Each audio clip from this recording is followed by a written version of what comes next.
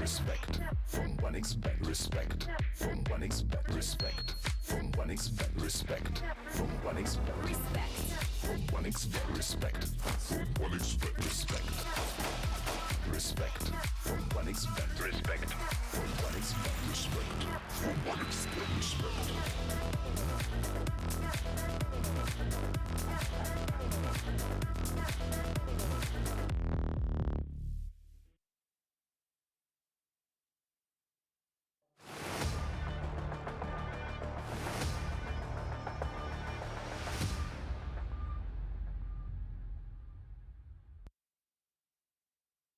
And so, welcome back to RESEU. Another day, and we've got it full of decider matches here. We've had to say goodbye to 4 teams, and 4 more are gonna have to go. Another run of these, another chance for teams to really call it, whether their runs were successes or not. Being able to make it out of groups, get to that single elimination stage, and fight for the title.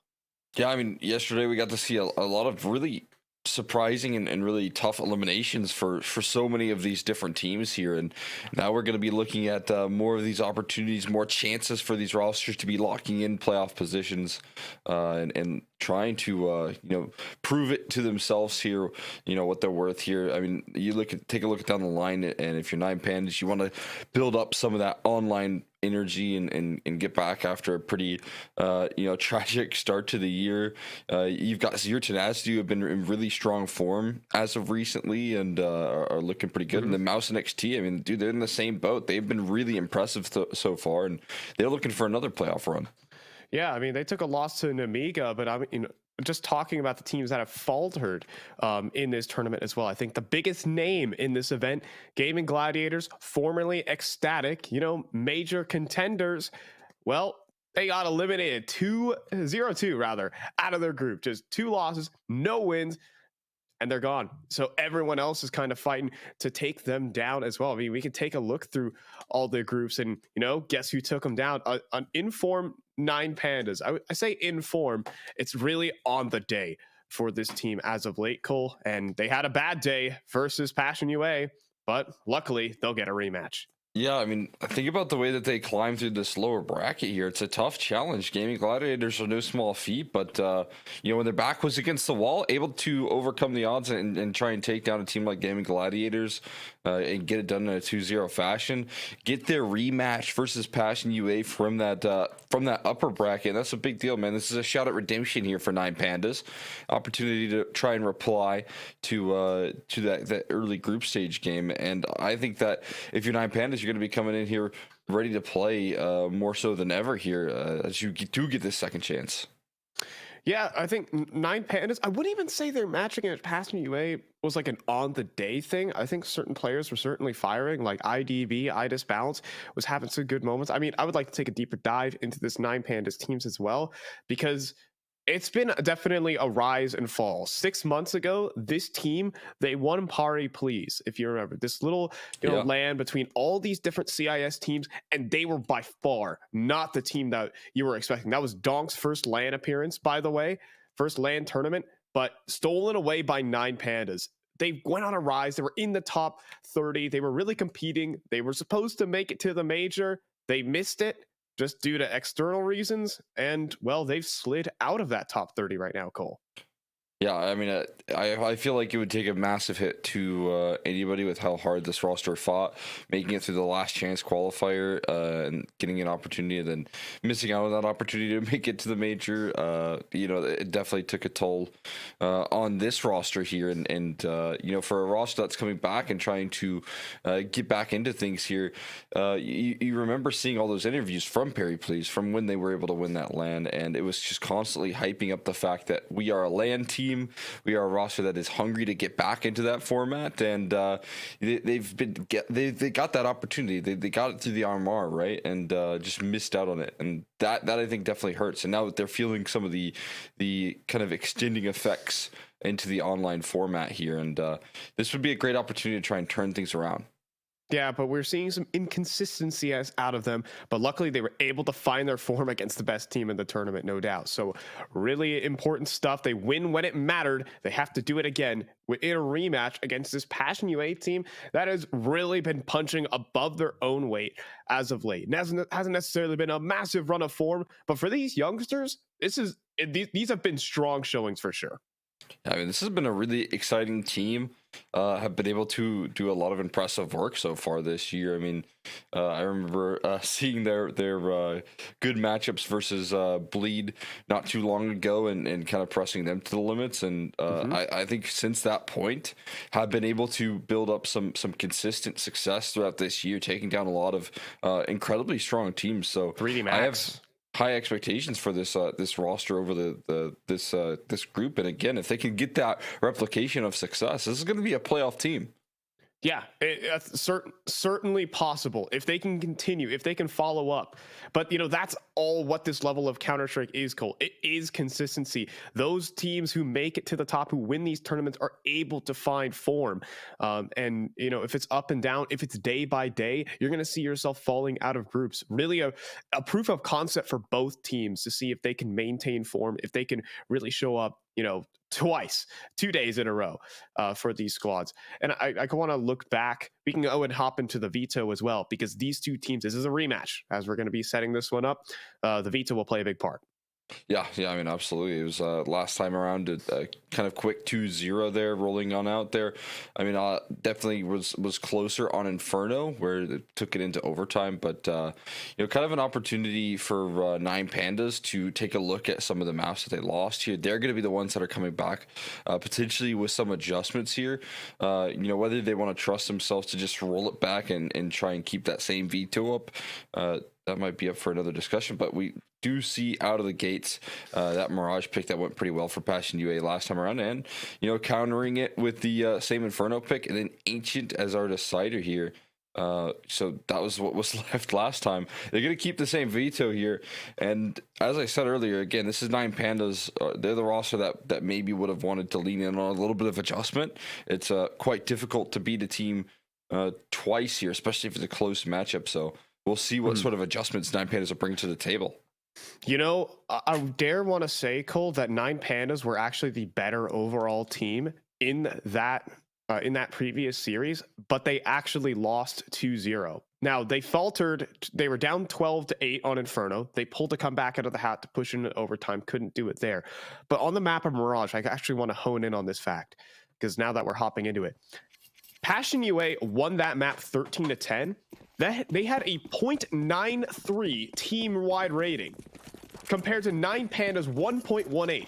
Kill-wise, in the server, Nine Pandas were absolutely dominating, but they couldn't win. Diladez going 22-14, 100 plus ADR wasn't enough. That has got to change. Yeah, that's actually wild right there. But right now we have a quick pistol. They're already up connected. They're claiming this A site with jungle control somewhat maintained. Just don't have that A main control here. So this retake's coming through on all separate fronts, but they're starting to do some damage. They're starting to press the issue here. And again, this map control that they have in jungle is so valuable for this post plant. It's yin and yang, though, where the players are in jungle, everyone else is in CT. Nine Panda's going to begin their move, crunching it from A main, from CT spawn. Cross going to be cut off by this P250. Jambo, though, still back. The firebox will get closed in. Now access to the bomb could be granted. Defuse trying to start up, but just too many angles to deal with. Too many players, too many Glocks. Everyone gets a piece of it for Passion UA. That's their pistol. Yeah, I mean, again, that's the value there, having that little late control right there. They don't meet any resistance in middle whatsoever. I like the way that they start that round. They've got someone jumping backwards on into the fight early. It's early on. I kind of want to take a look at those 1x bet odds there. You guys can too. Of course, you can use that first deposit bonus of 1x RESEU if you want to get a 130% deposit bonus. I believe that's up to $130. So if you had deposit 100, you get 130 on your first time. But it does favor Nine Pandas a little bit still, even though that last head-to-head loss, they're agreeing with you that, potentially Nine Pandas still the better team, just missed out on that opportunity last time around. And this second chance here, they roll it back. They say, we're not going to let that happen again.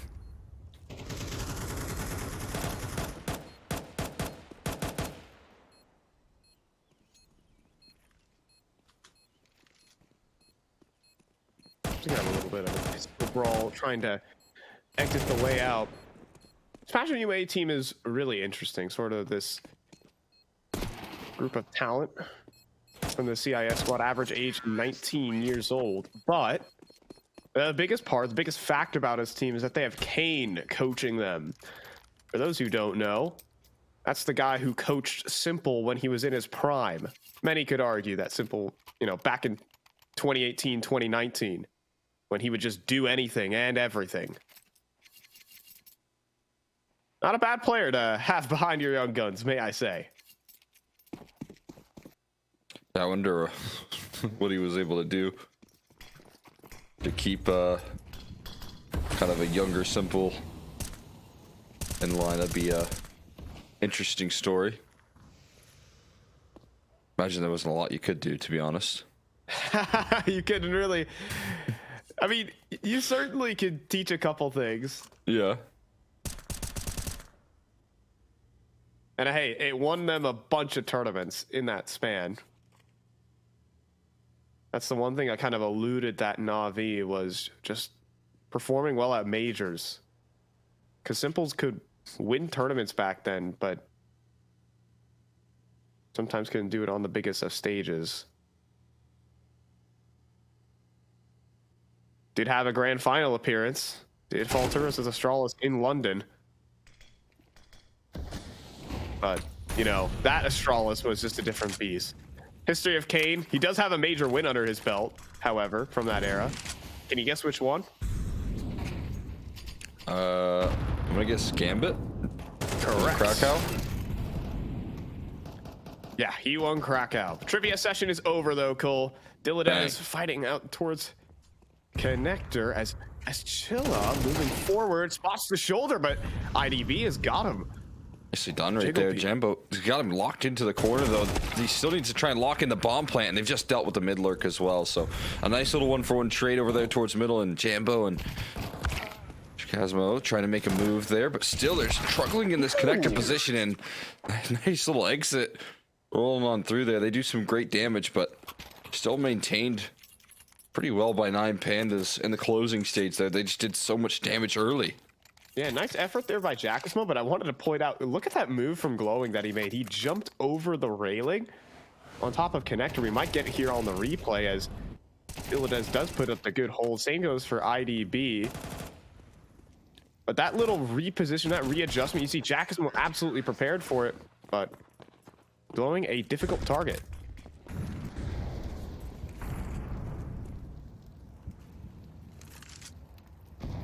To be elusive here, they just keep on these off spawn calls here. We're talking just instant plays out towards A, instant plays out towards middle.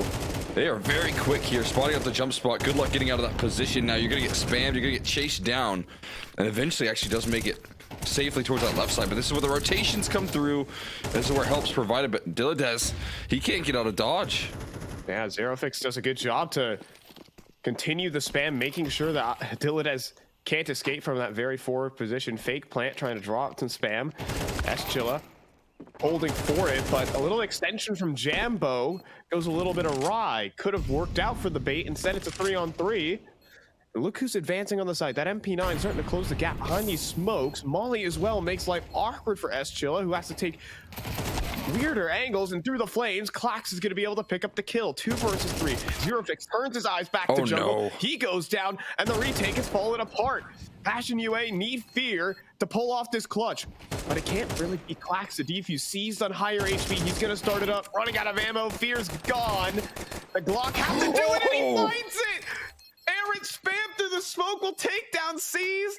Klax, let's scratch at his desk right now as he blows up to the bomb. Passion UA get a clutch. Wow, what an insane clutch right there. Just the side arm and a stray shot through the smoke, just banking on a prayer right there that it's gonna land, that it's gonna connect in some form or fashion. And he's right on the money. Absolutely nails the shot. That is incredible stuff.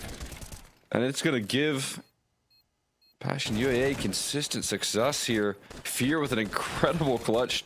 Target selection's beautiful. Knew he was up against the clock right there. You can't keep just firing away. And now with the scout, it's Fear and Jambo that are going to do some great work right there, dealing with this mid presence. Again, this is a team that's moving quickly throughout this T side here. They're holding nothing back right now. You know the basketball joke where it's, you know, 23.9 seconds of perfect defense. Yeah. Versus Jokic, yeah. Yeah, versus Jokic. Hey, that's what AD was doing last night. I didn't watch. I had to wake up early, but yeah, I can assume. well, you know, I don't know necessarily the time on it, but you kind of get the vibes of that previous round. Great retake up until the 1 versus 3. That's 50 seconds of a great CT side up until you just get Glock bursted through a smoke. Oh my goodness. Thought that was a flying scout right there, but just going to be a chase down, rolling through, only a single casualty here. I mean, what's funny is it's like an actual shot clock right now. They're moving so quickly throughout these rounds. It's determined in 20 or so seconds who's going to be closing things out here. Well, they just keep that up, man. It's got to be pretty hard to deal with if you're 9 Pandas. Well, I think Jackismo just heard them approach as well. Yeah, Jackismo might know there's a setup, but that might actually only lure him in. Of course, the Eeks don't get themselves. Clack's gonna pop up, and the Galil spray. Jackismo has actually gotten a significant amount of kills so far with this Galil. Oh, Zeus, anything? She'll spot it, not today. And Eschilla cleaning up onto Ida's balance. That leaves Clax, CZ in hand, pocket AK, some call it, but not gonna be able to put in the work. 2 versus 5 walk-in. This is a real big difference than this first matchup we had. Every round was so nitty-gritty close between 9 Pandas, but there has really been no options here, no offers. Yeah, I mean, you can see the impact of like one massive clutch, but outside of that, it's been pretty clean Counter-Strike out of this Passion UA team, right? And wow. Little parting gift there for Glowing as he tries to sneak and exit down range, but absolutely no luck before we see the next gun round come about. And this is going to be a big point of stopping power here with how quick things are moving right now for Passion UA. I think this op's going to be absolutely key. In fact, with how fast things are moving, I would almost suggest trying to get a double up at some point here in the CT side. Passion UA want to keep on rolling through these pretty fast contacty executes, then secondary could go a long way. Just trying to punish this early map control that's being taken here. Passion UA really, forcing 9 Pandas to rethink the game plan here.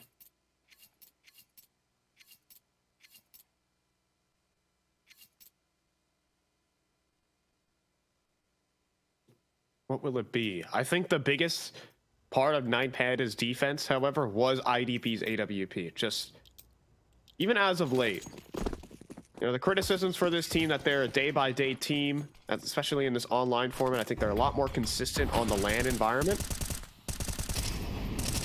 And Idas Balance is one of those oppers who maybe you don't see round-by-round consistency, but he puts himself in playmaking positions. At least, and that's what you want to see. You'll have him post up towards that A site. Passion UA wisely not going to give him any action. And for this gun around here, they're slowing things down quite a bit. Give him more of a default approach here, so it does feel like Flash when it comes to playing out these rounds now. Changing the tempo a little bit, slowing things down. Now the utility starts to be dispensed here. Nice HE. But this split is coming through, and again, I mean, you really are relying on these two anchored players that is Seas and Glowing. They got to do all the heavy lifting right now. Yeah, the split starting to set up. Oh, but look at this. Eschilla gets past it. Oh, thought he had a timing. He did, realistically, but Seas is able to take him down. Had seen there, Jackismo. Oh, take out Idas Balance. That's massive. That's the op. That stops the cat split. Now the whole map gets broken open. 30 seconds, and Passion UA can go anywhere. Seems like they're interested in hitting this A side, though, and that might be a big problem right now because there's still a lot more reinforcements on this A side proper. Got 2 more players ready to go, but they're still cutting off the rotates that are helping them out.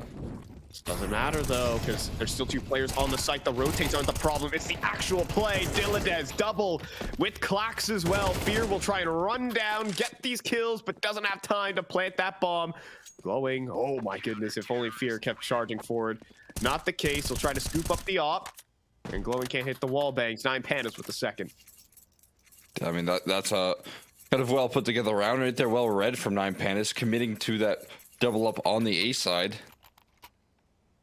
Fear puts a little bit of a scare into him right there with the big kills, but again, it was too strong. Dilettante and Klax. I mean, this 1-2 punch is gonna be impossible to deal with. Once that player Tetris takes contact, there's no way you'd expect anyone sandwich. So good setup here. Those odds have evened out very quickly.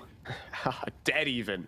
7 rounds played and immediately swinging in Passion UA's camp now. They're gonna walk up kind of again. We're right back to the faster approach here. The rounds are determined quickly. You give a little bit of mid control here. Look now where Fear's got himself entrenched into. Oh, that's been seen. But Dilettante. Oh, okay. Fear's not quite playing perfectly on the line, and so we'll get mopped up inside of jungle. Quick control retaken there by 9Pandas. Idis Balance also cutting off this cat cross, but he's playing an awkward timing. That was jacking into him. An instant headshot. Now back to the 4-on-4. Glowing about to be in some trouble. Real tough shot. I mean, this time it is just Glowing, and they're spotting him on the jump peak right now. They've got the vision. If you can post an op up here that's close by, that'll be huge. And Glowing now stuck between a rock and a hard place, trying to escape and buy time here. The rotates have arrived onto the scene, and Glowing doing an excellent job of anchoring down this bomb site here. One more from Glowing, all on his own. It's just the op now left standing here, trying to rotate in, and Glowing will even take care of that. He's doing it all. Dog, one-man army right there. I thought when he got that first kill, he dropped the bomb. I thought that was enough. Job done. Book it. Clock in. But no. Glowing stays for overtime. He gets 3 more kills. And one-man armies the whole site. 9Pandas need more of that. Tell you what, man. Talk about a player who, I mean, in the last chance qualifier just elevated this game. I think that was something that a lot of people were kind of mentioning, talking about there. 30-year-old talent.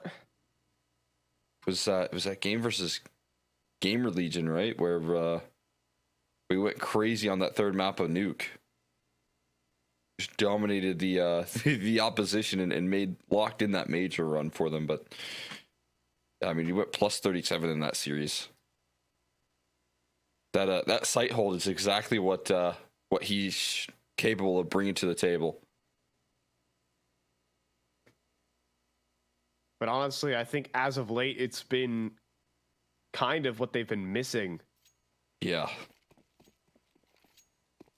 I mean, again, you don't oftentimes expect your B anchor on Mirage to be experiencing that level of success.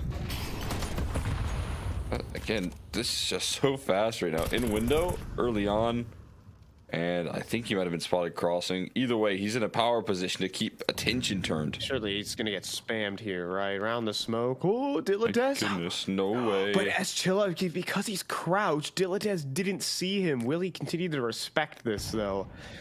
I think Dilettante will. You see how his crosshair is placed properly. Yeah, something's amiss in the mind of Dilettante. There's some info heard here from S-Chill, and now he knows that there's eyes on his location. He's just gonna wait for his teammates to move up connector now. He can, take an extra prong of contact up this play. Yeah, look at this. To sneak through. S-Chilla gets a dink. That's massive. Now they start to chase down. Dilettante can't escape. Quick trade. 1-for-1. Idis Balance can't stop. This cross back at Jacuzmo. Elevated angle. It's chaos in the comms. What do 9Pandas do? All these T's are everywhere. It's just Glowing. First on the B site. Now on A. And he's doing the same thing. Next up, Idis Balance. Trickle beat game. But it's still up to Glowing. Needing to hold his own. But Fear, he's splitting up the duels. He's being super patient about this one. He picks up the bomb, begins to move towards triple. Now circling the site, sees the shoulder, knows where Glowing is, and Fear is up for another clutch. Now the 1 versus 1. Idis Bounce dropping down into connector. Fear gets himself, wow, what a jump spot. He sees Idis Bounce, he gets to reposition as well underneath the step, but Idis Balance is faster on the draw. No clutch today for Fear. Nicely done right there. Idis Balance holding his nerve very well in those clutch situations, especially holding off against that catwalk presence, constantly feeling the pressure around that corner, but not folding to it at all. Again, what a game plan here. What an idea from Passion UA to just kind of flush things into explosive A-side setup, but Glowing again just offers up a lot of resistance. And Idis Balance good in these clutches. Glowing holding down both bomb sites, man. What a lovely player to support right now. And change the tide in your favor here. This boost elevating. Given a chance there for a shot to rattle off. I think Idis Balance pretty quickly punished that though. Sent him packing.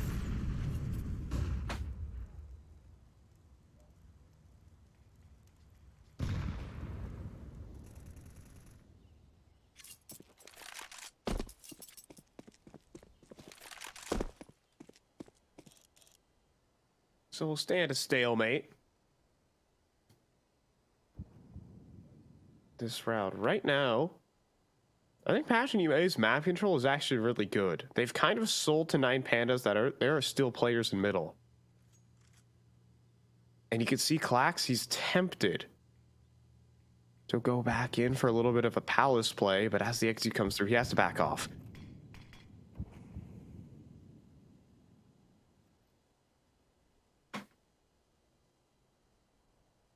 To wait even longer here.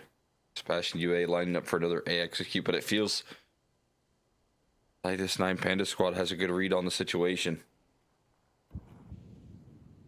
Op zoomed in. Black's ready to go. Della does look to re-clear mid though in the meantime. Does Jambo have this insane op flick? Well, now he's gonna have to hope to trade. Idis Balance. Oh, it's allowed to cross, but Clax is not as lucky. Wall bang through the floorboards, but Idis Balance is still in the server, putting up the play, but does get traded out. Players moving to spawn, but the problem is they've lost the bomb. Dillades cuts down Jambo, leads Jackasmo into a clutch this time, and he's out of time in this variation. Glowing's gonna expedite the process by a second, and that's 9 Pandas bringing it back equal. Yeah, I mean, that's probably a pretty tough round for Idis Balance. He just posts up the whole round on A main, waits for them to come through, gets his opportunity eventually to strike, but the round just falls into his hands there. He finds 2 big openers on that execute. As you can see, finds his first shot, a really good reposition, and we'll get it right here, just covering Palace, a little second prong of approach, and deals with that player. I mean, when you're in Palace, you get a post plan activated, it becomes a very much so different round, but ever available here. This is that double up I'm talking about. There we go. See, he's getting up there eventually. But now these Tech-9's looking to get explosive again, and Dillades he's confident as ever right now. Wow. But a great readjustment from Zero Fix to make sure Dillades can't keep going. There's more than one prodigy in the server, that's for sure. But seized, we'll be able to cut down another Clax as well. Great awareness, understanding the mission here, the problem. Just leaves Jambo. Nice Deagle headshot, but I think that's all there really is to be said about this plant. Or is there?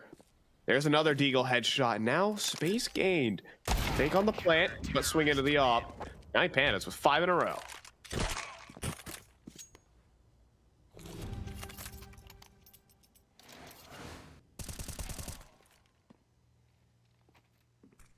Starting to field a lot more success there. I've kind of identified some of the moves here now. Passion UA, some of the off spawn moves not working as well. Clax able to show up in some good anchoring positions as well.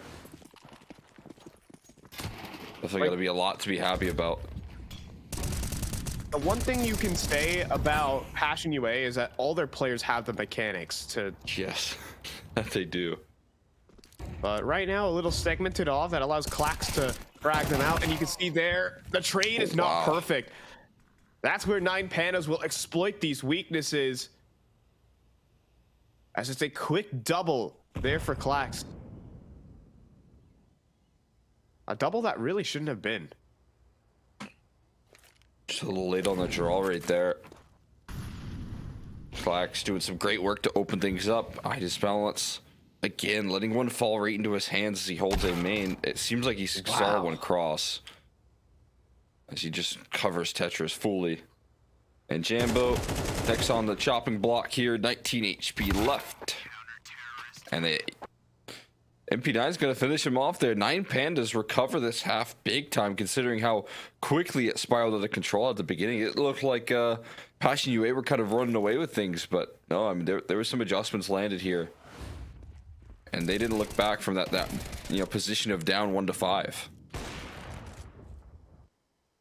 That swing there from Klax was really strong. But I think also signs of weakness there from Passion UA. Again, everyone with the mechanics, but the trade game's been off. There have been multi-kills where they shouldn't have happened. Klax specifically on that A site was getting a lot done in those last 2 rounds. Specifically, Glowing's quad kill over towards B as well as kind of set the tone here for 9 Pandas, gotten them the lead. And they could really change their fortunes in this tournament, picking up their opponent's map pick.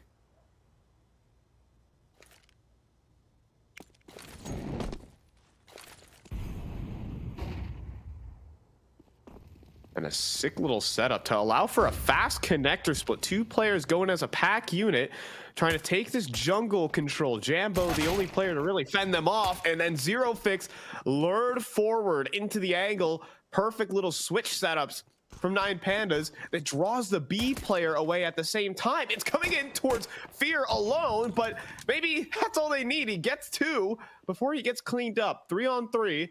But options available for 9 Pandas. Those 2 kills scare them off here. Away from that B side. And now they're going to try and utilize some of that jungle control to full effect. That's going to help out a lot. That might just bail them out. Oh, Jambo! He did a little jump there, a little move. And that gets him across safely here. But a chase coming through from CZ. Just take the duel. And now as Chilla left into a 1v2. He's chasing these kills down. He knows where Idis Balance is. And he actually has isolated fights, but I really like this from IDB, but he swings wide forward. Wasn't ready for S-Chilla inside a connector. 2 bullets. He's not going to go for the reload. He's going to go for the fight. He sees the shadow. He knows where Seized is. And S-Chilla also has the kit. Real opportunity just to win this round. He's going to go for it. And Seized, he's playing the Jiggle Peek game. Seized too late to stop him. S-Chilla will come up clutch and get the finishing kill. Passion UA are back in the game. Yeah, nerves of steel right there. Sticking that right in the face of Seized. Not scared at all of the experience.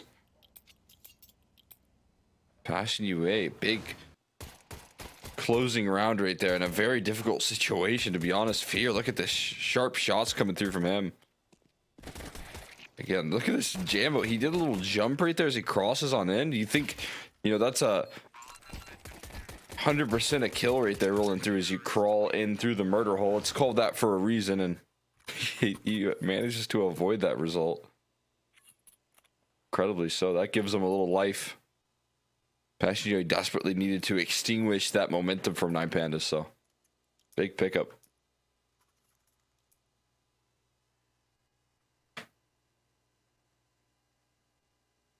Again, just mechanics are so good for this team. Fear somehow able to get to as the armorless Kit Smoke B defender.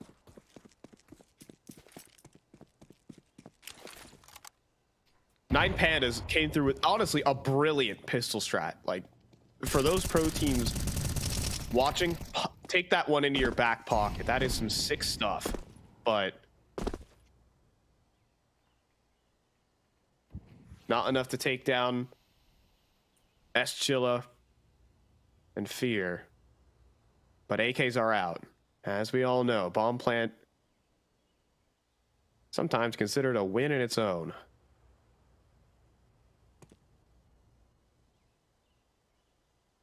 Can be.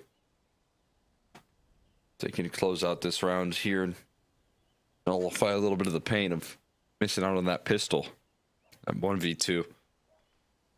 They're so prepared for this A execute that's gearing up though. No utility to really counteract this, not a lot at least.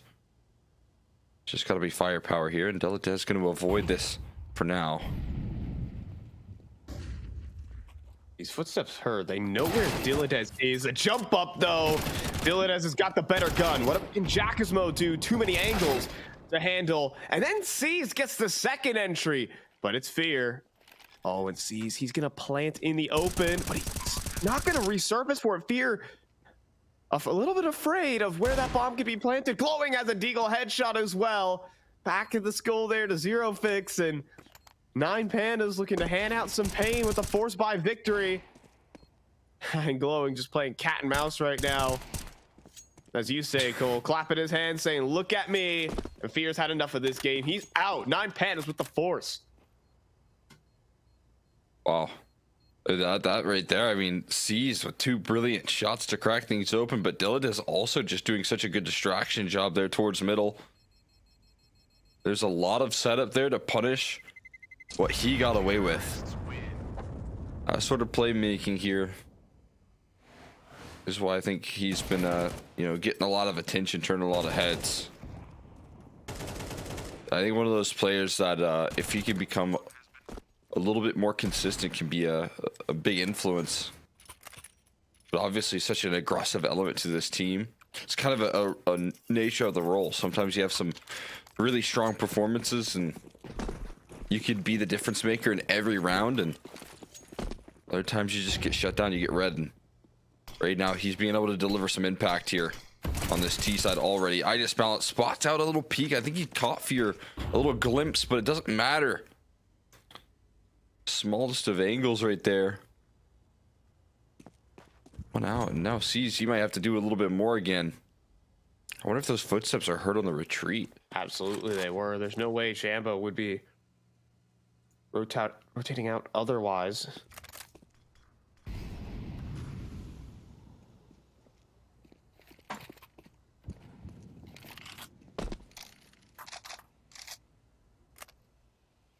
What are 9 Pandas gonna do with this mid control? They're gonna send Seized back into the apartments. Probably suggests a B split. But it really comes down to whether they want to complete this split. This duel between S-Chilla and Seized will make the decision for 9 Pandas. And around the corner, S-Chilla's got him. Now the scout even opens up for a tag. It has gone horribly wrong for 9 Pandas, but beginning to advance a little bit. And S-Chilla able to reposition though and gets himself a second kill. That leaves Glowing up in for the clutch. Too much damage on the inbound. And the rotators will clean up. Now down to 9 HP, and this feels virtually undoable. They gotta be pinned into this corner here. So you got the silent drop. I guess it doesn't matter. There's 10 seconds left in the round.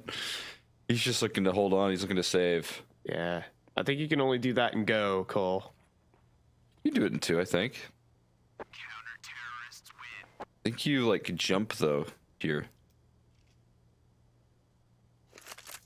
I think it is still possible. I mean, maybe before they removed all the wall bugs. True. Shoutouts to Valve, by the way. They addressed every single player peeve. Peeker's advantage, they fixed that. Jump up bugs, they fixed that. Took a little bit. Had to wait for the major, but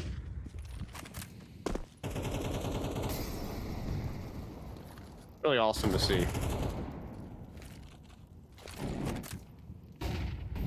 Now jam out middle. That's some perfection from 9 Pandas in terms of the control, but no kill as a result. HE does not strike true on the Glowing. He'll stay at full health. We're locked in battle for these Force by Wars.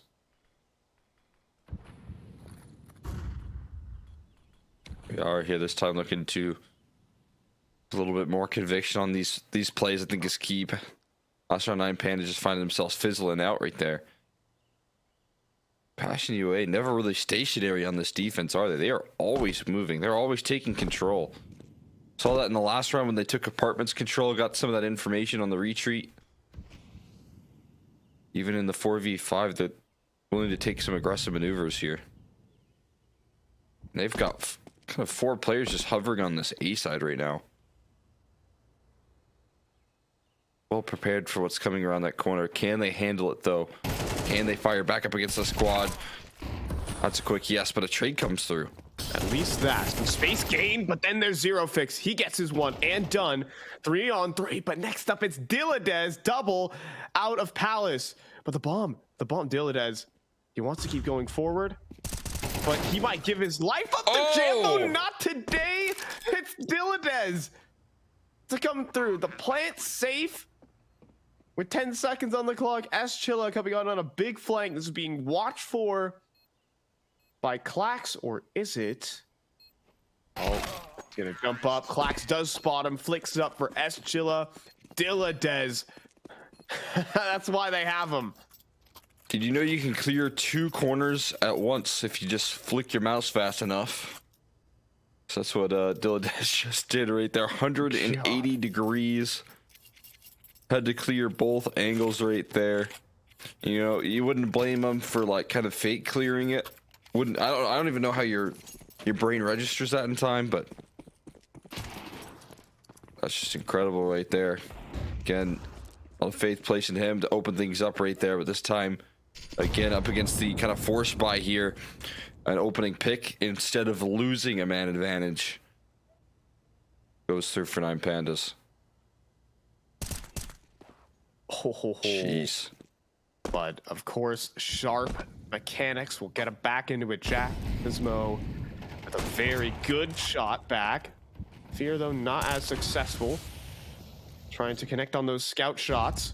We have a player considering the run through. Jack Gizmo, oh goodness, looking to the sky, completely blind. But luckily there's no challenge, and he kind of calls it clear for his whole team as one team scramble the next races to try and get them to the B site. Yeah, I mean, there's a minute left on the clock here, but they're just completely reading into this.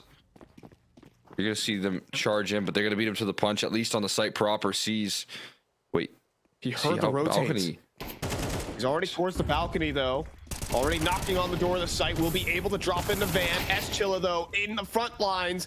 Burned out of position. Fear with nowhere to run. And even Klax activating on the backstab. The 3-man hold, unable to put up anything. Execute strong enough there for 9 Pandas. They're looking good.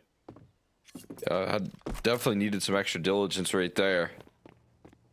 Seized with some great timing, some great space creation. That was quick from him when they needed quick as well. Was able to like hear a lot of those positions on that B-bomb site. And that's really well put together from him. 9 Pandas happy with the reroute.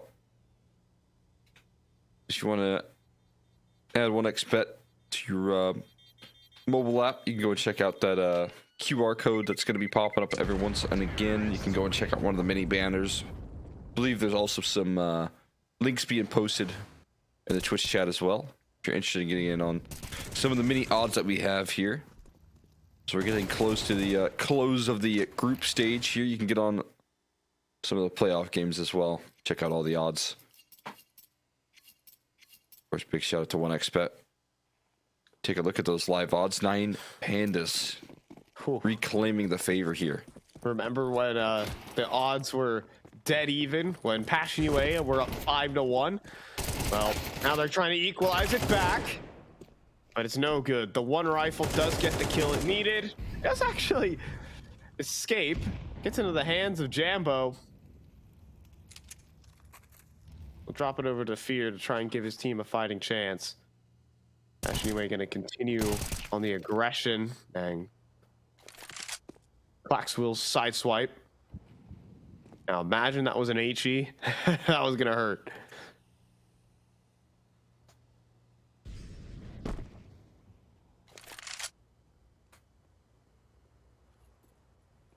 Oh, I think glowing. Is he aware? Does he know? Well, now he does. and even drops that rifle. So this round's going to be going the way of 9 Pandas. Up 11-7. I think this map, it's a different day. We know this team, 9 Pandas, is a team that is, they do sometimes struggle on the day, but when they show strength, boy, do they.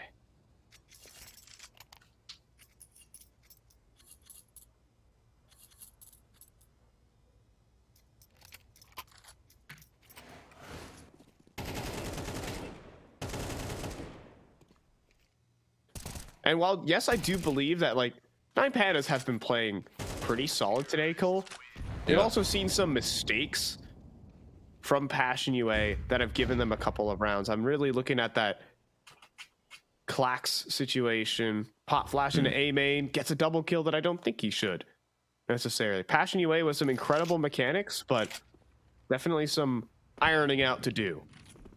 Yeah, I'm with you.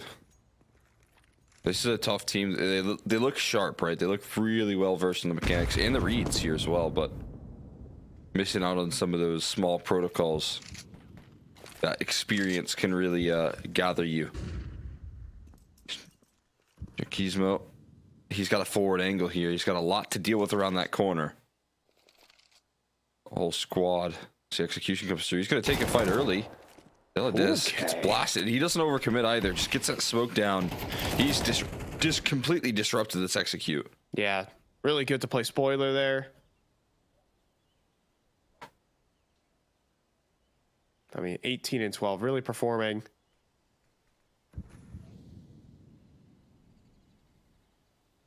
Here for his squad. This is the more favorable side for Passion UA. Waiting for Jambo to get an AWP. We haven't seen one in his hands this entire map. They take this. Might be a lot easier. 3 players about to pop out of Palace. Jambo wishing he had an AWP. And now walking forward, though, he gave them a little bit too much space. Clax and Glowing will get the double entry. And the bomb allowed to get planted. Fear can't stop it. This round has gone awry. No utility for this T side here, but at least they have a chance in this post plant. All of these HP bars standing very low. On top of this box here, Glowing doesn't have vision, but still manages to stay alive right now, and the time is ticking against them. That's so wonderful, though, from Fear. Wall banging out that corner underneath Palace. Idis balance now from Triple. Needs to get the job done, and he is! With Clax as well! Fake on the bomb there for Zero Fix, but he doesn't have a kit. Oh, no, Cole. Passion UA, they played a minute 54 of perfect defense, but then they falter in the post plant. Match point for 9 Pandas. Oh, wow. I mean, just 3 players crawling out right there of Palace. This roster, on the other side of things, 9 Pandas, their mechanics are sharp as well. That's the thing, you know, even if Passion UA are putting up some good shots, if they're putting up some good defenses, Gizmo really well versed on this A aggression, disrupting the play. But as the last-ish effort comes through here, when there's not a lot of hope left, 3 players crawling out of Palace is what's going to save them here. What's going to be what makes this job a little bit easier here. What was that? Oh my, that wasn't even the player he tagged. Yeah, that was the second in line. Oh my god. But that's probably, I mean, it's cool, but it needs to win the round first. We like 6 shots here though. What? Oh, Glow is just scratching his head. Not a lot you can do to counter that. I'll say that much. Got blasted straight through the wall. A little second chance opportunity from Jambo. And hey, you still got damage done on the Clax. This is an incredible start, like you said, but it's all about how you finish right now, because job's not done. Really is just neuron activation. I see cool shot, I scream and shout.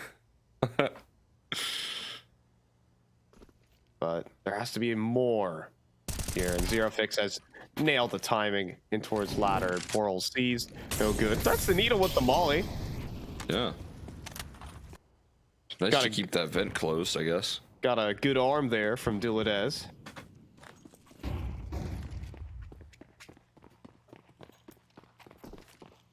Put him on the QB right there. With that accuracy. Nice Chilla. Not a care in this world on his rotations.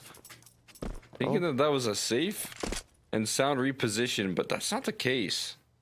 And again, I mean, you lost to 3v5 in the last round here. You really got to lock in these sort of situations here. You're in another one, and you don't want to let it slip twice in a row. Jambo's thunder stomping up Cat. Now, What is going on? Brain. Oh, there's no time. Brain turning off. Yeah. I was about to say, like, what's been going on here? What's going on here? I had to look up the top of my screen. Oh, yeah, there's no time. You'd think one of us would notice. But look at this. Yeah. That was a no-scope, by the way. Oh, no. Oh, my God. He was so fast that it looked like a no-scope. Oh, my goodness. Yeah. I blinked. I missed it. Mm-hmm. Oh, I mean, understandably. Look, Cole, my eyes only see at 30 frames per second, so. Well, yeah, I mean, that's why the console is the superior gaming experience. You never need anything more than a 60 hertz monitor. Yeah. You only need 30 FPS. A lot of these PC gamers are saying, "Oh, I need my 360 hertz." Don't they know the human eye can only see 30 FPS? Yeah. I don't know what these gamers are. I'm gonna trust the one article I read on Facebook.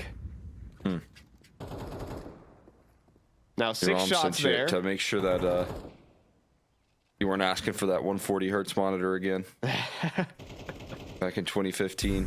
Let's lock. Go. Let's lock in. Passion UA.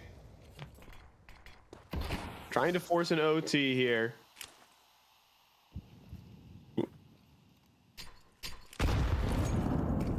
Thinking about going.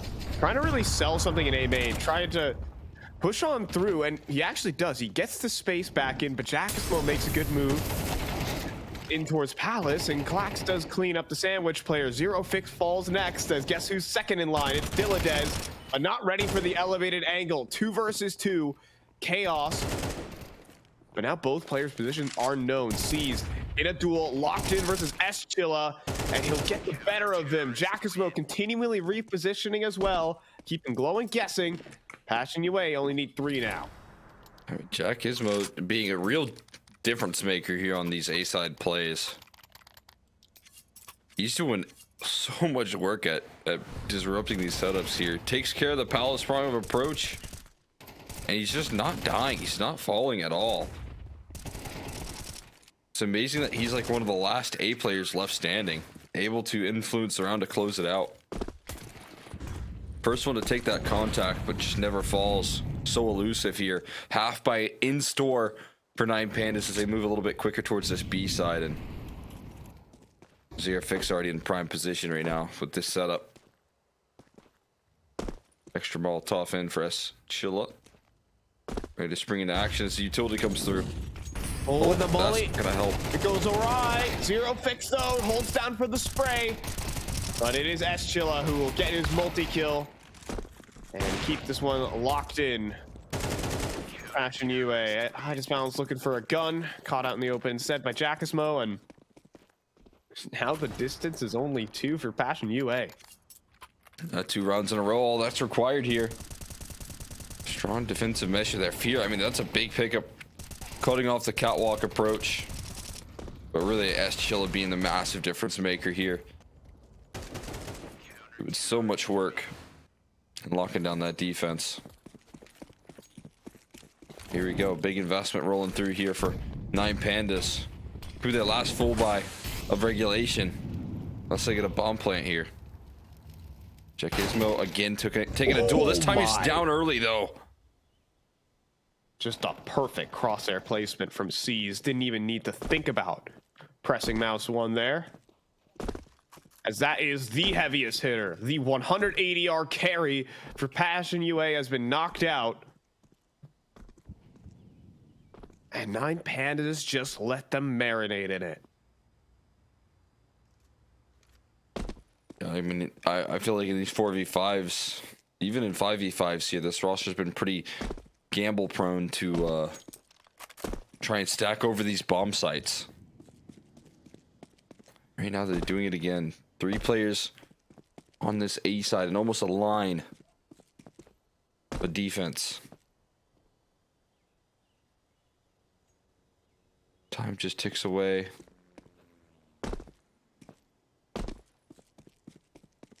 Seeing goal here.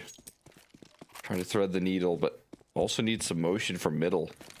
Another smoke gets tossed in towards the A side as well. This is pretty tough right now. Even in the 4v5, there's another smoke picked up as well. Oh, this could be still a challenge right now for 9Pandas. Oh, but out middle, Jambo falls, and look at this. Eschilla making some noise on the fallback. This could be devastating. As shots from Palace ring out, Eschilla falls. Fear next in line. Clax easy double entry. Zero Fix coming through.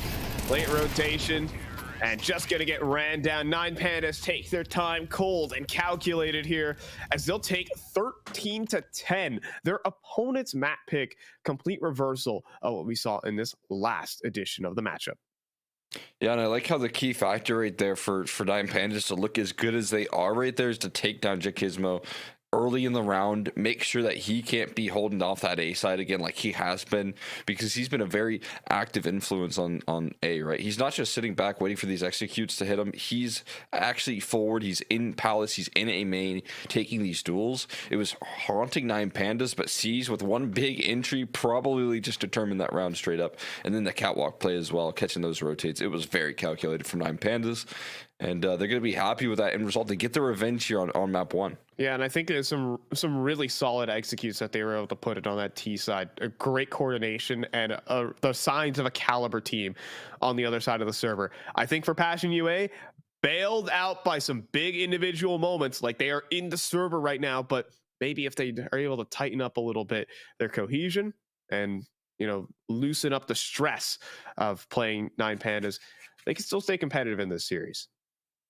Yeah, I 100% agree here. I mean, we're seeing a really good mechanics out of these players here. We're seeing Jakizmo work a lot of these angles. Fear in the clutch. He had a couple opportunities that if he was just able to close out, you know, that 1v1 versus I Disbalance, we could have been talking about it, maybe a little bit of a different story, and we could have seen, again, really good performance from 9Pandas. They just couldn't close out versus Passion UA, but that's not the result that we get today. And now we are hopping into what is going to be the map pick of 9Pandas, and it is going to be a whole nother challenge to try and keep up. Yeah, we'll see if they can do it, because our next map is Inferno. It is where Passion UA, you know, had a chance to close it out cleanly. Instead, 9Pandas were able to drag it into overtime. Can they tighten up shop and maybe lock it in, bring us to a third? We'll see after a break. 1xBet and Eva Alfie present betting on all esports events on the website and in the 1xBet app. 1xBet. Play with Eva.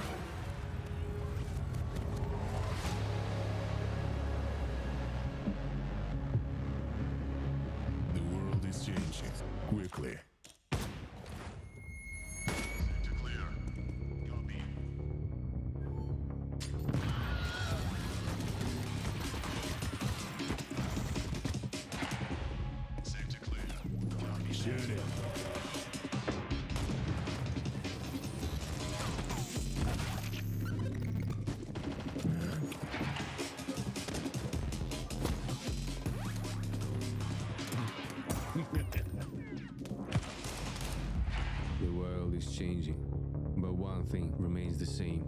Victories with 1xBet.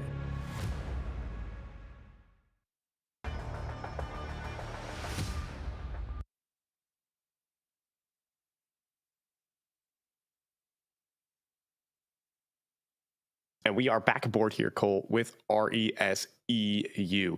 We take a 9 Pandas versus Passion UA rematch, and we're looking good here for 9 Pandas. I think a lot more coordinated on their plays and not in need of just one man taking over the show. Sure, they have a couple multi-kills here and there, but really able to capitalize with what we want to see, and that is round-by-round consistency.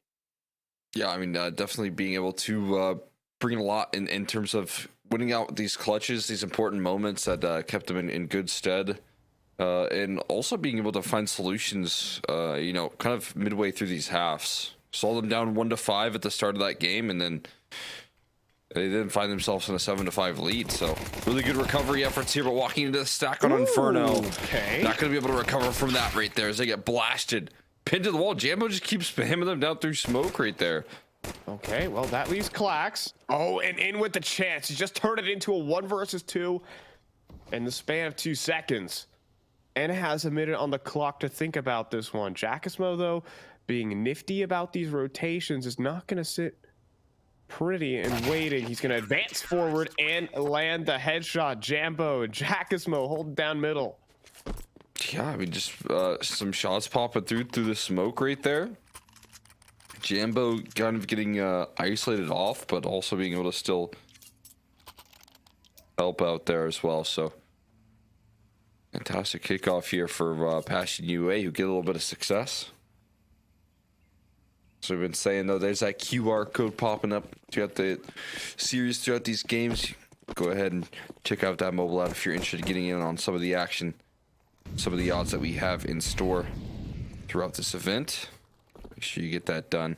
So we can see some aggression rolling down here. Jambo challenging the pistols. He wants to farm up some sweet eeks to get some money down range right there, but instead it's going to be Fear that's actually doing some of the heavy lifting there. It doesn't last long though. He gets quickly traded, but everyone else able to recover and safety should be found. Can you get $600 for the offer? That's the next question. Not today. Some real forward fights here from Passion UA. Gonna set the tone. The start 2-0. Of course, never not to mention, well, first things first, the 1xBet odds absolutely domineering in the favor of 9 Pandas, but also Inferno has got its the ceilings opened up. Those big apartments, they decided to cut back on the architecture budget and just stick to regular old buildings instead of this coverage over towards Banana, allowing for some easier flashbangs. My brain has to get used to it for a little bit.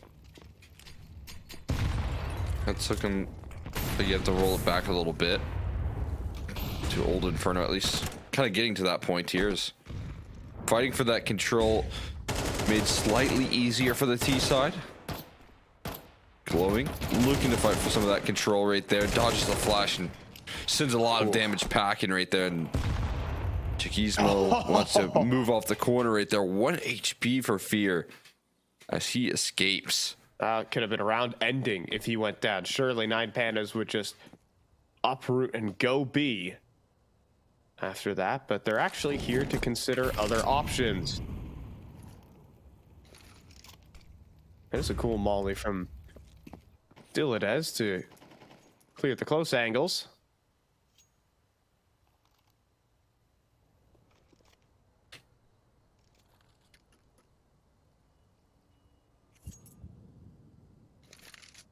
And this gamble stack might pay off for Passion UA. It could. Bringing it Zero over even a fix. fourth here. They're still going to walk into 4 A players, even in the 4v5. Yeah, Zerafix does have to let go of the line though, and there might be 3 extra players here. But Chilla gets a massive kill into the apartments, buys himself some space, some time, and just being annoying. 10 seconds, they've got to get both kills on the site. Jambo knows this, and he's gonna get the kill. 4 versus 5, gamble stack pays off for Passion UA. They're gonna start this one off 3-0.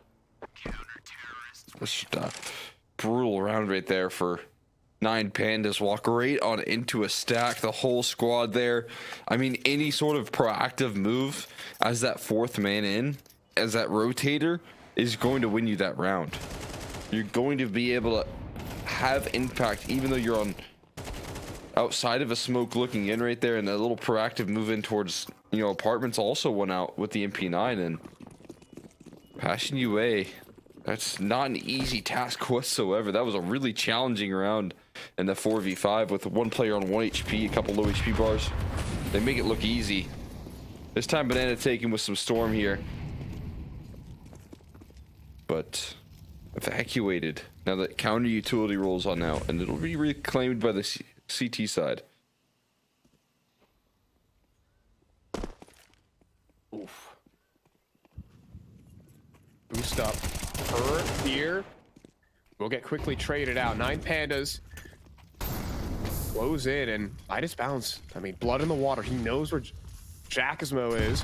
He's gonna clear for the fight, but flashbang doesn't strike true enough. Jackismo still holds on to second oranges and even gets a second kill. Flying Tech 9 will do for Clax, but there needs to be a bit more from 9 Pandas to secure a plant, and more than that, around. Plant for Diladez, hoping and praying. He dodges out on the spam, and he does! Oh, but no. almost team killed and then finished off by Zerafix. Clax made his clutch a lot more difficult. Around the edge of the smoke, though, good for 1. Are you telling me he's got this one possible? He knows where both players remain, but Jambo again through these smokes. Relentless. Passion UA are up 4-0. It's a little bit frustrating right there, a little bit tough, but losing that one out there for Passion UA. Giving them more ground to work with here. Get another firm foothold in the early game here. That was the same thing that they had going for them last match of last go of things here, and they're looking to replicate that. This is, I mean, Jackismo again doing really good work on the site defense. Not given a lot of tools there, but able to make the most of it. Oh boy. That is balance though.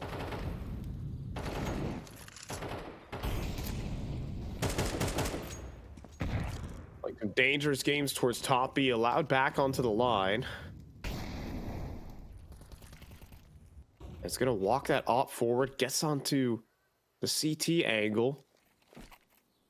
Moving off to the next line of approach.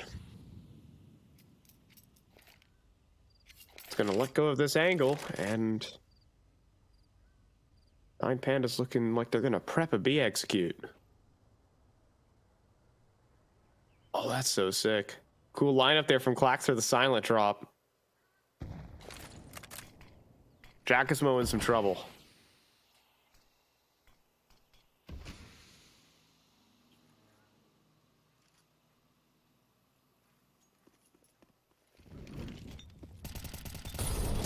Here we go. But he has backup in the form of Fear, who gets more smoke spam. But Jackismo's been seen. But a great flashbang from who is the question. I think a team flash comes through. Glowing eats it. Jackismo doubles up. Some critical errors costing 9 Pandas here. There's going to be an exit for Idis Bounce, but that's all it is. This round is sunk. I'm gonna get Jackismo right there. You don't have to give this guy a whole lot for him to hold down a bomb site.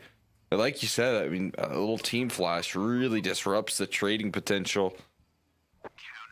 Small mistakes costing big plays here. And a guy who's already just soaring with confidence is found himself in another big multi-kill that just gives his team a pretty easy victory once again. He's having one hell of a game, one hell of a series so far. With this CT sides back to back and a timeout called here from 9 Pandas to try and just kind of keep Passion UA from spiraling out of control. Last time they were able to find the solutions, but now they got to do it again.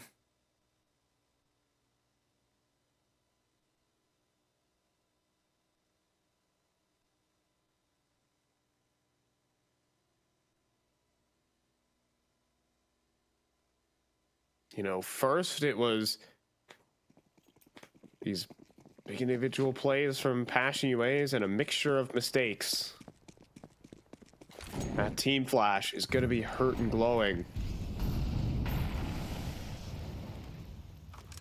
And can't let the frustration boil over in this moment. Got to maintain composure. Stuff happens.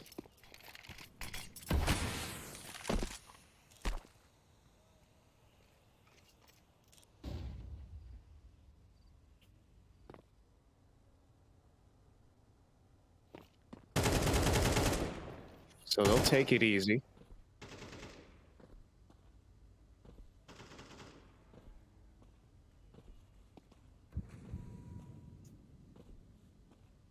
Work out that mid control. In the meantime, Fear knocking on the door of that bottom B push. Glowing's got that coverage.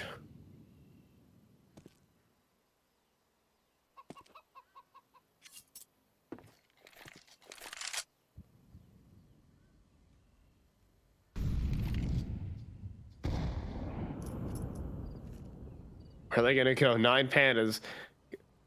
Gonna run the clock dry. Hope that they can get some rotations here. Zero fix. Got the line a little bit of sleep at the wheel right there. All that patience Chilla paying off, and Chilla able to deliver some sight defense, but Zero fix left last man standing. Flash comes through, but it's still covered. Are they gonna be able to plant the bomb? But they're so quick on this flank. Padilla has knows, and he picks up an up, but doesn't matter. Jacksonville's got a faster shot and seized. I'm not sure about this. He lets them advance. Wait a minute. Is he here?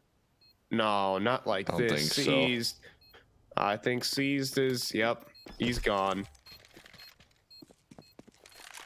And That's brutal. yeah, he's a phantom right there, and Fear sees him. That is what you hate to see for 9 Pandas. You know, now I think I know why Dylan has picked up the op and immediately went for that lane swing. Please, the comm was already there that seized was out of the server. He has to make a clutch happen then and now. That is brutal. That's definitely an opportunity that arises right there, but then of course shut right in your face. Like you said, just a brutal finish. As finally you're able to take some success on the site, but not able to fully complete the mission. I think another disconnect here. Yeah, there's a flash that just hits the ground. No. Again, we've been having that a couple of times where it's like very rapid disconnects where you like just kind of leave the server, but you're able to immediately rejoin. It's not like internet issues. It's I've been getting in my games recently. It's just been random, like no Steam logons. Huh. I don't know if that's the same thing because C's was like instantly back on the server, right? It wasn't even much of a timeout. And then it happens again, and then you're like, oh shoot, this might be a problem.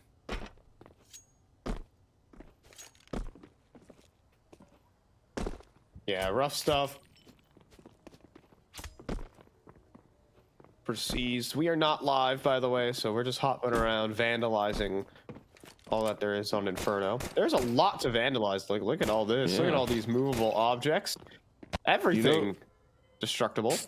For that wood taking shots, the fact that those chair legs are still standing, everything's structurally sound. I need that brand. Yeah. Go perfect in my kitchen. Yep, that's that's American proofed stools right there. True. Any bullet resistant chairs or stools.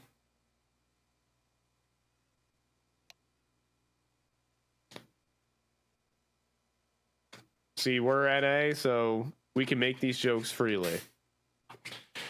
It's got to pass Even the though bullet test. I don't mind the average the casual British joke though. I don't really mind those. We let them get away with a couple. Yeah, sometimes they can catch a stray. Once per tournament.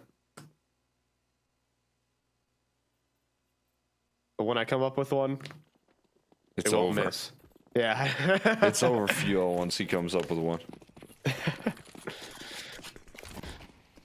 See, you only come up with the best jokes when you're not thinking about coming up with the best jokes. So I'll let it simmer. For now, 9 Pandas are back in the server, 5 strong. But the utility is going quite awry. Glowing still wants to swing forward anyways, though, and the flashbangs are really helping him out. Jackismo knocked out back of barrels, and Fear again on such low HP. We'll have a teammate to swing through the smoke with them, and Zero Fix, who gets a triple kill out of ammo, though, but allowed to escape through the smoke. Zero Fix is 3K. He's going back in, but he will sacrifice himself in the end. 2 versus 2. Had a heat check right there. Had to keep on challenging, but the op shot connects some more damage, and they can't reposition into strong post plants. As Chilla just cuts him off on the inbound, and that's an easy pickets right there. Jambo had him boxed into a corner. And as Chilla completes the mission right there. Zero Fix diving in and out of the smokes right there, saving the day for Passion UA, putting them on 7-0.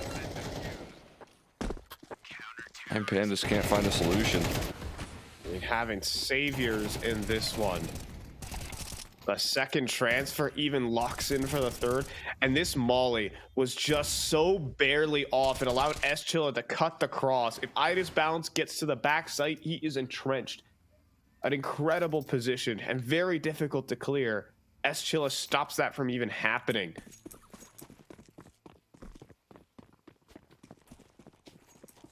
Huge individual plays there. Passion UA now flashing their way up towards B. Fear with a double. 9 Pandas cannot catch a break on their own map pick. Not at all. Every time you think that they have themselves a little bit of runway there as well, someone's there to spoil it. And Passion UA. Everyone having their moments.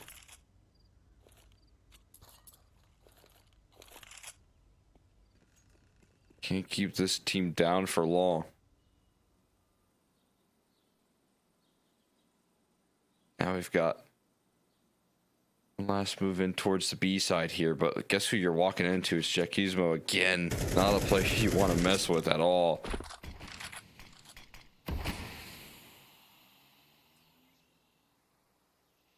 Smoke's gonna determine there's still a Molotov in play, ready to go, and they're also getting an extra rotation here.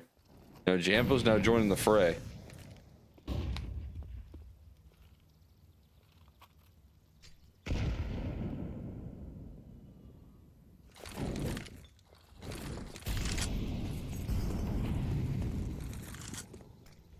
So 3 players on the defense, but only 1 ahead of the smokes. But now the nade breaks open, and I think 9 Pandas have lost 1 too many players here. Fear's gonna add to it.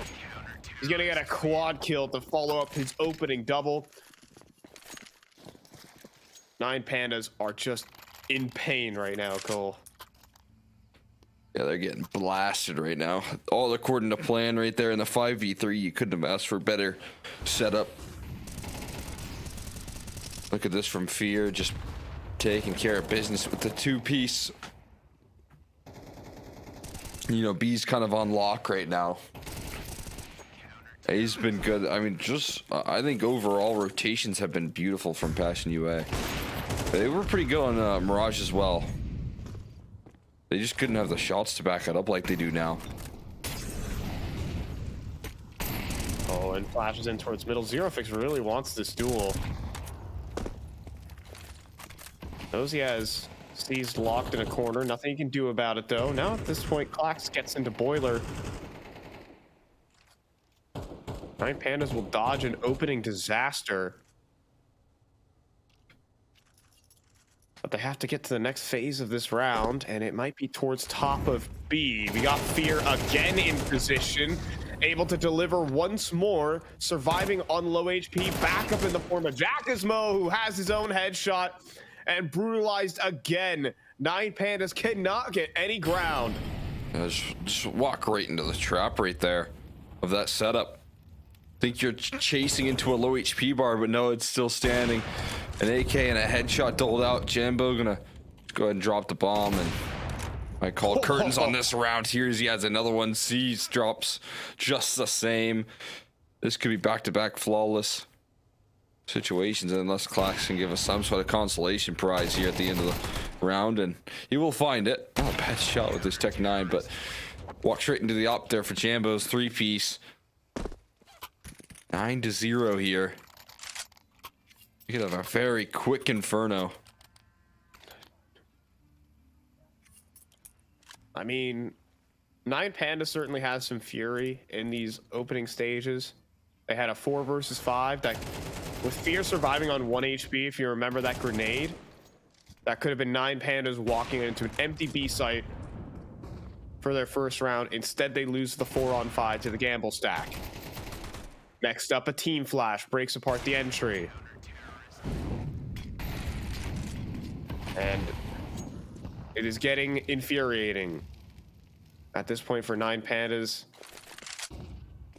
They're still favored by 1xBet. Let's not get this wrong. They're still up a map, but it's looking pretty likely we're gonna need Ancient. Fear has just been a deity on towards Banana. I mean, there's one. Dilladez is gonna be obviously good for a quick trade and actually get them some space under the site. It's not all bad for Nine Pandas.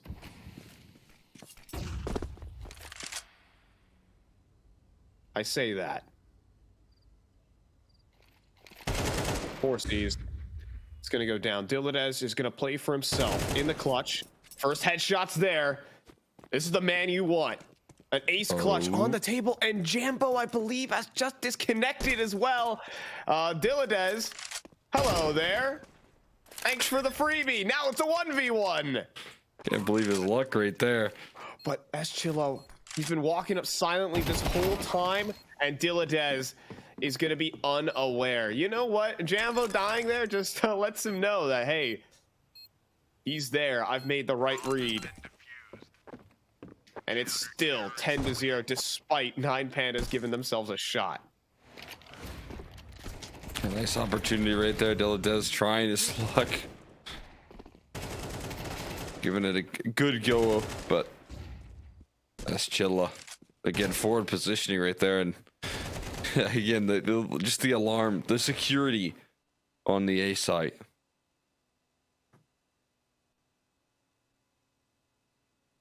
Passion UA 10-0. Flawless defense so far. Want to keep it that way with 2 more rounds on the trot. Nine Pandas picking into this map here. And you can kind of understand why. It doesn't look, you know, like they're lacking any game plan or lacking an idea. I think that they have that defined, but what they're missing here, some of that firepower here, they're not able to execute fully. Yeah. Post plants have not been going their way. Yeah, like They've been walking Fear. into rotations. Nine Pandas just haven't been able to take him down. Zero Fix has this insane aim. Oh my goodness. Destroys the Opperd. Glowing and Dilladez do have a retaliation, but you know, still with a ton of map control. Chilla, room to maneuver. He's looking for some extra kills around the back end of this. Off angle taken up. least. Just around the corner, but Chilla wins his fight, pre-firing for the trade fragger, and then there's Jackismo as well. Working together for Passion UA, it needs to be a clutch from Glowing. If you're just giving over all the space here, Gizmo spots out the last as well. I mean, this is really risky, though. You kind of wanted to maintain bomb control for Jackismo, but instead he's going to stay on the aggressive, allowing Glowing to get up towards the mid bracket, but about to hand his back to Fear next. However, what can you do if you're 9 Pandas? It's 11-0. Yeah, I mean, as I said, even in the 2v1, they got the perfect rotation. Unbelievable. Just Chilla and Jackismo again in the right position. You think he's a B player here. You think he's on that B side. How would he be able to be all over taking duels towards brackets that early into the round? But Passion UA holding nothing back right now. And it's 9 Pandas that are forced to retreat back into their spawn. That utility. Oh, Fear's been seen around the smoke, but Looney Tune shots right there, creating an outline around him. And Fear's still fighting bottom B. Still in high HP as well, like enough to take some flak, but a little too much there from Idis Balance. Utility there to keep them at bay towards this A side. But if you're Passion UA, you kind of want to back them forward towards A here instead. You would like them to take this sort of initiative. See if you can't even out the numbers. So the challenge will come through here, and Jambo's op might be that first point of contact here. They're moving backwards. And now Jambo's going forward. He's looking for a duel. He's looking for that equalizer. Oh, bad timing on it, though, as Idis Bounds walks around the corner. However, Jackismo, he's going to fake the run back. This is some genius stuff, but Glowing will still clear. And 9 Pandas, last round of the half. They're looking good for it. But they're taking a little bit of extra time. And the CT smoke has just whiffed the nade as well to break it open. Glowing instead swings, though, and hands out a brutal headshot. Idis Balance got this one locked up. And, well, it will not be a flawless defense, but 11-1 should suffice. Yeah. Yeah, hey. At least 9 Pandas avoided the scary result of hopping into that second half and needing to rely on a pistol round to avoid getting swept. And this is on their own map pick. I don't know if that defense is going to be much of a relief here. You finally get around on the board right there. Able to get away with some, good trades. Some confident duels. Just missing that in the majority of this half here. So those 1xbet odds still got a little bit of favor for 9 Pandas in the decider. We didn't get last time around. Last time it was a sweep from Passion UA. Last time it was an overtime affair on Inferno as well. Not mistaken, so a lot of differences between this series and last.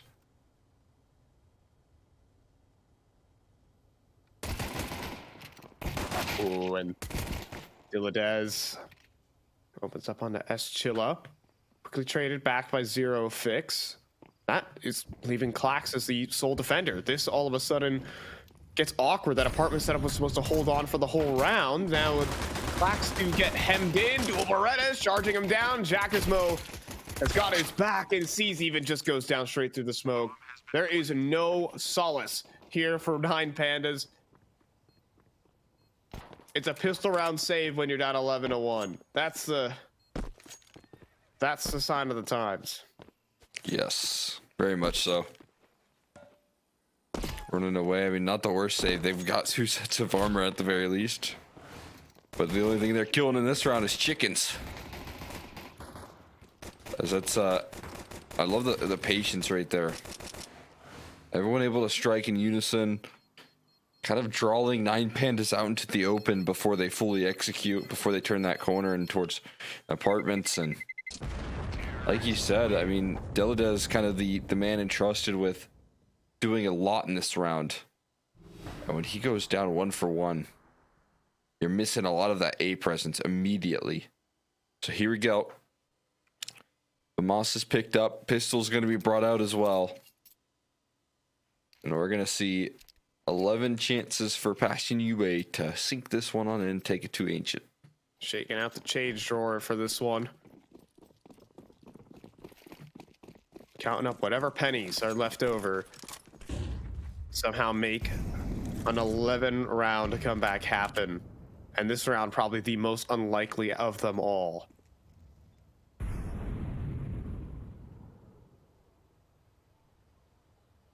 I can't really say that 9Pandas played like terrible tactical Counter-Strike. To be honest, I couldn't tell you any like glaring mistakes. Passion UA just played a better game. Jackismo, easy entry onto Idis Balance. It leaves a collection of pistols to hold on to the A site. He's gonna charge forward with the dualies, but not the double. Instead, he'll be glowing to make this a 3-on-3. And Passion UA actually might have to reconsider. They're still hanging about, though. Deagle shots continue to rattle off right now. So as Chill looks to make his move on in. Really planted their feet on the site. Defense now glowing. And Clax looking to end off against it. They're hitting the pause button again. Hoping that they change up their approach. 9Pandas are planting their feet. They ain't moving a muscle. And with no molly to remove Clax, but a bad timing, just been hit. Zero fix.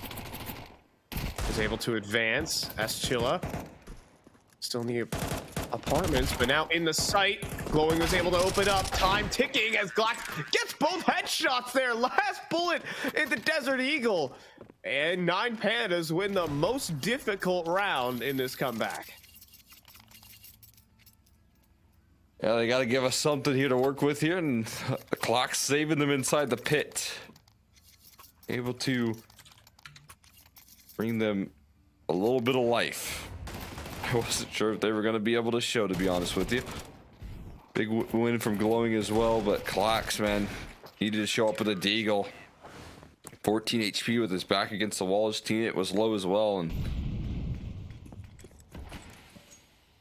now we've got 10 more chances for Passion UA to lock this one in, but that easiest opportunity has now slipped from the fingertips.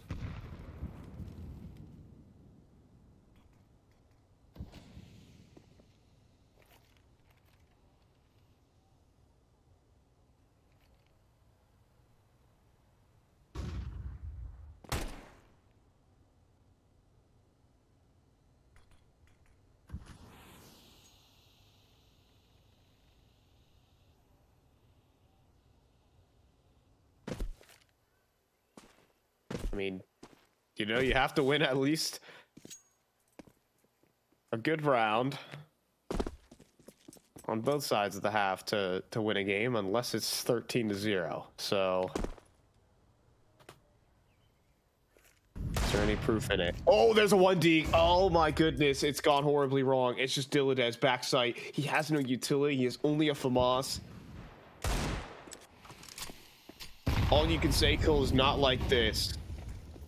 Flashbang to the sky. Dilladez hoping and praying for support.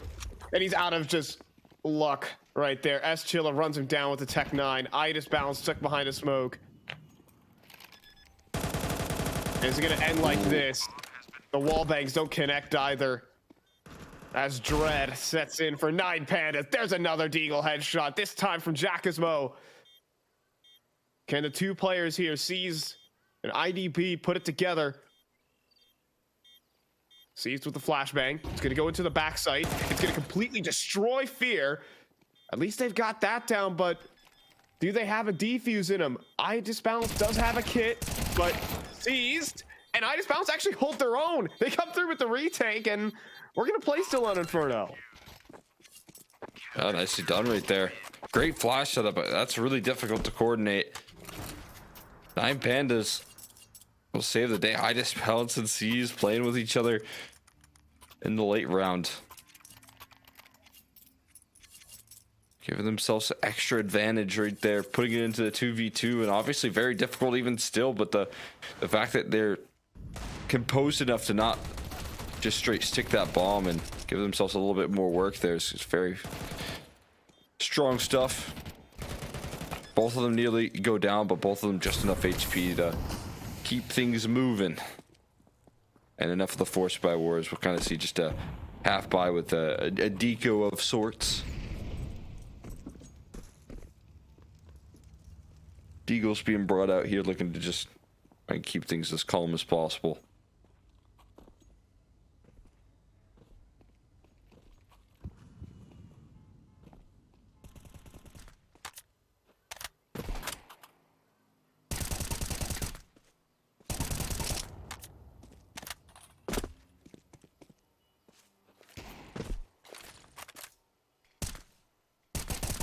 I don't think it's going to beat this Deagle round, Cole. I'm going to be honest. As C's is just running and gunning at these pistols. Trying to stick together whatever morale he can for his troops. To inspire something. Come on, boys, he says.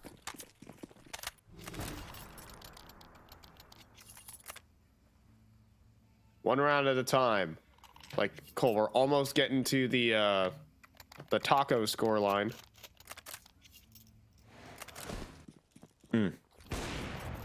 Except that was 16 back in the day, but it was 15-5.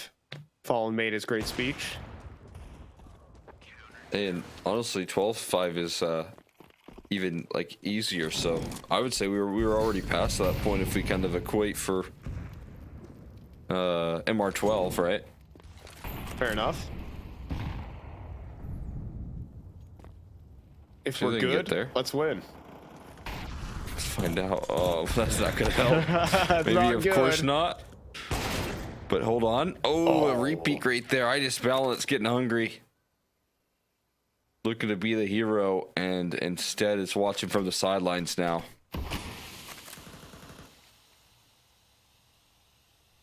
Oh, he's gonna respect that smoke. I thought for a second he's just gonna move right on past it.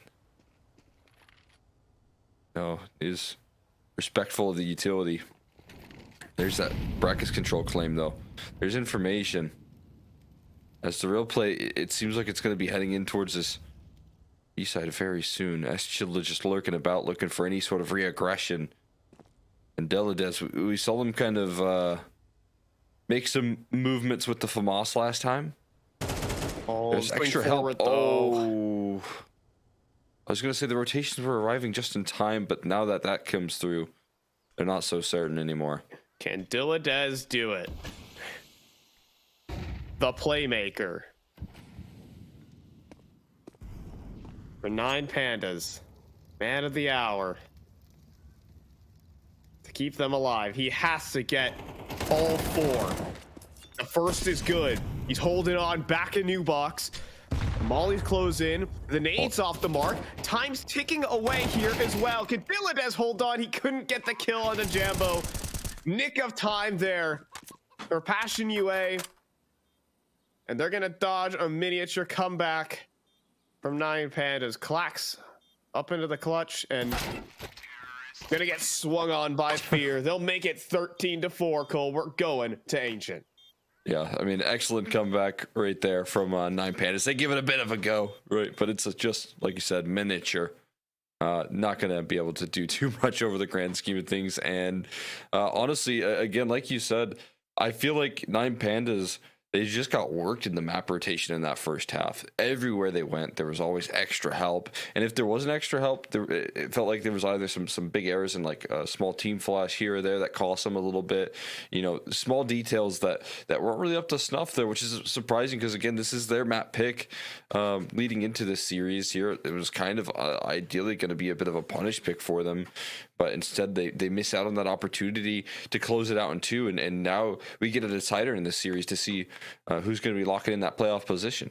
Yeah, there were some really problematic pieces that weren't punished on the side of Passion UA. Fear was taking over banana control constantly and never was punished. Never had a round that was really called to try and take him out or anything of that sort. It kind of felt like a bit, limp from Nine Pandas in terms of just not able to punish, not really reacting to anything, kind of going with the flow of the game. And Passion UA were just farming. Also, let's talk about Zero Fix and the multi kills he was able to bring to the table on that B site. There's just a lot more elements that were working in favor of Passion UA as well. Yeah, I mean, that was the big factor right there. The fact that we're talking about Zero Fix on the B site helping out with those defenses is just goes to show how good those rotations were, how sharp Passion UA were at being in the right place at the right time.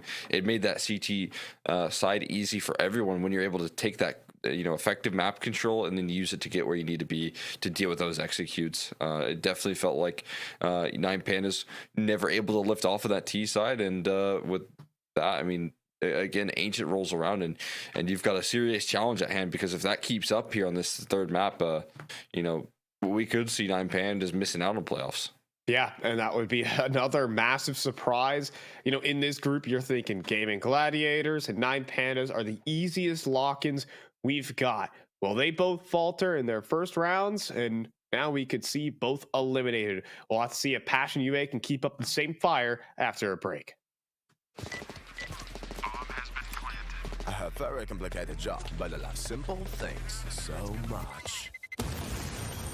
One move, one push.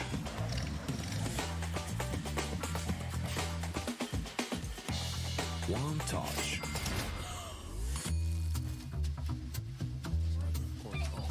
One love. One click. One XBet.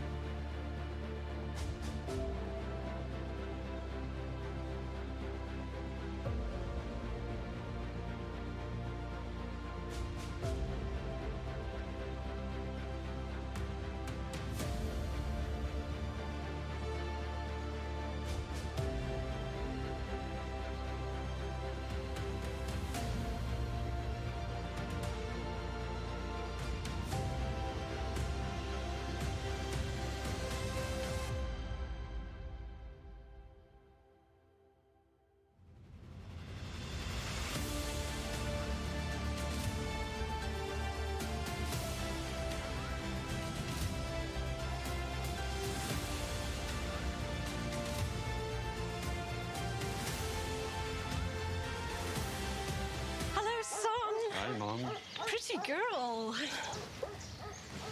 This is Eva. Nice to meet you. Thank you very much. Your dad's just making his favorite dinner. It's duck. Come on inside. They're all probably too gruesome to tell you while you're eating at the table. How's your food? Is everything okay? Good, good.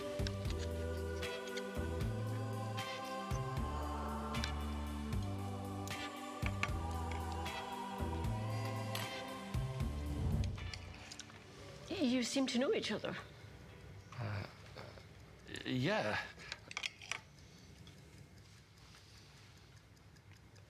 This is the new ambassador for 1xBet. Oh, I see.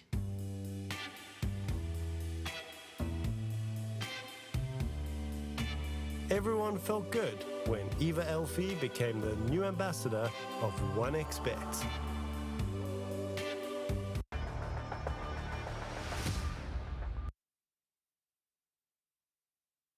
And let's get back aboard into it. Ancient is up here with 9 Pandas and Passion UA, and they come through with an 11-1 half. We were looking at a potential 13-0 and then closing it out 13-4 on their opponent's map pick.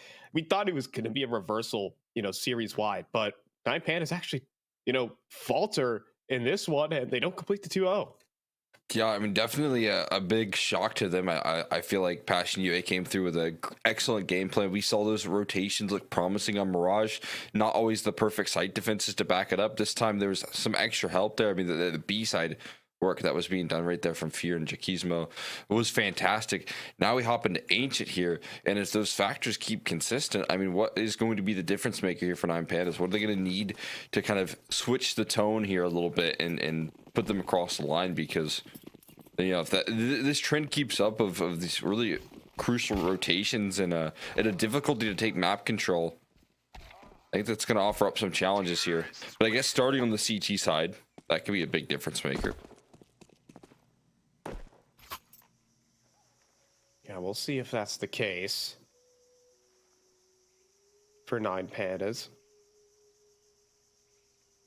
I mean, that B site was just unbreakable for Passion UA. Fear and Zero Fix were just two problems as one. And again, the mechanics from this team are, we talk about an era of Counter-Strike where, maybe all these players, any player can post up a highlight, but we're really seeing a difference in overall firepower from this Passion UA team. The only thing that offsets it is just a little bit of coordination, a little bit of eagerness from the young guns for sure. But I would not be surprised to see players like Jacquismo, Fear, Jambo making their way up to the top of the Counter-Strike ladder in a couple of years' time. They have the tools, they have the pieces in them to do it. Yeah, I mean, I'm right there with you. I 100% agree. So much competition. I mean, even in all these groups here, we've seen some really impressive upsets, some big wins for some underdog rosters. So we'll see if that continues. As glowing tracks went through the smoke right there. Unbelievable.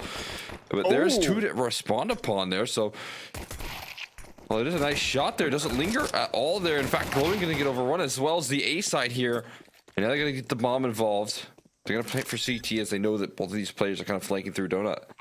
And look at this Zero Fix. Nasty off angle right now, but not good enough. Sees fast on the draw. And so Fear, 1 versus 2, able to reposition in towards Temple. Needs to play his bomb position, though. They're going to start wrapping up through the site. He's also just going to tuck away. Maybe they think he's in towards Zona. Maybe they think he wrapped around towards Spawn. Oh, not today. Diladez hard clears the corner. See you later. First bullet out the gun. He's gone. Oh my god. I mean, really smart right there from Fear. Backing into that corner right there. He had a Molotov as well, so there was some serious security in the round if Diladez isn't as diligent as he is. Look at this, man. Chloe just tapping through the smoke to find the first. Sets the tone, but it quickly reverses when those kills come through. A lot of panic sets in, but these 4 guns, double dualies, a pre-fire. around that corner. Seals that round on in. As I said, starting on the CT side, it's going to be a big deal for 9 Pandas. They're going to really like that opportunity here. That is some really sick stuff. I mean, Passion UA tried to run a little bit of a fake, make a ton of noise in towards A main, try to bait out counter utility, and then make the sound of the bomb dropping, but it might be a little too obvious. That's a fake. It didn't draw away. I disbalance. Shadow seen. Jackismo nearly gets the kill anyways. And that AG.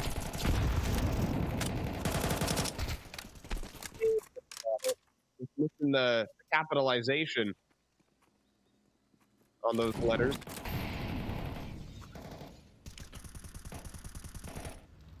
Hanging in there. Surviving, maybe not thriving, but still with the man advantage they will take.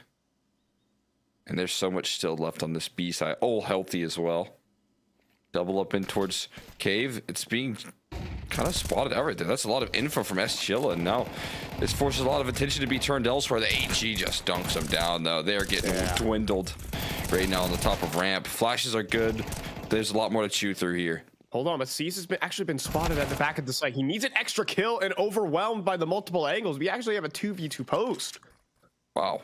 I did not think they were going to be able to turn that corner, but again, like you said, slowly working their way on up and overcome some of that adversity. Now they got strong post plans. Look at this, Chilla clearing out CT, and they've got full attention turned.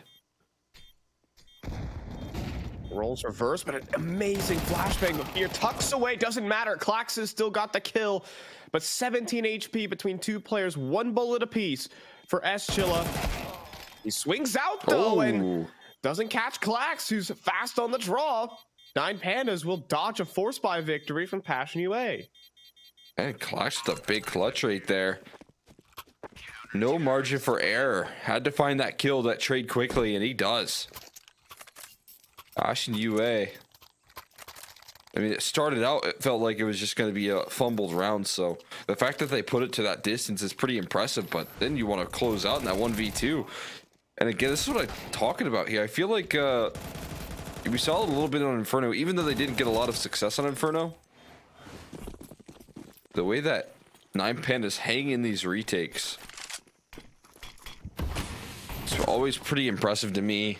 They did it on Inferno for a couple of rounds here. They did it a lot on Mirage. On Ancient as well here, trying to escape. Chikisima knows he can't hang around and resist that CT side proactivity. Really smart. If he stuck around for a second longer, he was a dead man.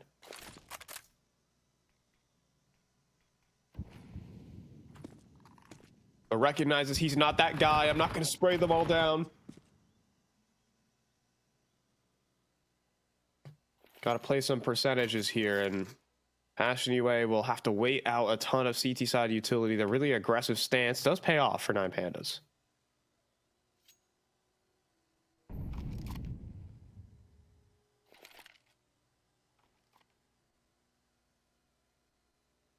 So a lot of utility left for an execute.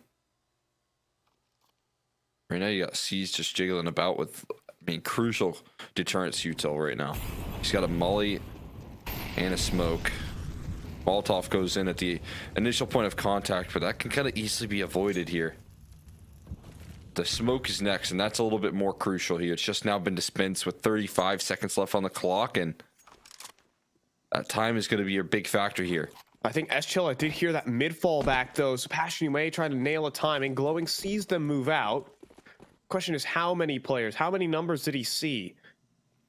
The full rotation has not been bought in, and so Passion UA will get easy entry into the site. Very likely a plant up next.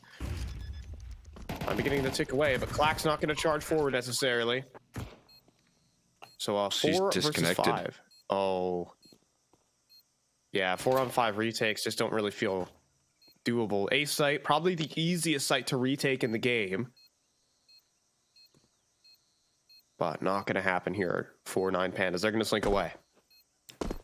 Yeah, that's very challenging. I mean, again, you're dealing with that disconnect, but you're also dealing with the fact that they have donut control in a, man-up situation. One of the best post plants on Ancient, and not gonna be able to get much past that. Dillides, MP9. Every extra kill's extra $600, but he makes it only one. Fear with 1 HP left is able to trade him out. And eventually, you know, war of attrition here is always going to hurt the CT side a little bit more.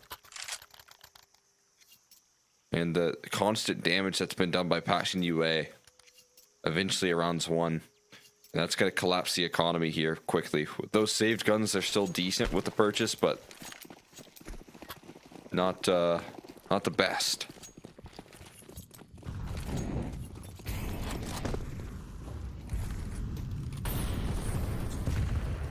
But honestly, I feel like they might be enough versus this purchase back from Passion UA, kind of keeping in their scrappier guns.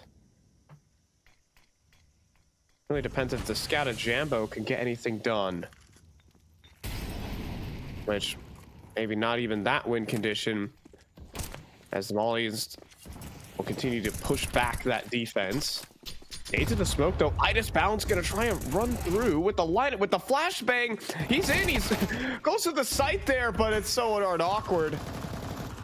He can't get a line of sight onto Fear. Clax in the meantime will emerge from the trenches, and Zero Fix will put him right back down. Another save on the docket for 9 Pandas, unless Dillides has got something crazy. 2 on the 5-7, but even that is not enough to convince them. Yeah, still no kits. Low HP bars. I mean, nice shots on your way out. Dillides gives him an AK as his reward, but not enough health to stick around and give that one a go. Makes you think for a second, but exit damage done, seized. I just put Jackismo in a position where he can't survive. 11 HP, down to 6, but still healthy enough. Passion UA finding some solutions on this B site. Comes down to Zero Fix holding that line effectively to ensure some success there. And mechanics from Dillides, it just looks pretty when he's hitting some of these shots. That AK is going to be good in his hands, but we're probably going to see that eco playing around him.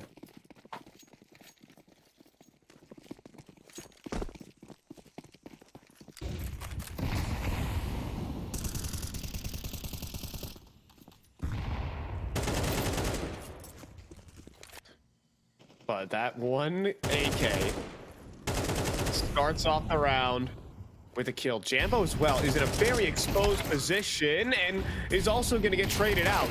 The advantage holds and even extends from 9 Pandas. A double kill from Glowing's MP9. And this round has gone awry. Passion UA were supposed to run away with this, but armorless pistols and 1 saved MP9. Now it's only Zero Fix handing his back to MP9, the moneymaker here for 9 Pandas. Yeah, we're just chewing through right there, Passion UA. That is a beautiful shutdown. Dillides again with that AK, as I said, effective as can be, but it's everyone else really that extends with those MP9s, those big triple. Giving us the glowing of Mirage right there in a big way. Feels like when he's painted in, boxed into a corner there, he's able to thrive.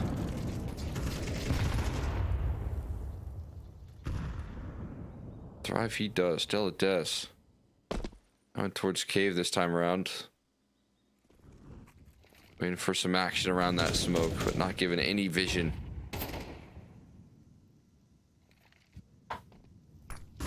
Jackismo. Oh, what? No. No way. No. It's the icon that makes it all the more infuriating, but it still might not be enough to win this round on its own. It's insane. It's giving Passion UA a chance right now. That's and it's gonna unbelievable. continue. This guy's a god. First blessed with the first, but then working for the second, then the my third. God. Jackismo has just taken all that momentum, slingshots himself into the site. Passion UA have got this one. Flies into the site right there, jumps for the first kill right there. Siege doesn't even know what hit him. Got flashed. Dog! And jumping peaked and deals with the last, not even a save coming through. Jackismo, just a walking highlight reel in every map so far, and is able to lift off in map number 3. The decider here. Why is it always the jumping one tap? Why is it always this? Look at this monstrosity. See you later, C's. Next up is the Opper holding the angle, by the way. And then he cleans up the save. I mean, this guy has got the talent. Look, the jumping headshot, maybe a little bit more luck than skill, but the other 3, you gotta give it to him right there. Yeah, absolutely. I mean, there's 100% of the shots you don't take right there. He gives it a bit of a whirl. You got to have some confidence that you're going to hit that shot if you even decide to fire it. That will be a big round to win here. Fast into B as well. And we're talking number 4. Passion UA at this point. A 6K on Dilladez. He still goes for the big eco here, which is a bit interesting. I feel like he's definitely a player you'd be very willing to say, hey, just buy a rifle here, no head kev, and see what you can't do.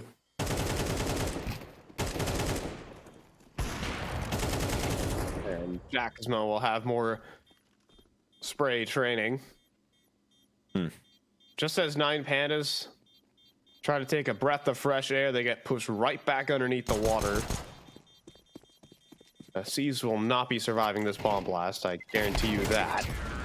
If not for Jackismo as well. So, Passion UA reclaim the lead, and the brutality just continues.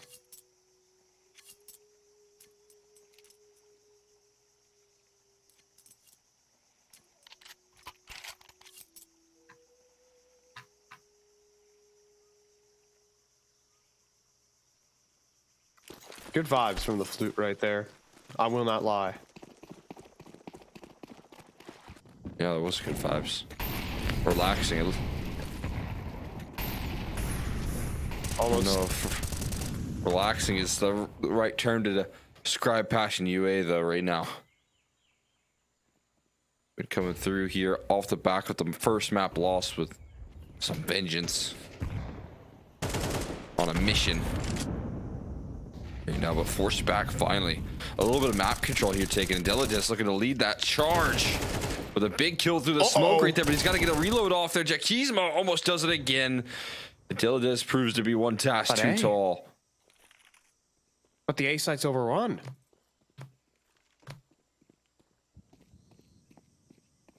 Passion UA only now clearing out everything. Oh, and Jambo with a magnificent flick. Sounds more impressive, double zoomed. Those are the hardest flicks, but an easy shot for Idis Balance. Zero Fix wants to reclaim Donut. And next up, somehow that flashes him blind. S-Chilla, so Idis Balance will take some damage on the way in. Jambo in need of some more. Now in for a clutch. Molly doesn't quite strike true onto the bomb, but now out in the open, Jambo going for jumping shots again. Idis Balance needs to cover here. Can't fall for the baits. He nails the shot when needed. And 9 Pandas will avoid another catastrophe. Idis Balance right there. Too good in the clutch. Let that one go awry. 2 easy shots that he needs to collect on, but again, jumping around that corner. You know, when the pressure's on the line, you gotta have the money shot right there. Shots like that. As you can see, catches Jambo fully. Make sure not to miss and cost his team any further success. Dilladez looking to lead this one here. S-Chilla diving in and out of this smoke. Great utility. Everyone's blinded up though. And handshakes in middle. As the dust settles, no one has fallen. Everyone says you can have that. Oh my goodness. They were all staring at each other, but They don't know. Only we know what just happened in middle. They'll see it on TV.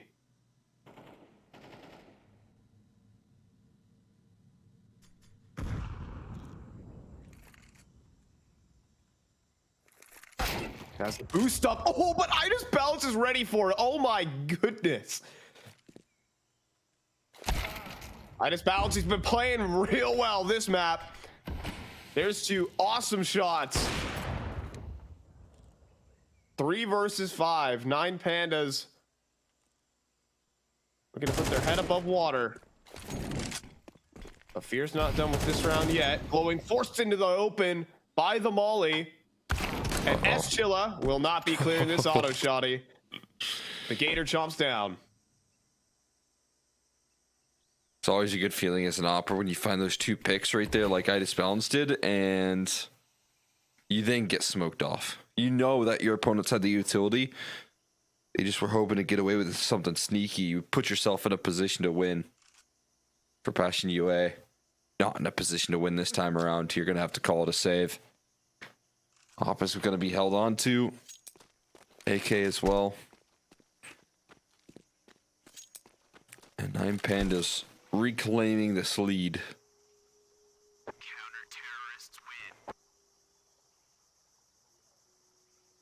Back-to-back very solid rounds from Idas Balance.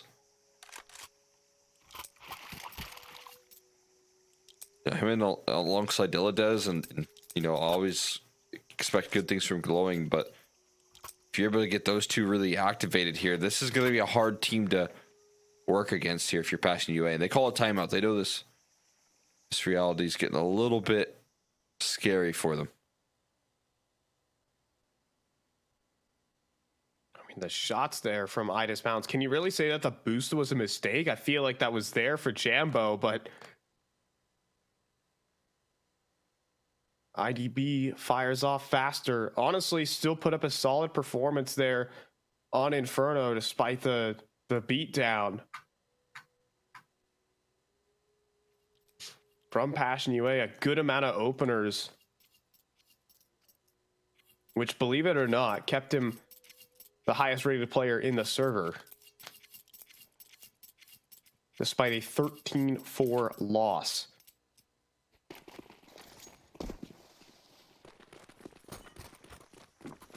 Honestly, I think he's been playing a lot better as of late, at least in this tournament, at least in this matchup. He was a real key piece despite the really close losses on both maps. Now, Clax in the open, though. A good call from Passion UA. Idas Balance is gonna need to show up in this 3v5. I need to show up again here. This time the mid control goes much better, but kind of falls off the line. Doesn't matter if he's smoked off either way. And this might just be one of those instant save rounds here. 2 kills, all that's required to win it. And everyone else going to call it a day. Passion UA fresh out the back of that timeout, this time mid-exchange. Instead of everyone being blinded up, a couple of entries to back up from Chilla.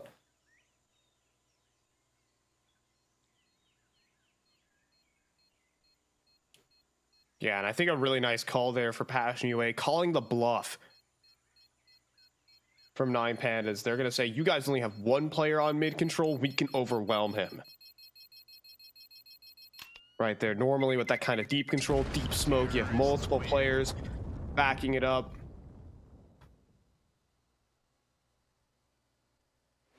Passion UA say, you don't got it. And punished his Clax. And next in line, Glowing too far away to help.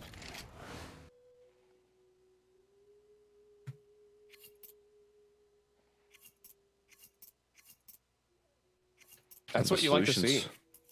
Absolutely. I think, you know, we were talking about it earlier. The only thing that really hurts Passion UA is the micro game. They have good tactics and they have great mechanics. Oh, and well, this is a hell of a call. This is a bold one. Seized, about to face 5 players, and it's the right order for the day again. Passion UA blast through B, off spawn. Quick 4-on-4. Dillard as the only true defender remaining. battered by grenades, now has help in the form of glowing, but this restake has got to start quick. Yeah, if they're gonna give it much of a go here. They're left behind these CT smokes. That's the big challenge right now. Your CT players can't really get involved here easily. They need a foothold, but no one's giving anything for Passion UA. This is looking more and more like a save. The CT players backing away. 9 Pandas are going to concede the 4-on-5, but the exit is trying to be closed off here by Jambo and Zero Fix, and there go 2 more. 9 Pandas take some pain on the way out. Passion UA put them back underwater. That's just full on aggression up ramp right there, taking an off spawn call all the way to the bank. One peeking, and if you're seized, you're walking into the whole team right there. A rude awakening for him. Stringing these rounds together big time now towards the tail end of the half. Some excellent work coming through there. Do have it last round of play here. I want to give a quick shout out to 1xBet. Use that first deposit bonus of 130% if you want to get in on some of those odds there that have been popping up on the top of your screen. Use code 1XRESEU. But look at this, out of the gates, Jambo this time able to deal with Deladez, shutting him down early with an op shot. The AWP, it's been finding some exits in the end of these rounds, but this time he's able to start it off well, and Fear gonna follow up. 9 Pandas are looking desperate right now, Cole. Passion UA, I think they've outcalled them a bit, but IDB, fires off for 1. Fear quickly trades and gets the both B defenders. Last man Clax meets Chilla, and it has just been dominance for Passion UA. 9 Pandas have had small uprising, but every time they're put back underwater. Yeah, I can't really feel the lingering feeling of success there. As you can see, I mean, you get the pistol. They got the following in a massive clutch from Clutch. If you remember that 1v1 that he was able to close out. But outside of that, only one other time did they string rounds together on that CT side. They were always left into tough positions, some save calls. And round by round, consistency rolling in favor of Passion UA here on that first half. And as I said, I really kind of highlighted the good CT side rotations that we've seen from this Passion UA squad here. And they've got a CT side to try and close out this series with.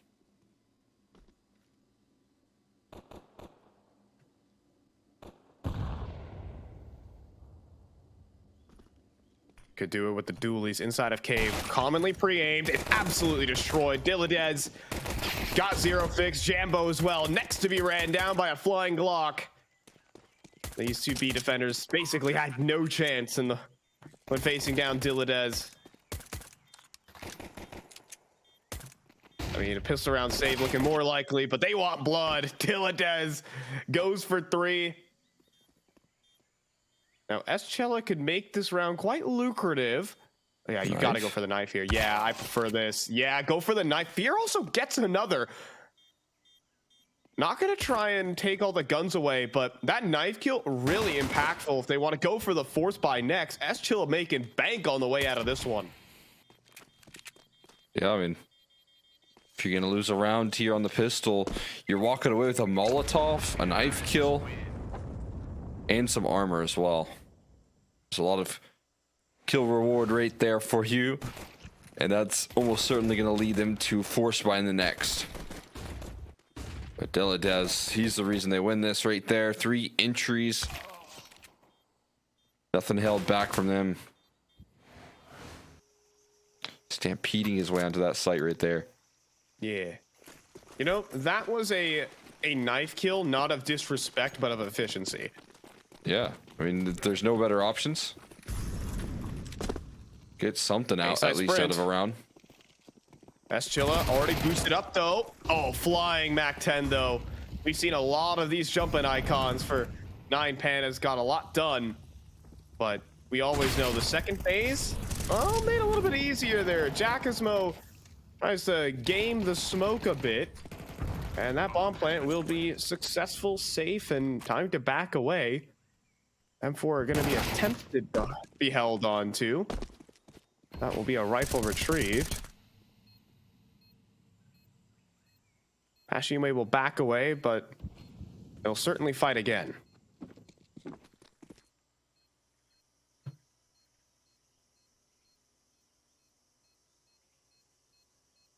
We'll be able to bring some proficiency in some of these future rounds. 2 rifles held on to. Back up to a tied scoreline here, though. Terrorists win.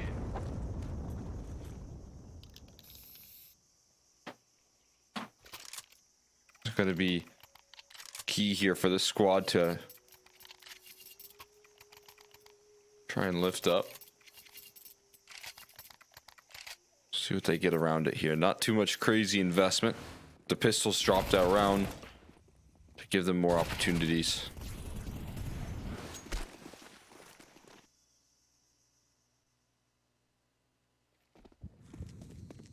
So, all right. Patch anyway are put down to the full eco. I thought they would maybe drop over a couple MP9s, juggle around, stay competitive, but maybe they can do it with just the Deagles.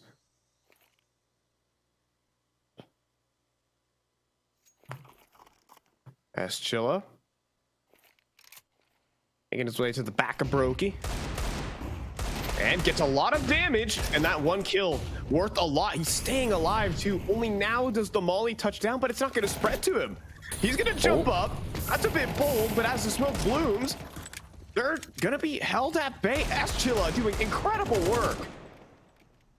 1-man army on that A side. He makes it feel like there's a whole squad to deal with around that corner.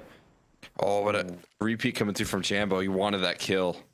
He wanted the 5v3 right there, understandably so, but equalized now.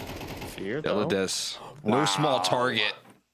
You can't afford to miss on this man, because if you do, he's going to take your whole team down. And a scary start, but a good finish so far here. We'll see if they can seal it on in. Jakizmo still has the Galil. Oh, and he's going to make a lurk around the edge of this smoke. Glowing gets caught. Jacksmo will be able to live for just a little bit longer. And a great grenade. But Seized will not survive. Jacksmo continues to hunt down this guy being absolute unit. Eventually dropped. And now it's Zero Fix in the 1 versus 1. Idis Bounce with a great reposition. The Molly, though, might isolate that position. Zero Fix gonna go for the stick. He thinks he's Temple, instead he's A main. And the clutch comes through, but Dilladez brings it back. Keep them safe and sound right there. So the start that went so incredibly well. It was Chilla pumping up his chest right there. Keeping them away from that A side. Keeping them away from making an early move. But as I've said, I mean, today it's been Idis Balance who has been clinical in the clutch situations. One of his specialties. And adds another one to the tally right there to, you know, ensure that 9 Pandas don't fall victim to that eco.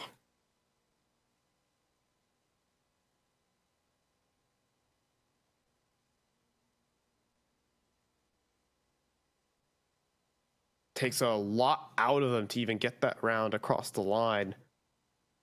And honestly, you'd be a little bit worried, like, be a little off kilter seeing Clax fly around the corner and no one following him up. You know, everyone trying to hold for the Deagle swing, but instead Chilla plays it extremely well and plays his life. We've been talking about it for most of this game, how, you know, the young guns can get over eager, go for these big swings. Look, Passion UA have the mechanics to do it. But we are seeing a lot of individual discipline. Now, 9 Pandas are up in rounds, but I feel like Passion UA, they almost have the momentum.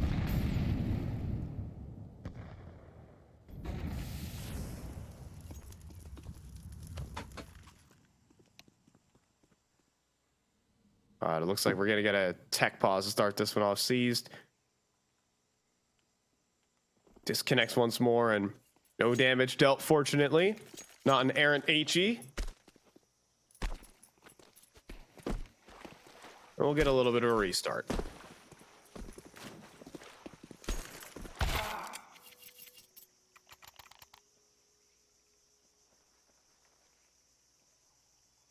So back into it.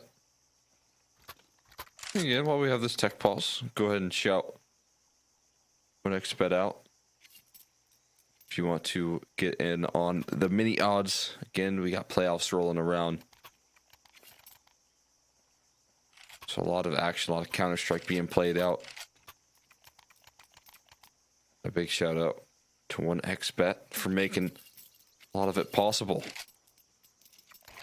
You can use code 1XRESEU if you want to get on that first time deposit bonus into a big gun round here. Passion UA finally got the rifles.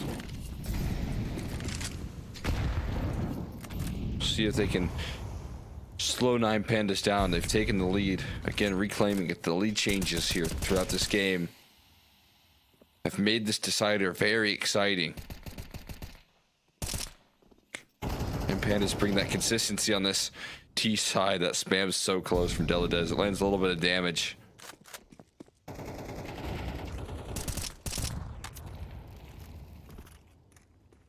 Chilla making no secret about his position. Right now, little does Deladez know he's very much pinned inside of KB. He can't move forward, he can't leave, but he can get a kill. Despite 2 players, Deladez better than both. Headshot onto it. Jackasmo around the edge of the site. Clax has got a good flick. Now Jambo out towards the long side. Good flash. No, a team flash instead. Keeps Clax down. Jambo has some support as well. Chilla helps out for a kill, but eventually he is ran down. 1 versus 2. Zero Fix, though. It's going to make a move through the smoke. Glowing's going to run back in a cave, in fact. He hears both, but he's got to start to rotate and fast. There's a small chance he's going to get here in time. He'll hear them make the move on in. Zero Fix up for the clutch. It's going to walk through the smoke. Nail the timing onto Glowing. Absolutely. He has to know where Seized is last. And he'll start up a defuse. Seized on the line.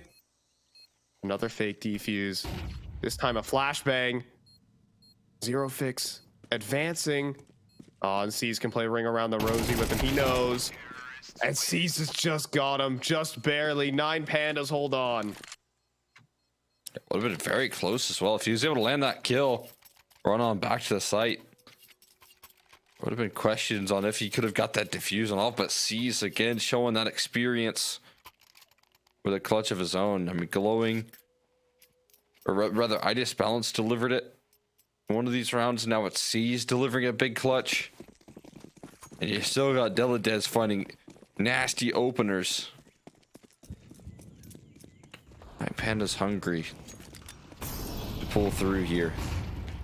Utility right now. Fear fully blinded up. Perfect flash, but look who's behind him. Zero Fix. Another multi-kill here on a hold. That gives him that man up. Yeah, Jackasmo on an awkward angle in towards long right now, and he'll find a headshot. The star of the show right here for Passion UA. Now there's even Chilla around the other end of the site. Zero Fix has made it 3. Guns to be retrieved. I don't want to see Balance save this. He has bomb control and a wide open map. Trying to save this round for 9 Pandas.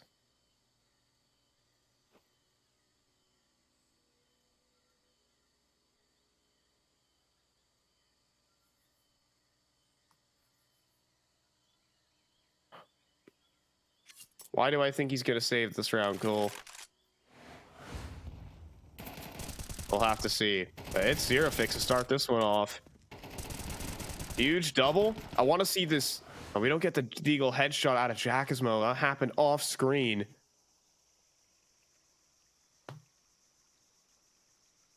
A round defining moment there. Yeah, absolutely. Balance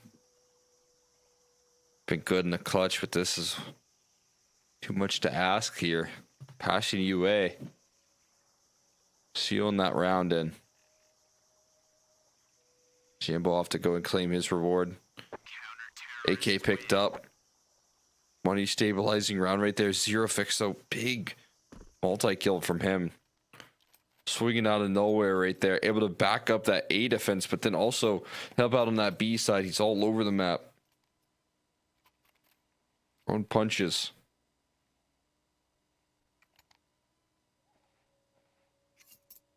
But I think without that kill from Jackismo, that double kill would immediately go to waste.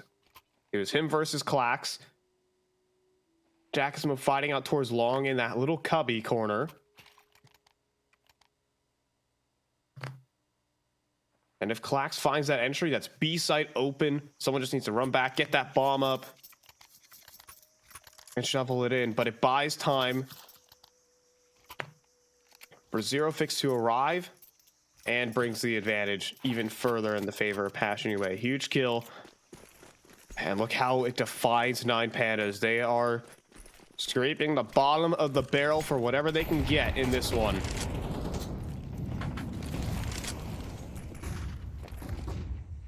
They're putting the lead on the line.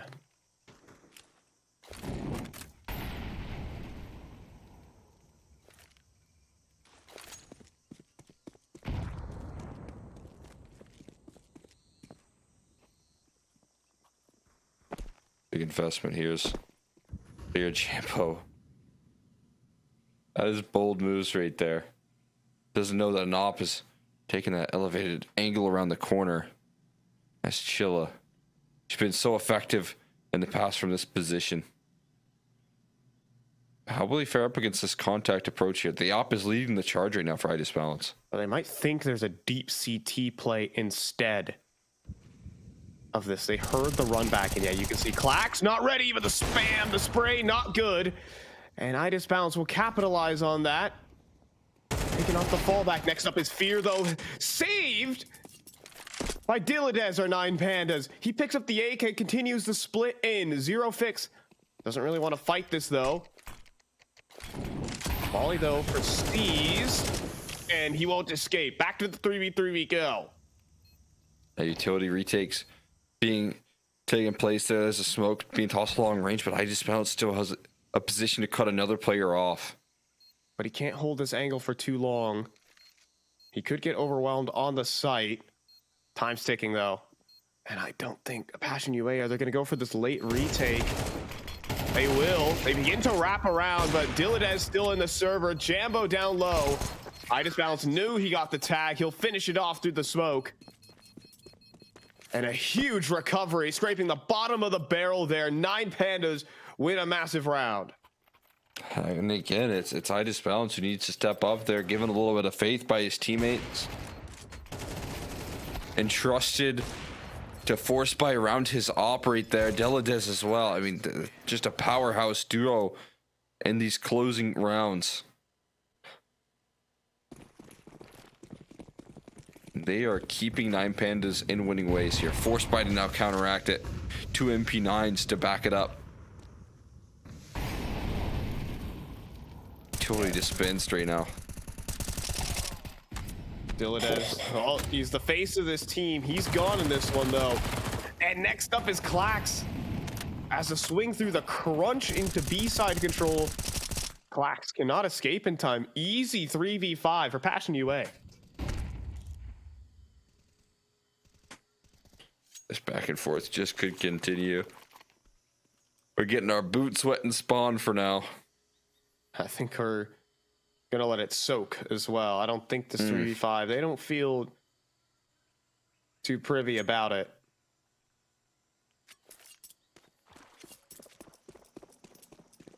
Hold on, but we're not shift walking. We're not shift walking, Cole. This round's not done. Some motion here. But I think it's going to be glowing. He's going to go. And if they learn what's around that corner, that's probably going to be the encouragement here. Is the op going to take the contact here instead? Idis Balance. Oh, missed shot. Oh, no. But, of course, there's always S Chilla here. Flashbangs though saturate, but he stays alive. Critically, oh, he's behind the whole team. Easy onto the off, long range. Not good onto the bomb carrier though. Seas actually gets in the digits. They've somehow made this viable. Wow. And look who has an op glowing. He's got low HP, but he has an AWP, 1 shot. Could equalize the playing field here. C's looking to take an active fight right now. He just find it on the zero fix, but they're blocking each other. No! A traffic jam. Oh, that's brutal. Oh, no. You're gonna feel that one. Felt like an opportunity arising, but one wanted to fight forward, one wanted to escape. It's a bit of a frustrating finish there for 9Pandas, considering how hard they fought to get it back into that point. Oh boy. And look what that brings them to. That was such a winnable position. The traffic jam and a running MP9 puts them to Tech 9s. Passion UA have been given a lifeline. And Zero Fix will actually allow them some space. That smoke is not going to get respected. Zero Fix facing down every Tech 9. Another spray down on the table. S Chilla, while falling, will be able to get collapsed, but sees that's a good Tech 9 headshot at Molly. If Jackasmo is Bay, but Jambo gonna step forward into the angle and not gonna let C's escape. No more missed shots for him, he says. 10-0.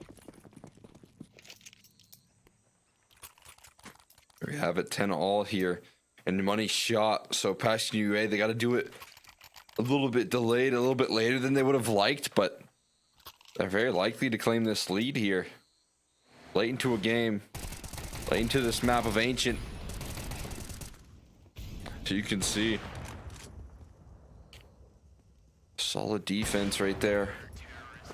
You can put together Jambo putting a bow on it.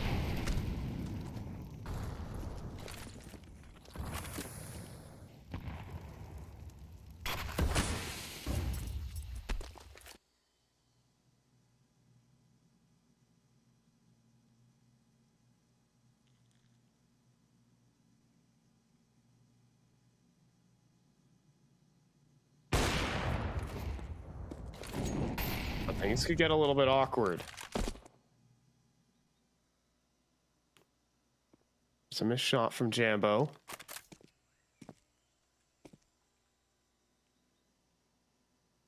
Next up is Fear.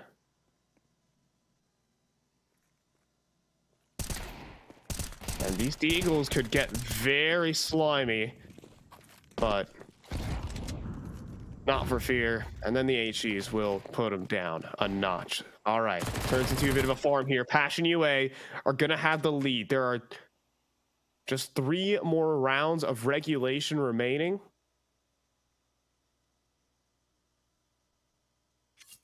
Oh, no way. Who's gonna have it? Jackasmo. That one is not a knife of efficiency. That is some disrespect. Oh, yeah. Just shutting it down right there. With some style points right there. And now Passion UA finally reclaiming a lead back in their favor.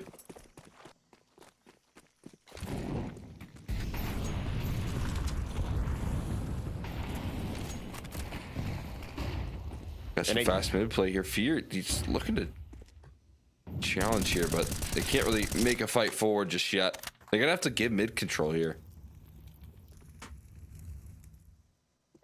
However, that burns a lot of the gas here of that T side. Look at the utility belt remaining for 9Pandas. They don't have many more options than the spots they currently occupy.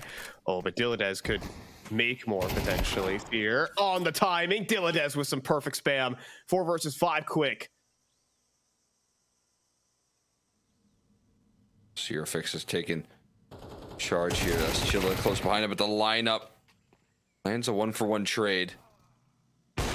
And Oh, yeah, actually, still it takes 2, what? but Jambo finds another one. Oh my goodness, it swung back. I thought Dilladez's kill was so darn good, but it's been fumbled. 2 players making their way out A main. Chilla, all he does, he's gonna do what he does best, stay alive. The Molly now forces him into the fight though.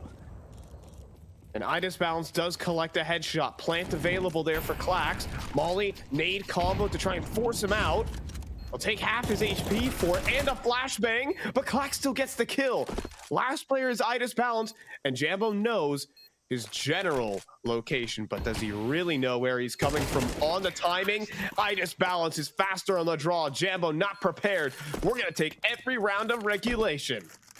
It's another clutch. Another one for 9 Pandas, man. Another one for Idis Balance. Unrelenting in the clutch situation here. Costing them dearly. Chilla doing his best work. Like you said, I mean, just such a stud when it comes to holding off this A side. It's been making it feel like a mountain to challenge on in, but this time unavailable to try and pass that test.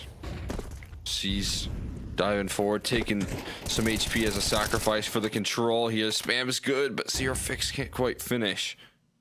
Kill just yet.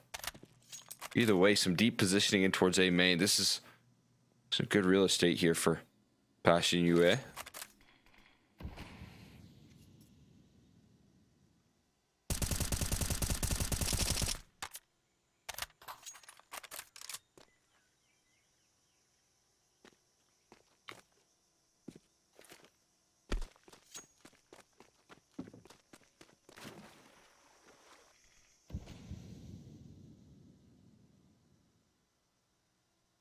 It's just Shakismo here, Cole. 9 Pandas have worked that mid control. There's a huge timing and defense at the moment. But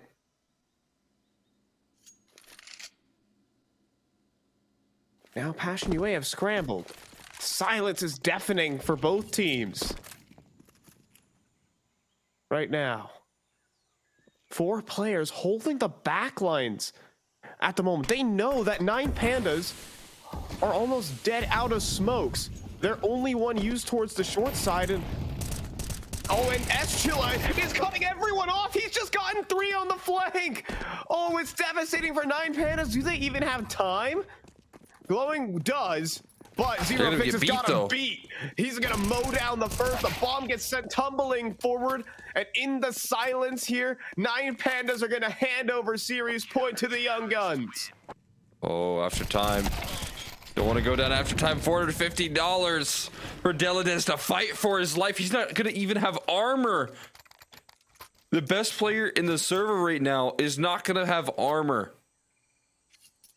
to try and save 9 Pandas on this map. That is absolutely unbelievable. A nightmare situation as Chilla. He leaves his post on the A site, but strikes for that B side hold before they can ever pull the exec off. And the last timeout called from 9 Pandas, but what do you even call with this sort of firepower here? We got Mac 10s, we got Tech 9s. We're gonna have a P250 for Dilladez.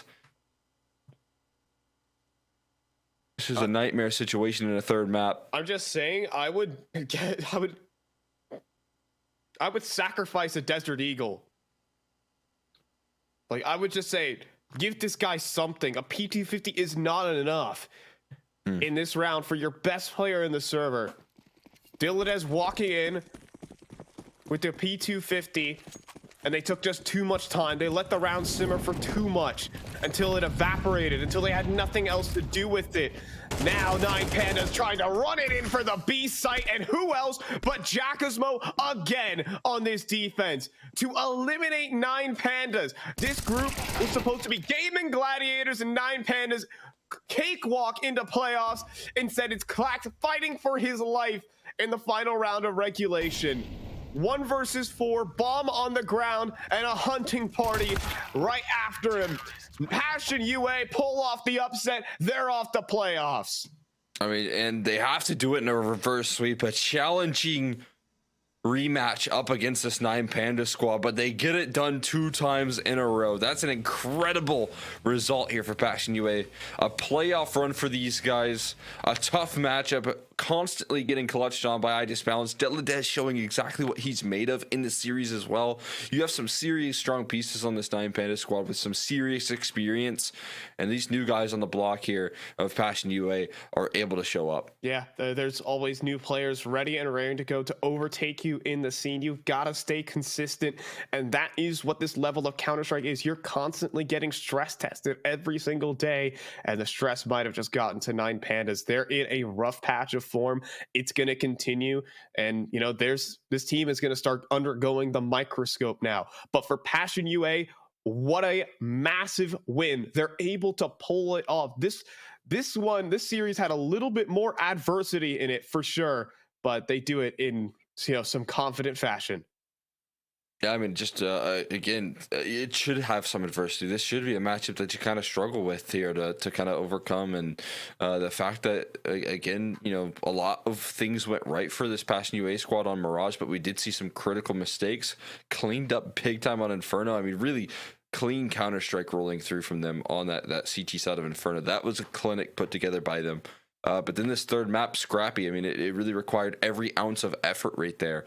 And to get it done in this third map is it's a good sign here of an exciting team heading into playoffs now. Yeah, a lot of weaknesses exploited as well by this young squad. We saw great mechanics and we saw good tactics. And can you believe it? Out of Group A, Gaming Gladiators, formerly Ecstatic, for those, you know, kind of popping back into Counter-Strike, and 9 Pandas, a team that was due for the major. Well, they are sitting eliminated right now. They're going to have to watch the rest of this tournament go by as Passion UA are elated as our next team locked into playoffs. And I'm going to be honest, Cole, we could potentially see a run out of this team. Yeah, I mean, definitely the case there. Paravision, obviously, I think coming in with a lot stronger form than we once saw them in. I think this is definitely a different team than, you know, the first series where they went out with 2 back-to-back losses in Series 1, if you remember. But you know, I'm with you. Passion UA, I have high expectations for. If they keep the sort of protocols up in playoffs, if they're able to do any more damage, that'll be impressive. But definitely a roster that's happy to extend, you know, what is a serious team into a group stage completion. There, that's a big deal for a roster like this, and it'll definitely open up some opportunities in the future. Yeah, but we're not done with the day just yet. In fact, we've got 3 more BO3s coming your way.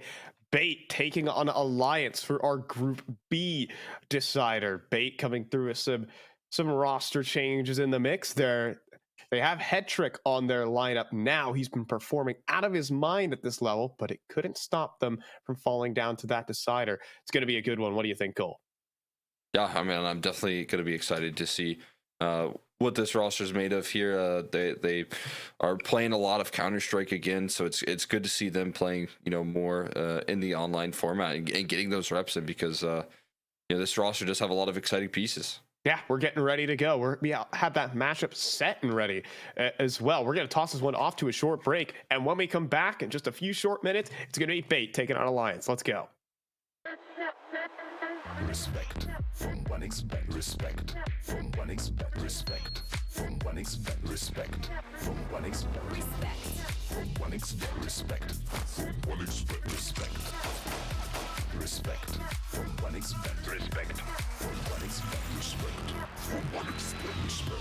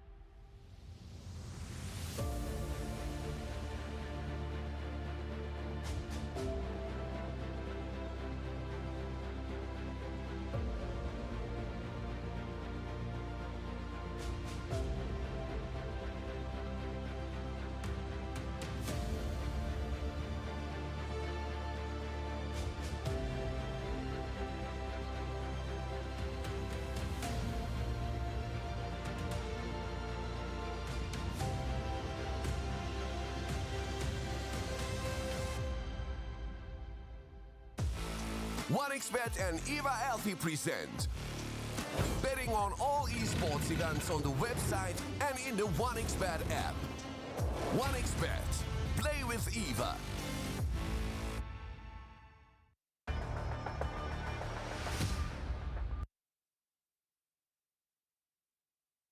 And we're back aboard here with RESEU. Moving on to our second assignment. We've had to say goodbye to 9 Pandas, but could it be even Headtrick's squad up next? We've got Bait taking on Alliance as we're moving through, but Group C and Group D are also waiting in the wings to see who will make it forward into playoffs. I think that honestly, the most notable thing about this tournament so far, Cole, is that this playoffs feels like it could be anyone's game.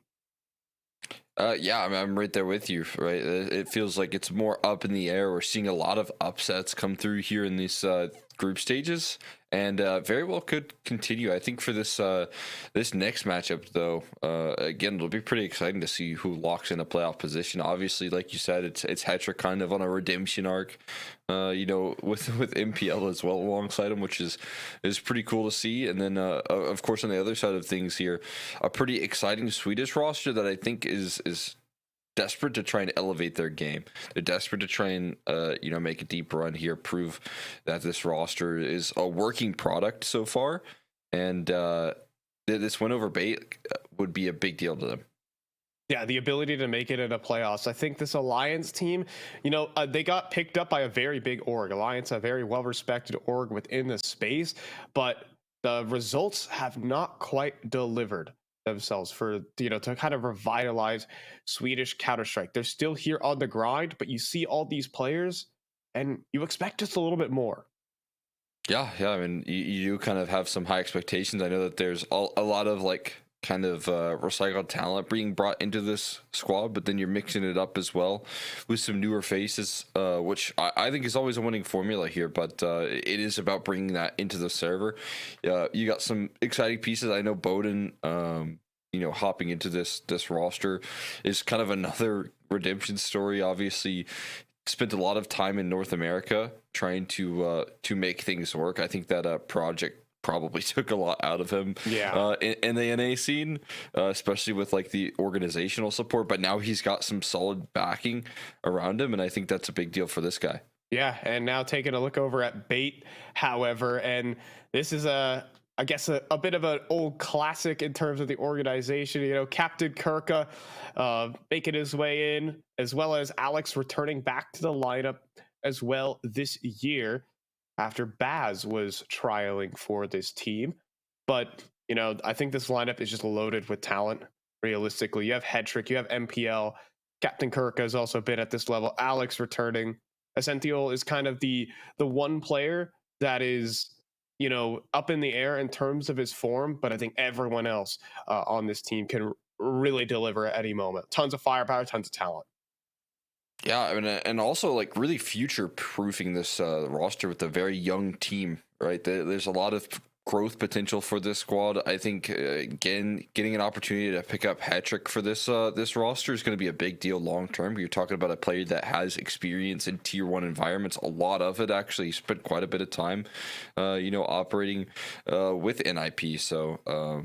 Yeah, I mean, it's obviously a big deal that you're just bringing in a player that fortunately for you got time in that big space right there. I mean, NIP pretty much trained him up, and now Bait gets to reap the rewards of an Opper that's hopping back into the tier 2 scene. I mean, you could say even an Opper, but Hetrick wasn't really meant to be an Opper. Realistically, he was rifling back on Navi Jr., and a lot of criticism was levied. NIP were in need of an Opper. They sort of picked up a halfsies right there. He's kind of opping half the time. Of course, when you have Monacy on your team, you don't really need to do that. So, for the guys over here at Bait, they can kind of utilize him as a dual threat, I think, as he's really meant to be utilized. So a lot more freedom given here to Hetrick in the system, and I think a system more built around him as he's coming back here from NIP. Yeah, and again, I think also you're going to be playing a lot more confident here. You're no longer playing with the experience that a tier 1 roster brings to the table. So you can probably determine your own moves here, which I think is going to be a big deal. We've definitely seen him kind of rise in the stat lines. I think that was kind of it would have been a safe bet to say this guy's going to be a lot better now that he's hopping into a tier 2 team, but it definitely feels like comfort territory for him. Yeah, we would hope to see that. Let's check it to the veto here before we're jumping on in. And we're going to see a Mirage ban out. Both these two teams, by the way, play each other with the frequency, may I say. Of course, matching up not only earlier on in this tournament, but even in others as well. So hopping into it, don't see anything incredibly different. We're seeing the same veto as per usual. The question is, will we need all three? Yeah. I mean, starting things off, I think just with both teams kind of leaning into their strengths, bait, getting a lot of reps in on this map of Mirage.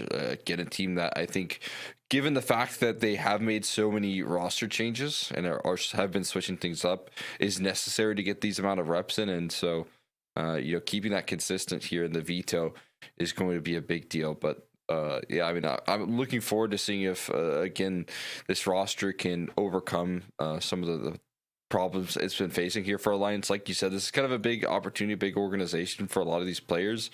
And having that sort of stability behind them, it means that you are kind of expected to deliver a level of success that I don't know if Alliance has really been hitting recently. Yeah, I mean, I think maybe there's some, like, the X factor is kind of missing from this team.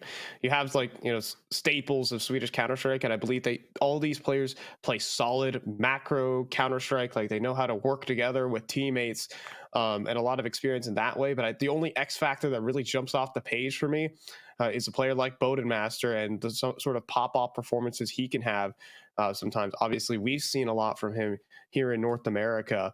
And maybe I'll give a shout out as well to Pleasant, and sometimes he can have a monster game as well. But I think that kind of X factor is missing from this team, and Bait is a team that is full of it.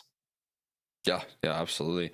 I mean, this is going to be the third time that this roster or these two teams have played in the last, what is it, like 7 days? Yeah. So this is another just instant rematch for these two squads that are absolutely grinding the tier 2 space out, which is good to see. But that sort of familiarity is going to be fun to watch on the server. I think you're going to see a lot of those tendencies flare up. A lot of expectation leaning in here. So we hop into another Mirage pistol.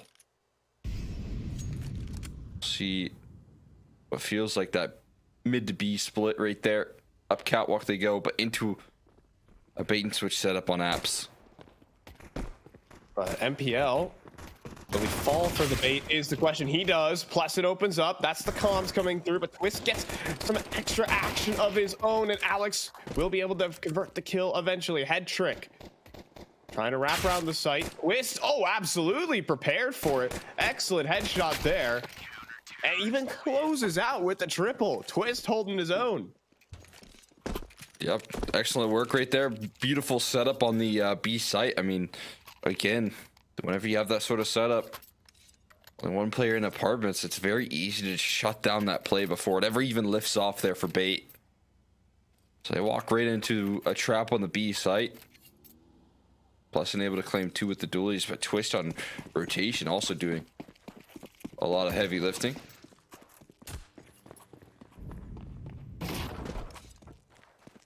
And now they got a freebie of a round here. Only got 1 deagle and a P250. Kind of a bit of a freer B bomb site here. Yeah, this is actually a simple walk up as the QB sneak is in order. Alex gonna poke and prod here with the Desert Eagle. And gets to rattle off a few on a Twist.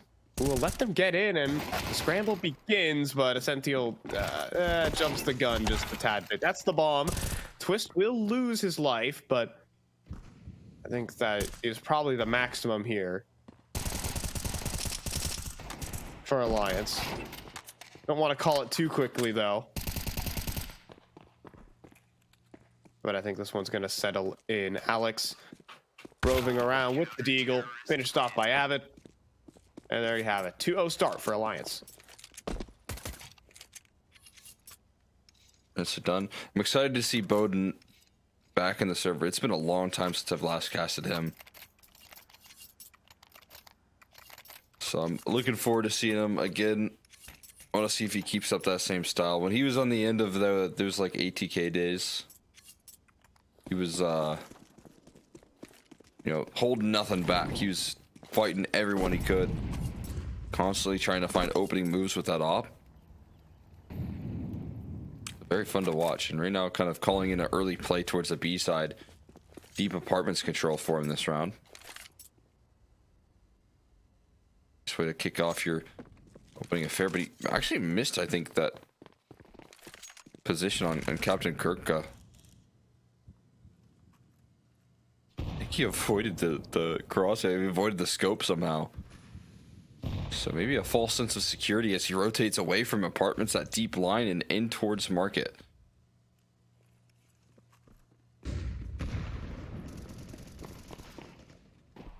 And in the meantime, out middle.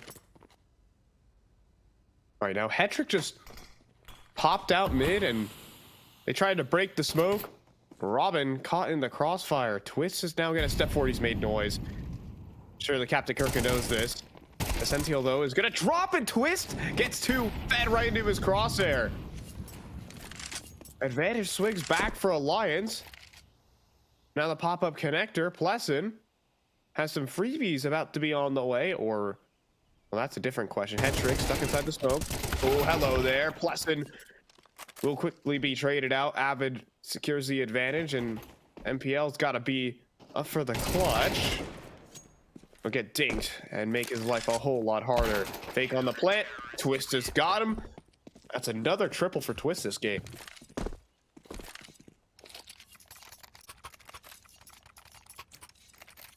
Oh, baby, a triple. Make it another one for Twist. Some clean work right there. Little taps out of Hetrick to kick things off, but man, look at Twist. That kind of falls right into his hand right there. Lines up the headshots good in apartments. Easily able to punish there. Those odds very even, though. Brought to you by 1xBet. You guys can check those out throughout the remainder of the group stage and playoffs there if you want to click one of those mini leaks down below. But for this A execute, we've got some already action here. Navid left alone on an island here. Has a little bit of supportive utility, but not much. And a quick 1-for-1 trade into a post plant now. Yeah, 4-on-4, but Alliance have a boatload of utility to try and get the back in. 3 smokes, but as this one fades, Bait don't want to let this retake even assemble. Sentinel will get themselves jungle control now. Op scooped up for Captain Kirka. Second kill comes through, and the Tech Nines are looking to pull off this one. This is a save for Twist and Plessin. Bait have done it right there with the pistols. Execution looks solid right there. Again, you're talking about Avid very committed on that position, as the rest of his roster is kind of stuck behind the utility, stuck behind the smokes. And that's really where you want to be right there if you're talking about that execution towards the A side. Trying to isolate one anchor and leave the rest up to a retake right there.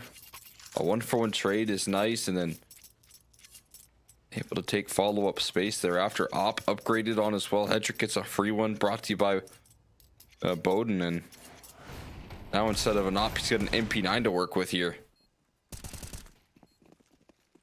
Look at this round from a Sentinel. Yeah, that Op just gets found as the smoke fades. I think you're just a little out of position there. Probably want to play closer down to the steps. Make yourself a more difficult target. A breaking point now for Alliance.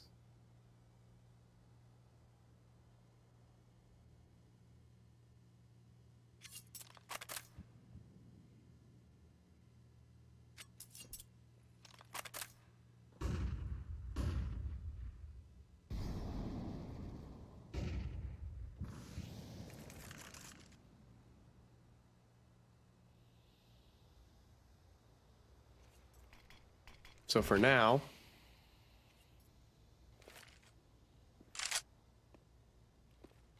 base control established. And get ready for a split. Avid in some trouble. Burns down to 56, and that position's been heard, but Twist has got his backup. Then he swings in for extras. Sticking together, a dynamic duo here on the site for Alliance. Hold their ground against the insane aim. At the moment, 1v4 for Alex. It gets a second, but I'm not sure he's going to be able to win this. MP9 in window. Should have locked it in there for Bowden, and it will. They're up 4-1. Yeah, you just had to jump out the window first. Pull a little bit of style points on him. Right there is Bait immediately calling a timeout.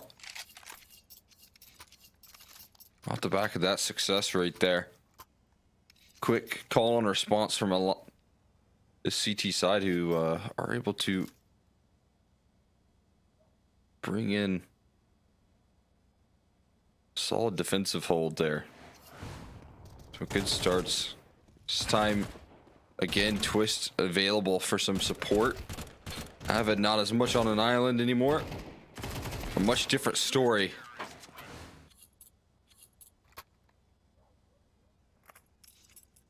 And the force spy is going to continue to rattle off here. Captain Gurkha left to a Deagle. A couple of Galils in the mix, but still able to afford the AWP for Hetrick. So priority on this op. And some fancy footwork from Bowden gets him on up. They take an early mid duel here.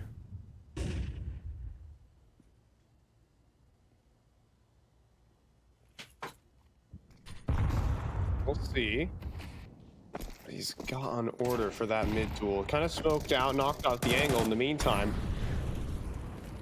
Twist, who's been an absolute beast on the B site.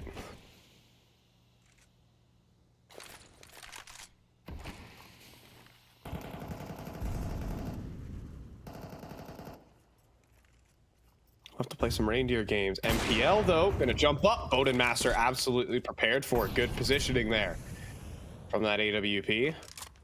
Alex is just gonna hard walk through the smoke and get spotted out by Avid. Right there. These little fun and games from Bait are just being cleaned up. Avid with the second, and every individual falling here for Bait. Yeah, bomb dropped in connector as well. It's not going to make the job any easier, but they're still giving this a fight. Jump spotting in and quickly caught, but is just so aggressive right there. Plus, and it's pinned to the wall. And now Bowden's op has to do the hard work. Oh my!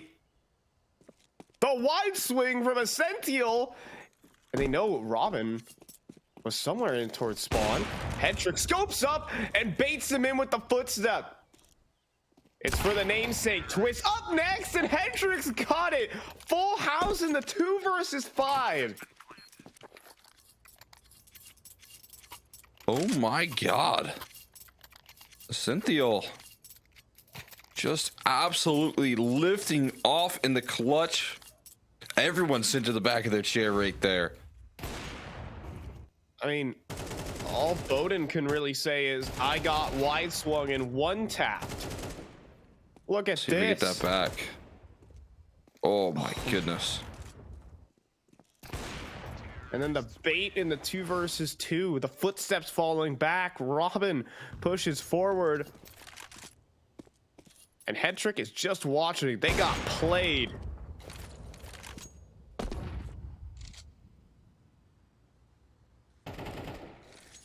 And Avid gonna push into Palace and meet his maker. This will be an easy walk in the park execute, unless Bowden has something to say, but he's mostly playing the passive line.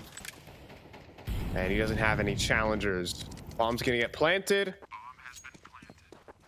And even Twist falls next. MPL cleaning up the rest. And Bowden won't even escape with his op. This is a devastating round. Yeah, clinical execution right there. Once they find that opener in Palace, no hesitation, full exec into an open bomb site, and MPL even on this lurk. Not struggling to find impact. In fact, he makes it incredibly difficult to even try and call a save. Splessen now stuck Saving a MP9 and a Deagle.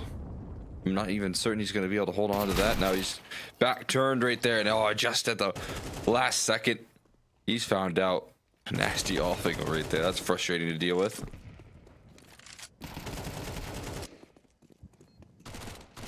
Speaking of frustrating, man, all of these kills. Yeah. Fucking oh so easy. That's money shot for Alliance. They're going to have to call a big save and they could tie that scoreline back up. I mean, talk about Bates' X factor. I think certainly making some mistakes, a couple of missed trades for darn sure. It could still be the case out middle as Robin is, well, he's dead to the grenade. USPs get a little bit more than they probably should have. But overall, 4-all. At 2 versus 5 into the 2v0 has just shifted the odds heavily here for Bait. I thought over at 1xBet, we're going to get more at Twist. We're going to get triple kills every round. And reality strikes true. That can't happen every day of the week. I think for Bait, that's more of a regularity.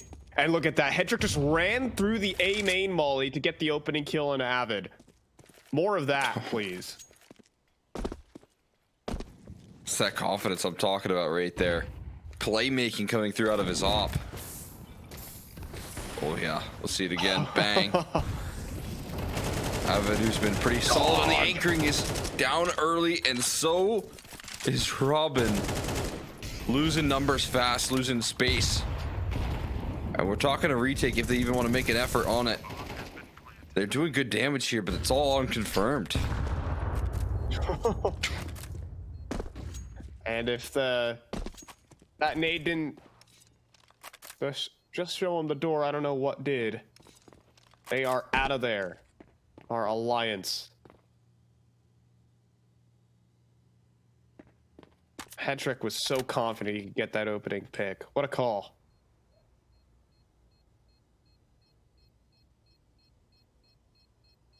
He had nowhere to go but forward. I think there was the intent to extinguish that molly, but it wasn't perfect.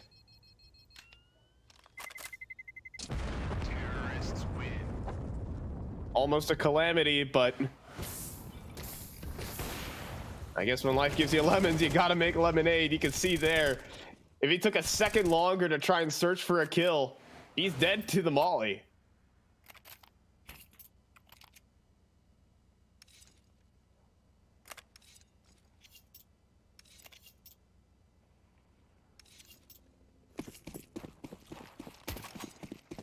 Oh, that's no hesitation right there. Odin trying to get some work done with the AK instead of the operator, but the flashes are so well placed. He is done for there. A trade attempt, but no luck. 2 instant openers once again. We've seen this before, but at least Pleasant able to slow this down a little bit. He's gonna go for the window swing as well. I think his barrel got seen through that smoke though. Fortunate to even be alive. MPL gonna occupy connector. The other 3 come up through A main. Avid, some trouble. Essential. Just have to be careful about that duel. Now forced into the open. Avid still makes good on a kill. But the last defender is Pleasant. He'll lob a smoke to make things weird, but goes for the swing. Head trick jumps up. And it's got that one in. Will Twist even attempt this? Again, he got a lot of low HP bars, and he's got an HE. So he's making an effort. He's making a move on in, but... Oh. It's a nice HE you got there. Well, fortunately, all of Alliance, you know, they have to go onto the bombed cam, right? They're not stuck on their teammates' camera, so yeah, they don't actually see that body spam, or else there could be a bit of a resurgence. Speaking of resurgence, that's 5 rounds straight for Bait on the clapback after losing the pistol to follow up 2 back-to-back triples. Yeah, that's becoming a pretty scary T side right now. Very quickly. No hesitation. Just charging forward towards A. Easy pickings. No respect.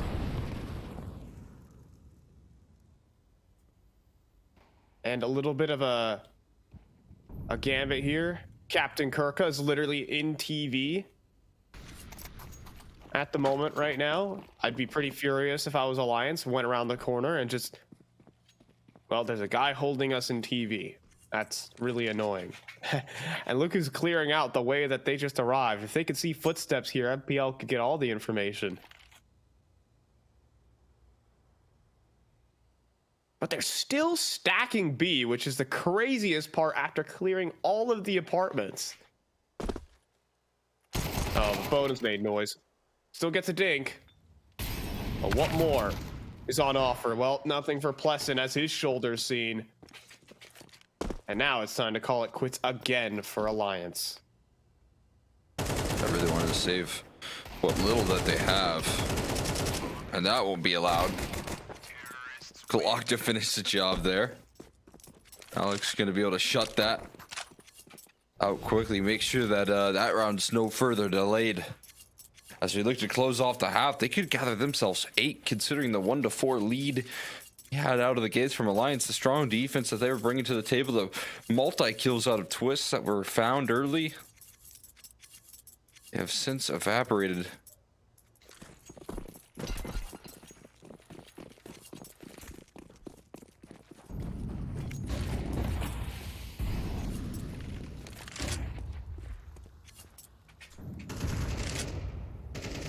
I mean, any sort of momentum that they got right there brought to cold reality. Beta are just taking them out in the firepower department. You just see so many insane entries. Essential going off. Now, Captain Kirker will fall through the smoke. Some fortune favors Twist. Next up Catwalk. That's a good flashbang play. Hey, the collapse there from Robin and Pleasant is going to secure this last round of the half. That deal's been spotted out. He's about to be put into the box. Knife out. Pleasant has an off. And there you go. 7-5 there. At least one at the very end for Alliance. But let's be real here, Cole. That was Bates' half. Yeah, they'll definitely take that happily. Started off a little bit slow, but a very strong finish. Finally, you know, see a little bit of late mid control here taken by Alliance. A nice collapse, coordinated effort. Does wonders for them. They're going to find themselves 5th round, and what I think is more crucial than anything here is a momentum stopper for Bait, as they were getting away with a whole lot. Have to making sure the mouse is working right there. It looks good. we got the sensor working steady right there.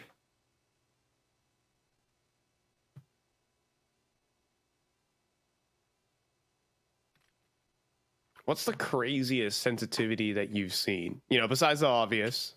You have like a friend who plays in like 4,000 EDPI or something like that?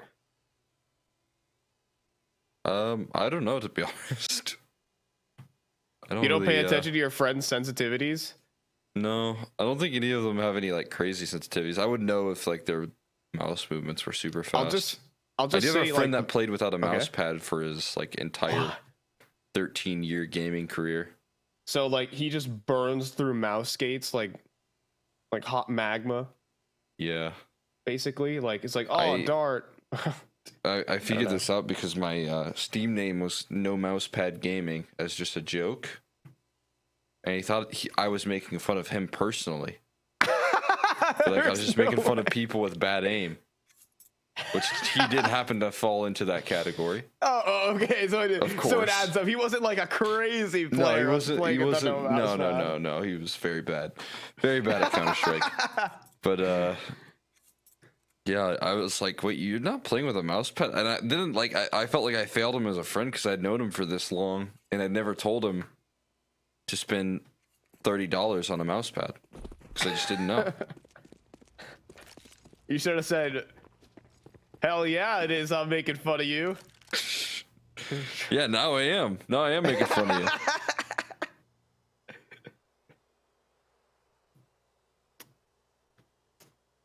I mean, okay, so I've seen like some really dumb things on Twitter. Hold on, we got an underpass swing and pop. Down goes MPL. Now pop into the B site. 2 players here. Robin is just playing the scout mission though, and he's gotten the first, clears the corner. Essential's next in line for him. Clean double entry here from Robin to make these pistol rounds a reality for Alliance, but pushing forward head trick. Oh, Robin's got him. Really good pistol round here. Robin gets a quad kill. He cleans up the whole B site himself.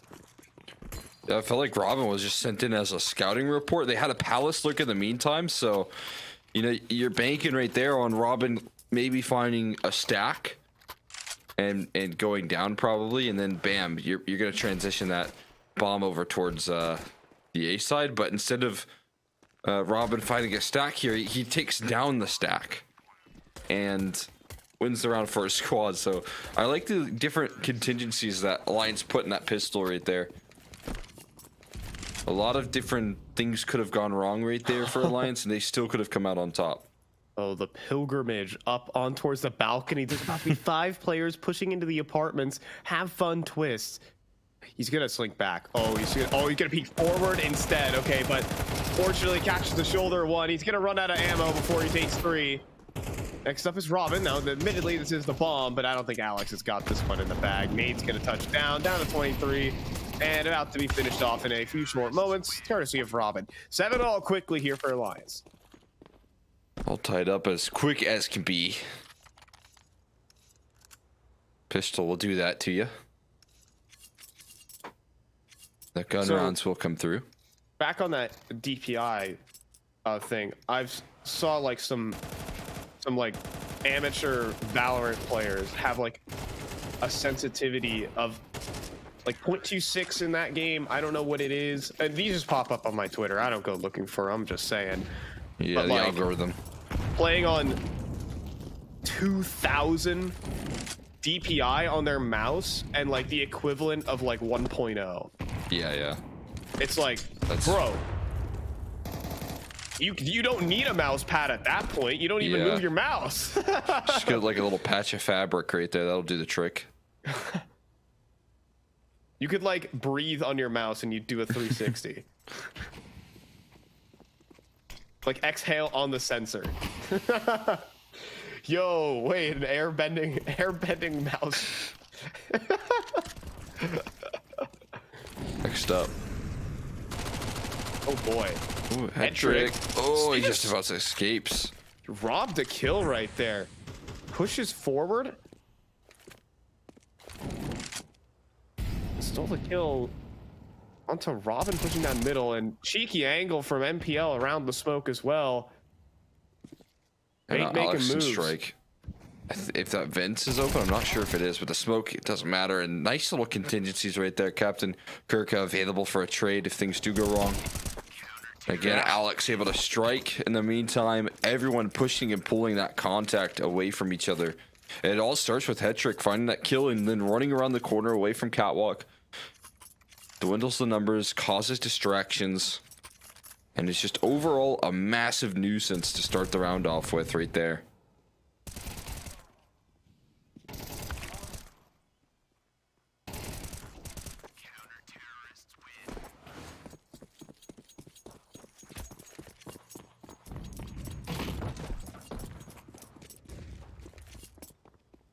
Yeah, Bait just taking a lot of individual liberties right now.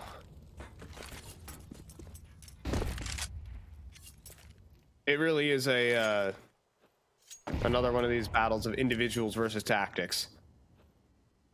And even then, like, Bait have little moves back and forth. Sentio could have been the victim of a 1D there.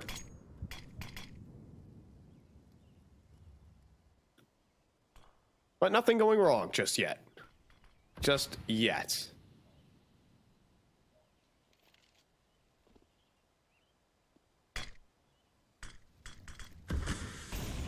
It's a good molly right there. They're gonna have to wait behind it. It's the execution utility's already in.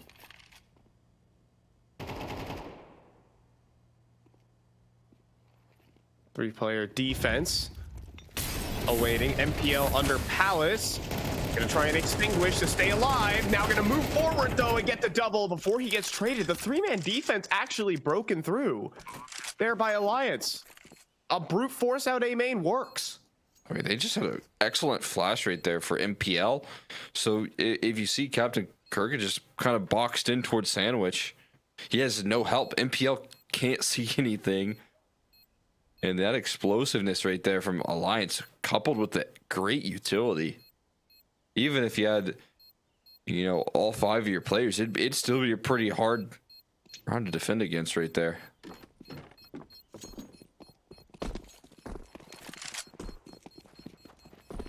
I actually want to see where that flashbang came through, because you're completely right. MPL is actually supposed to take first contact instead of the Sandwich player, but when Captain Kurga gets hard cleared like that,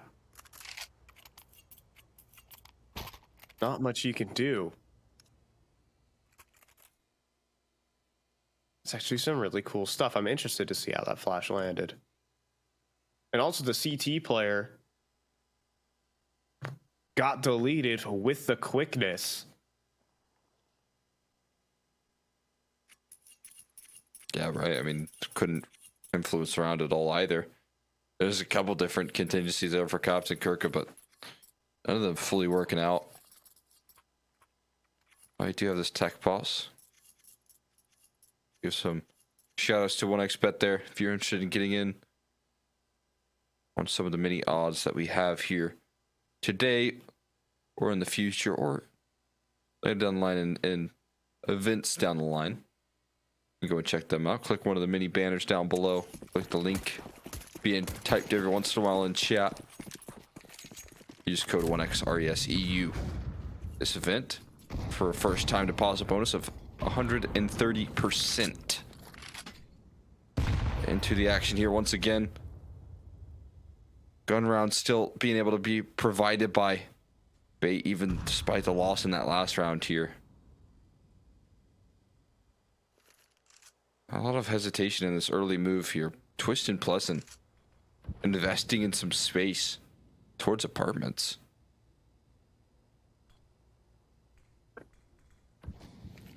And it's gonna work. Tension taken away.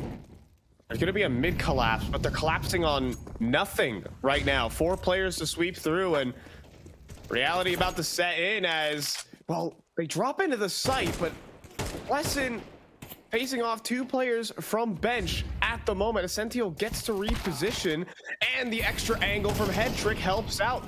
Alliance took too long to capitalize, and now everyone's here for a flawless round. Yeah, I mean, the 2 players that were forward right there, Twist and Pleasant, were in the bomb site, but they weren't fully able to make it out of apartments there. And then, of course, the rest of the roster isn't fully in the position to follow them into that bomb site. So quickly recovered from Bait. Take that mid control, but they don't sit around and let things fall out of hand. Yeah, this little pick on a Twist, that's everything. Chaos consumes Alliance there. And I think identifying the right idea right there. If they're going to do that late mid play, you got to take something in return, and small window of opportunity just missed. Oh, those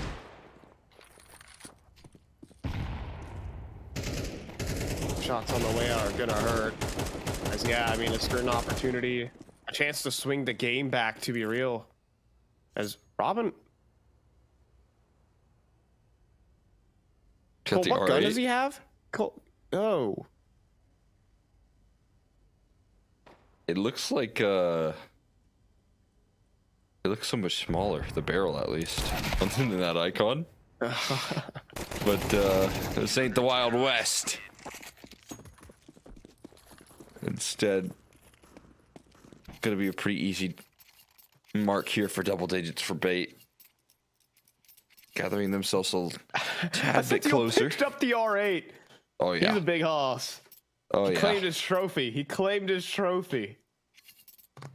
Is that what you do in a Western duel? Yeah, You take down the sheriff. I mean, with revolvers back in the day, that's an expensive piece of equipment. Gotta make sure you gotta scavenge.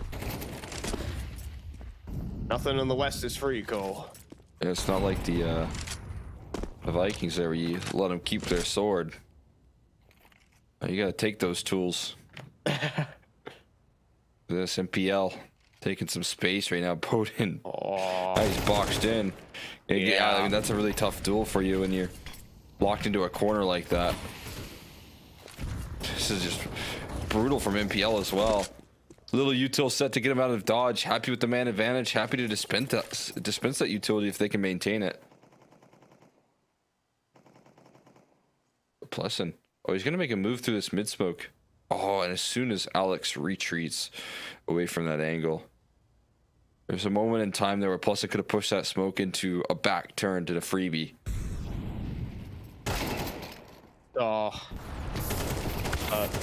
No dice. And next up, Avid sacrifices himself. 2 versus 5, and Twist being the one bright spot, but he's only truly been active in the early parts of this game. There is a low HP bar in the form of Head Trick. Maybe something to set some stakes down, but no. Head Trick will fire first, and Robin, I don't think he saw the reposition. Head Trick's gonna hop up towards the top of Palace. And Robin's just gonna do what he should and probably save. Now, will he be on $50 or not? Well, now they know. Oh, and they're hunting him. Oh, Robin, you're in trouble, buddy. Round the corner, he will survive. But it's 11-8, and Fate with an incredible amount of momentum. He just handed the R8 to Head Trick.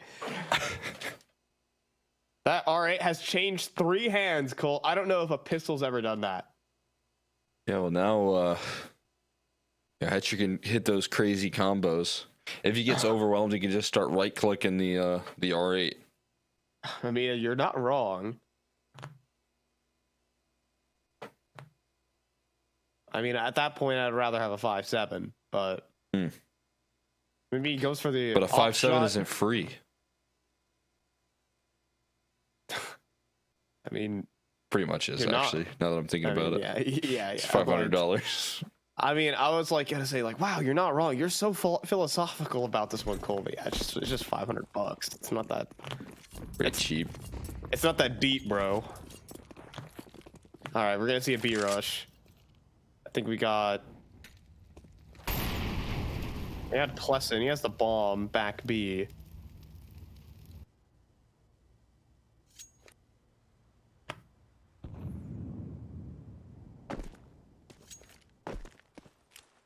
Oh, it's Robin.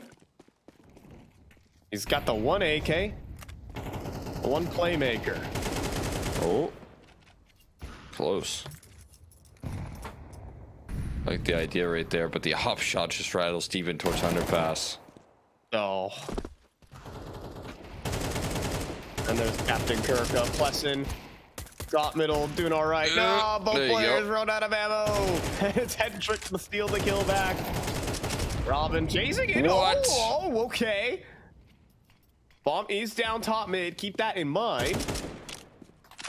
But a Sentiel's moving in through the underpass. Robin's been allowed to pick up the bomb. He's gonna return back in though, and there's a third. Robin also gets away. This is massive. Sentiel's not gonna chase him down.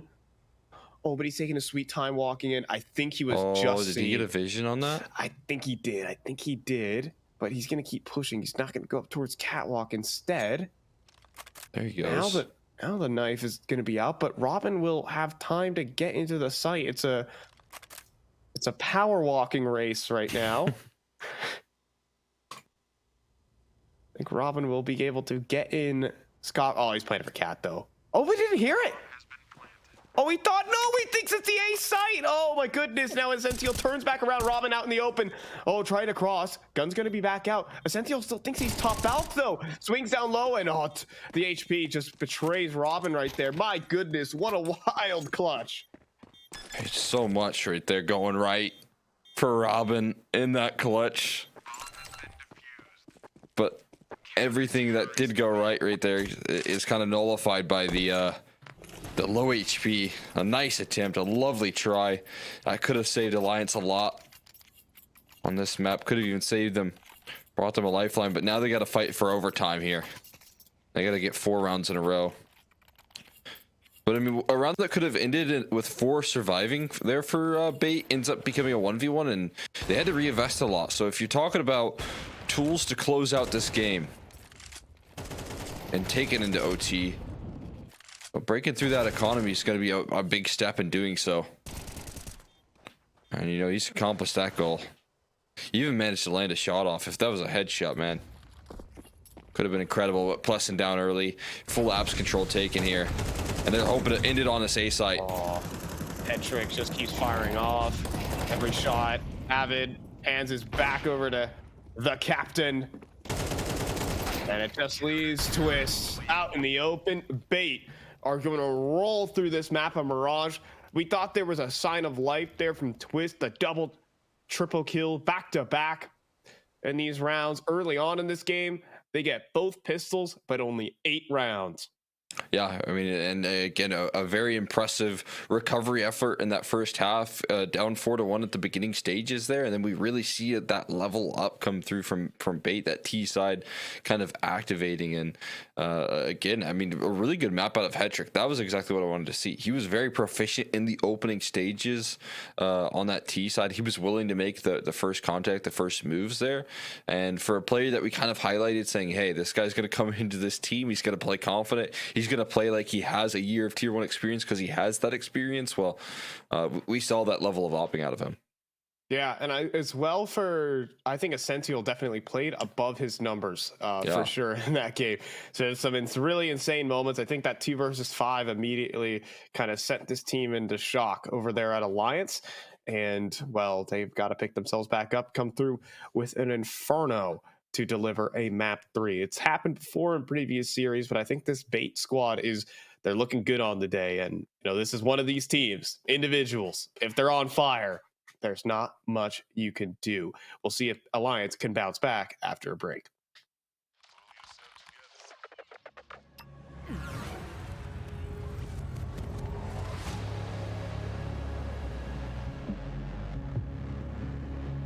The world is changing quickly.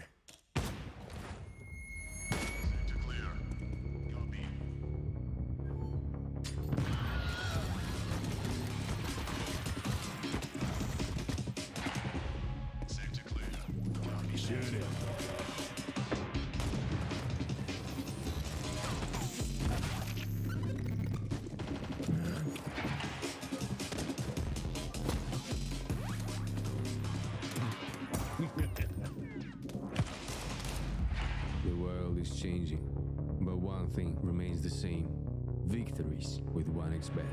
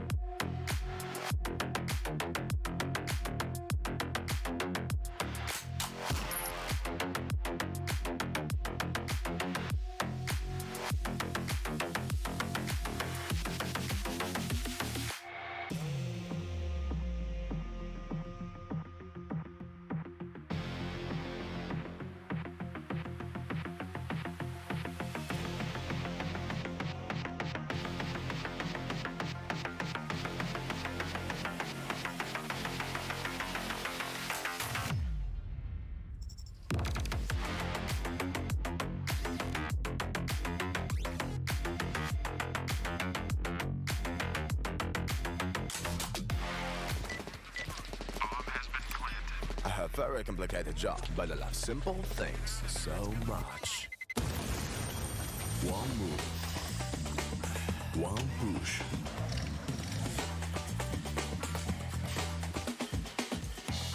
One touch.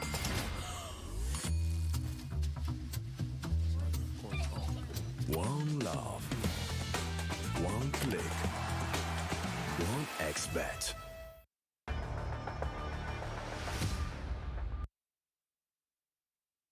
And so Bait are looking strong going into that one. Individuals popping off at every darn turn. And so, well, now we move into map number 2. And I think that you would just think things would stay the same. These players on fire. We'll see if teamwork can take them down in the form of Alliance. Yeah, I mean, again, I felt like Alliance had some really flashy executes. They had some really promising, protocols they're put in place. But Bait overall, keeping that consistency, definitely had some excellent rounds to bail them out. Like you said, I think that 2v5 took a big mental toll on Alliance throughout that series, and we didn't see an incredible bounce back from that point forward. So now again on Inferno, a map that Bait have been able to kind of handle this team on in the past, especially in that opening matchup that we saw. This was a part of the reverse sweep that we saw from Bait in the last head-to-head just a couple days ago. So it does become a bit of a mental battle here. Can you bounce back on Inferno? Yeah, we'll see if they can, but there's a lot of just rounds that would just absolutely boom you as a player. That 2 versus 5 that Essential was able to pull off, just wide swinging everybody and headshotting everybody. It kind of makes it feel invincible. And I'm sure you saw some of the body spam that he was doing as well. He's super confident. I think he knows that he's playing above his standards as well. And having Headtrick in the line of just consistently hitting shot after shot, picking up the AWP, he's still that dual threat, but I think he's starting to get more comfortable with the big green and doing what he does best. Yeah, I mean, I felt like that call up was like a big task for him when he got the move up to an IP, which immediately forced him to adapt to like the tier 1 environment.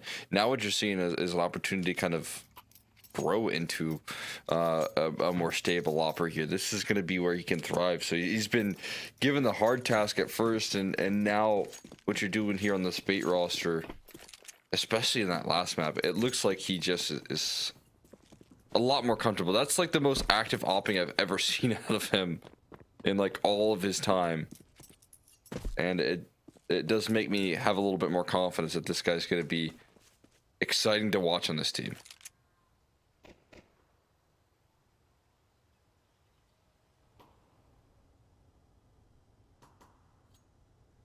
So we'll see what he's got to give. Even more on this CT defense. Headtrick over towards Porch, watching this apartments play, but flashes to the sky.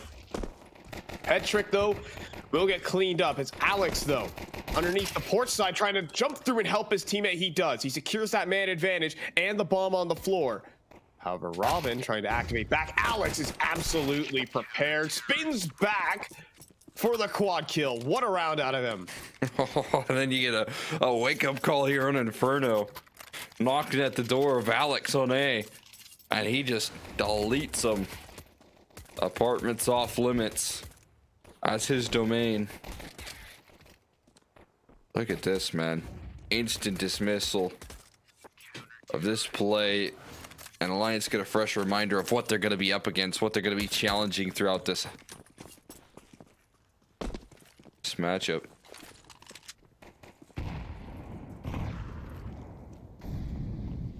You can have all the teamwork in the world, but one fine headshot can really ruin your plans. Here at the MP9s.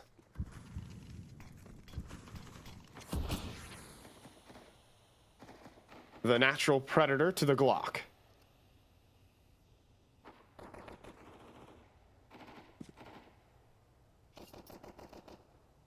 You know those museum exhibits where they have them like, wax statues frozen in action?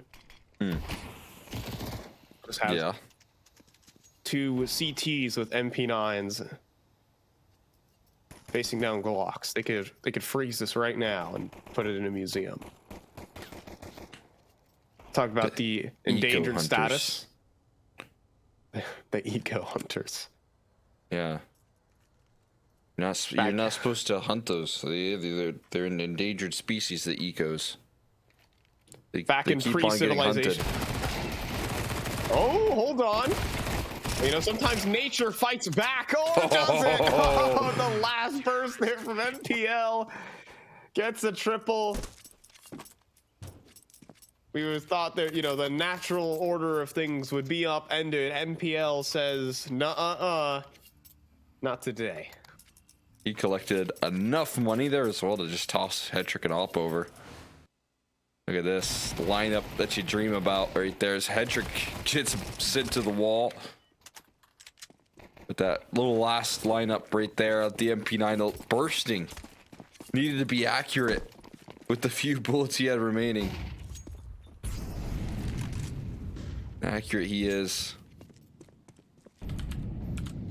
Again, Op and play here. A quick headshot from MBL. Doesn't realize what hit him right there. Avid was already challenging inside of apartments. That's a great flash right there. And a great way to answer back. Ducking him below the spam. Manages to escape the grasp of twist. And banana fight equalizes the playing field.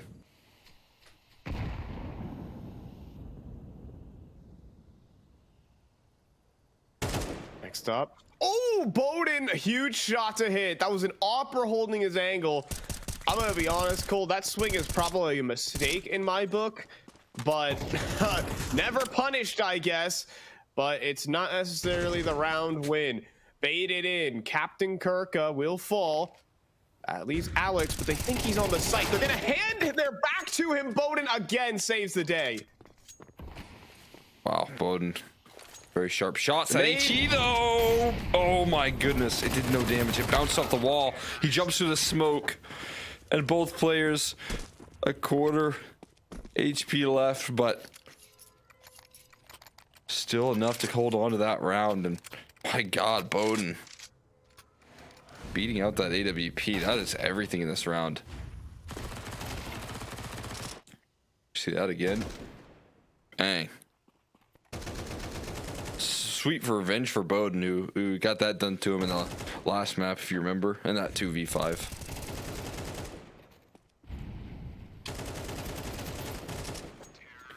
I thought that HE was gonna land, man. I thought that was gonna be it.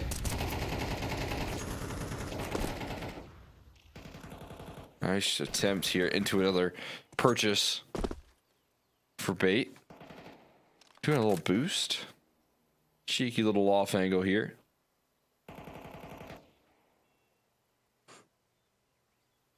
I think Bait should have won that round, Cole. Courtesy of some insane shots from Bowden. Honestly, some insane plays. Both in a good and bad sense. So Sentiel boosted up. Oh, a good flashbang. He's going to move himself up towards top oranges instead. Now swinging forward, though, with pins in hand. Captain Kirka gets the double. Oh, my God. No flashes, just straight aggression. Wide swing. Leaving you with a lot to think about here at the remainder of the round. Another wide swing right there. Captain Kirka just deleting the opposition. Give them 4. Keep feeding them. One by one, they topple over. And the AK is retrieved. Again, the feeling of success, it never lingers long for Alliance in this series. Oh, a vast ye matey. As Captain Kirka plunders the Alliance and all their riches.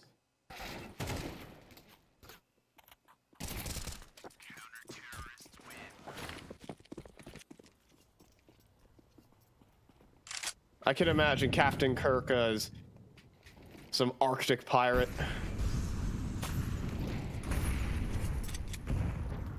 From far off from the middle of Europe, dragged all the way to the Baltic Sea. The allure of treasure a little too much for him, though. He Yeah. meets a bloody end. I mean, greed gets all the greats. Just never know when to quit. Beat it up in that last round, but quick reminder of who you're up against. There's not a lot of armor here in play, but there is armor. Robin has it.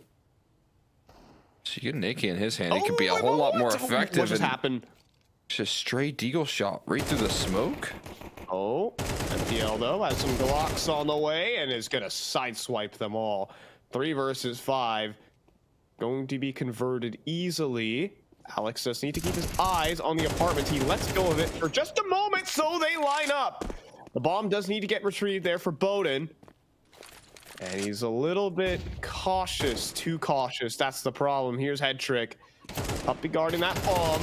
Needs to be a headshot. Oh my goodness. The aim punch gives Head Trick a chance.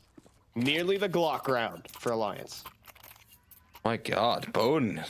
A nice go of things right there. I'm surprised to see that kind of a blind spot right there towards apartments. Alex gives it up eventually.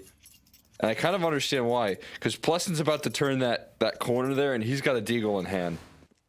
And you've already seen what he can do when he's given those isolated duels right there. Bowden plays it perfectly off the contact. Head Trick just enough in the tank. Just enough health to get that down range.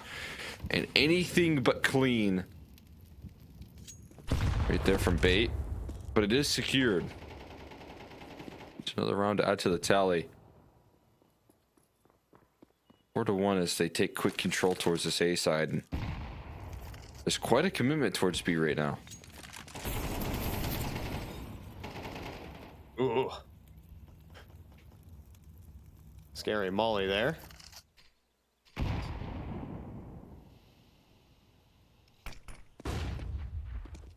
So we're gonna see a fight come through. MPL does miss out on those 2 players in apartments.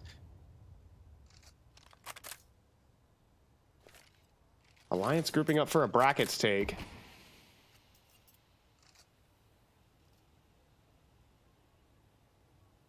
Forced to wait.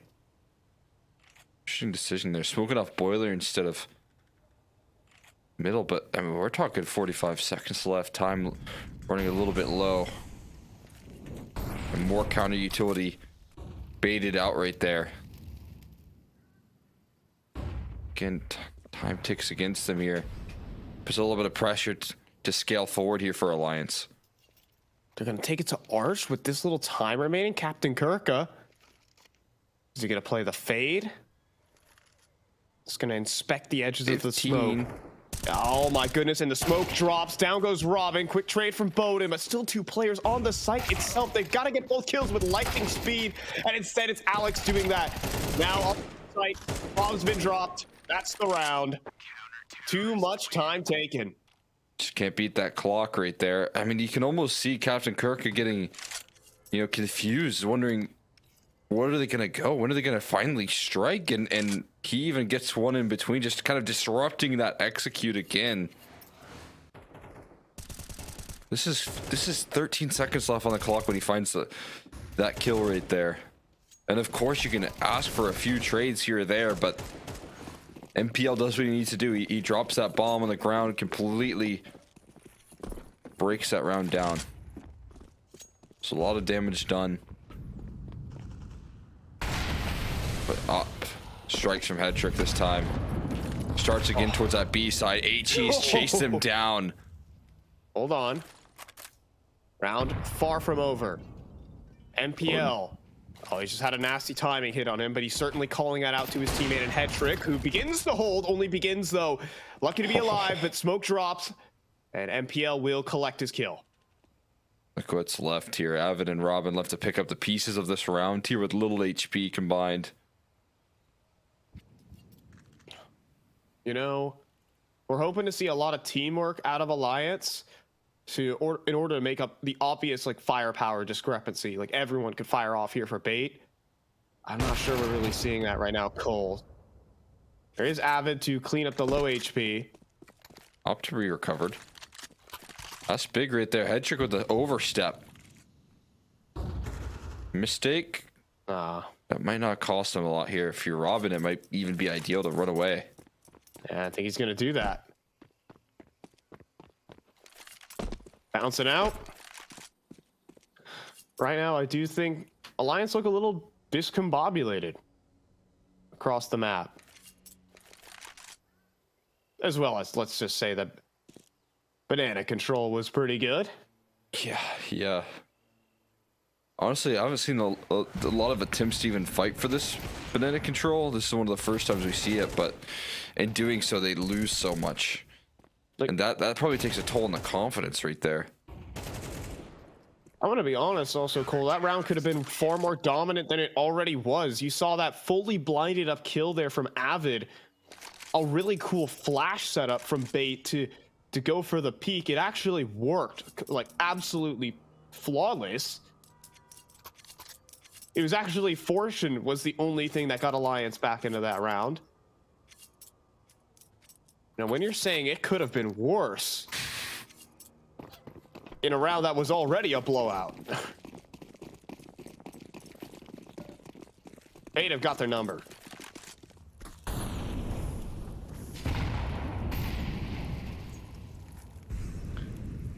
That they do.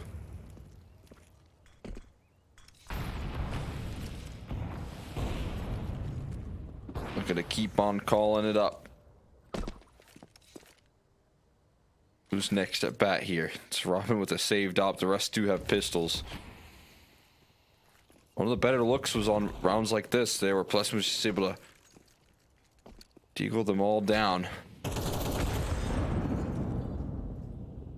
Not a bad nade. Oh, yeah. Sentinel doesn't want to really try that. Last time he did, Blessing gave him something to think about. Yeah, he planted it right into his head. So not a lot of thinking when that takes place, huh? Yeah. He's like, here, this is what you should think about.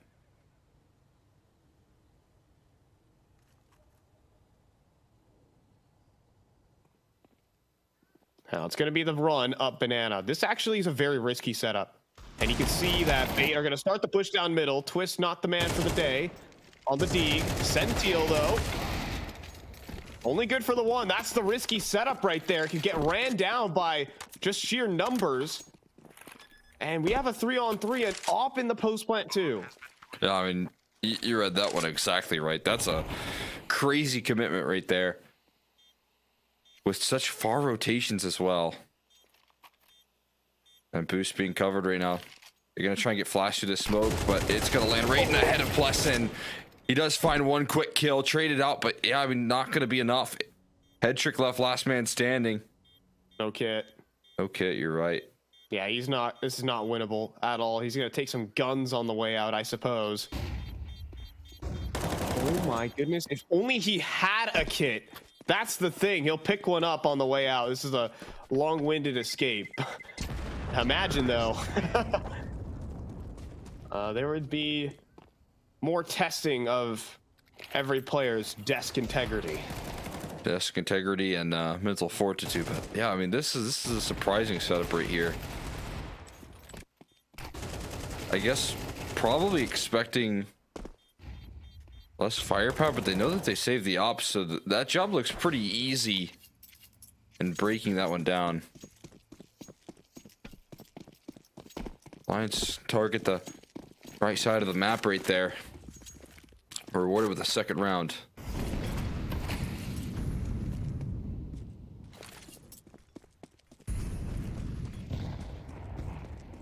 Like maybe in a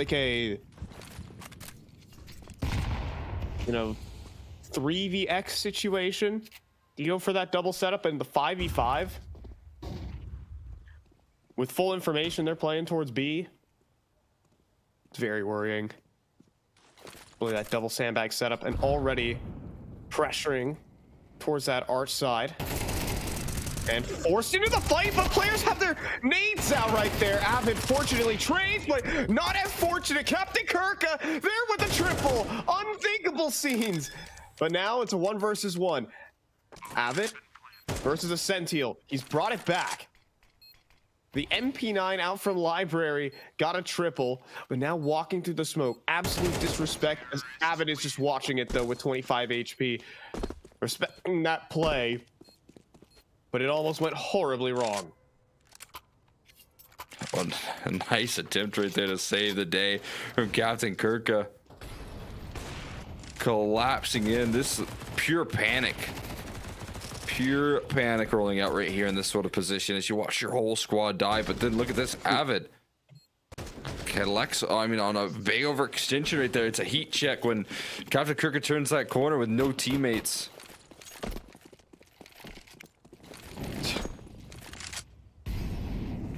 Does all the work right there. Tries to finish it. Already confident, but unable to do so. Whenever we see a big play here in North America, we always say unthinkable scenes. It's just branded into our brain.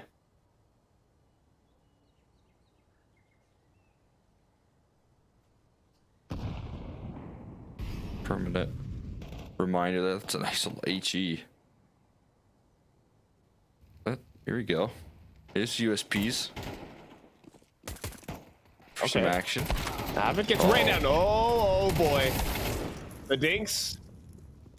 When you start to hear them, they get a bit scary. Captain Kirka picks up an AK that bombs off to the other site, and Twist is going to send it back to spawn.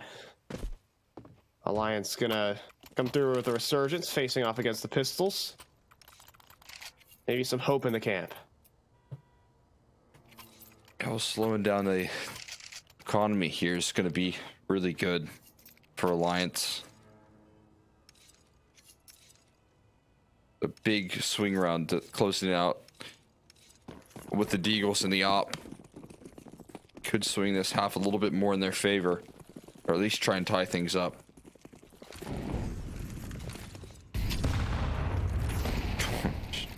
Cool. Twist just, he gets to watch as that HE lands right on his feet. Yeah, that B-side control for bait has been strong. Consistently, Plessin and Twist have had a very unfun time taking that. It's a pretty neat molly. Force bait away, but Edric has got some other ideas. Gonna go for the swing. Off the nades and a missed shot though. Edric was meant to trade that. Doesn't quite give though. And instead is gonna step forward, scopes up. He will eventually equalize 4-on-4. But that holds tentatively. Look at this angle he's taking. Needs to get back into the site though. This player approaches from lane.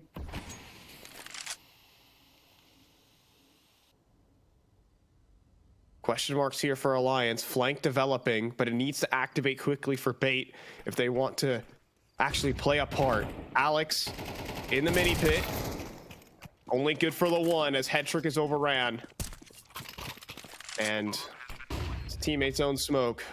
Kind of limiting here for Captain Kirka. They're going to give this one a try, however. Barrel seen, headshot delivered from both players, and it's a clean retake in the 2-on-3.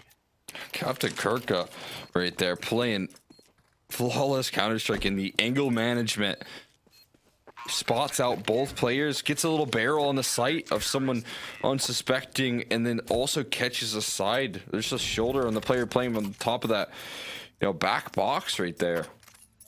And the way that he isolates these duels is just so pretty. Look at this. I mean, it's just identification of where both of these duels need to be taken, and he gets to isolate them. His teammate has coverage for pit, and what feels like just such an unlikely retake. Those A-side retakes still so challenging. Closed out with confidence.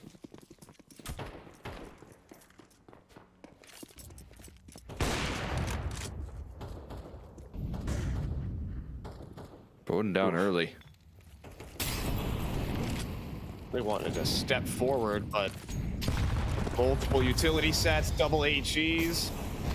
Lesson. Oh, he's gonna start to get wall bang. They know he likes to hang out at this half wall position. There's a perfect flash bang. Head trick though.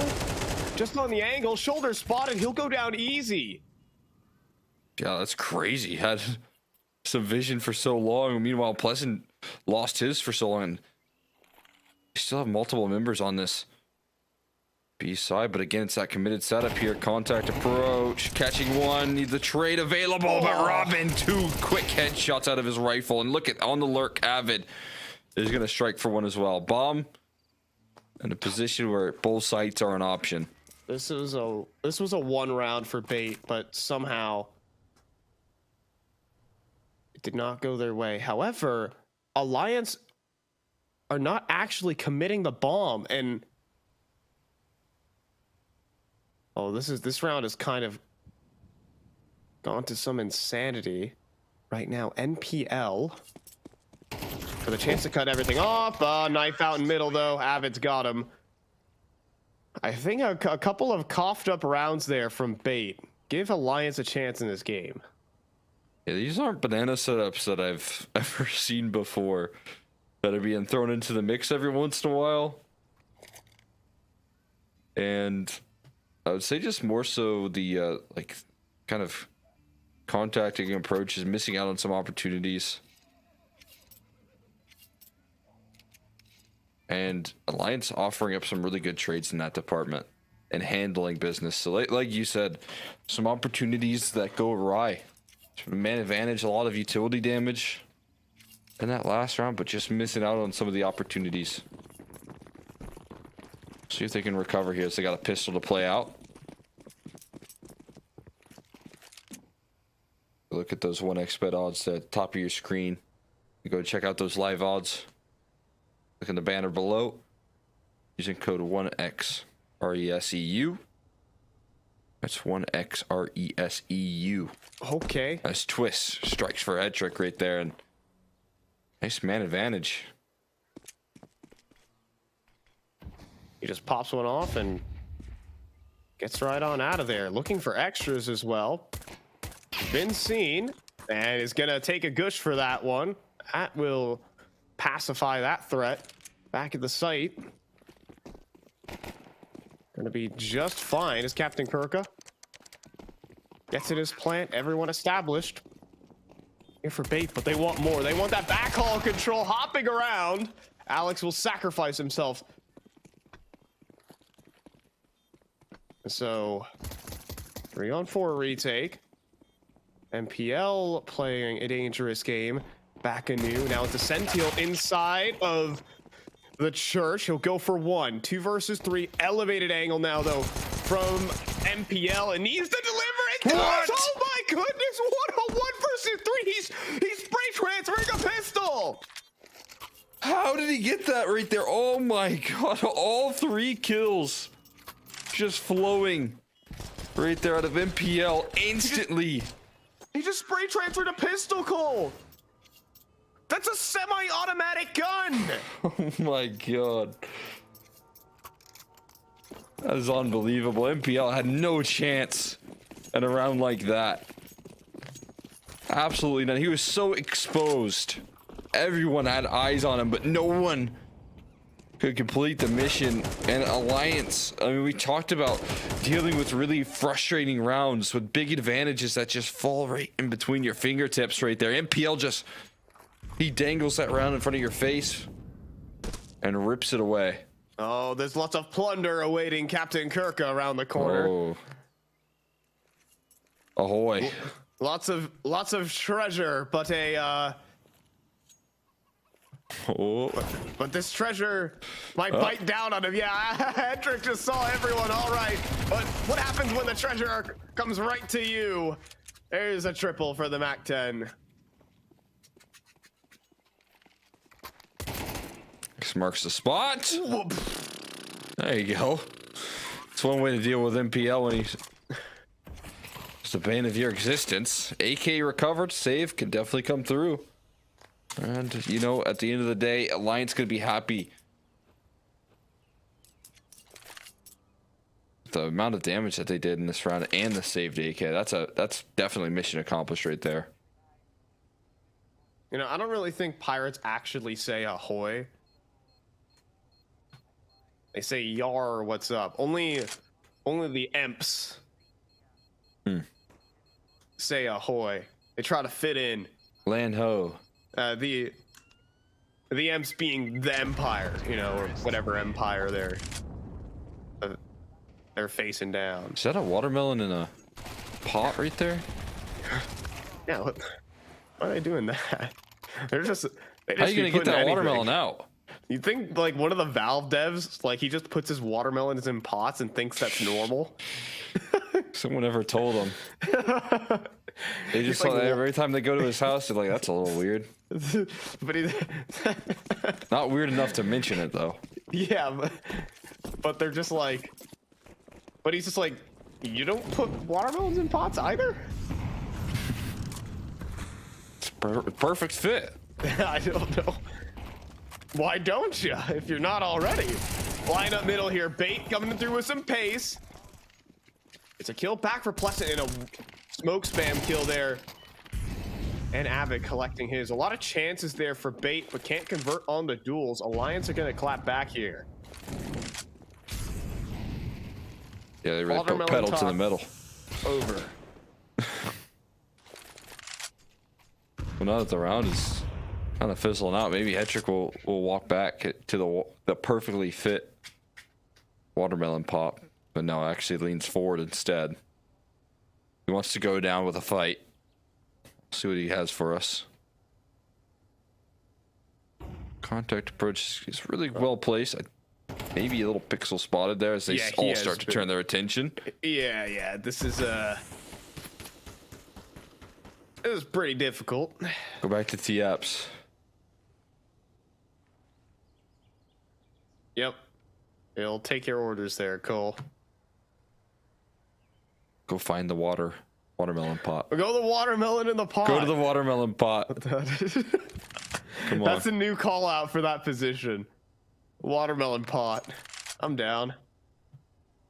Right in the middle of it's a centerpiece in the kitchen. That's some interior design right there.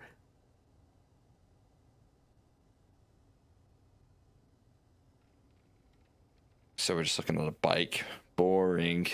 There's some nice paintings in here as well. Yeah, you know, I do want to give some shout outs to like the world building that they did on this map. A nice little apartments hallway with some cool statues in the mix.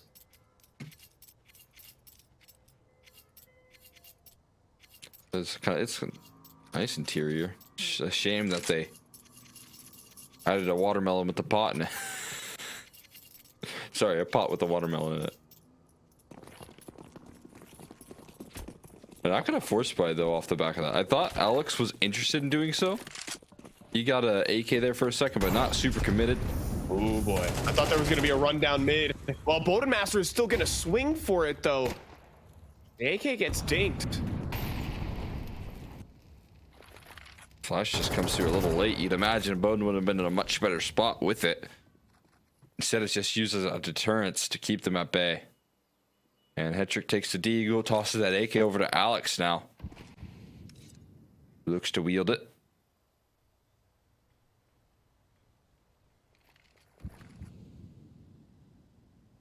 They're calling in a big stack. This is a massive gamble right now towards A.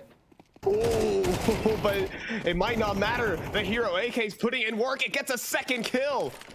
Avid also down low to 35, getting closed in from the apartment. So many different angles, but afraid to peek on through. So Twist saves the day with a triple. Hetrick, if he popped in through that smoke, I think that round is done. But some hesitation gets the better of Bait, and Alliance are closing in. Wow, I mean, again, that's an insane call to make here. You're up against one hero rifle. I bet you they probably thought there was much more in that investment. You can only imagine. You're exactly right. Just a little split second of hesitation saves Alliance. A sigh of relief, though, as Captain Kirka again disrespects all of that utility, runs straight past it. And he's gonna crack things open with another opening duel here. Another 4v5. We're right back to the gambles here. This time, 3 players just stacking over towards B. Ready to re-aggress though this time. Yeah, Captain Kirker does not abide by the code of Counter-Strike right now. Just so hyper aggressive. He gets the second. 2 versus 3. Bowden does cut the cross here though. One moto smoke. That's all they're missing. Oh, or the timing like that. Oh, I mean, they didn't even throw it in, but the timing is my smoke, they say. Oh my god, man. Poor Bowden. They're hunting a little bit. MPL just taking a forward approach. I mean, that's just, again, you're questioning the desk integrity of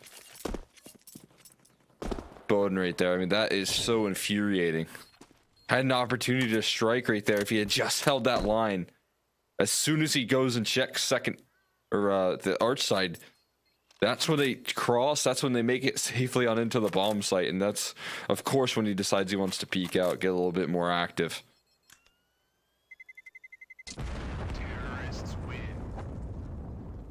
Four eliminated in the round prior as well. Let's look at the economy here. This is double eco territory, so we're seeing a force buy. Oh boy. And I think we're just going to be seeing the force buys into oblivion here, realistically. But, you know, we've seen Bait give chances in these kind of rounds to Alliance.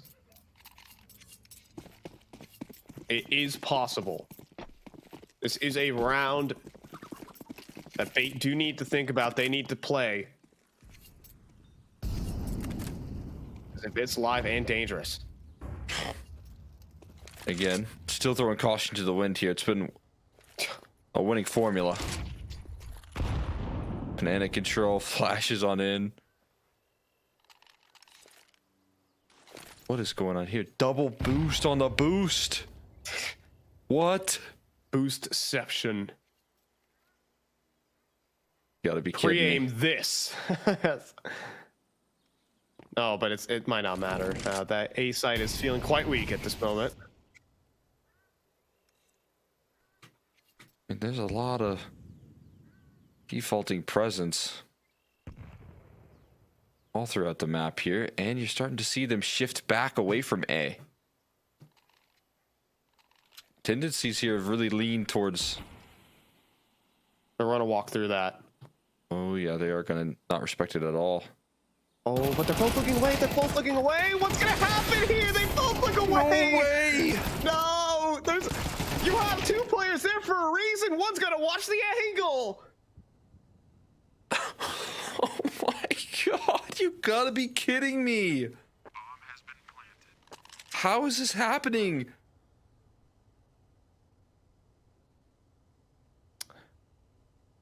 I mean, the timing again, they're both playing dodge flash. Backs turned. Alex just sends flush and packing before you can see the pot with the watermelon in it. And Bait are looking to close this one out with some confidence.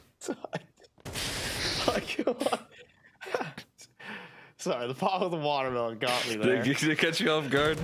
What are they looking at? What's going on, man?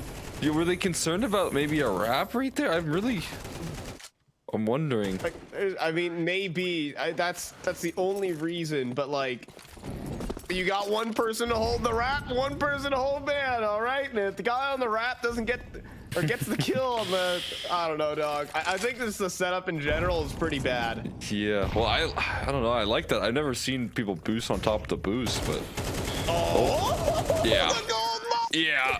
One for Captain Kirka. Oh my goodness. 5 players blind. He sees diamonds for eyes right there. Yeah, that's nice. You like that. That's the sweet eeks right there, mopped up. They try it again, this time not as successful. I don't think I've seen anything right there. It's a wet dream right in front of him, man. Oh my goodness. X marks the spot. Or maybe B. He doesn't have to dig for this treasure. flying right up banana. Spray transfer nearly while blind for the double. Twist needing to fall back, losing teammates left and right. 3 versus 3. The tempo continues for Bait. Splessin will actually secure an advantage for Alliance.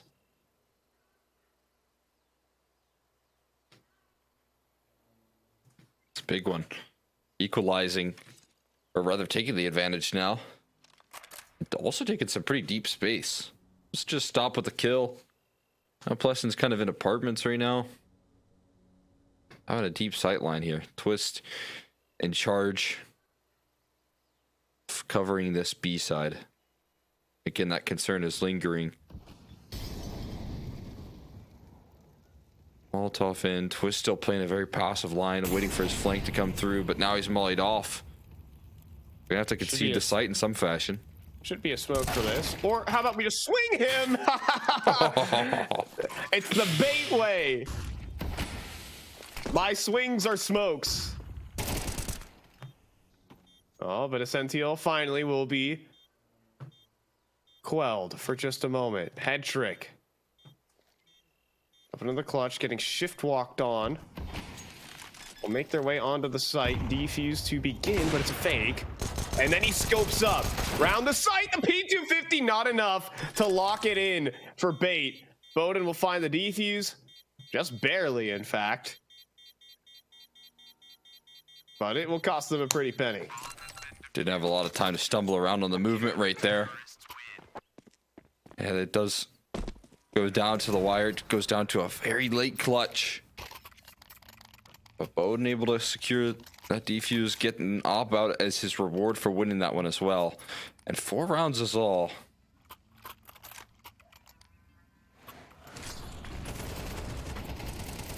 Captain Kirk, he just can't be tamed on this control, man.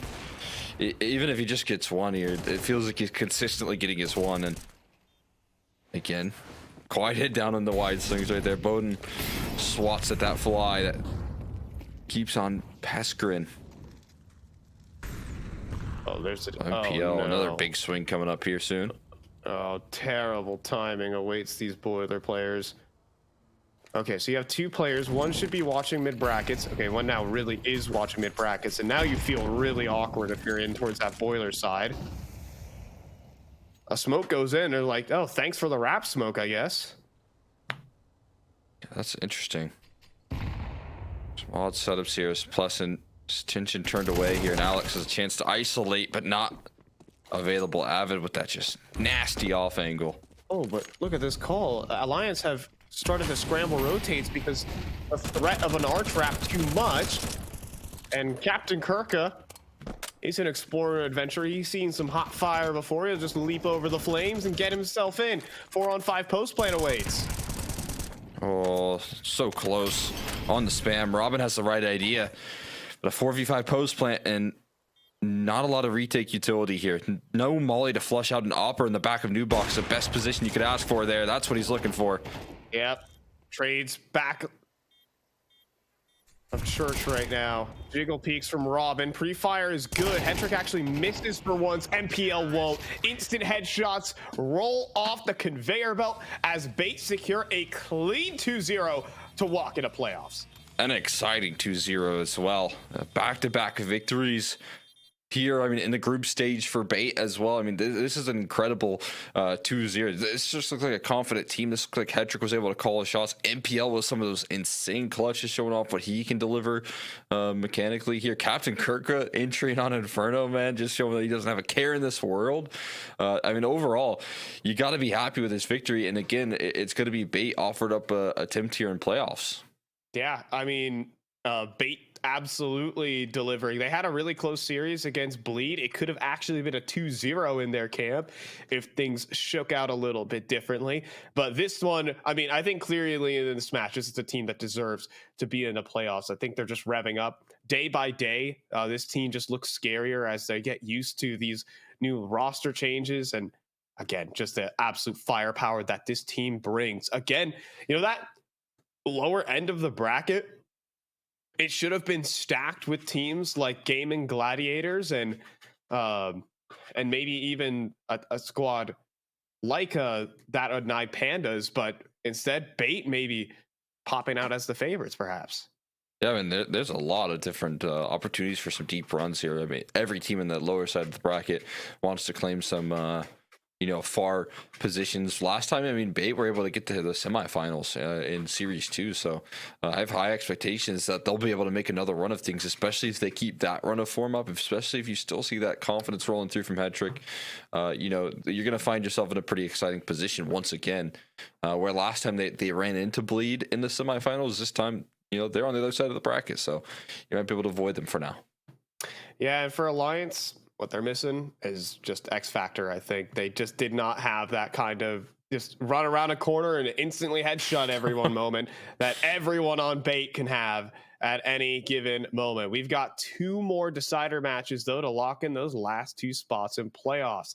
Zero Tenacity taking on Sangal, Maus NXT versus Eclot.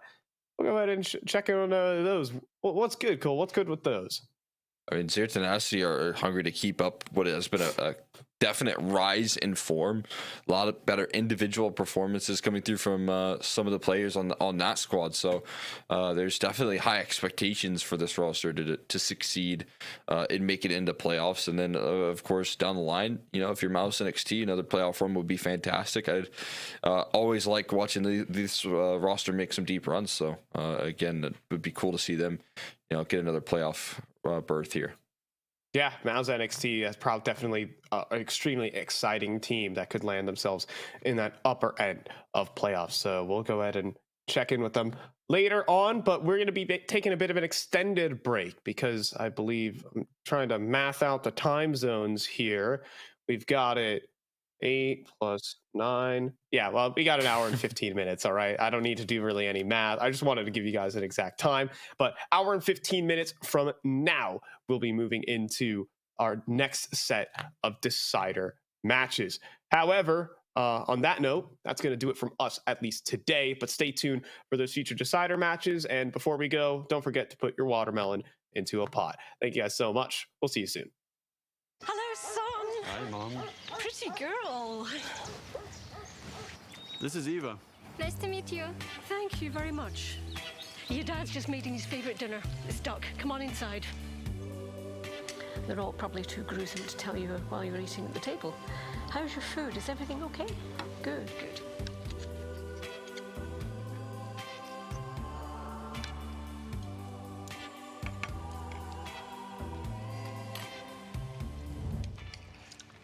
You seem to know each other.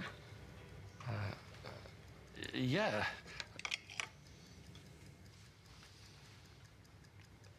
This is the new ambassador for 1xBet. Oh, I see.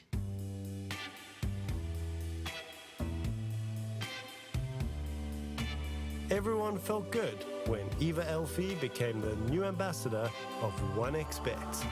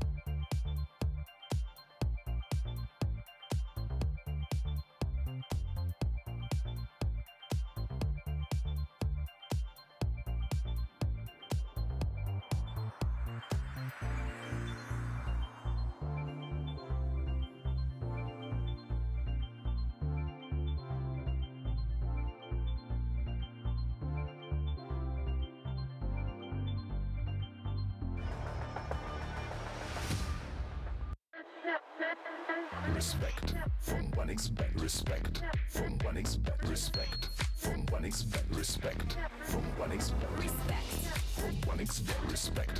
From 1xBet, respect. Respect. From 1xBet, respect. From 1xBet, respect. From 1xBet, respect.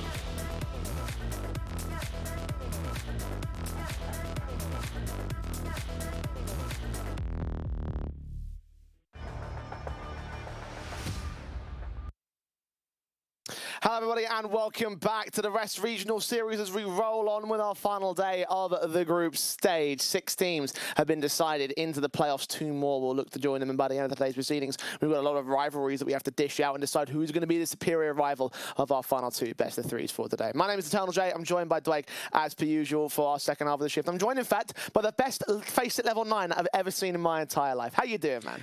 Do you know what? I was just thinking about it when you reflected on sort of the head-to-heads and the rivalry. Sometimes I really like the games where there's no history, right? Where we get to write history. But oftentimes I look at these kind of series and there's going to be fuel and fire for all teams involved today because there are a lot of matchups of both of our remaining couple of best of 3s. And in case you missed it a little bit earlier on, obviously Passion UA and Bait made it into their respective best of 3s with victories, and they are the next teams forward that of course move into the playoff position. Now Sangle, Zero Tenacity, Eklot or Mouse NXT will look to try and join them in our final best of 3s of today. And again, like a lot of rivalry involved in these 2. Yeah, and honestly, with how the day's gone so far, we might have some surprises. I mean, the Bait Alliance game, that wasn't a surprise. I think we called that yesterday, right, that it was going to be pretty comfortable. I was surprised about the opening game, though. 9 Pandas actually stole Passion UA's map pick, looked as if they were going to close in 2, ended up going all 24 rounds in the 3rd map decider, but Passion UA beat Seized once more. Yeah, 2 consecutive playoff positions for Passion UA, so we're looking forward to seeing them in the top 8 as they continue to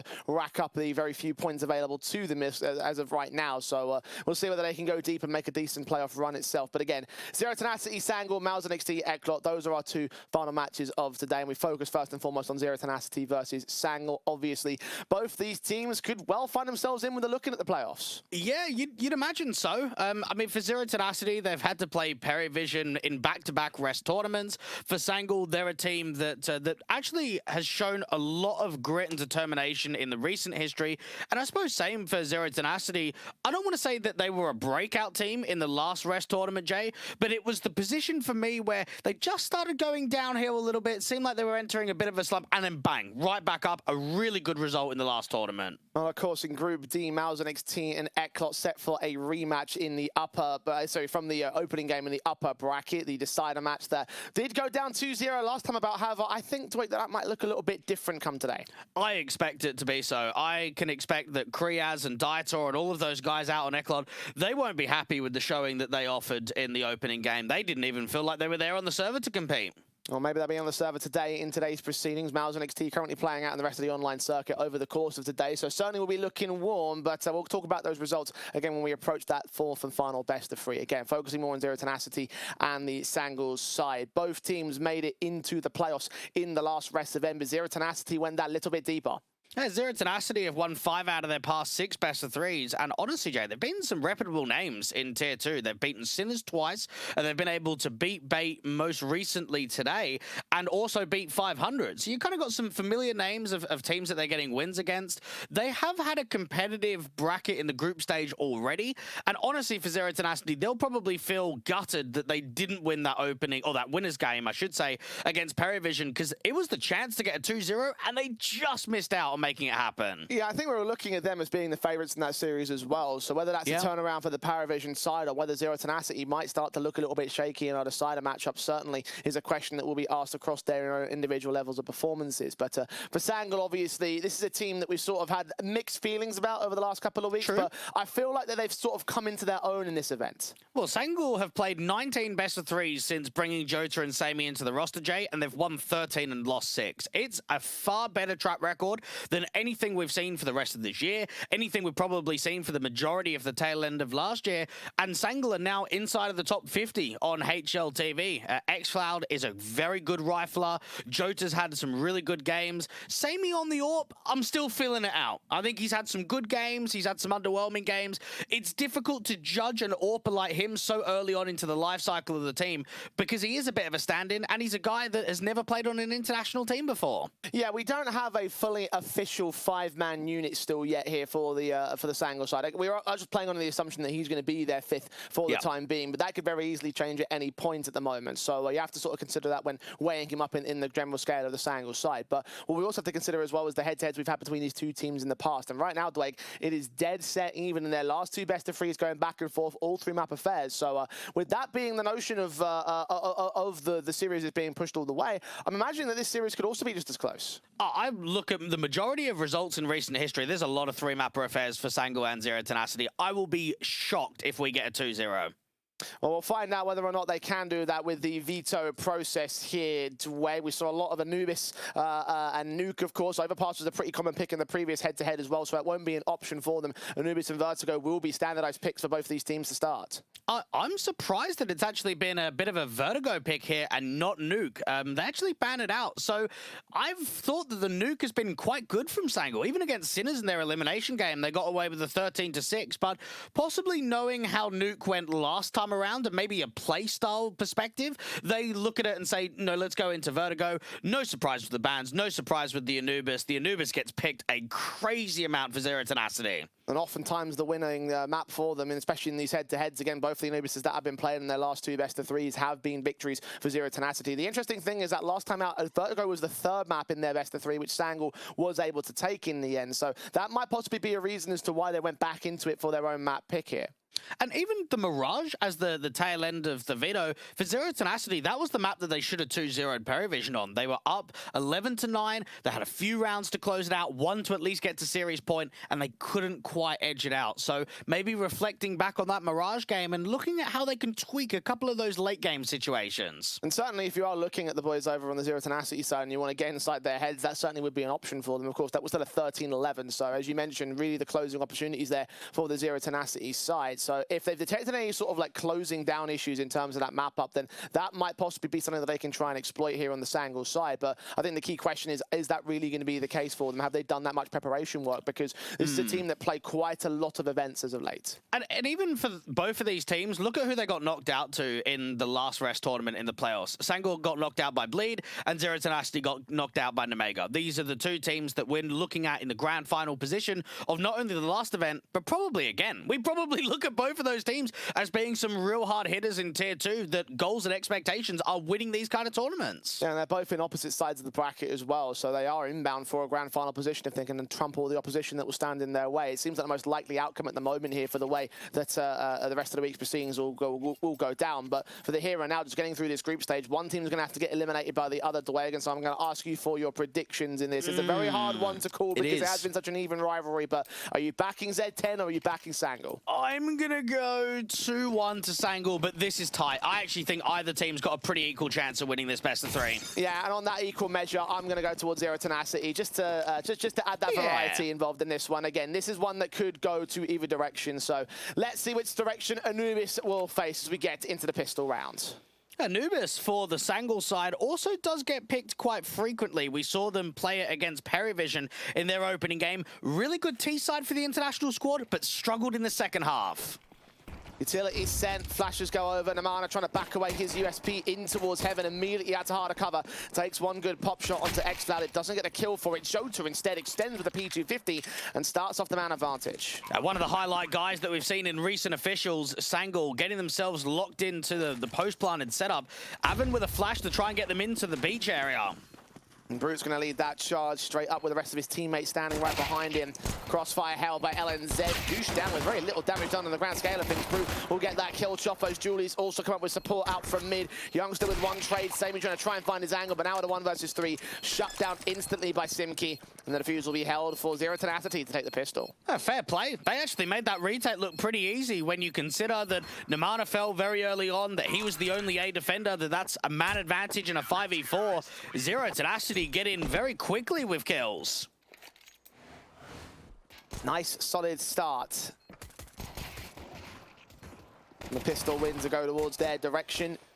The Sangal, a position will be left untenable in the opening half. Of course, T-side needs to be pretty successful for both of these sides, as we would expect out of regular Anubis proceedings. I'll try and get that success early with a force buy as well. I'd watch out for Namana, Simki, and Brute Monster. All three of those guys have been very pivotal to the recent successes. Strong players on this organization. Namana, especially with his progress over the last few years. Simki is mowed down by LNZ, though, to start things off. Avan sprays extremely awkward. Doesn't get the kill onto X-Floud. Jota will drop to Brute beyond the smoke, but it's still a 4-on-3 to favor Sangal here. If they can get another kill, they can attempt the retake, but this is not easy. MP9 fasting towards Electric, but only a 1-for-1 trade. Overwhelm of the numbers game as Youngster peek back in towards Electric, getting that kill to trade back all the same. Advantage maintained by Sangal. The low HP player has gotten out of there, so just down to Sammy and Youngster here on the crossfire. Passive crossfire at that. X-Cloud's ready with flashes just to ensure that they don't get towards the bomb site. They are blinded by it, so no more time left for the retake. No defuse involved for Z10. Sangal answer back very early. And the risk with Anubis in this kind of head-to-head, Jay, is that both teams play this map a crazy amount. It's the second most played map in the pool for Sangal in the last 3 months, and the highest most played map in the pool for Zero Tenacity. We were looking at 9 wins and 10 losses for Sangal in the last 3 months, and 14 wins and 13 losses for Zero Tenacity.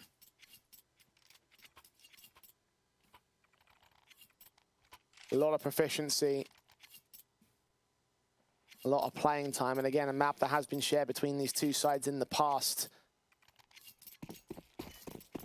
Anubis won out by Sangal in their last head-to-head. Zero Tenacity took it in the one before, both being double-digit scorelines by the end of it. Yeah, very competitive. And another added factor as well for Sangal is that since bringing Jota and Sammy into the roster, Anubis is the most played for the new current iteration of the team.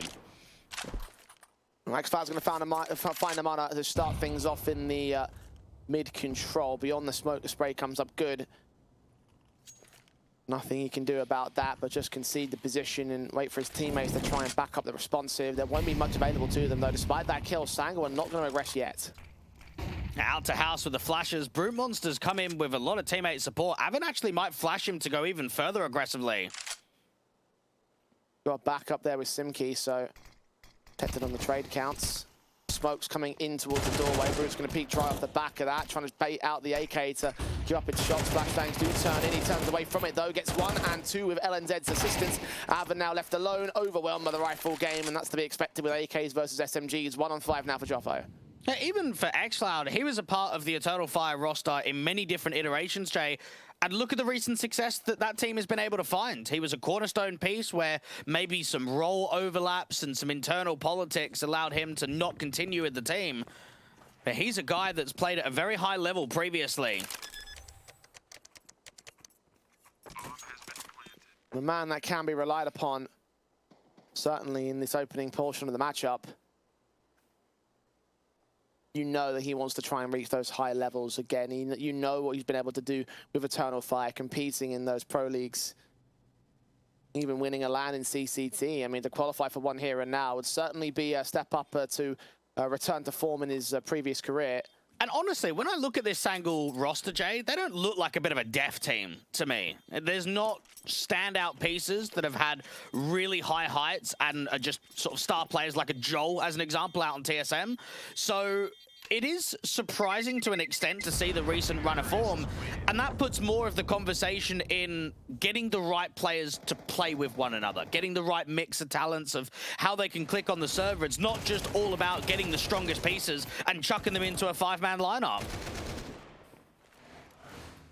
It's taken time for Sangal to reach this position where we now start to consider them in these games. I think they're getting closer to the conversation of a team that can consistently make the playoffs and try and go on a run. I think in the past, maybe the last few months, they've been as a team for me that might make the playoffs, but will go out early.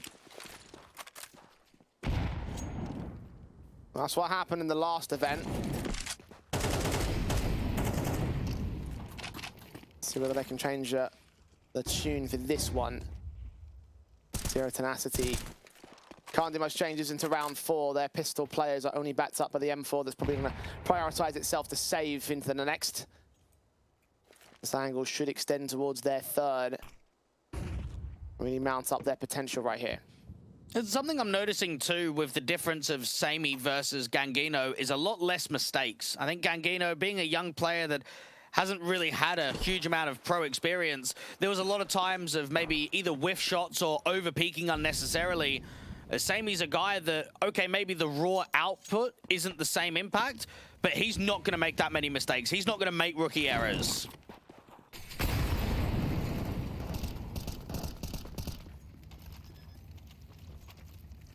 Bomb plant down on the B-bomb site. Zero Tenacity are all over it. Might send these pistols in to try and dish out some damage, try and take some guns away from the hands of the T's, force Sangle on reinvestments and cripple the economy state if possible. They are very slow to this though. They want to try and protect that M4 to not only do damage, but hopefully bring it in. Now they start the commit. Sammy and LNZ run right through them. Choffa gets that one kill. Simki gets damage off on LNZ. Respectable damage, but not enough for the kill itself. So that one player to fall, maybe the only player to fall on Sangle.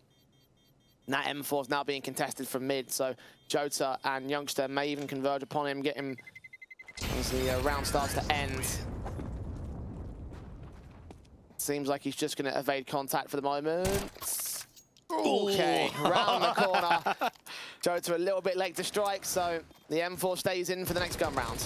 And for both of these teams, making the playoffs would get themselves closer to having a bit of a rematch against the teams that knocked them out. I'm sure that Sangle look at that Bleed series and say, do you know what?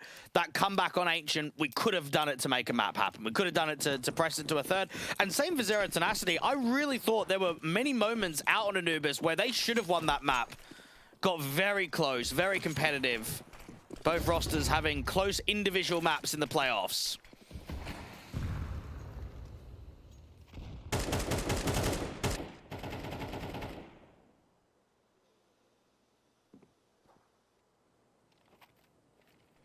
Focusing more on the immediate challenge. Zero Tenacity. Setting in their M4s across the entire board. Can't afford that AWP just yet. Out for Sammy here for the Sangle camp. It's Youngster taking the brunt of the initial damage. HG's down against him as Jota peeks out dry from main. Simki gets caught completely off guard. Avon's hoping for a responsive and does see his man. He's unaware of how much support is around him. A really good timing. The LNZ catches off Simki from Electric, but Jota doesn't strike straight away. In-game leader makes an aggressive play, but unfortunately, it's another kill for Jota out to that B side. I love that Namana ducked his head underneath the window. Eventually, Avon's going to try and trade Jota back. So now it's all down to the A execution. Namana and Chopo, part of the defensive. The only two players that are out here. Namana gets himself a kill. Chopo with one more back. The Orpa Sammy is now alone in the clutch. The Bobby's on his back.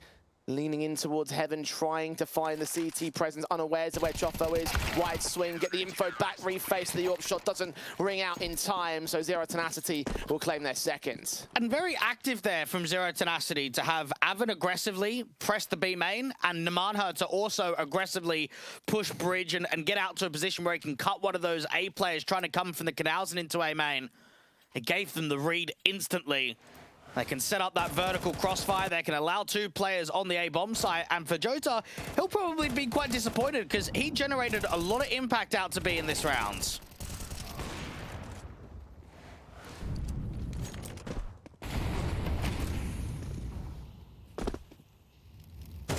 One round to the good still for Sango on the lead. Zero Tenacity going to try and clap back. M4's up.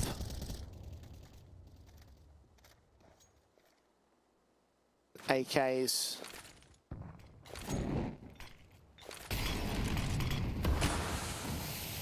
Trying to prod towards main initially. The contact is very minimal at the moment in the early portions of this round. Sangle more aggressive into areas where the CTs have no presence at all. Choffo is playing incredibly deep out from the stairs to watch out from camera, so he could just jiggle with a smoke out, and as soon as he gets contact, re-smoke off camera and cancel the A-split potential. Sammy, xCloud, and Jota, they are just walking though. Saw that util, but the smoke down immediately. Flashes are sent. They're going to charge straight through it. Brute with the kill, but Choco is so blinded. That flashbang may have just saved him as X-Cloud is completely caught out of it. Brute is overwhelmed by LNZ from main. And the 2-for-2 trades come into a 3-on-3. That's a really good sight take there from Sangul, and LNZ's actually got another kill. That was towards the Canal player. Simki down. Oh, he's caught off guard by Namana, though, coming in from Canals. Now X-Cloud, one of 2 AWPs on defense, ready to take that shot out of main. He is such low HP, though. The HE placed well enough from Namana is going to enable him for the kill. Back, the shot rings out. X-Cloud connects it. Sammy looking for Avon, also lands his killing blow. Such low HP on the Sangul side, but they go up by 2 rounds. And if you're Brute Monster, you're probably fuming there, Jay. He's in a situation where he's stuck in A main. He can't go anywhere. He has to fight the players coming into A from both main and from camera. He gets 2 kills. And there's just not really enough support. Yes, there's the flash assist, and both X-Cloud is completely blinded, and so is Chofo. But Brute just needed 1 extra kill from Chofo, just to allow that rifler, just to give just a small amount of extra impact. Sangul have actually got 0 tenacity on the ropes, and this is quite a surprise out on Anubis. I know it's been close in the past, but they are wrecking the economy, and they could actually get themselves, I would say, towards an 8-4 T-side perspective.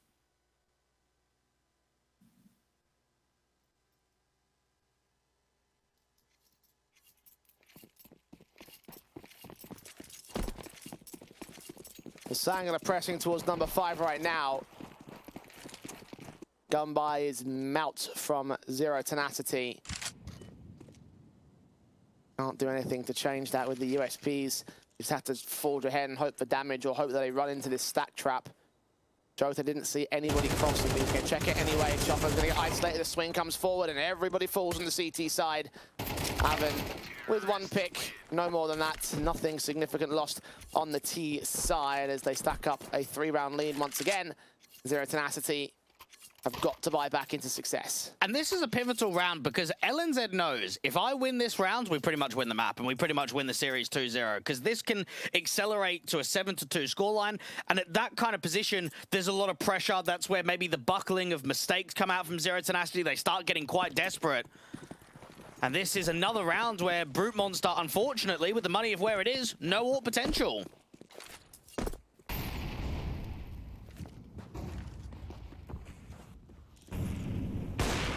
Sammy shot ringing out, missed out on first port of call, Electric.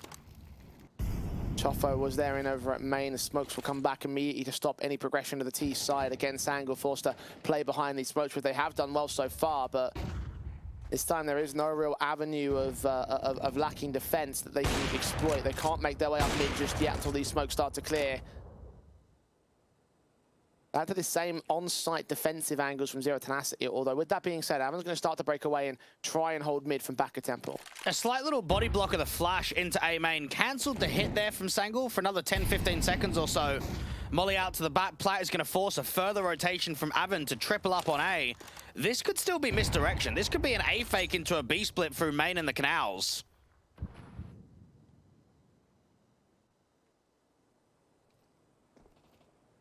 45 seconds to make the move.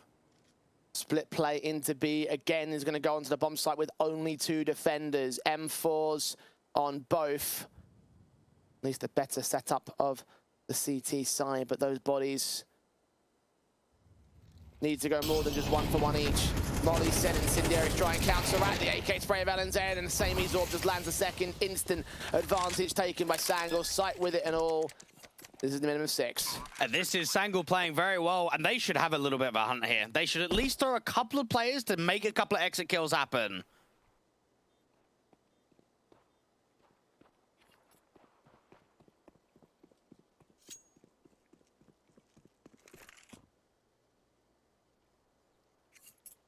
Hunts on. These guys may be going down. Youngster, the first man forward. Avon peeking off the back of it, fought upon Chusper towards Chofo, so good. Avon will try and defend himself, but they're moving in quick. They're moving in fast, and they're going down faster.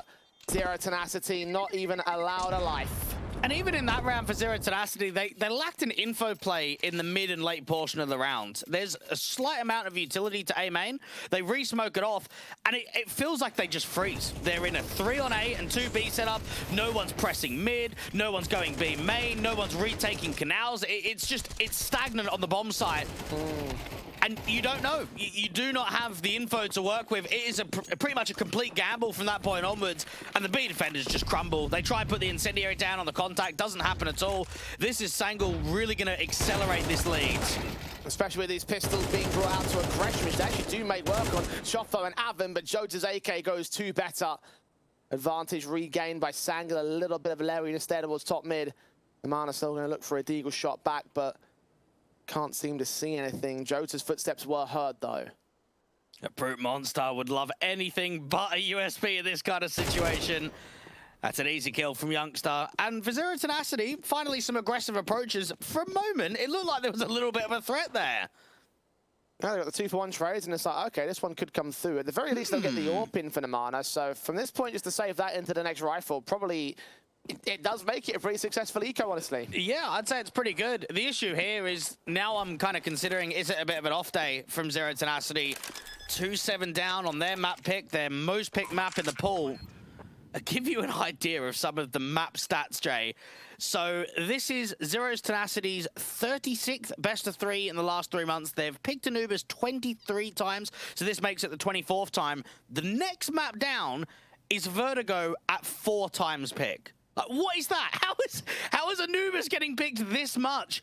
And this is the kind of scoreline that we're seeing.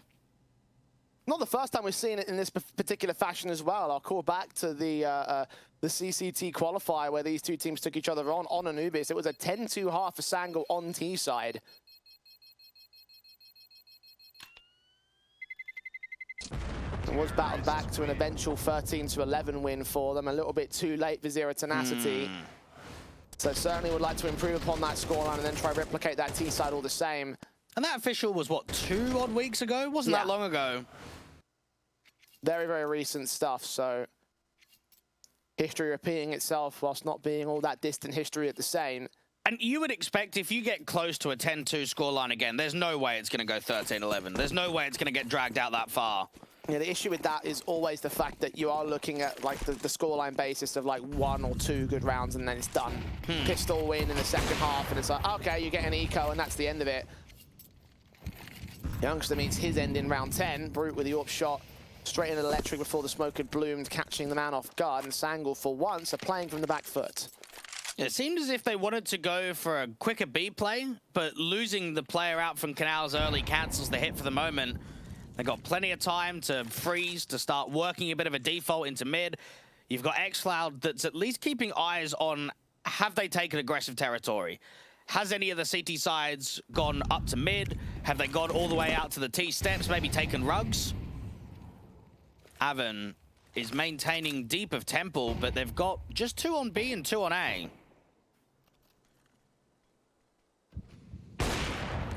Shot from Brute connects to Samey next and sees more players coming out of main. Another kill successful with no follow-up trade of Sangul. 5 on 3 against them now. Yeah, we've seen this before from Brute Monster where he gets 2 kills but was unrewarded with the round victory. xCloud just trying to get enough attention out to A main to not force too much of an over-rotation to B. And the difference between this and that A-site round was the fact that he was heavily pressured from both sides. This time, he's just being fed 1v1 fights, and the kills are coming his way. The Molotov will force him out into the open, but now he's got 2 teammates to back him up, and a 2v5 attacking force the bomb. Just not even knowing whether to consider even going for this. xCloud will drop, and Brute will quick flick onto LNZ, an ace for him. True to his name. A lovely round from Brute Monster, and all of those duels were in positions where Sangul just couldn't quite get trades off. Always giving out a timing of a lurk and just being punished. Youngster gets dropped, what, half a second before that smoke goes down? Sick round from Brute Monster. Unreal. Prowess surpassing the likes of Samey at the moment. Sangul at least have enough cash and reserves that they can go for buy, but look at Brute, he's going even for more. Head of the smoke at main. Gonna catch these players off. No, Xflower beats him to the punch, and that might send them straight in towards that B bomb site. The unawares of Avan though. Trades back to a 4 versus 4. Joe to win the fight in the center of the bomb site. Knows that Avan must still be there towards Flump Flat and gets his stray bullets through the smokes. Avan's gonna drop, and Choffo and Namana, they are instantly out of there. It's an 8-3. And I would say, Jay, getting caught in the moment. Just had an ace, just had a high impact round, go into the next, and it's risky. It's gimmicky. It's an aggressive play with the AWP on the other side of the B main smoke. And looking up to the height advantage, you've got a player that comes down low. It's an instant opening kill. And then even for Simki, he struggles to get that trade against Jota. If he gets that kill straight away, maybe there's more of a help on the B defense. Maybe there's more likelihood that they can close down against the exec. But as soon as Simki falls, that's it. It's over.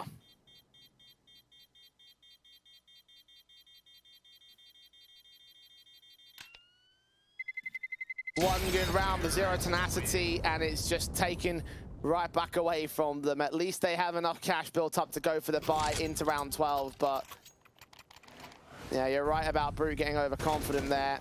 Just seen to the edge of the smoke. And you were right about Simki as well. Like, Avan was always going to get overwhelmed no matter if this kill had come in from Jota. He was just going to get spammed from all sides, wasn't he? Because once you're detected in jail, you can't go anywhere. There's no way you can reposition to. Not in the middle of an execution, at least. Zero Tenacity. Potentially could be down at 3-9 at the turn of the CT side. Look at Namana. He's timed this so well. Going to catch Jota in the back, but cannot deal with Xfloud. And now quicker play out to Temple and into camera. This is going to be an A split. He's low HP though. He's going to burn to Avan's Molotov, protecting the site for now. Choffo comes back with a kill of his own on Youngster. 4 versus 2. Zero Tenacity have somehow maintained the line. It didn't seem like a flash assist came through there for Sammy. Didn't quite help out his teammate of Youngster. Choffo's been seen on the pillar, but no one's over peeking. And then Zed's forced to fight out against Avan. There goes the kill. Samy's burning. Smoke finally comes down. The AK caught looking the wrong way. LNZ made noise and has forced out a second kill. Now to a 2v2, into a 2v1. How has Zero Tenacity let this round go? Simki facing the fight, trying to clutch it. He's in a 1-on-2. He's facing flashes, eating them to the face alongside the HEs. And the M4 looks in. Kits on him, incendiaries down a sight. Smoke can go towards the bomb. LNZ's been seen. Sprayed through. Adjustment to the second man.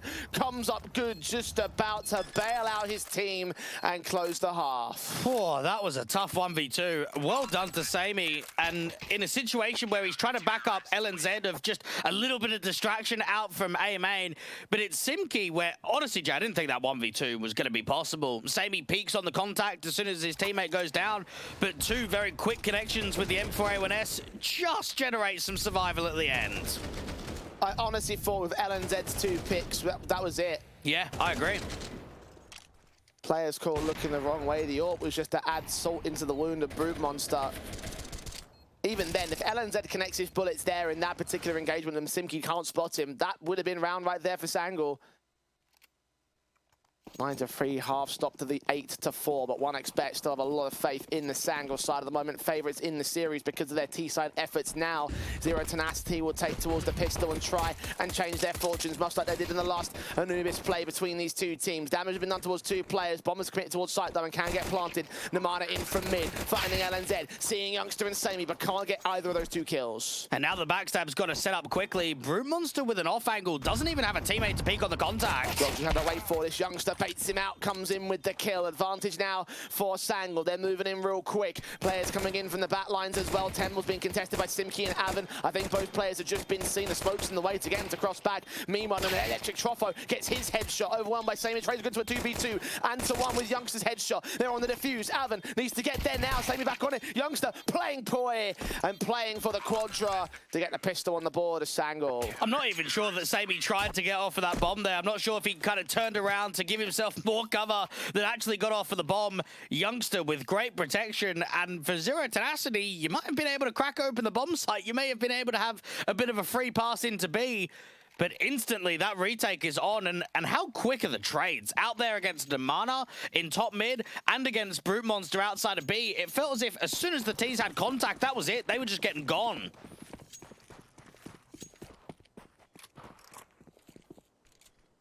Once again, the pistol favors the CT side, just like in the first half.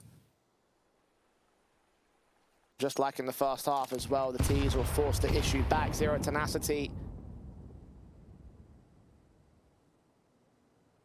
hoping to try and gain their advantages. Jota, kill found on Avan. Simki responds back towards Youngster. A 4-on-4 has been found. B site under siege. The bomb carrier has been seen. Simki also spotted out. LNZ is going to catch one off guard. Try to take the fights for the second man. Meanwhile, xFlower wins a fight in mid. Jota follows suit on Joffo, and Brute is all that's left in this clutch. Oh, it is really falling apart now for Zero Tenacity. Indeed it is, and this is a Sangul side that look relentless, just always in good situations. I mean, even that last round, or I should say the last round to close out the half, Simki's got to win a 1v2 just to recover a bit of a positive, just to get a bit of an edge forward. Fundamentally, Sangul have been the far better team out here on Anubis.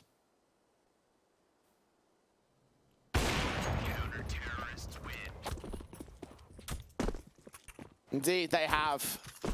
And it's paying off for them.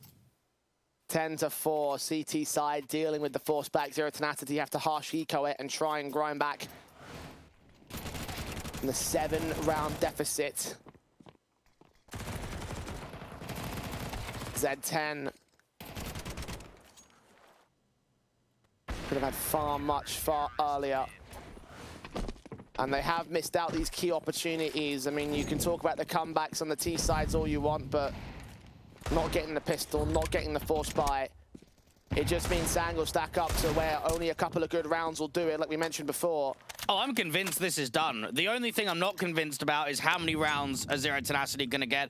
It's realistic that they might get close to double digits or just hit double digits, but I think there is no chance they can win this map from this point onwards.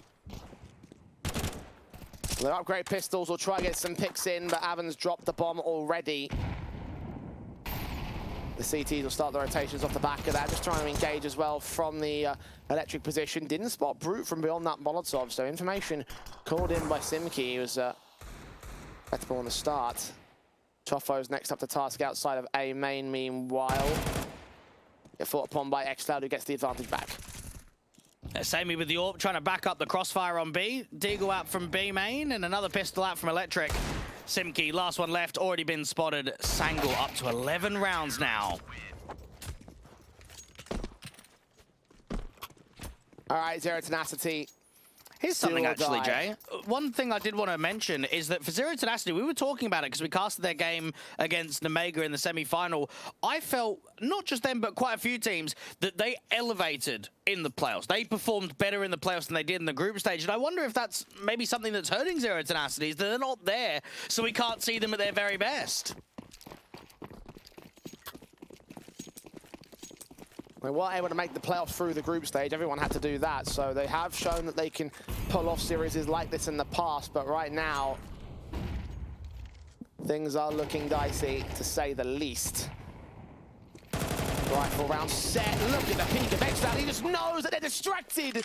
And their heads are pulled away. Brute can at least trade. But a 3-on-3 with him being on low HP. And Sammy can com immediately that it's not the A push. It's not just the rush off of the back of those aggressive kills. 3v3, they've got a double mid info play coming in for the rifles. So Sammy's going to maintain heaven, or I should say look out from A main from Bat Plat. He can get a shot and then just smoke down, try and stop the hit. Sammy looking in against Avan, shot on connected, 3-on-2, looks in for number 1. As Brute goes down, the mana has got nothing left on this. He'll just get HG'd out, a half point of health. There's no way he wins this clutch without some stellar headshots, and they're not going to come through for him. Map point for Sangul. And maybe this is the conversation, Jay, of playing back-to-back games. Grinding officials for Zero Tenacity. They played bait earlier on this morning. Did that take a lot of energy out of them? They played Anubis in that best of 3 as the third map decider. Got away with 8 CT rounds, moved into the second half and closed easily. Here today, though, it's been a rough showing. We talked about Sangul playing excessively, but these guys are in rest, 2 CCTs, an ESCA and an EPL. Lots of matches going on for Zero Tenacity, and perhaps it is taking their toll. They're going to go fast into this one. They have to try and beat him with pace. They don't have any other options here to bring up 8 map points against them. They are just going to push them out of the bomb site, but not into their demise. XCloud with the opening start. LNZ and Sammy come up with the trades against Chofo's kill. Namana and Simki, last 2 players that remain. Simki will try strike on the bomb site, but Plant needs to come through from him. He's got no backup. Namana's lurking in from mid. Simki's going to try and provide a little bit of breathing room with a smoke, but as his backup goes down, he's got the impossible task of the 1-on-3. With 22 HP, he'll plant the bomb, but it'll get no further than that. It's a 13 for Anubis for Sangul. I'm not even sure what to say, Jay. They won pistol, they won a clutch in round number 12, and overall for Zero Tenacity, it just felt like they got outclassed. It felt like they were playing a Sangul side that were just better on the day, just a much stronger team in this initial map. Absolutely, and I mean, like, again, we've seen it before in the T-side basis for what Sangul have done against this team in the past. Remember, the last head-to-head had a 10-2 T-side, but the comeback was enabled by Zero Tenacity to at least make it a close map loss. That did not happen on this occasion. They couldn't get the pistol, they couldn't get the conversion. They forced and forced for the next couple of rounds. It didn't come through for them, and the end result is what looks like a one-sided map for the Sangul side. And I have to say that we've seen much better from Zero Tenacity in the past, right? We've seen 100%. far better showings against far better teams, and that's not on display here in this kind of best-of-3 series, which, you know, it's not exactly like it is a higher end-level competition like taken on before, but this is also the series that gets you into the playoffs. This is a decider match. For Zero Tenacity, their 2 opening best-of-3s that they had in the group, 3 out of the 6 maps featured round 23s, round 24s, and overtimes. They very frequently get a really good challenge, and it goes down to the late round situation. They don't oftenly get pumped. They do not frequently get into games where they don't even hold their weight, and unfortunately on their map pick, it's a disastrous start to the best-of-3 in such an important game to get into the playoffs. And their map pick falling out of favour leads to the pick of the Sangul side. Vertigo was picked in by them on this occasion. I remind you, that was the map they closed out the last best-of-3 series against them with a 13-7 result. Things look much more proficient in that map up by comparison to the rest, and certainly proficiency is on display here for the Sangul side. Will they close it in 2? We'll find out after the break. OneXBet and Eva Alfie present betting on all esports events on the website and in the OneXBet app. OneXBet. Play with Eva.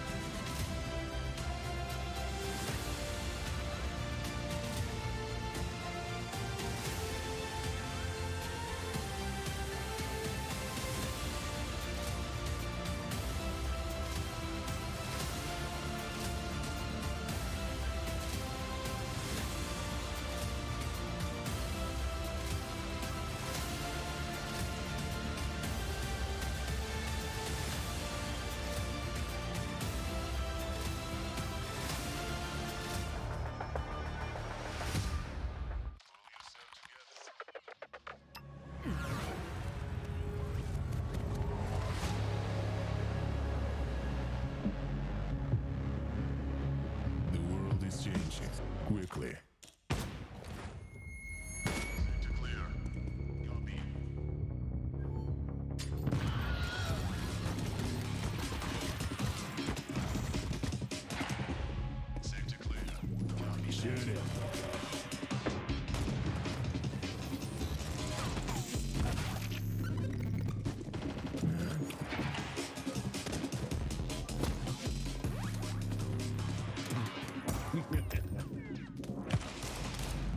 The world is changing, but one thing remains the same. Victories with 1xBet.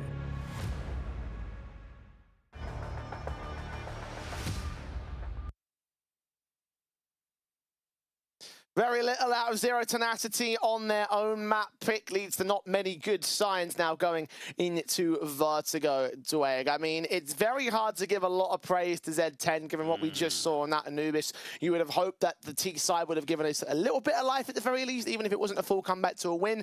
We didn't see any of that, however, on that first map.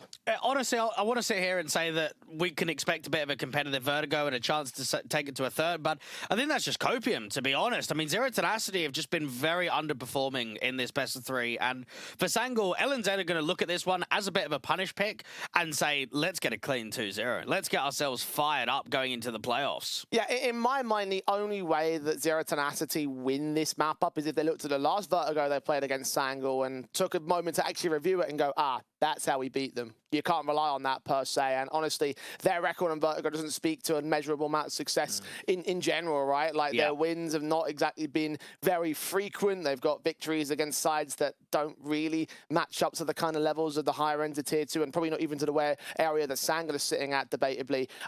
So I've got a lot of concerns now. Like we expected this one to be a competitive affair, Dwayne. It feels like it might be one of those matches that actually doesn't live up to expectations at all. I think for Sangul, we'll probably see very few Vertigo picks in the playoffs, but in this isolated best of three, it's a very good map to pick against Zero Tenacity. And after their performance on map 1, where honestly they didn't get tested, they looked really comfortable, I'm expecting that to a certain degree. I'm of a similar mindset. Zero Tenacity will need to make good of this CT side half, at least make it competitive to start things off and ensure they aren't put down in such a deficit like they were over on the first. As the pistols go live, it will be on them to take to task. The duel is set for Brute and Simki, as Sangul set to the defaults. Vertigo gets played pretty frequently from Sangul. 6 wins and 8 losses for them in the last 3 months. 4 wins and 7 losses for Zero Tenacity, and a bit of a losing streak at the moment for the international squad. To turn it around, start getting some wins on the board. Youngster with a smoke to initiate the B split.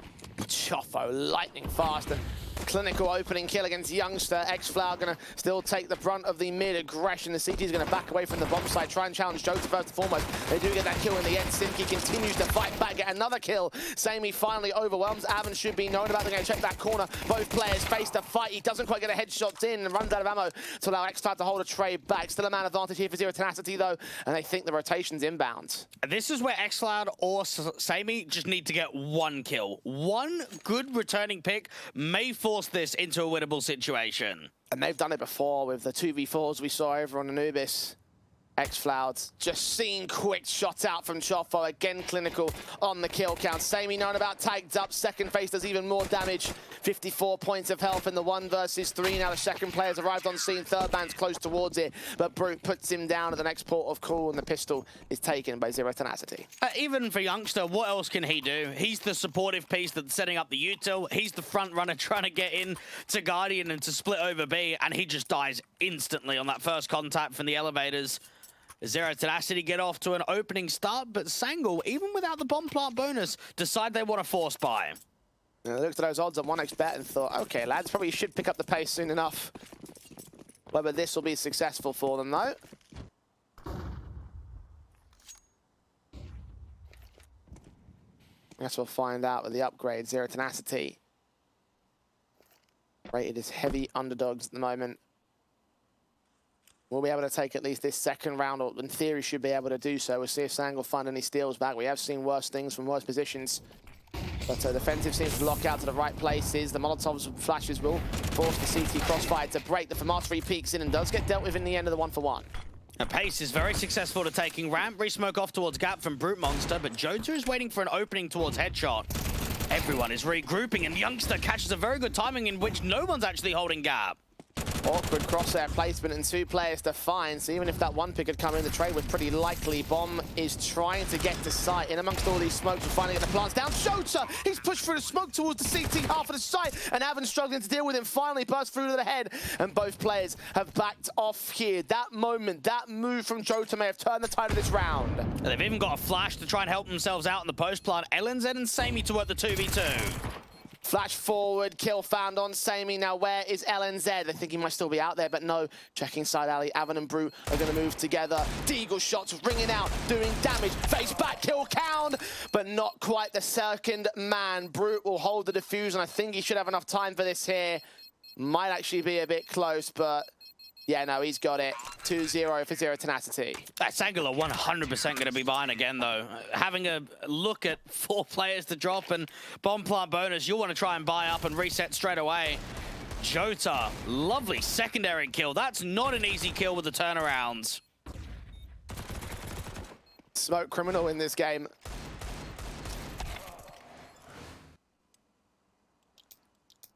Even if the last man had stayed alive for a little bit extra longer, if he evaded that spray, then maybe he actually could have been around steal itself from Sangor. Oh, 100%. If LNZ just strafes away without getting caught, he wins that round for sure.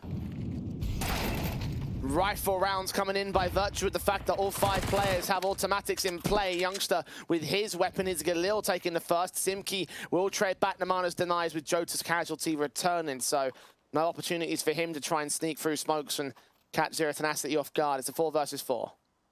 Chofo aggressively sitting in the smoke. Now, if he extends any further forward, that will be enough of an info play to give him the tell to stack up B. Simki has got a lot of nades to work against the B hit. Even Avon starting to maneuver slightly closer towards mid. They're being careful not to make any noise. They highlighted that AK. Eventually, they will start to trade it up as the utility starts coming down. 2 smokes to both sides of the generators, and one even deeper out towards the city spawn cross.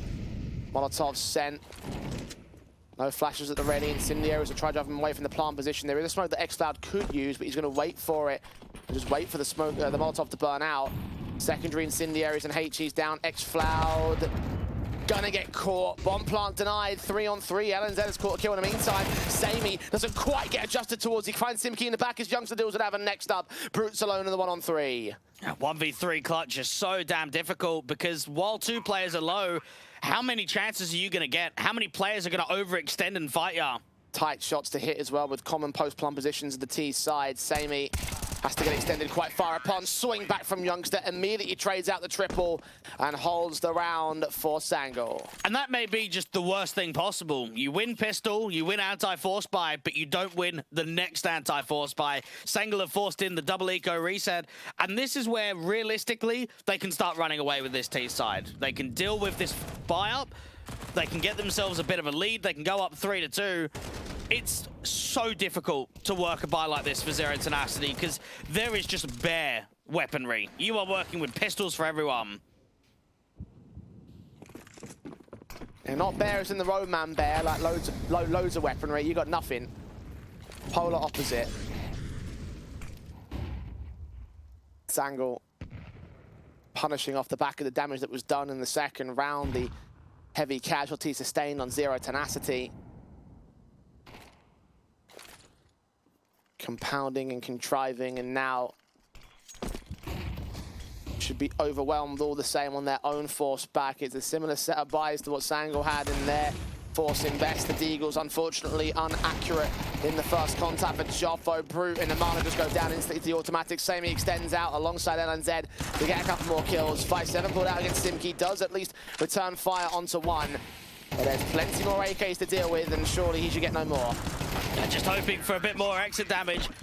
And honestly, Jay, there is a side to CS where it's quite business in the perspective of organizations and transfers and loans. But I really hope that Jota does find himself a permanent fixture on this Sangor team and that Sangor can come to an agreement with Eternal Fire, because this man is cracked and this man is putting up incredible performances in all of their recent success. You have to wonder whether or not Eternal Fire are going to call back on him to try and bring together a roster for the Academy side, because I know that the team at the moment is pretty broken. Depends on what their plans might be. So you are right about like the business side of the game. But hey, the fact that there is no team to play with, perhaps that might mean that he might stay on a little bit longer. Certainly been an impact piece here for his squad. 2 kills on Samey, the stand-in man of the team. Well, he ends up dropping to the pistol players, seeing whether Avin can go ahead and grab that gun. Low HP for him, though. Should just get dealt with instantly, and Simki is in a relatively similar spot. And there's definitely a lot of AWPers in the free agent list in the European divisions that have played on international teams in the past. You could probably get yourself 10, 15 AWPers that are all available. So for Samey, when an opportunity like this comes, you really want to try and prove quickly that you deserve a permanent contract. Sangor. They'll know that even come the next gun round, there's going to be limitations. Brute Monster won't be on the AWP. And for someone who delivered some real high-impact rounds on the CT side, even though there weren't many, it was when he had the AWP out. The rest of the time, when he was just on the FAMAS or just on the M4, we didn't get the same goods from him. Well, M4s will be in for Zero Tenacity here. Tactical called in as well with it. 3 rounds lost on the trot to give Sangor the lead and get a fair amount of utility out of it. Bring home the weapons as appropriate. No kits in play for the CT side, though. And with the amount of times they've been overwhelmed towards these bomb sites, they really have to put this util on point and try and stop Sangor from getting in with a plant. Zero Tenacity would be eager for an opening kill in a round like this with what you've mentioned of the lack of kits. Aggressive play from Joffo to try and get behind 51, but LNZ's not even selling anything to ramp. Instead, the majority of the team is out to the B stairs. Counter smokes are in for the CT side. Will block the stairs. Jota still wins the fight, despite Simki having the drop on him. And that sets the execution straight up. Avin might get an easy kill on the first man, but caught on the drop down. Eventually is forced away. Advantage taken and instantly returned to, but the 4-on-4 set in for the retake. And again, no kits. I don't think there's any chance here. Youngsters here to cut off rotations and slow down the play over Guardian. Avin up against the AK. First kill immediately. And there it is. Very nicely done. That was clinical. Even X-Floud, Brute just lucky that the AK didn't extend all the way around there. He pulled out his knife and was nearly caught off guard with it. Might even still get hunted down after the fact. M4 in the corner. Top of the stacked up. Sniper's nest angle. X-Clouds will catch him. Tucked his head underneath. So 4 players will fall. Joffo at least maintains his life. As Sangor taking no prisoners in this early game and probably throughout the rest of the game at that. And for you and I, Jay, we've followed the Turkish scene for many years in the Tier 2 atmosphere. It definitely has a vibe in the last 12 months or so that we're starting to get the new generation involved. In the past, you've obviously got the Space Soldiers guys and Eternal Fire, your Paz, your engines that you can throw in now that aren't playing the game anymore. Now we've got Wakadia, we've got Jota. You're starting to get some of these younger players involved into the mix. X-Cloud is another one.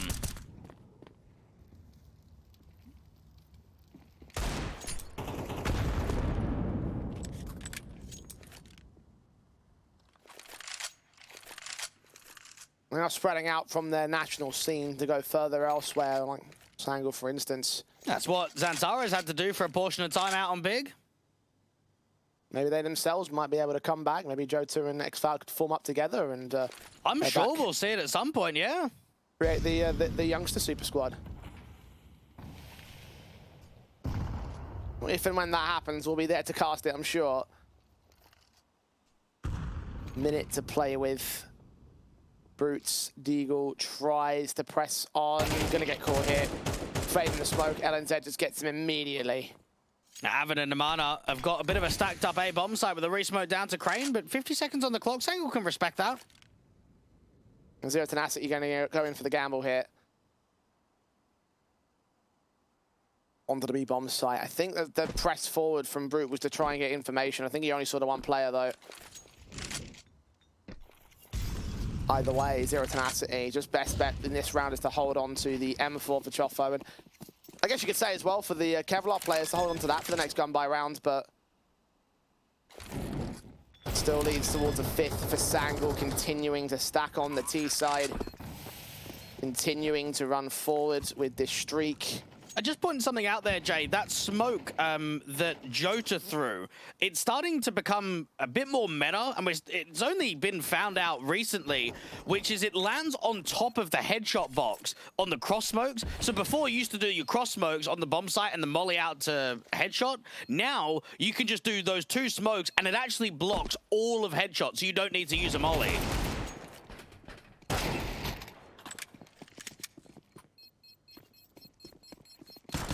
Second rifle is picked up at a CT side. They're going to try and go in for this hunt and actually might be semi-successful with it. No further casualties taken. 3 players alive for Sangal's side. But an AK escapes with the Kevlar. Chofo's M4, of course, staying in for them. And 1xBet odds certainly get better and better for Sangal. Can't be too shocked to that. Zero Tenacity have another gun buy, and like all the other gun buys we've seen so far and we'll see throughout the course of the CT side, they need to start turning it around with these. And it's a probably similar position to when I said it out on Anubis, that it's basically survival of getting a couple of these rounds. And I look at round 8 of saying it is the last chance that we're going to see Zero Tenacity have a fighting opportunity. If they lose round 8, I think the series is done. I think they're going to clean up in 2-0. Sangal's going to get a really one-sided half in the first. They're going to move into the second. They're going to cripple them. They're going to make it very uncomfortable for Zero Tenacity. This is a must-win. And T-side running right like he did in the last map up.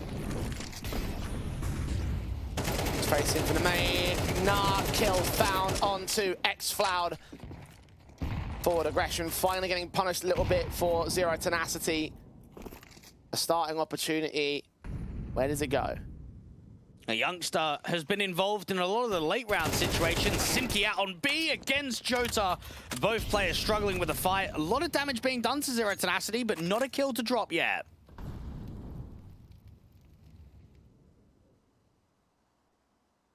Five on 3 held together for now. Couple of trades available for the CT side. Mamana is playing forward of his position. He's one of those guys. 60 seconds with a form up and the hit. Still down over at the bottom of ramp, but they'll start to walk up now. Zero Tenacity with this crossfire between Namana and Chofo at the sandbags. It's all about consistently doing damage from this position onwards. They got mollies that can go to sandbags, but they're opting not to use them here. Mollies instead from Sammy will start to press. No one's watching for Chofo here.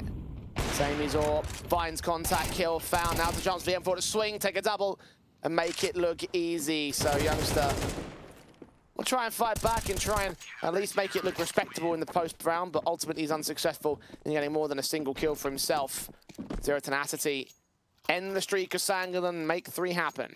A really good scaling there from Sammy with the AWP just to widen up the angle and walk a contact for a pick. But you are right, no molly being used to sandbags. Both players not expecting it. It's an easy couple for Chofo. And Zero Tenacity end the streak of 5.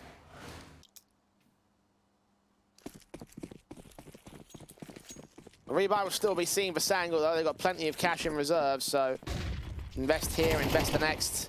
HE sent down immediately to dish out some early damage as Simki tries to work down Sangal in the early defaults here.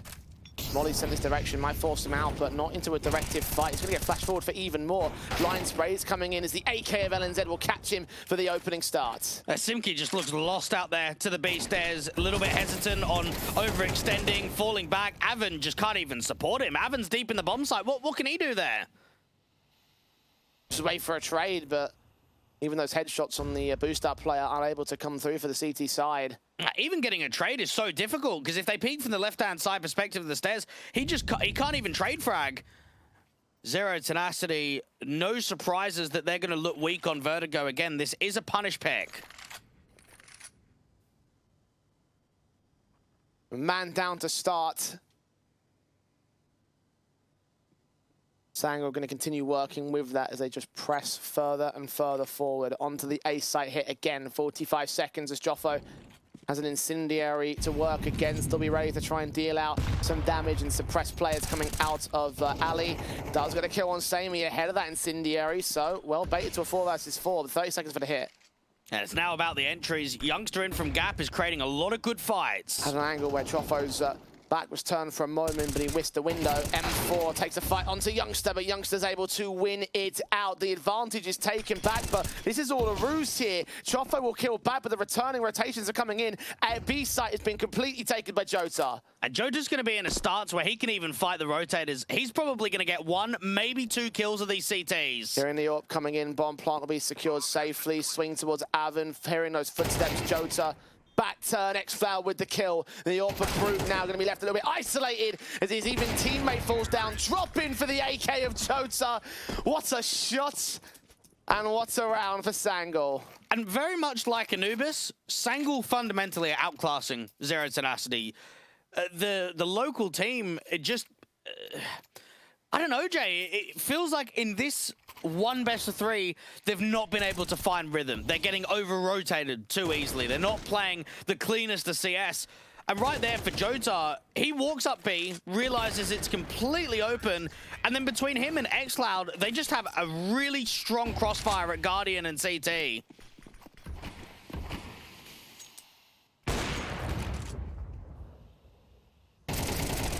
Sangor leaving very little to the CT side benefits, even for Masters coming out in this round. The M4's forced to fight and will get taken aback for it. Amana at least responds, keeps the advantage in an even stance. Continues spraying through. Meanwhile, elsewhere in mid, Youngster has caught Avon, so it's a 3v3 once again. Is the Mana going to be ready for the smoke? Walk out at tops. He's going to have to go walk through the smoke of his own right. Both players blocking each other.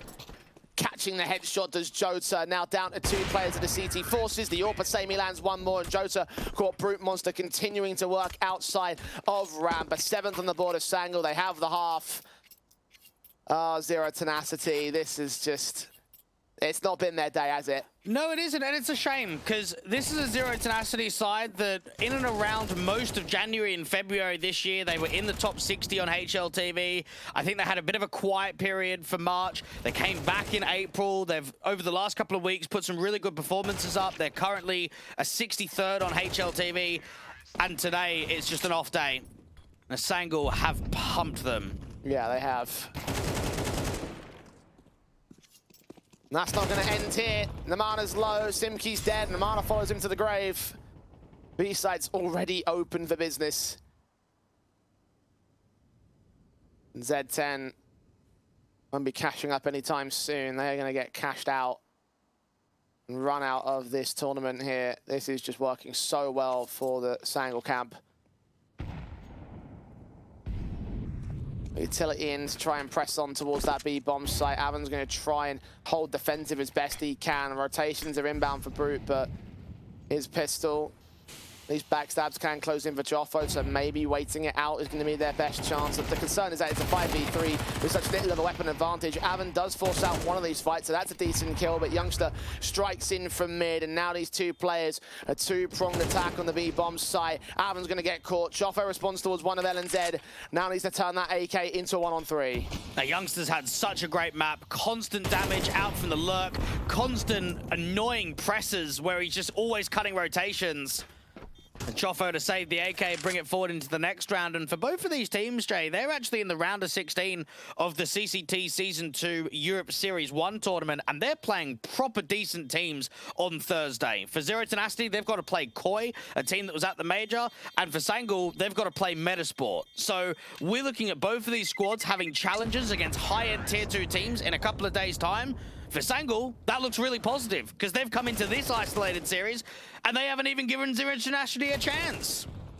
You mentioned that Zero Tenacity may be playing better when they get into those playoff brackets, so maybe that might be a positive intangible aspect for them. I mean, even what they did against Nexus in the quarterfinals of the last Rest tournament, 13-1, 13-7. Yes, okay, Nexus aren't world beaters, and they definitely aren't huge threats in Tier 2, but they're not a sloucher team. They are very difficult to 13-1 and 13-7. Again, we've seen far better from Zero Tenacity in the past. This is the present, and it is very different. LNZ about to face the youngster. Avon gets the kill, but LNZ pops the head of the AWPer off and doubles up towards mid. Oh, one man has dismantled basically the entire advantage to Zero Tenacity. He had X-Cloud scored a kill. Joe just caught Simki as well towards the B-bomb site. The round is done before it even begins. And this is going to be back-to-back playoff positions from Sangle here in Res. Yeah. And maybe, Jay, we start considering them a team that could be in the conversation of qualifying to LAN. I mean, if they can make top 8 last time around where they went out to bleed, they're going to get themselves in another playoff position where, okay, they're probably going to be the underdogs for the majority of games, but one good win, get into a top 4, and now we're starting to see some proper development. Well, consider that you're going to guarantee at least 15 points. That actually, surprisingly, with the points that they have on the previous one, puts you within the top 4 before everybody else is factored in. Certainly a deeper run in the playoffs would give them the chance. And I'm starting to find very few reasons to doubt Sangle at this point. Like, every single time we see them, they just look better and better. This is a case where they have looked lights out against Zero Tenacity. The 1xBet odds don't even give the T-side a chance here. And honestly, neither do I. Even Sangle's matchup against Sinners in the elimination game, while it went to 3 maps, it was really comfortable. One Mirage 13-7, one Nuke 13-6. It was only the Anubis that they lost out. 9-3. You're expecting this to close quickly. Samey's hearing him. Backed up to the back lines, but backup isn't on the way until the smoke's done. Molotov start getting set in. A couple of players start to make that move, and there is that boost smoke that you mentioned. Coming in to suppress headshot and the back of Sniper's Nest where Samey is holding from. Bomb plant can be secured. No HEs or incendiaries for Sangle to try and deny it, so it's a straight up 5v5 retake. Jota and Samey are hoping for some aggression behind the smokes. Avon's trying to play anti-flash. Youngster's got the flashes and the smoke itself. Avon tucked away, shoulder baiting ahead, a headshot. Samey has now been revealed. Here comes the util. Flash sent first time. 1 second one goes out. Jota fighting on to Avon. Kill found, but X-Cloud and Samey get under those kills. Then on the defuse though, they've hidden the way. They baited it in with the sound cues. 3 on 2. Namana's low. Kit's picked back up and put down on the bomb itself. 5 seconds to the stick. Youngster protects him. And Namana can come forward with a kill, but no more than that. LNZ keeps the whole round together for Sangle. They have the second half pistol. And honestly, Youngster's a player that I've been quite critical on, Jay. I think he gets looked over quite easily, and the reason for that is he's not an active player. He's a hard lurk player. He's a bit more of a supportive piece on the roster. If you're looking at players that are going to provide impact, you mainly look at X-Cloud or maybe a Jota or even a Samey.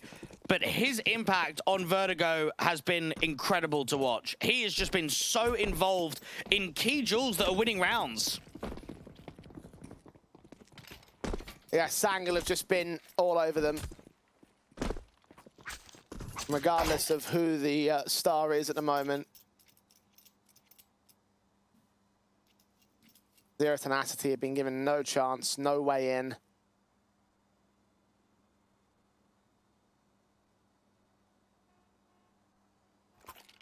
Bomb plant bonus at least gives them a small silver lining, but in general, probably the thinnest silver linings given the circumstances here. I mean, even to take on Bait this morning, I should say, for Zero Tenacity and beat them, they're a team that's really catching our eye. They're a team that are putting in some very good performances in Res. They're becoming a bit of a rising team in the CIS region of Tier 2. And to beat them comfortably and then go up against a team that you played 2 weeks ago and don't even really put in a fight. I mean, we're currently looking at 23 rounds 1-7 for Zero Tenacity. Something just feels off. It feels very strange to be in this position.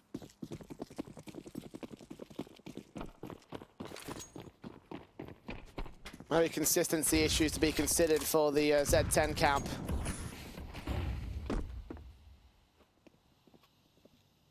Orp set onto Brute. Or Scouts, more specifically, I should be. Trying to force out an opening kill. Namados get one through that smoke. LNZ first to fall out of tops. It's 1 star. Sangle looking for the re-smoke that can go down there that lands just on the lip of yellow and drags all the way down. See a lot more of those smokes in Dust 2 as well when we finally get it. Still waiting for the two of us to see one. Yeah. Well, funny enough, Zero Tenacity even picked it against Sinners in their opening game. I didn't pick it in this one. Maybe a curveball would have been appropriate given how awful or awkward the things have been for them so far today, especially as the 4-on-3 is traded back to a 3-on-2. CT side have once again worked to an advantage. Shots on a Brute, down and out. Namada with one responsive. Going back for the bomb. Counter-rotating. Playing some mind games, but surely has to commit to the A-bomb site at this point. Even if he gets the bomb down, which it's likely because of the stack up together, winning the 1v2 is just going to be near impossible. A youngster and Sammy, they know themselves. As long as we buddy up and we trade off of one another, we're going to get this guy for sure.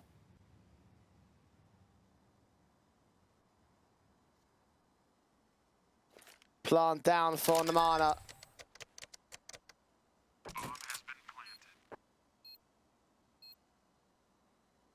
And a 1v2 clutch at 50 points of health to save him and his team. Not from the map point or the map win, but just hold any level of confidence, which is something they've been sorely lacking over the course of this best of 3. On the defuse they go, peek into youngster. Kill found, easy as that. And there you go, 11-3 for Sangal. Zero Tenacity have had a few chances in clutches over the course of the best of 3. But it's always difficult to rely on them. And similar to what we would say of the first map of Anubis, we saw the pistol victory, and then not really much else. Out here on Vertigo, Zero Tenacity were able to get themselves into a position where they were 2-0 up. They won the pistol, they won the anti-force buy, but it was that next force buy from LNZ, that third round that broke everything. And maybe in hindsight, you could look back at it and say, what if we got that 4-0 start? Could we potentially see a different map here at Vertigo? Run boost attempted. Gets the opening start for Simkey, so a bit of positivity to kick things off for Zero Tenacity. We saw how the advantages were whittled down eventually, especially with the push forward of LNZ. Namana scores so low, 22 points of health. He barely escapes the ire of the captain and rejoins and regroups with his teammates. And Brute Monster's been able to get a boost up to the B stairs to get himself out to danger. HE looked as if it was going to do a lot more damage than it did. 87 points of health on Brute, flashed forward. Now to lean forward, sprays come back against the likes of Xfloud, who is low HP in this exchange. Sammy takes point, and Bomb has committed. Sangal get dealt with that mid lurk, and now it probably has to be a save. All right, finally. A little bit of life for Zero Tenacity. Finally finding a situation where they beat Sangal into submission. Namana as well can even strike back to make it expensive. Despite his low HP, still able to dish out the damage. And Zero Tenacity need a round like this, especially with the economical cripple that Sangal will have to face. It'll be far more difficult to deny the streaks here. Do you know what I'm actually thinking is whether Kriaz is watching this game right now and saying, yeah, all the viewers at home, you're only going to go and watch Vertigo once for the rest of the day. We're not going to play it against Bowser NXT. That's what Nemega did. Nemega looked at that one and said, yeah, no Vertigo for you. Yeah, I'd be stunned if Eklot was to let that map forward against Bowser NXT. It's just one of those where now we've seen what can happen if Vertigo does get permabanned. So yeah, some teams that are very strong on this map in the pool. Let's put it this way: if Mauser NXT get Vertigo in the in our final series tonight, it's just a win, isn't it? It's going to look a lot like this. Yeah, it probably is. Yeah, I'd agree to that one. Zero Tenacity just trying to fight back from this point onwards and trying to gain life in this matchup, and by extension, life in this tournament here. Lashes are sent, SMGs of Youngster trying to peek forward into Simkey's position. He is going to find a bit of an angle ahead of that smoke. Catch off the spray, Simkey just beats him out on the damage counts. Another info play down from Ladder. Xcloud has pressed mid all the way. They know it's a 100%. 3 players on the back side. Backstabs will close in eventually. How much can they get out of the defensive? Namana's going to catch kill onto LNZ. Choffo gets Sammy with some awkward sprays that, again, reduce HP bars, but do not get the kills. Jota is forced back. Xcloud is already out of there to spawn. Another save call for the 2 weapons as Zero Tenacity do something they haven't done so far in this matchup, connect 2 gun rounds. And I would say that that's just quite unfortunate there from Sangul. First off, Youngster probably should win that opening duel with the MP9. The stack up on the A-bomb site should lack, or should gain more success, I should say, rather than lack the defensive. Getting overwhelmed, Namana low, Simki low, Brute Monster low. Zero Tenacity just about scraping a 5th. Go to my full here. Does find Choffo. Namana known towards the porta potties. Reload, almost baits him out. Does go a little bit too early into the peak. And indeed, all the guns drop, so Zero Tenacity will get given another lifeline. A harsher eco now for the CT side. Sangul will pretty much be in a position now where all focus is just about closing the map outright. Simki punishes the miss spray for the MP9. It wasn't the closest to range, and you don't have a huge amount of pull-down potential just because of the scaffolding right in front of your face at that elevated angle.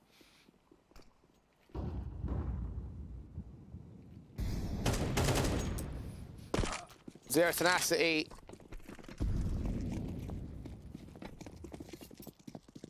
Opportunity knocks here. This matchup, they're trying to start to set up a comeback against Sangul. They should get to 6 on the T side.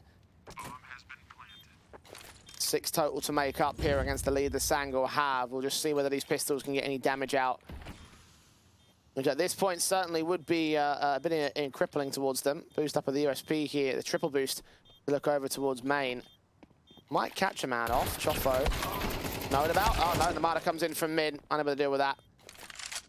So just info to be gained. Doesn't matter at this stage. North 5 stay alive for Zero Tenacity. Now Sangul break out the big guns.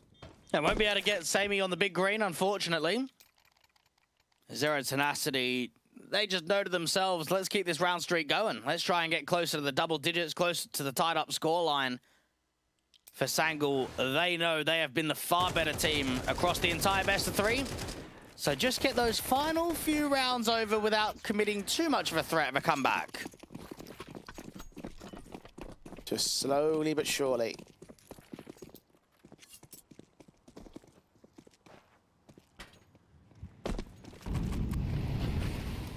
Work your way up into the rest of this game here for Zero Tenacity. Sangul will again try the aggressive stances. Jota all the way down the stairs over at B. There's more of a mid-face fight from the T side, which hasn't got any contention at all. And Amana trying to give himself a height advantage to peek against a rifler in mid and actually start taking mid aggressively. Flash forward, 2 line up. So much damage is done. LNZ can connect that damage in the end, but Choffo is in with a response. Jota and his push forward has worked up well enough in the end for a double. Avan and Brute down and out. Choffo left alone. And the comeback, as quick as it may have been set up, has been shut back down by Sangul. It is map, match, and group points. Just a clean-up out towards mid with the trade frag from LNZ. Very well timed with the double play where they could just swing together, and then you've got the Turk down at the bottom of the B stairs, dropping the bomb, multi-fragging up. Makes it look easy.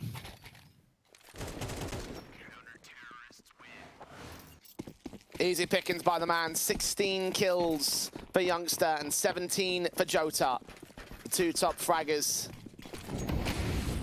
Backed up by a good set of groundwork for Sangul. You can see why they've been able to win so much out of this. The El Pasami is at least overwhelmed by Namana and his aggressive face forward, but the M4 of Youngster gets back in with a couple more to his tally.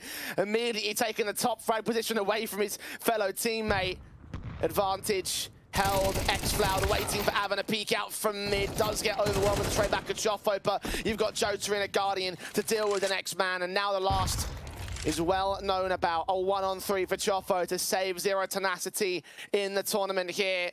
Sangul One kill away. We'll face together in at mid to deal the killing blow. The 2-0 series that sends them to the playoffs, and Zero Tenacity go crashing out in the group stage. That's a surprise. That was a really good performance from Sangal. And I looked at that, and that is a team that can threaten in the playoffs. That's a team that can give a fight against one of our favorites. 13-4 and 13-6. That was a whitewash. That was so unexpected in this matchup. Indeed, and it's like, yes, certainly great job from Sangal. I think the word in my eyes is certainly disappointment on the part of Zero Tenacity, because I do feel like they were very flat-footed today. I do feel like they haven't lived up to the expectations that they set for themselves in the red circuit, and just the improvements that they made over the last month or so just haven't been on display in this best of three, and when they have been before against this team. And perhaps it goes to the conversation of maybe what's happening in other tournaments as well from the Zero Tenacity side. The Alyssa Invitational, they got themselves in a pretty good state where they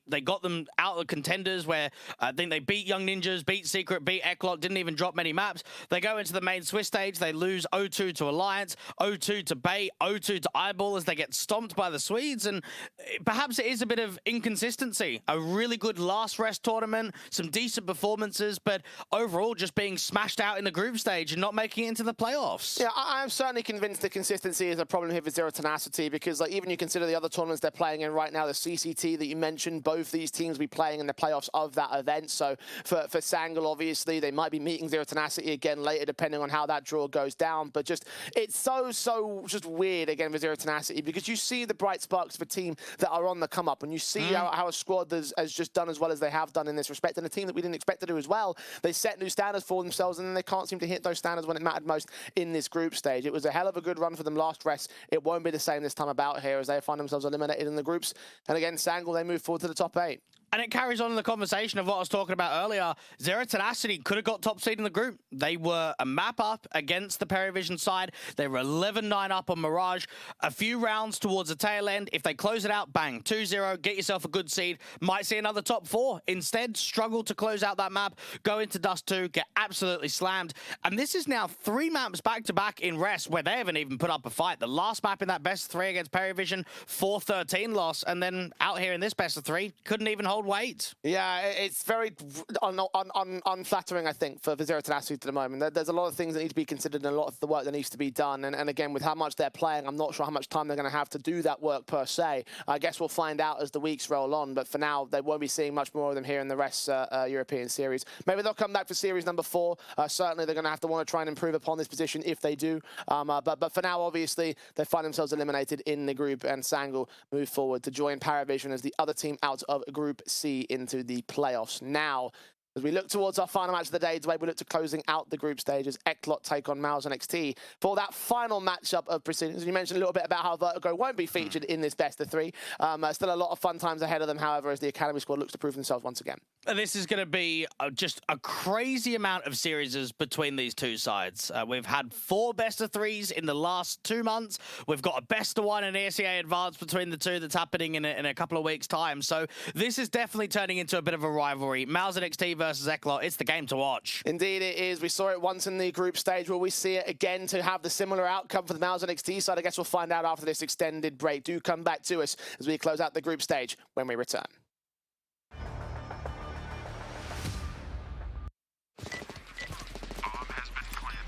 A very complicated job, but I love simple things so much.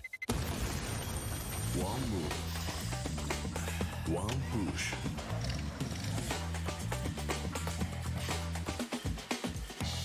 One touch.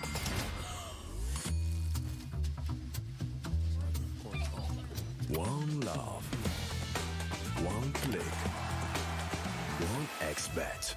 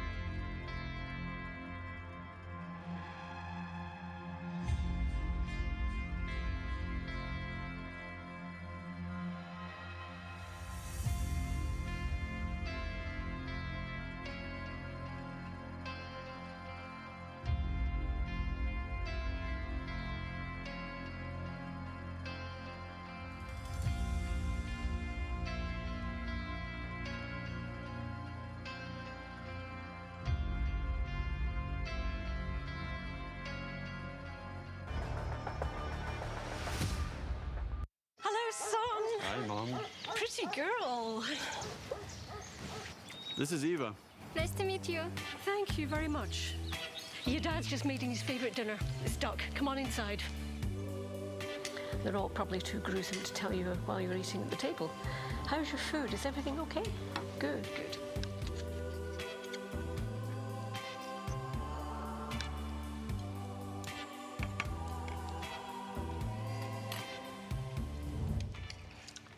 You seem to know each other.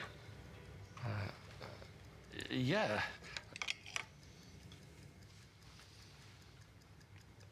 This is the new ambassador for 1xBet. Oh, I see.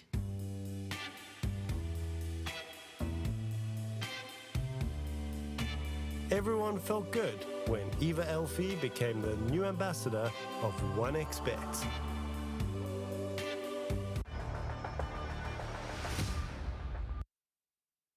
And welcome back to the Rest Europe Regional Series. We're continuing on with our final day of the group stage, and our final match of the group stage is about to take hold. As Mauser NXT and Eklot bide for the final place in the playoffs, only one can come out on top. My name is the Eternal J. I'm joined by Dwayne as per usual on this one, and certainly a match that we have seen several times before.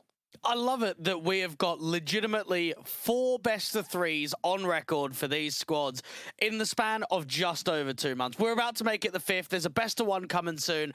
I can't wait to see this rivalry turn into something really special in Tier 2. We saw it play out during this very tournament here. 2-0 for Mauser NXT to open up their group proceedings and progress on to the winners match of Group D. Eklor had to fight back from the lower bracket, and they will get their chance at revenge here to try and eliminate the Academy squad, and again bide for that final spot in the playoffs. Bleed are waiting in the wings for the victors of this one, and that certainly has a lot of intrigue about it for both squads. Both of these teams would struggle to beat Bleed, but at least Mauser NXT have played them before, and at least they've been able to take a map against them before. Indeed they have, so possibly the best of the chances of the 2 squads involved. However, whether they make it through this match is another concern entirely, Dweg. Obviously, you mentioned the head-to-heads that we've seen between them so far. The last one over early on during the group stage was a victory for Mauser, and I think they had one off of HLTV as well, but prior to that point, Eklot were the ones that had the favoritism in this head-to-head. Yeah, so it's getting into a position now where it's 2 series to Maus, it's 2 series to Eklot. They are all 2-0s. And honestly, when I look at the maps, there's a lot of blowout maps. There's been some 13-8s, 13-5s, 13-3s, 13-8s again. And it's it's strange that we're having one-sided maps in 8 maps between the 2 of them. Well, let's zone in on Mauser NXT to start things off here, Dwayne, because obviously I want to talk in depth about these guys a bit more, because even though they found success in that opening game, yesterday during the winners game, it probably could be considered the opposite of successful for these boys. It's true, but look at who they played. They went up against Omega, who, again, everyone's going to look at them as basically being the kings of rest right now, where they're going to go on to try and make another grand final, try and win another tournament run. So it could very much well be that for Mauser NXT, they beat the majority of competition that aren't maybe Bleed and aren't maybe Omega. Well, certainly that could be the case. However, you did mention some concerns about that general map pool, which will look to get exploited by the Eklot boys, specifically that pick of the Vertigo, which probably should not be seen if they have any good sense on the international squad. Yeah, they had to pick into Nuke because they don't really have any other options. Now, it's probably a position that once more Eklot will look at with how the last couple of officials have gone down and realizing that teams are punish banning it against them. So for this Eklot team, they bounced back nicely against one win. It was a pretty comfortable series, to be honest. They got tested a bit in the first half of Anubis, but that second half and pretty much the majority of Ancient, it looked pretty cruisy for these guys. Yeah, indeed it did. And I guess that's to be expected when you have an established team of a certain capacity versus a team that have only been together for 4 weeks. So for Eklot, coming out on top in that one certainly is a pace setter for them to stay alive and now to carry that forward into the decider game and try and win one out against Mauser NXT, take that extra revenge from the earlier on group stage loss, obviously. So that's their key goal in terms of this particular best of 3. Obviously, a number of decent results to pull from when it comes to weighing these 2 teams up. Who do you think is walking into this match as the favourites? I think 50-50. I actually don't think one has the jump over the other. I mean, for Eklot and Mouse NXT, because you're going off in head-to-head so frequently, it's going to be a game on the day performance, which basically wins it out for me. Yeah, I mean, certainly it's the safer option to decide it's 50-50, given the fact that it's the case in those results here. I will say that Mouse NXT had the stomping affairs in their best of 3 during the opening stage of the group, so that is obviously a nice point towards their favor. They have been able to test Eklot at times. It doesn't completely sort of negate their own sort of successes. I don't know if I will edge out Mouse NXT per se, because their consistency can sometimes be up and down, because I mean, even though it was a loss to Omega in yesterday's proceedings, they've also lost out series to the likes of Incilio in the past, for instance. True. Yeah, very true. And for Mouse NXT, I'll be surprised if they get Vertigo in this one. It should be a Mirage ban for Mouse NXT. It should be a Vertigo ban for Eklot. We'll probably get Nuke and Ancient again. I mean, it's the one that's been played out in the last 2 head-to-heads on HLTV. So Ancient picked in by the Mouse NXT squad, and it's Anubis out from Eklot instead. Yeah, so realizing that Nuke didn't go down all that well last time around, so play as a third map decider and try and get into a bit of Anubis. Eklot don't pick a massive amount of Anubis, but we did see them pick it against 1win, and that T side from them was very comfortable. I'm looking forward to seeing how far they can carry that forward against the Mouse NXT side. Of course, their Ancient is contrasted by the previous loss from yesterday, where they really weren't able to find the closing elements against the likes of Omega. So potentially some information to pull from there for Eklot if they want to try and counteract what they've got in store for the first map of the series. And for Mouse NXT, we've already seen them play a best of 3 today. Now, it was with Tobiz instead of Naitu, so playing an entire 3-mapper affair against a team outside of the top 100 on HLTV, got dragged right down to the wire. Now with Naitu back in server, now with the full lineup here for Mouse NXT, they'll be looking to make this map happen with a victory, get into the playoffs, and look to see if you can really challenge Bleed. Yeah, obviously their losses and issues coming up from earlier on today are going to be affected by the fact and the nature of the fact they're not playing with their full 5-man unit. So having now Naitu in server is always going to be a positive thing for the likes of Mouse NXT when there was so many concerns about it. I will keep your eyes on how well that will go in case there are further issues that might force out a sub in the middle of the matchup. I'm hoping that's not going to end up being the case. But in terms of just looking at these two teams, like, this is another match where we should expect it to be pretty down to the wire, right? We're looking at that for both our matches today. Obviously, the first one didn't come out in that respect, but there's a lot more proof in the pudding for this one in my eyes. Yeah, I mean, normally I would say that we should expect it to be competitive, but it hasn't in the past. I mean, it's just been 2-0 blowouts. So, I don't know. I think, again, it's not going to come down to very much at all. I'm sure that Kriaz and the guys over at Eklot would have reviewed that opening series and maybe caught some tendencies.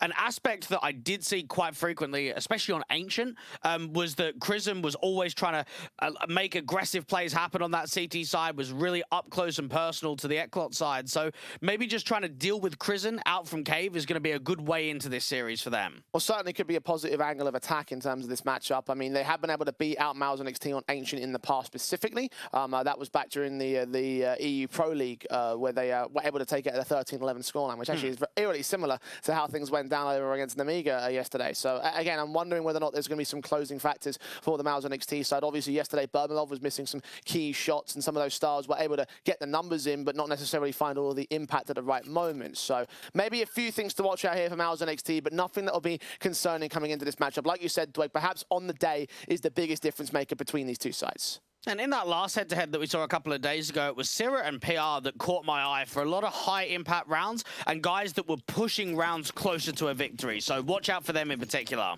And watch out for the final match of the day, the final match of the group stage. Eklot take on Mouse NXT to see who is going to the playoffs and who will be out in the group stage. Pistol round. CT side start for Eklot. And for Eklot, just knowing that this is their rest debut, they'd love to be able to make it the debut straight into the playoffs, get a top 8 finish.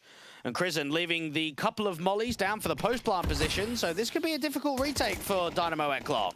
And Correa's going to try and get ahead of the smokes down towards Long. Bermalov is going to lead the charge in for the NXT side. Damage being done towards PR. We'll tag him up a little bit, but he's going to be allowed this bomb plant. They've got a kit in play, but no smoke. So if everyone stays alive on the bomb site and Krizen is able to slow play the mollies, this should be a victory for Mouse NXT already. They have just control for the time being, taking those fights and holding off against the CT forces. So careful and passive from them at the moment. Daitor trying to lead that charge in. PR backs up. It's Bermalov that takes that first fight on the defuse. They tap it once. Damage has been done to so many CT players, and the kills just start pouring in for the T side. Didn't even need those Molotovs. There's 4 remain alive for Mouse NXT to seal the pistol. And it actually could be one of the strongest T-side pistol round setups that we're seeing on Ancient in the current meta. I think the only way that it gets disallowed is if there's any lane aggression from the CTs where you can actually fight the door player, or there's just a smoke. If there's a single smoke on the city side, which you don't see frequently being bought in pistol rounds. Well, the 1xBet odds have this match about as similarly even as we do, Dwayne. Neither side clear and defined favourites, although let's see whether that changes as the matchup does roll on. I'm going to take a punt on this bet and make a bet on this match, and of course you can do so at 1xBet. Use the code 1XRESTEU and get a bonus 130% on your first deposit.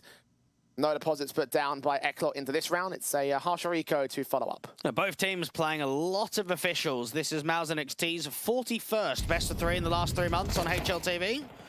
Eklot are getting into the high 30s too, and there's a lot of tournaments like these guys are playing in Advanced, in the opening group stages of the European Pro League, where they're not even featured on HLTV. There's a nice start from the Pistols in round 2. They've caught off Syrah. Advantage taken for the time being, but not really responded to at the moment. Returning fights will eventually come up good for them. One of them at 10 kills, going to get some money together. A secondary pick does come in for Blitz, a tertiary one lesser so. The rifles will stay in, and overall the economy will profit as Eklot get to their rifle buys. Eklot need to try and focus up here on Ancient. It's a map that does get played quite frequently for them. 7 wins and 10 losses in the last 3 months. Transpire with the 12 wins and 9 losses for Mouse NXT. And normally when I think about Eklot, it's MBQ that's going to be quite key in the mid control. On the T side from Mouse NXT, probably PR to work a lot of the lane aggression. Same for Crizzen.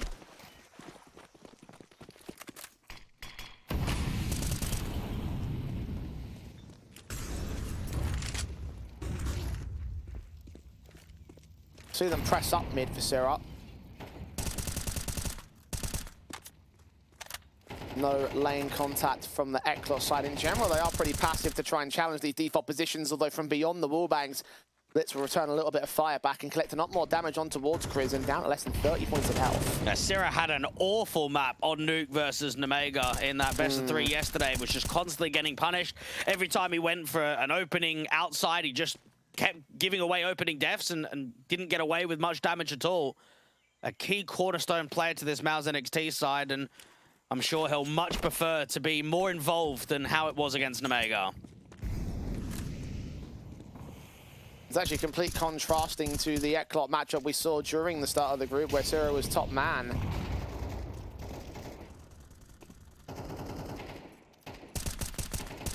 Smokes down to the contact. The bomb plant should be secured as Bermalov has a kill through the smoke. A little bit slow to the walk up from Mouse NXT, but it has worked out to their favor. It seems like another save here from Eklot. Unfortunately, playing a passive line of defense. 1 kill comes in pretty cleanly, and no response to a trade. No lurk was cut off either towards mid or A, so hold on to the weapons and bring them into the next round. Very slow to contest in terms of this early game for Eklot. 3-0 will start up for Mouse NXT.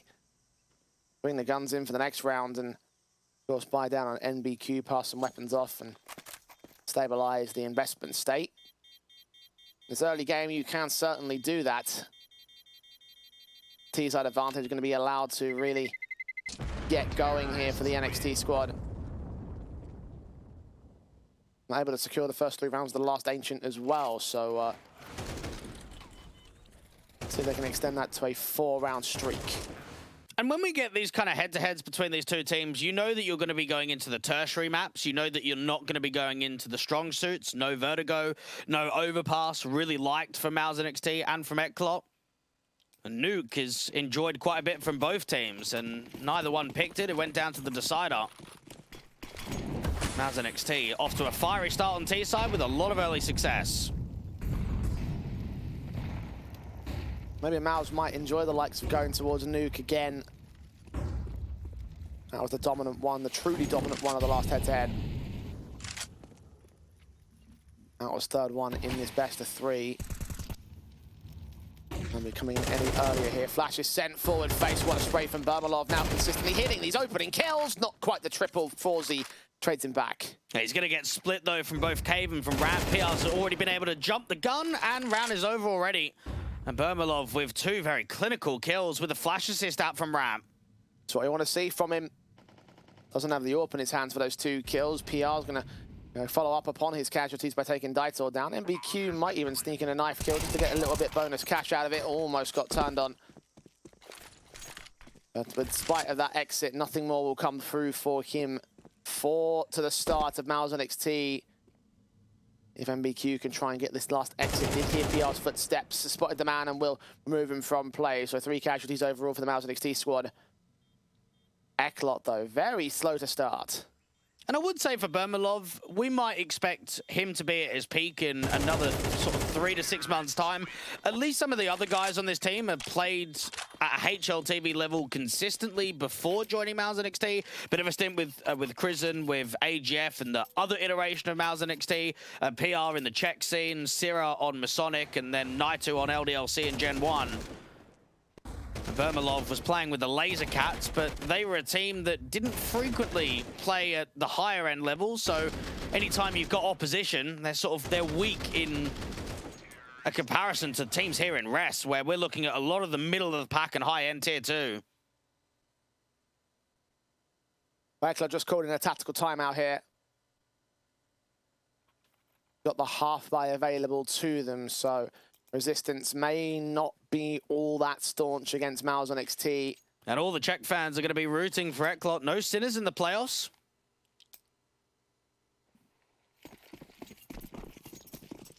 How long will those cheers last for? Can't be very loud at the moment with how dominant Mouse NXT have been in the opening portion of the matchup, but attack was taken. It's going to be Eklot's chance to turn it around in the adjustment of tactics. Good timing on the flashbang, keeps Sira blinded, so we can't spot the players over at lane push. The SMG involved, the Blitz unable to get the full-blown kill on Krizen or Sira. Damage pretty heavy against both, but neither man to fall. Bermalov has walked out, does get caught off guard by Daitor. Just enough of a distraction from Forsey to pull that attention away. Krizen out on a timing to shelf, did not get peeked in from Donut or from Red Room. And Kriaz is alone and on B. He's going to force a bit of a rotation back for MBQ. MP9 in Cave, these sort of close-range angles can be very successful for a CT side. Might only see one fight for it, though. CTs are pressing as well from Forsey over at main, so the backstabs can start to come in. The information can start to get gained out here, but MBQ, for the time being, he will be all alone on the open air of the bomb site. Close around the corner at least, but might have to go 2 for 1 on the trade counts here. Sira is still low. PR has also been tagged. Smokes and mollies are sent. Turning away from a flashbang. M4 does get out here in time, and MBQ holds his nerve regardless. Daitor there with the closing element as Krizen is left with an impossible clutch. I just won that round due to the read. Really active info play from A main. And from Dynamo Eklot, they know mid-rounds, you probably aren't going to work mid without a lurk outside of A. You're probably going to have someone watching A main, or at least to the front of A main, if you want to commit into Donut, if you want to make a workable default into Red Room. So as soon as that info play comes in from Forsey, Daitor doesn't even really need to stay around from Red Room. He could just instantly go into the B side. And that crossfire is on lock between him and MBQ. Eklot do make the half-buy work out for them.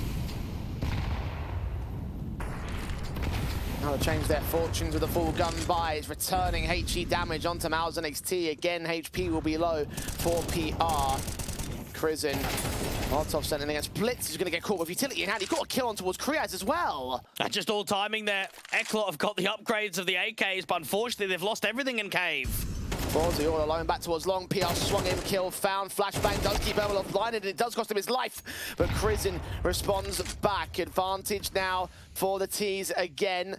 Both players coming in from the back lane. The AK will press forward, but Krizen swings out for a quadra in this round. NBQ does at least take one back, but now 2 more to find. Smoke's close towards the bomb site. Plant will not be denied. Both players are out in open space. Krizen will take face and will lose that fight. Naito also on the corner feeds himself to NBQ, who secures the defuse and the retake for Eklot. Now that'll be a hyped round from Eklot, because this is now finally 2 in a row where they're starting to chip away with the money. Forsey, he recovered it. He at least gave it a chance. When Blitz and Kriaz fall so early on, they're trying to smoke the molly, they line up for a moment. It's just unfortunate timing, but it's this play from Forsey that at least sets up a chance in the round. Just when you thought Krizen was going to have a mental round of his own. 4 kills for him in it, but MBQ in the clutch, isolated those fights, won them out. And now the tacticals coming in from Mouse NXT this time. And a really good smoke there for MBQ. It's unorthodox, because normally you'd either smoke off cave or you'd smoke off towards ramp, but knows that they're going to double up in that position and gets the vibe that they're both out towards default. So smoke that right-hand side, and then you don't have to worry about them splitting, right? Strafing left and strafing right, almost crisscrossing each other. At least if you smoke off that right-hand side, you only need to deal with the left.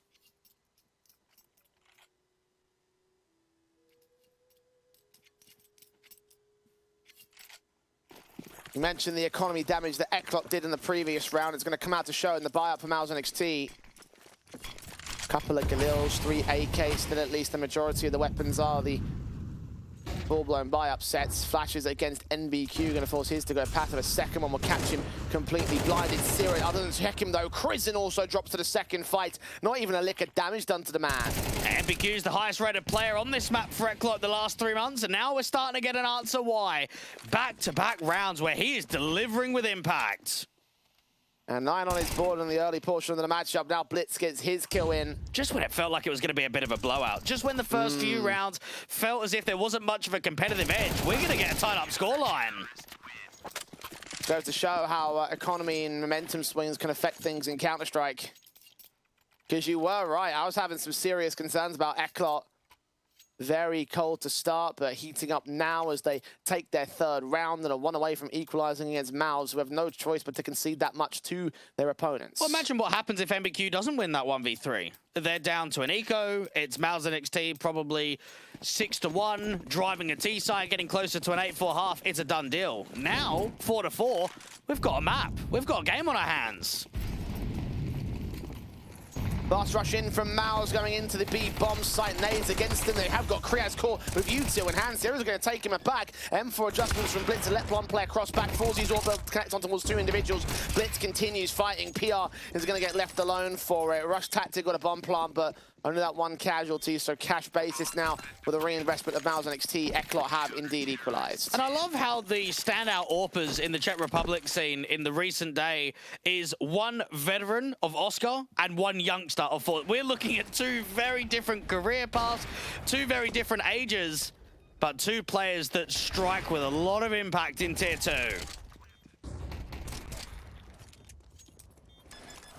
And Forzy setting up these rounds, knocking them down with the AWP. Now firmly in his grasp, but backed up by 3 AKs as well with the CT side. So a very deadly setup to have to face from ours. As they stand at evens. Now they're going to have to find something new. Eklot and Mouse NXT, all eyes are going to be on, are we going to get something similar to the best of 3 on the 15th of February? The one best of 3 that wasn't featured on HLTV, Jay. Map number 2 was Ancient, and it went 22-19. It was the most competitive map that we've had in this rivalry.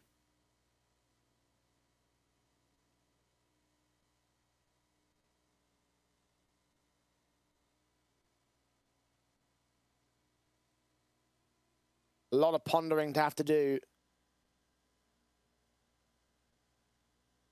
Mouse. AWP is out for Bermalov. Top fragger alongside Crizin. You mentioned the aggressive plays that the rifler was making. We'll see whether the AWP can keep up with consistency. Again, he needs to land some of those important shots above all else. He can be an incredible player at times, but is this going to be one of those times? Yeah, him and Tobiz have a very good connection, and I think another aspect that Tobiz has as a coach, and maybe why he's been so successful with these iterations of Mouse NXT, is that he is an ex-pro that didn't play at a massively high level. So I think he can actually relate to these players a lot more, know what it's like to be on the grind, know what it's like to try and get into playoff positions, to try and work up the rankings, because he wasn't a guy when he was a player that had all the successes, that got to play at a high level of Tier 2. So having someone that can relate a lot more with the players that are in their early stages of the career probably helps that dynamic between coach and individuals. Yeah, I mean, I've mentioned it before on broadcast, but I've interviewed Tobiz before, and he's a very intelligent guy, right? And he definitely understands those experiences because he was the guy who was playing at the Danish BYOC events and the various, online cups of the online era. They're probably youngsters that don't even know what BYOC is in Europe. Exactly. Oh, man. His knowledge base certainly is there for this mouse side, so you can definitely lean on him to suss out where the issues would be and to develop these players over time. Remember, an extremely young squad in the Mouse NXT camp. All these players are like, not even 20 years old, honestly. Eklot. Certainly with the better experience, but can that experience outshine the firepower? Yeah, Mouse NXT in the last HLTV World Ranking update was in the top 50. They've now been pushed back from 49 to 55. So they've missed their peak. They've now got to try and climb the ladder back up. And potentially a best-of-3 victory here against the Eklot side to get into the playoffs, to maybe cause a bit of an upset against Bleed, might edge them closer to that top 30 goal, which is realistic for many Tier 2 teams.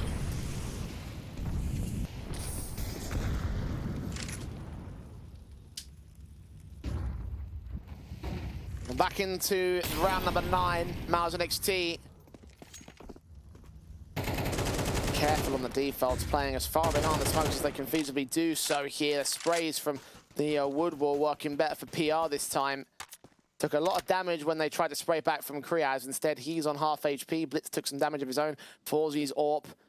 Set to the crossfire. Shot onto PR. Perfectly done to open up the kill counts. Kriz are now going to play double duty, and Blitz strikes. Perfect timing for Eklot. And Blitz just knows that he can't tuck all the way without a crossfire in case he gets hard cleared. So worker timing, don't peek straight away.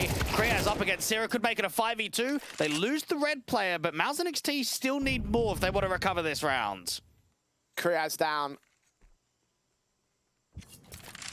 One responsive at least available to them, but Mouse NXT continuing to play slow, and Forzy continues to press forward again. Sirius is all timing in position, checking, goes blow for blow against Blitz. The AWP misses its shots, and the advantage sits with NXT as they take the B-bomb site. And if you are Eklot, you're going to be fuming. This was a 5v2 at one point. Sierra, just about gets caught off guard. Maybe there's room to try and come back into this. Well, Bermalov shuts that room back down. Daitor's heavily pressured in the 1-on-2. Molly sent deep over towards Long. He has to come in from short to evade the information given up by the CT side of things. Time is beginning to tick away on him as well. No utility to get into this bomb site. AWP set and ready. Flick misses out. A second AWP flick missed it around. Flash is sent over. Daitor's caught fully blinded of it, but Naitu's just stalling for time. Knows that man is off the bomb. Knows he's going to have to run away for it. Grab that AWP and potentially look to save. That's assuming he even gets out of lane. Naitu's watching for this. The AK burst. Fire does take him down. Daitor stays alive, but Mouse have the 5th. Yeah, Daitor does insanely well at the tail end there to do extra economical damage to get an AWP to be saved in. But for Eklot, with those 2 opening picks out from Cave and Cheetah, they'll be disappointed that they haven't won that round. A wherewithal on Blitz to go for that particular shot to set things up, but Sierra, man, the fight back on his part. It is a tough angle in Cave when you're walking with an AWP, because there's a lot of room to look at, and there's not a lot of room on the other perspective. There's a tiny little window for you to come out of. He made it work. Fast plays out, and Mao's coming into the A-bomb site this time. Smokes will go down deep over at Donut. CT spawn already covered off, and they'll make sure the back lines do not get pushed upon either. Flashes are sent. Daitor finds the bomb carrier, sees Kritin. AK awkward. Bermalov does turn back to a 4 versus 4 and continues to hold his position from close. Re-smokes come down against the one that's about to fade, and the CTs are locked out of sight. Oh, Forsey doesn't see the player on the perspective. Sierra out there from CT starts to strike, and all the players are coming through from Red and Donut. Oh, Bermalov! 2 kills through the smoke. First shot just came in. NBQ peeked back into his spray. 3K for the man. The Ukrainian powerhouse that pushes Mouse NXT up to minimum 6. And for Eklot, they try and take mid, and most of the time on the city side of Ancient, if you're taking mid, you're not keeping an A player.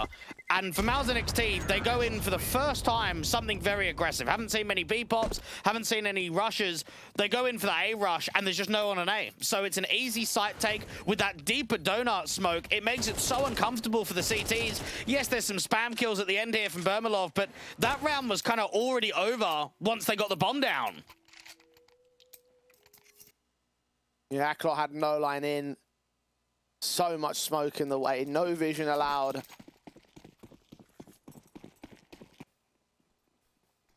Have to answer back with another rifle investment. Smoke set out towards red. I think actually hit the stairs there.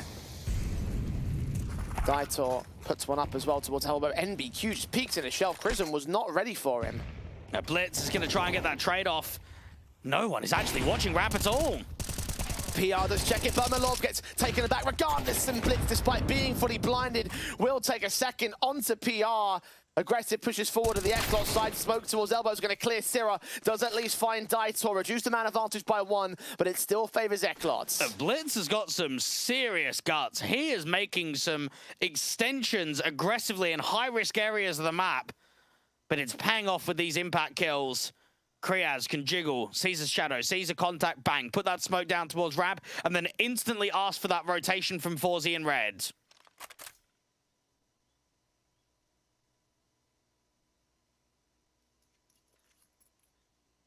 Slow and passive. Clean up the smokes off their dead teammates in at lane. They can suppress both the CT angles here, but Forzy's AWP is posted towards K, where both players are inbound from. 30 seconds. Syrah just gives himself up. Incendiary to follow it up as well. Nightie's not going to be allowed in. Tag was heard. M4 and AWP combination now in the crossfire, the more definitive crossfire here. Smoke does come down. HEs will burst it open. Naitu just going to wait for that much. Peek on him. Shot does miss out, so at least he's baiting them. But now, with 10 seconds on the clock, needs to prioritize the plant. He's just not given enough breathing room for it. Eklot trying to even up at the turn of the half. I tell you, considering that they were 0-4 down, they're actually putting in a very good shift. They're actually keeping these rounds very competitive. And the Czech international side are going to look at this scenario and say, do you know, we've actually got a threatening chance of taking Ancient. I wouldn't say the chance is that high because it is only 5 rounds gained on the City side at the moment, but just with how some of the rounds are playing out, we are going to have a fight here. Just thinking back to that opening game where Mounds went nearly flawless on their CT side, and the notion of an even stance certainly would be more beneficial to the Eklot camp, but no doubt about it, still going to be a very hard fight back. HE sent from Kriaz. Damage is completely not even done by him. PR does get the kill back on the trade counts. 4-on-4. Blitz fought upon center site as well. Advantage gained definitively from Mouse NXT. Bomb plant should follow. Taitor trying to break the smoke out from CT to try and get in quickly. PR close around the corner. The footsteps. 3 smokes on. Forzy's AWP does strike. 3-on-3. Bermalov is not protected. His teammate's a little bit late. 2v2. Trades back. PR. Quadra's up in the round. Forzy caught back with the Galil as Naitu will lock in the 7-5 half for Mouse NXT. And that round was just basically timing. PR ends up getting all 4 kills. No, he does hard bait his teammate. Bermalov just gets caught at long completely while he's trying to set up the backstab. But in the end, they are successful. And for Mouse NXT, they'll look at the scenario now, like you mentioned, with how comfortable their CT side was last time, and they have to be real with themselves and say, is that going to happen again? I think there needs to be a bit of adaptation. I think they need to have some good calling from Chrisen, because we know it very well, Jay. When we get head-to-heads in close amounts of time between one another, normally the team on the losing side has done some prep to be ready for it, to been able to throw the opposition off guard. So I'm not convinced that this is going to be a whitewash in the second half. We'll find out whether or not that's true.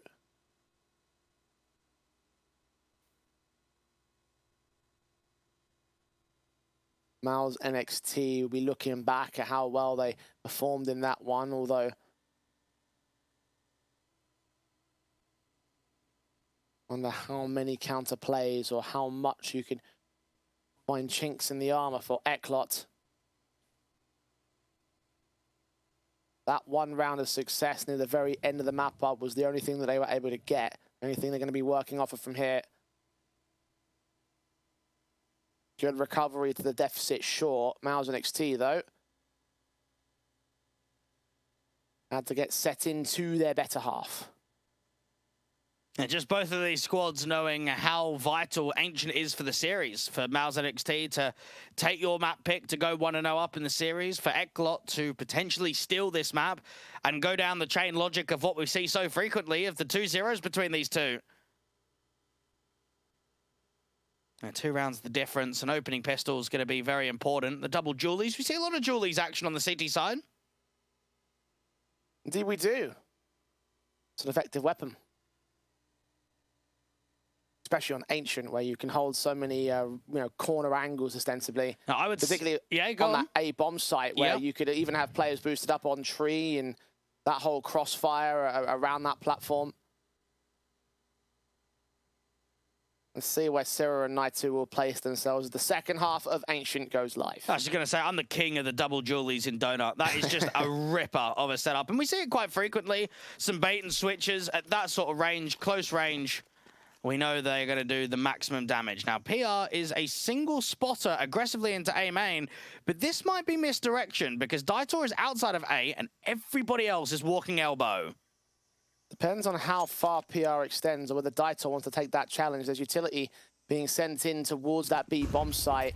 Smokes down out towards the CT spawn. They're going to wrap their way onto A, and suddenly PR is looking mighty lonely out here and completely surrounded by T-side contact. Daitor is going to wait this out, thinking the man's going to back away, draw him into a very aggressive fight. He has no idea of the danger that he's in, but he deals with it regardless. That is insane. I cannot believe that Daitor has lost that fight to PR. He had the jump on him and everything. Now Syrah got to get a jump on Blitz, spamming away with those dualies, eventually connecting a headshot that he needs. The T's are pushed out of the bomb site. Can even see a late flank coming in from Krisen. They tap the bomb. Kriaz taps his P250, but is not tapping heads. PR continues to frag. Now MBQ's trying to deal with that player at CT. Bermalov and Syrah come up good with that absolutely stellar retake for Mouse NXT. And that round was won and lost because of the flank. Now, if PR loses that fight to Daitor out to the steps of A main, not only is it a man advantage, but it's a molly play. And it's similar to what Mouse NXT were able to do on their T-side pistol, on throwing the molly in late, making it very awkward to retake the bomb site and get players onto the bomb.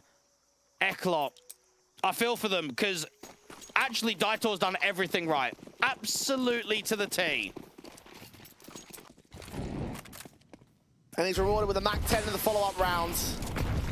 Worst of the weapons involved in Eklot's forced by bomb plant bonus. We'll see this regardless. Naitu opens things up. Kriaz with a responsive. Syrah's going to have to try and clap back. Did see that bomb carrier, but will fall away from position. Daitor is going to start making his way up. Syrah isolates his teammate, turns back in the second man. SMG fight goes the way of Daitor to a 2 versus 2. He's tagged up low, though. Seen by PR. That HE doesn't take him down. 3 points of health. Finally, Bermalov finishes the job, and MBQ is nowhere to be seen. Unfortunately, he had the maneuver to start bringing that bomb back out to lane and out to A, but everyone started to fall, and MBQ might be on for another clutch. 1-on-1, Bermalov knows that he's tagged up so low. Holds back behind the totem. MBQ very, very careful about this. No idea of where Bermalov is specifically. Knows that he's somewhere on that B bomb site. And he's hoping the man aggresses. Bermalov is much smarter than that. But the thing is now is MBQ could have, with his knife, gone all the way to shelf and started to backstab into cave or to ramp. So it is misdirection with how much time is left on the clock. And for MBQ, the reason why he's holding for so long is he can't really search for a fight, Jay. He's so low. He has to hope that the fight comes to him. Moving closer now, Bermalov. Is he going to give up the ghost? Checks it at the right timing. Catching the man down, forced by unsuccessful for Eklot. 9 on the NXT board, and there should be a 10th that follows it up. And I would say similar to the opening game, Jay, some really close rounds that Eklot just couldn't get over the line. And the pistol round with what could have been set up with Daitor, with that one there going down to a 1v1 in the end. Mouse NXT, though, they'll say, keep them coming. Keep forcing up. We'll take it. We'll keep this round streak going. Second tactical by Eklot because They might not have much of a T side left to contest this. They're actually going to force buy into round 15 again. They did the damage.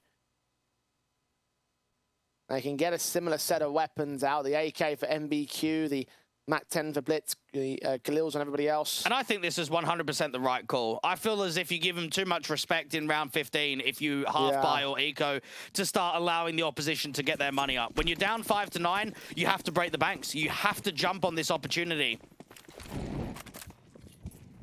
The difference between potentially a 10-5 and then another rifle to lose the 12-5, or denying the streak from here and hard resetting Malzahn XT, bringing back that streak in your direction, much like they did in the early portion of the first half.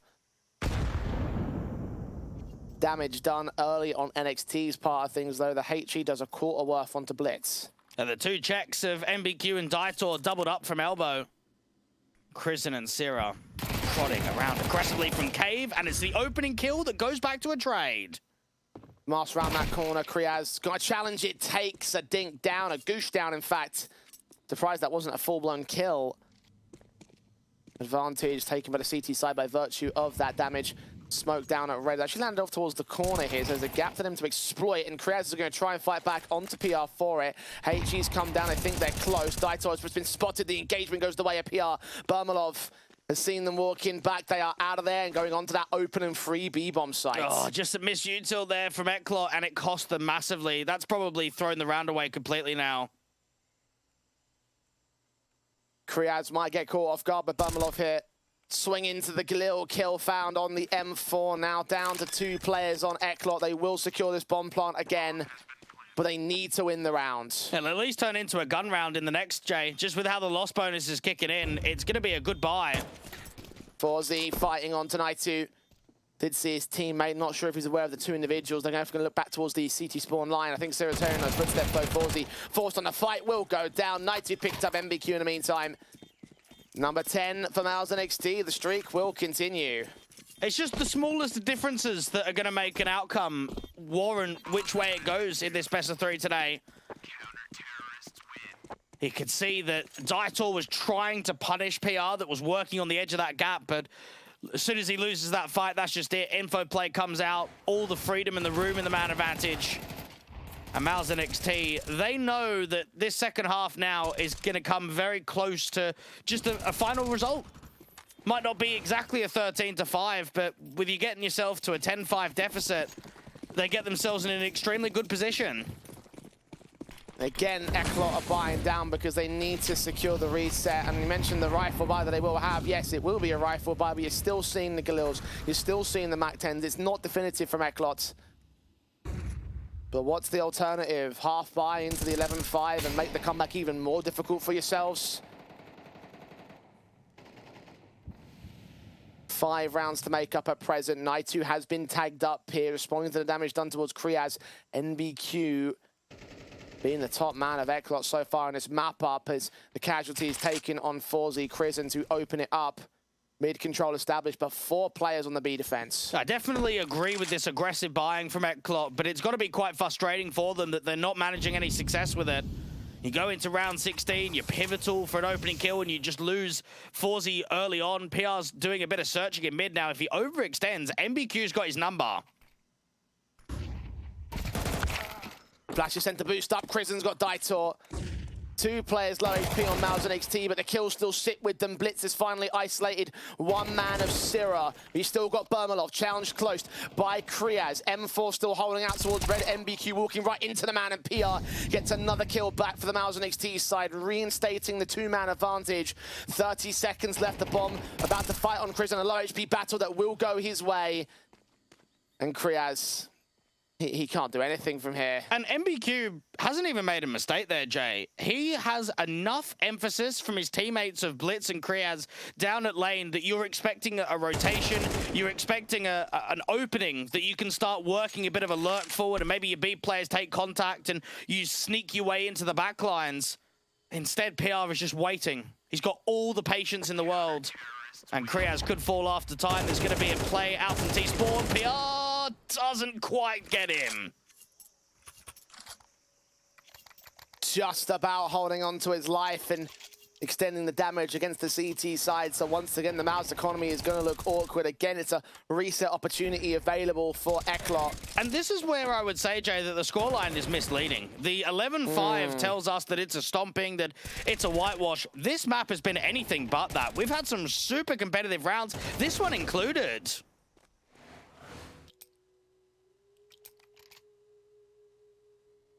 It just takes one good round win for Eklot to shift the streak in their favor. Mouse and XT will struggle with the follow-up buys, and Eklot are just hunting for that one good win. But time is running out to make it happen. A third and final tactical has been taken by the T side. They're getting more AKs, they're getting more rifles here. Lost bonus stacked up to max. AK saved from the previous round, backed up by 3 Galils, of course. No AWP available for Mouse and XT because they haven't had the money to buy it, of course. Both teams made to just keep on investing and investing time after time. Syrah fought back upon, but he gets the kill on NBQ to start. Aggressive play out from main, gets a dink off, but it's not entirely the kill. Oh, it's going from bad to worse. Frustration's got to be at an all-time high. Tilt has got to be at an all-time high. These rounds have been so competitive, but yet they're still ready to strike. PR seen Daitor. He knows what's going on. He's going to get him. Daitor thought he had a jump on his man, but no. 5 on 2. Yes, Bermalov's low. Yes, Krisen's at half. But there's no way. There's absolutely no way they win this kind of a round. This is looking like it's going to be map point. Kriaz tries to fight back. Smoke's involved of this, just going to suppress for even more time. Eklot, they just flounder here. They're in a position, Jay, where they are just being outclassed.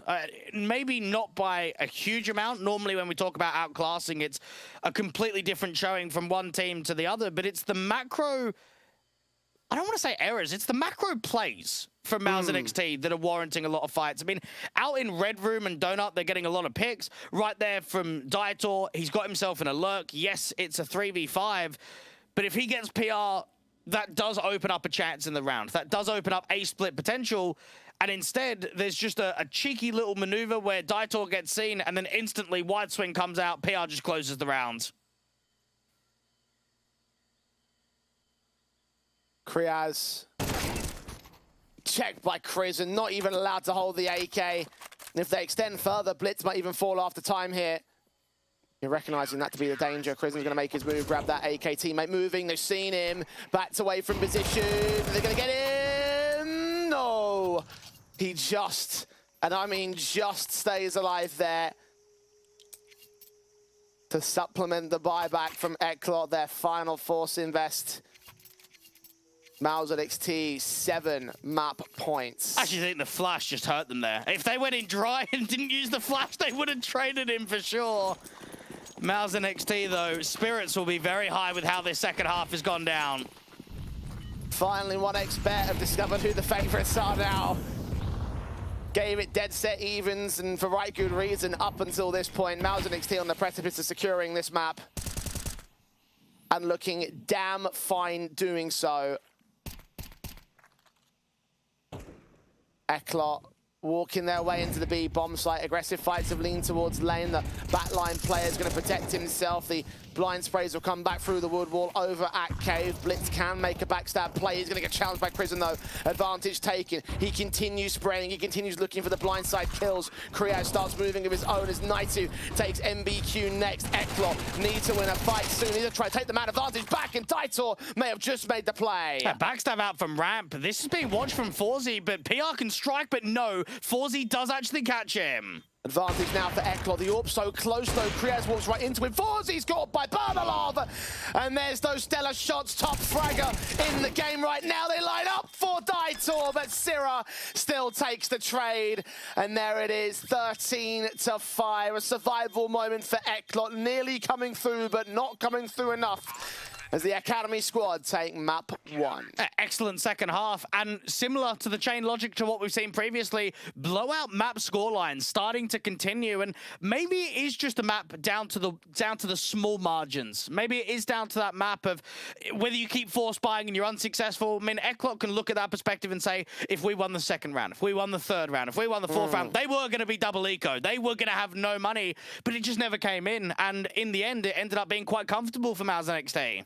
Yeah, small margins that add up to a big difference, I feel like. I think that's part of the reason why the scoreline was so massively in favor of Mouse NXT, right? Because they were just about winning those, 2 players alive, 1 player alive scenarios, especially in that second half. They were just about taking the early scorelines of the pistol, converting those over and continuing to contest Eclot by the turn of the half. All those little small things that they were eventually able to compound to what we ended up seeing. Again, you are right about the scoreline not being as one-sided as it looked like there. Like, it certainly was a match there. A couple of things going right for Eclot would have potentially given him a chance to at least make it look close or contest this map up. But as it stands, Mouse NXT start things off and looking towards Anubis here, where you have to start asking, what's the situation now? Is it going to be another blowout score and another 2-0? Well, the concern I have is the start of the halves. Now, remember, the first half of Ancient was a 4-0, and then obviously the second half, it just kept going because they kept trying to force and they couldn't get the reset. My concern moving out to a map like Anubis is that if they can't get the starts, if they lose pistol, if they lose anti-force buy, we could be seeing long and extended streaks of success for the Academy squad. Well, Eclot picked into this one, so at least there's that much silver lining that they go to familiar territory and a map that they hope to be able to be confident against the Mouse NXT side on. But is that going to be reality? We're going to go towards a break and find out after this.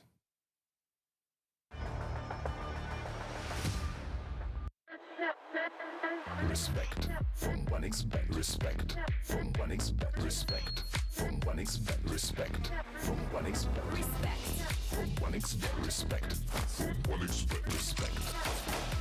Respect from 1xBet. Respect from 1xBet. Respect from 1xBet. Respect.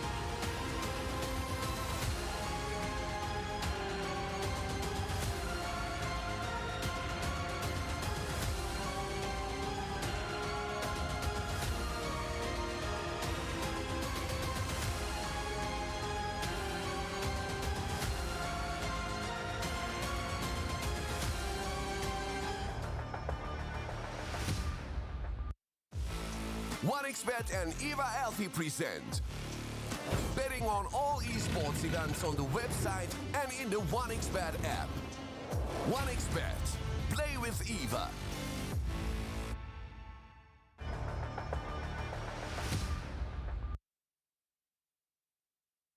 Wow, what a scoreline it looked like from Mao's NXT as they take over the first in our best of three. Ancient going their way at the 13-5 margin. But as we were mentioning before the break, Dwayne, scorelines can be deceiving. I think that was one of those cases where there was a lot of fight put up by the boys over from Eklot, but they weren't able to get those key rounds. They weren't able to get those key moments.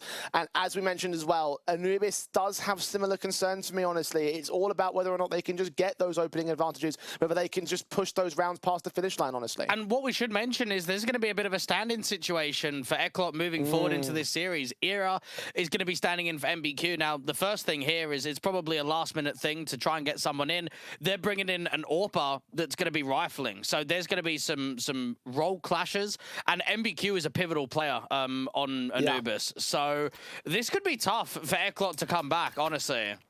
Indeed, yes. Like, this is one of those situations where like the roles don't seem to match up, and the reason for it, obviously, for those of you who were watching who saw a couple of tech pauses, because MBQ was having major loss issues. So that's the reason why they're making that substitution. But even so, he was the top guy on Eklot in spite of those problems. So you are losing out on someone who's had that massive impact in the first map up of the series, and now let's see whether or not he can continue on in that respect here with Era in the stand-in situation. Pistol going live, CT side start for the Eklot camp. They picked into this map up. A good opening half from NXT is going to leave us in a very dicey situation for that comeback, much like it was on Ancient. Era does pick up the first kill, but Sierra is immediately into return. A very quick out from main. They've still got the further flashes to come through from Naitu. A lot of players blinded. And still getting the kills back. 1-for-1 trades on Sierra. Forzy getting his 2 kills out. Kriaz will follow suit. And Naitu is all left alone on this one. 1 versus 3 situation.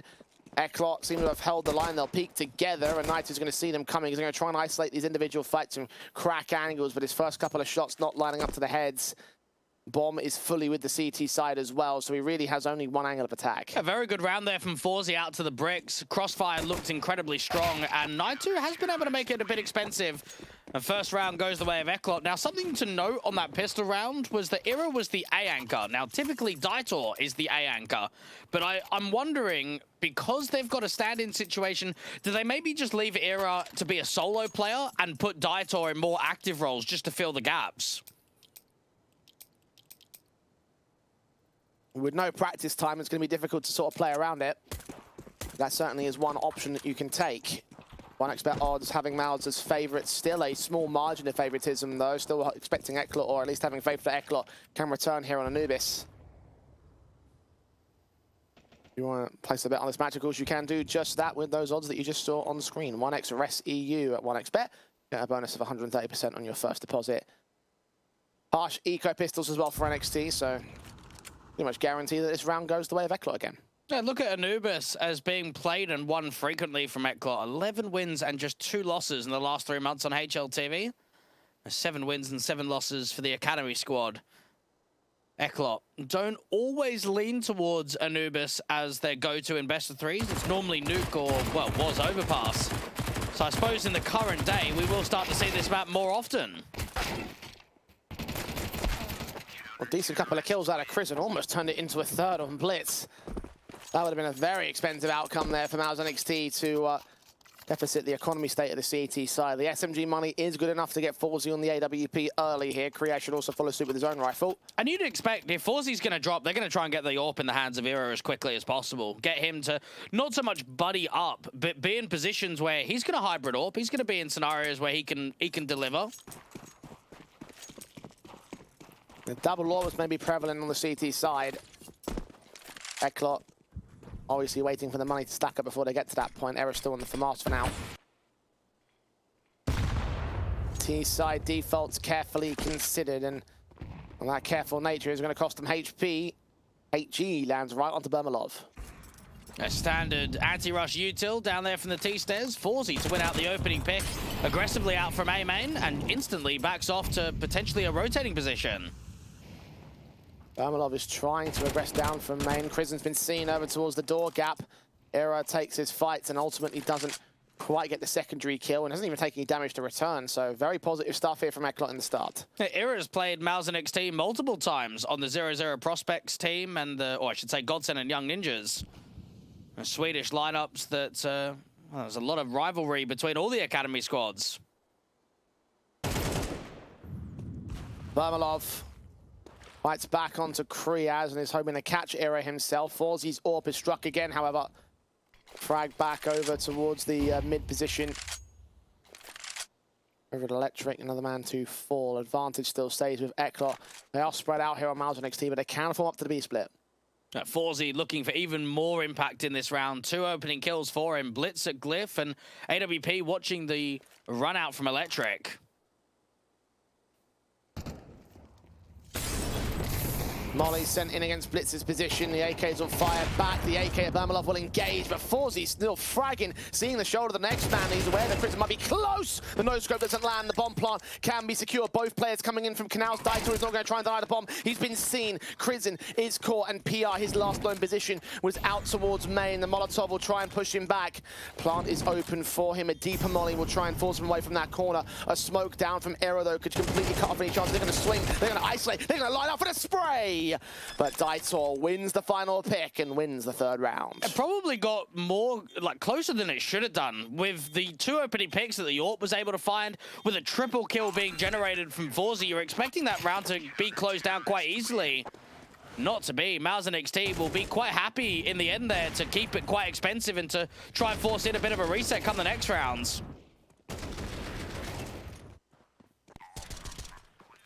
Excellent work from Forzie right up until the end there.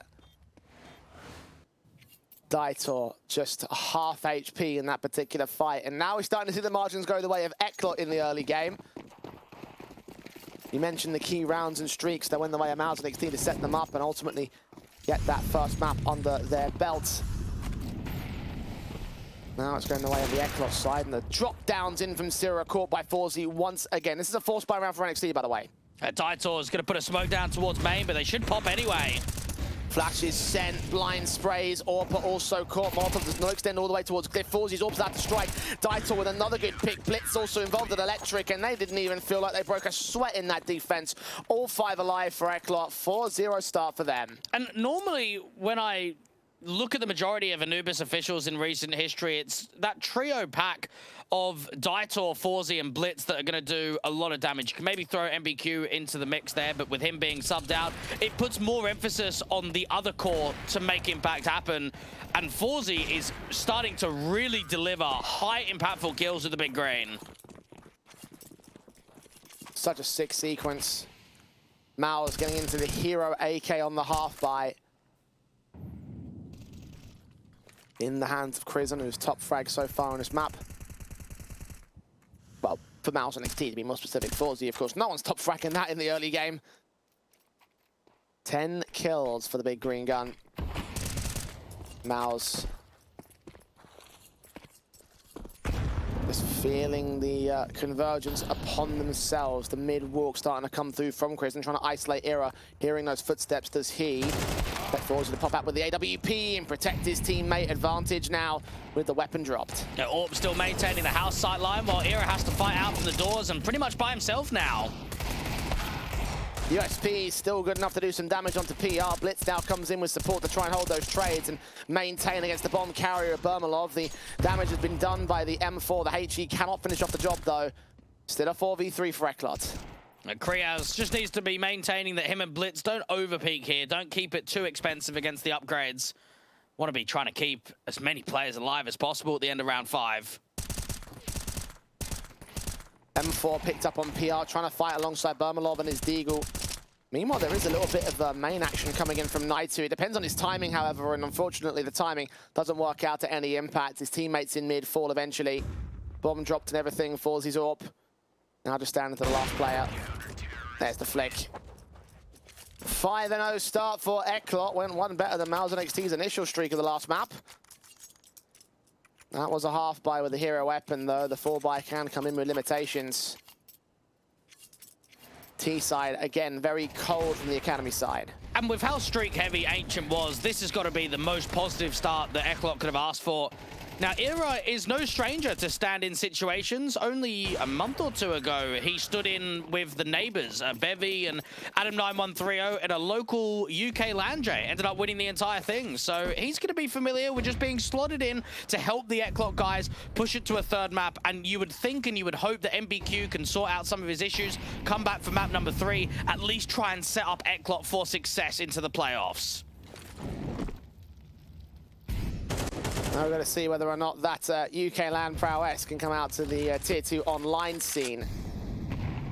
So far, it's not really been him taking center stage of the Eklot side as NXT kick things off with a kill on Daitor. Finally, an opening man advantage for the T side. Flashes are sent. Bermalov leaning his AWP forward to try and get Forzy down. He's such a dangerous element involved in this. Blitz.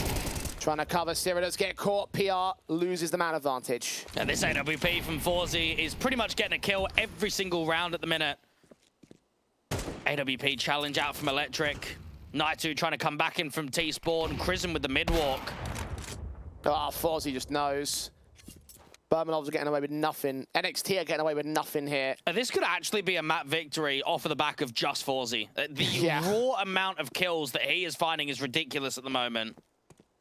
He's found 14 and 6. Like, what do you say to that? How do you respond to that? A backstab seeming to come in towards that A-bomb site. Naitu trying to set up for the execution. Little does he know how aggressive the CT players are. Utility pulled out. Era and Kriaz can combine. Get that kill. Krizen's got nothing left in this round. 6-0. Oh, Eklot picked this map for good reason. It's on display right now. Mouse. Another rifle round gone by for them. Very little in the money game as well. The Galil can stay in and potentially think about another force around it here. I mean, for Mouse NXT, the economy's so lopsided. I'd love to see a tactical at this stage because nothing is going right for them. And we did see that the veto has been changed slightly from previous meetings. In the past, we see overpass picks and overpass picks for Eklot, quite a lot of ancient picks for Mouse NXT, a couple of Inferno picks for Mouse NXT, and a couple of nuke picks as well for the Eklot side. So going into Anubis, we go into some new territory. Indeed we do. Understandable that overpass wouldn't come out in this veto because of the nature of its exclusion from the map pool here in Res. Again, for everyone at home, we are playing with the newer patch. We are playing with the newer map pool. Dust 2 is in.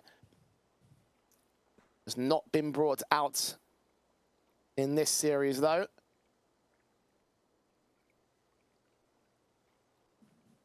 Half invest around the Galil. Have a second one in for PR. Trying to push forward against Kriaz and his AK around this corner. Shoulder scene, barely pixels away from getting the info back. Smoke start coming down. Molly sent. Kriaz who's going to put incendiary down towards main immediately. The AWP involved in this. Shots on. Forzy just continues to hit shot after shot. A second peek into the crack angle. 3 kills, 4 kills found between the 2 players. Oh man, he is just a threat. So he's coming here to win. He ain't coming here to just put on a good performance. He's coming here to get victory. And Dynamo Eklot relying on Forzy for just so many opening kills and mid-round situations where he just keeps fragging. And the biggest surprise to me isn't the 18 kills, Jay. It's the 3 deaths. He ain't getting traded. He's not in positions where Mouse NXT have been able to punish as soon as he gets one. He's been far too quick, and the T's far too inaccurate to deal with the AWP. Now placed in mid, because wherever they want to put pressure towards, they're going to bring the big green over there and catch Mouse NXT player almost as a guarantee. Mouse need to counteract this somehow. Molotov sent in towards that elbow position. The M4 and the AWP held. Back lined up against the fire. At least they can't get an opening pick here. Blitz's aggressive maneuver out from the B area and Era continuing to jiggle in from mid is actually restricting a lot of the map control that Mouse NXT can get. Bermalov's AWP is watching from Electric. The player at Canals is not going to get faced upon in time. The gun barrel seen. Bermalov doesn't hit the shot. And another opener for Eklot. Just punished instantly as soon as he misses. PR trying to see if he can pick up mid, put more emphasis back. Krios with that smoke into A main. Would have heard a couple of the footsteps of the A players. Alongside Dieter and the M4 backed up. Engagements will try and hunt for them. Flashes will send them forward. Kriz and his ult picked up down. I think Nighty also DC'd out there. So now Sierra's fighting for the man disadvantage on a major scale. 7 points of health. PR trying to join him, trying to get involved. Kriaz will continue fighting and spraying, and even for his own teammate will get a kill. Wow, how contrasting is this game? One-sided scoreline once again, yes, but contrary to the last map, there is no contest from Mouse NXT. No, there isn't, and I just don't even know where Mouse NXT can find success from in this first half, because the rounds just haven't even been close. They've maybe had that one of the 2v2 they had on the B site, and that's been it. That has legitimately been the only round. They've struggled to get into bomb sites, let alone even pretend to think about that they can get a bomb plant. Now, this has been a slapping. This has been a really good performance from Eklot. Yeah, this is mental. Now, this gets me very excited about Nuke, because we've now seen back-to-back maps, very one-sided. We've seen that a lot in the head-to-heads. Could it be whoever starts on the CT side of Nuke, whoever wins the knife round, just wins the map, just wins the best of 3? I mean, it's certainly a possibility. It helped out Mal's last time when they took on Eklot. Personally, I don't even think it's a possibility. I legitimately think whoever wins the knife round wins the best of 3, just with how this way of the best of 3's gone down. Well, it depends how much Forzy wants to get involved in the last map of the series. I love how we're talking about the last map as if it's a guarantee, because at this point it probably is. Yeah, oh, definitely. There is no way, absolutely zero chance that this is a 2-0 for Mouse NXT.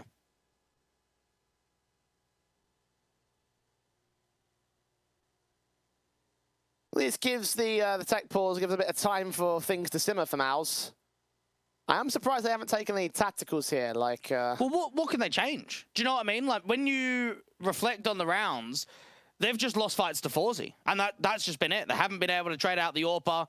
This is a real pop-off game that is not seen very frequently at all. So fundamentally, they probably feel as if they're getting themselves into good default positions. They're getting themselves in the right areas of the maps. They're just losing fights. So I don't even know what a tactical would change. If it was maybe 8-0, and the rounds were close, right? If it got down to 2v2s and they miss out on a couple of post plants, I'd say absolutely call in a few tacks. Maybe the communication's not right. Maybe they're being a bit too eager to fight. But when you're just getting slapped around like this, a tactical timeout ain't going to help you.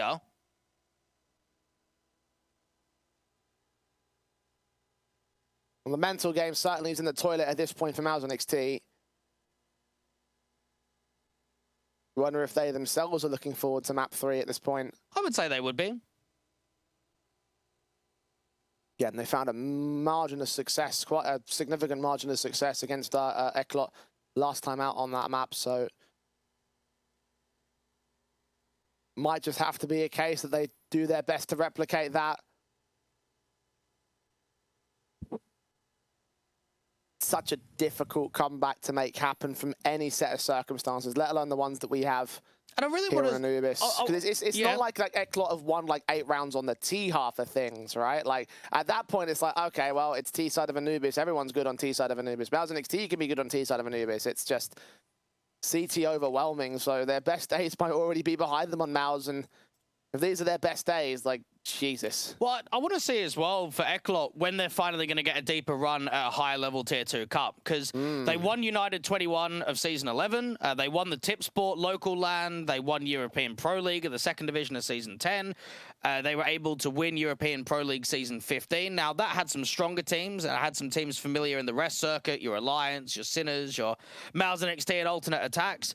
They won ESEA Main, absolutely destroyed competition in the playoffs to get into advance, where them and Mouse NXT are facing off against one another in 10 days' time.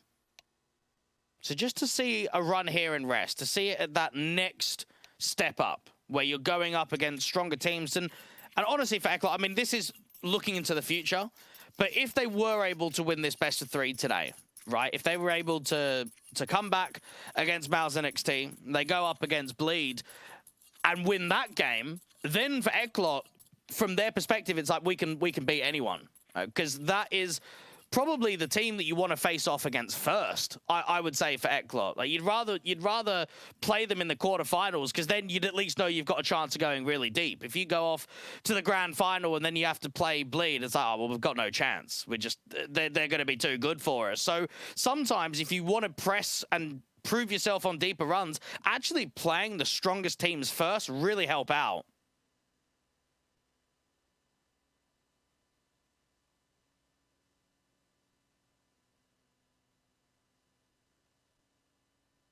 An upset there is a conversation for another day.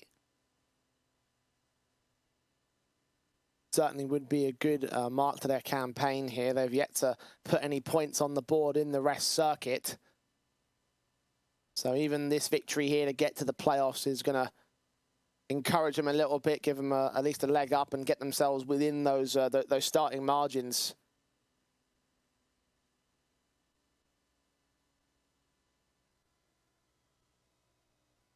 And at this point, will actually be guaranteed to tie up alongside Miles NXT, who only have 15 points on the board, the quarterfinal exit in series number 2. Losing to a team that, of course, went all the way towards the grand finals of that event. Should we maybe talk about the playoffs a little bit now that we've got some extra time?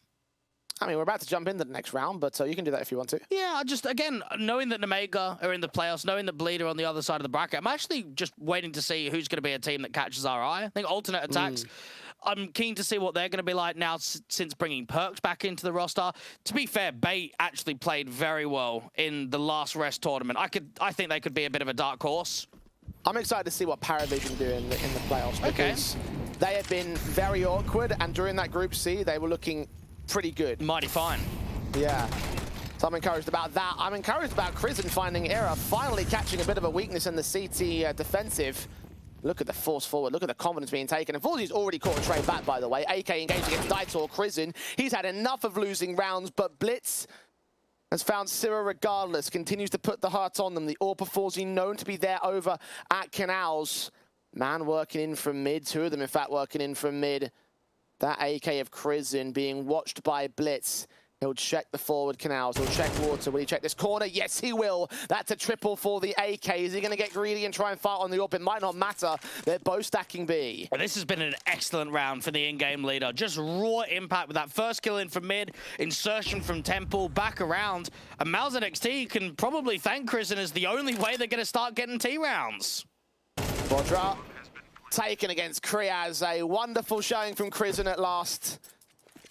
In the same way that Forzy has been the single man that has won Eklot all these 8, NXT are going to rest on one man to win their first. That's such a shame, because I actually thought the dream was on. I thought with how Anubis has gone down 8-0, mate, it's going to happen. We're going to see a 13-0 here in Res.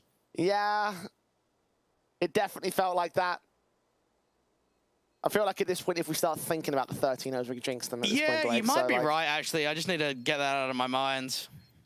Anything can happen. Just constantly repeat that phrase every time you see any scoreline to 0. And yeah, say, I thought after the pistol. It was just, I called it too early. That's what it was. Pistol round, I was like, yeah, this might be a 13-0. Ye of little faith, my word. Yeah, for Mouse NXT, even if they get away with 4 T rounds, it is such a long climb ahead. All they've got to really do for these next few rounds is silence Forzy. That's got to be the main objective. I mean, either that or silence all the elements around him like Crizin did here. But certainly want to take that threat off the board. That's the one thing that NXT have to do to try and get some semblance of confidence back in, or not confidence, just presence in this map. PR has Blitz firstly. Crizin is going to try and challenge the AWP of Era. In fact, there's that double up setup we talked about. Era's burning down to half HP, and he's known to be out in the open somewhere. The first molly will clear. Flashes are sent towards the man. He turns away at the wrong moment, and Crizin again isolates the opening fight. PR! What the hell happened there? Just the timing. You've got 2 players on different height grounds, and, well, they just passed one another. As soon as PR uses util, that's it. It's just going to get caught. Forzy and Kriaz aggressively punishing A-Main now. Chris must be getting frustrated as well because it's the second round in a row where he's found the opening start and it's still been traded back very quickly after the fact. No man advantage maintained, and the teams will form up towards this B bomb site. Aggression in towards A main is going to ensure that they can't really get access out there. The mid player is going to start the rotations. Mouse and XT have to start setting up for the execution here. There's no smokes to go down. It's going to be very difficult to get out of dark because of it. Damage done, Blitz kill found, Bermalov, low HP, dead to rights, 2 kills for Blitz is part of things. HE's on Daitor, will take him back. Blitz continues to fight away though, Krizen with a responsive. His 3 kills again in this round, bomb in the open, and Kriaz trying to watch the entrance. 31 HP for this 1v2 clutch. Tapping that AK, revealing himself, trying to pre-fire onto Kriaz. Flashbang sent in towards contact, tries to get away from it, but 13 seconds. Needs to get that bomb plant down now. Base again, picked up. Plant will be secured towards backside. Who's going to go for the fights? Kriaz going to try and deny it. 5 seconds, they can line up, but no. Forzy, as you would expect, lands his shots and closes down the round. And what is a bit of a shame is that Nuke, the third map decider, isn't a massive AWP's paradise. Like, you can be active on the CT side as that heaven rotate, but on T side, we're hardly going to see any AWPing. Forzy has probably had the best Anubis map, or at least Anubis half, that I can remember. Yeah, he's just... he's basically been the CT side. Now with extra AWP support, with all the rifles continuing to frag away. A round taken aback by Mouse NXT. They can re-buy into this though. Flash is sent. Krizen should catch Era completely off guard. So another opening fight for him won. I saw similar signs to this when Mouse NXT took on Omega, of rounds where Krizen was getting a lot of impact, but he wasn't being supported by the rest of his team. Era getting punished out from mid. The double AWPs keep getting invested because the money's so strong. Incendiary's up, Kriaz watching a WP, finally misses a shot, and Naitu can punish it onto his backup. Krizen still holds in mid. That is the first confident round we've actually seen from Mouse NXT. Now all we have to do is commit the bomb to the site, get it planted. Blitz, everyone's aware of where he is. To secure the confident stances, and Bermalov gets his AWPing frag, an AWP kill that's not for Forzy for once. And a little extra summon for Mouse NXT to try and consolidate the half. And honestly, if Forzy gets that first kill, I think it's a very different round. With the crossfire out there towards main, you're probably expecting a lot of damage to go down. Naitu with a very clean double entry.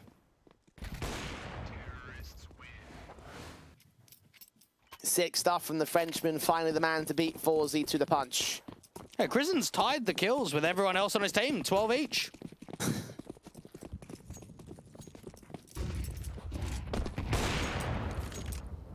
He's been putting mental work to try and bring back some advantages. The AWP of Forzy is right back into confidence with the kill on Syrah. Tried to rush him down, played towards A site again. AK of Naitu does get away with a returning frag though. Kriaz is caught. Half HP on the man, and Krizen's also very low HP with that opening fight. Forzy flashed off blinded. Naitu again can try and strike. Advantage now maintained. That Incendiary will stop the aggressive force forward of Mouse and NXT, but they have a 4-on-3. A very good flash there, completely blinded. Bermalov hoping for a default player to just strafe out the open and create the off angle.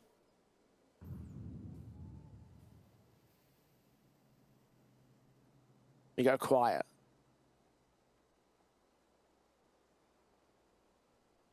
Blitz has his AWP watching mid, can turn his attention towards the A-main attack when it comes in from Mouse NXT. Again, they've got a little bit limited utility, but enough to set the smokes down and flashes over. Bermalov's AWP is creeping ever closer, considering the idea of another pick back to really harm the A defense. Eklot happy to slow the clock against the round. Blitz with a very strong shot. And now with more emphasis towards A, it seems like it's actually going to turn into a gamble stack. Volley's over. 3-on-3 situation. Era does get overwhelmed. Blitz is not quite Forzy on this day. Taken aback. 1-on-3 now for Daitor. They are very low HP. Naitu will fall towards it. So that's one pick found. Bermalov in the backside has the AWP at the higher HP margins. He's waiting for Daitor to reveal himself.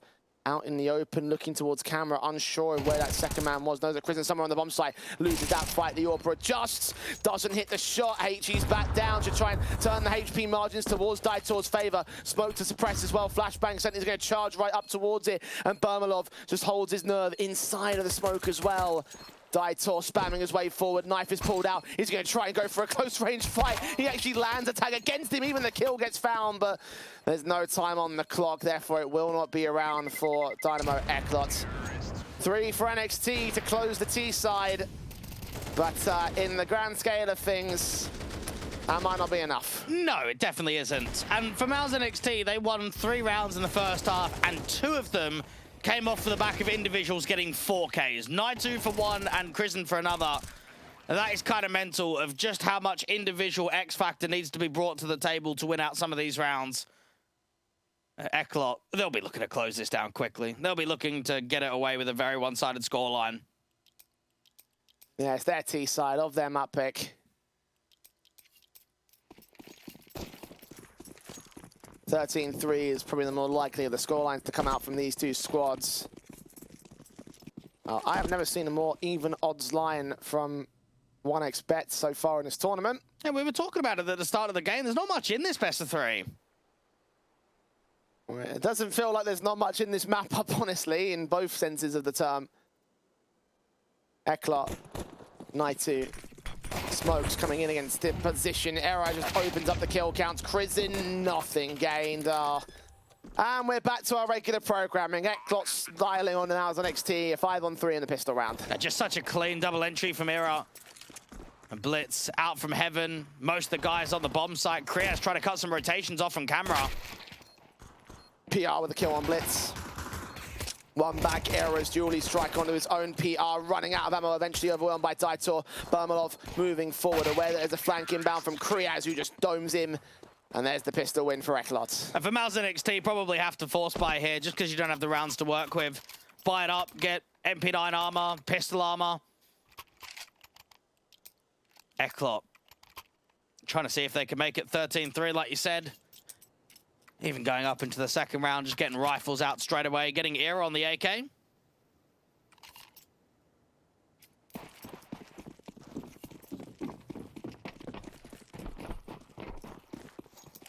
Mac 10s. The weakened weapons of the T side, still got the AK on Era. He himself is playing out towards mid with his main teammates, the SMGs. On the likes of PR, the only man to defend the B bomb site. Hard stack available for Mouse.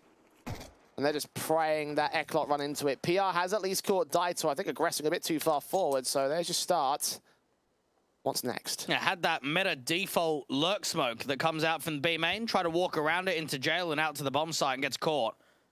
If they commit to the A split, which is looking likely, they're actually going to run into the trap. Seeing one, backing away, flashes are sent, 5-7, spams it down. The team will still make their way forward into the stack. Blitz still gets 2, finally dealt with by Kristen, and Naitu gets Era. Falsey is now left in a 1-on-3. If there's one man to trust with this clutch, it would be him. 2 flashes sent this direction over towards main. They've got the bomb in their control, understanding that no one else is coming in from mid, so it has to be a main on the attack. There is time for Falsey to play with, but isolating each of these fights is not going to be an easy task.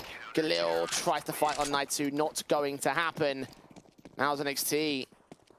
Answer back. They really needed to cancel, but they don't have the same info that we do, Jay, of realizing that they're running into a massive A stack. And come out from camera, the counter flash from the CTs, and then there's basically everyone on the A bomb site ready to fight. So Eklot go down to double eco status themselves, so have to force buy. Well, there's a sight for Sunrise. Tactical timeout for Mouse. I suppose now, not to say that it's on, but they know that if we win this round, we've actually got some workability. We can get up to 6-10, pressurize the first gun round. It could be 8-10. So look at this as not just a throwaway chance. Let's at least give a fight in this second half. Still a hell of a long way back, so I'd imagine... Even if they get to double digits, even if they get to even close to 8-9 rounds, you'd be looking at that one and say, do you know what? We've recovered this. We haven't closed in 2. Haven't been able to win the best of 3 just yet, but we haven't been slammed, we haven't been whitewashed.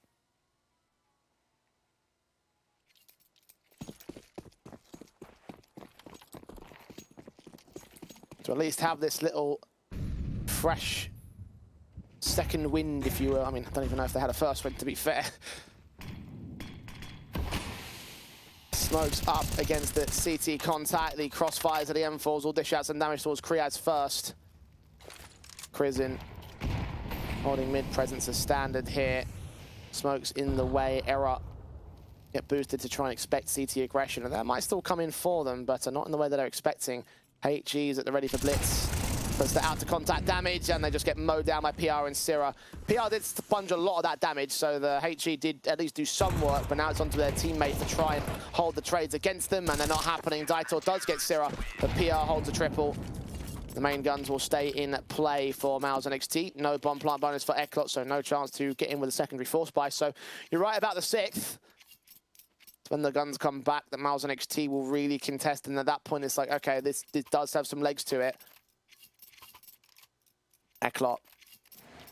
Couple bits of utility, but nothing extra special on this next buy. Even that HE comes in slightly late when the smoke's already cleared. If they got it in slightly earlier, they may have caught players with util out in the open or with their knife drawn. Rush rugs, perhaps? Go for a bump lock. Not seeing anything from Syrah, but they're going to hear those footsteps. Smoke set, the rotations should get called in soon enough. Spray, blinded, gets 1, 2, 3. Not quite the 4th. The AK now is protected by Krizin, who, alongside his teammate on the crossfire. Actually, no one was on that crossfire. I thought there was someone over at Heaven. Doesn't matter too much. AK stays, that's important. 6 to the board of NXT. Eklot get to the gun by.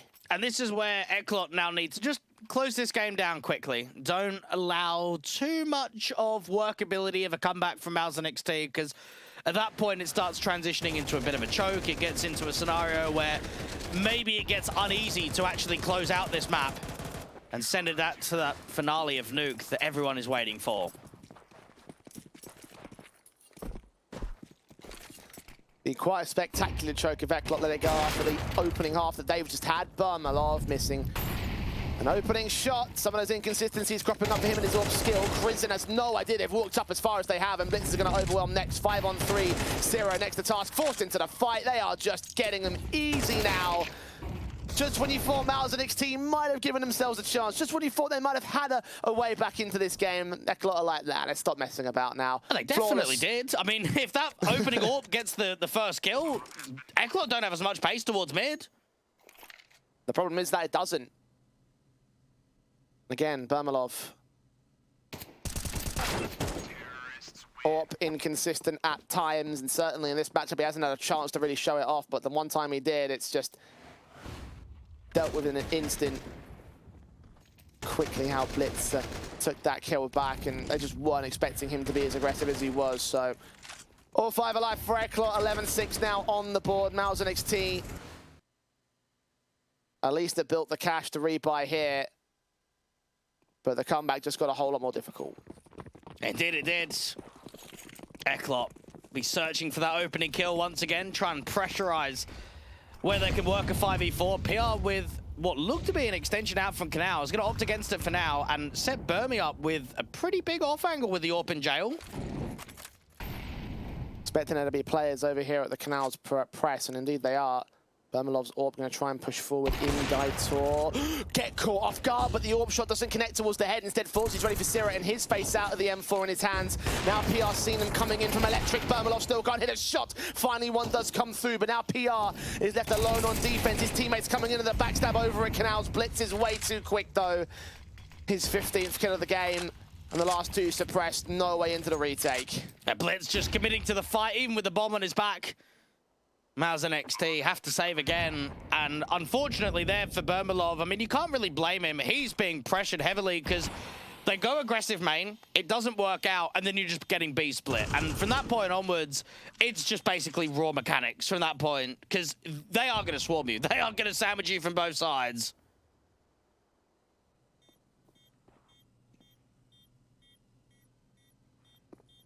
Map points for Eklot. Mouse NXT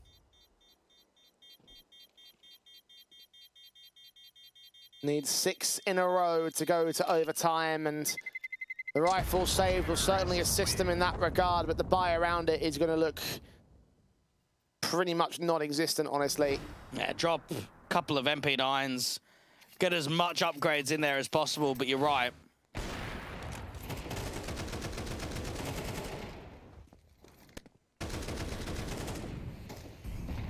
Over in an instant. SMGs on Syrah and PR. Mag 7 for Bermalov.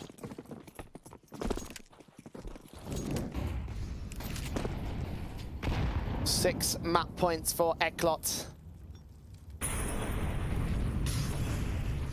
Mollies are sent down. Bermalov is not going to be affected by them. He's just ahead of the position. And PR in Electric has got a hold from the close range. Bait the T side forward. It's Syrah. Shoulder baiting out against Forzy, going for the wider face for the contacts. Almost gives up his life. Incendiary at the ready, going to try and stop them with a smoke instead. They try and draw out the util. That shot actually looked completely on. I'm not sure how that's not a connection. Well, Miles won't be complaining about it. PR might be complaining about his casualty, though. Did swing out for the long-range game of the SMG and don't lose his life for it. The M4 press of Prison trying to make hero-like plays!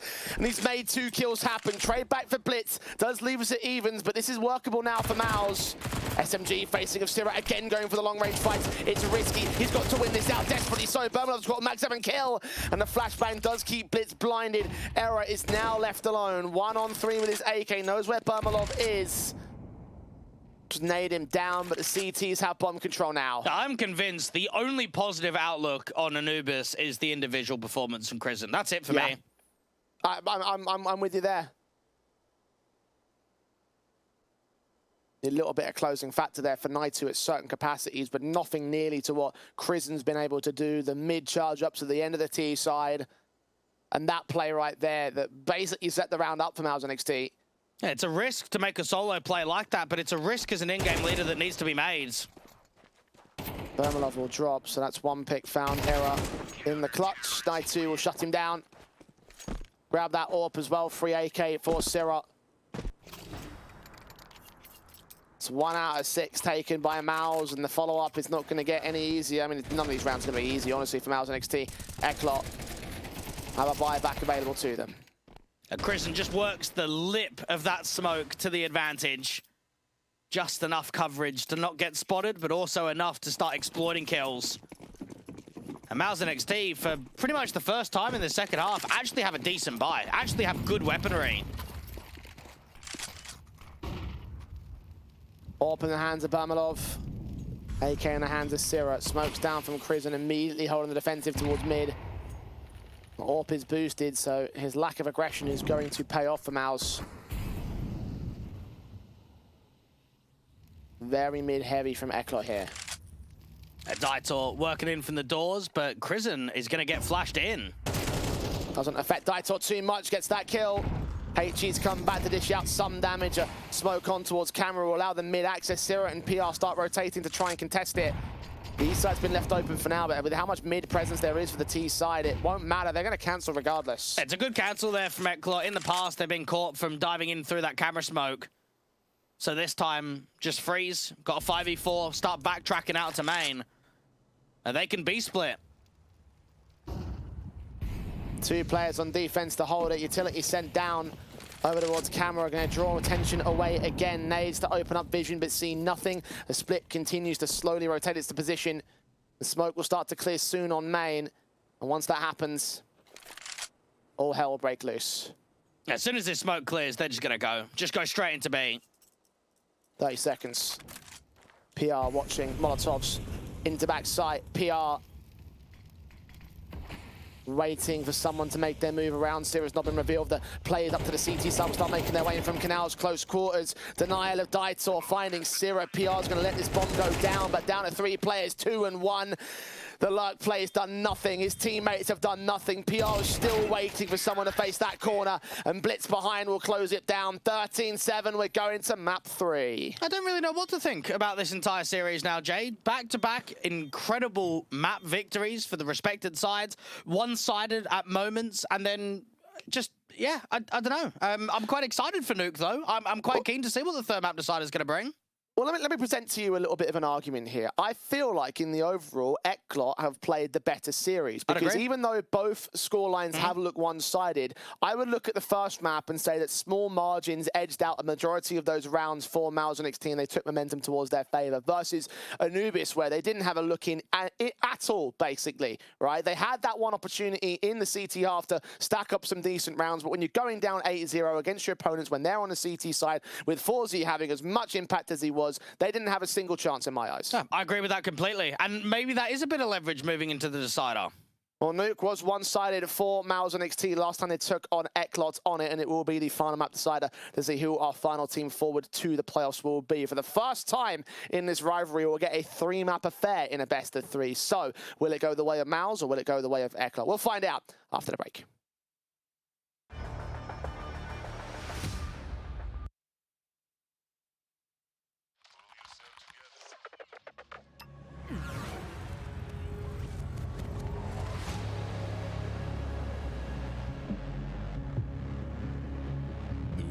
Changing quickly.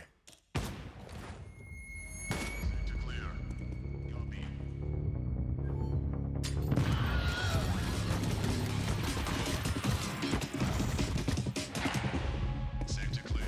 Copy. Shoot it.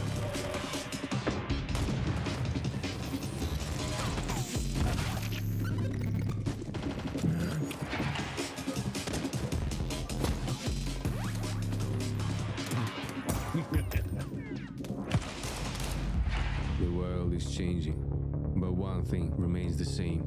Victories with 1xBet.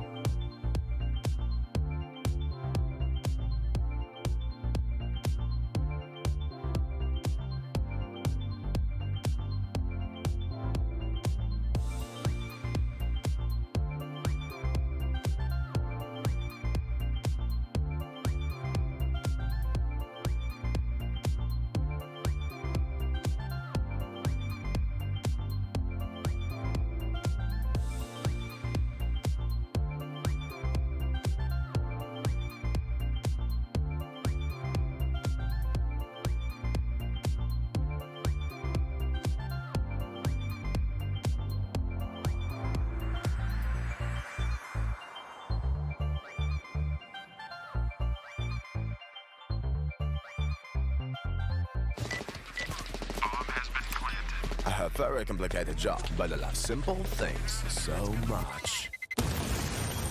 One move, one push.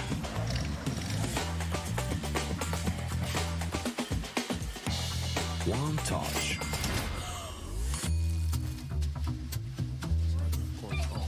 One love. One click. One XBet.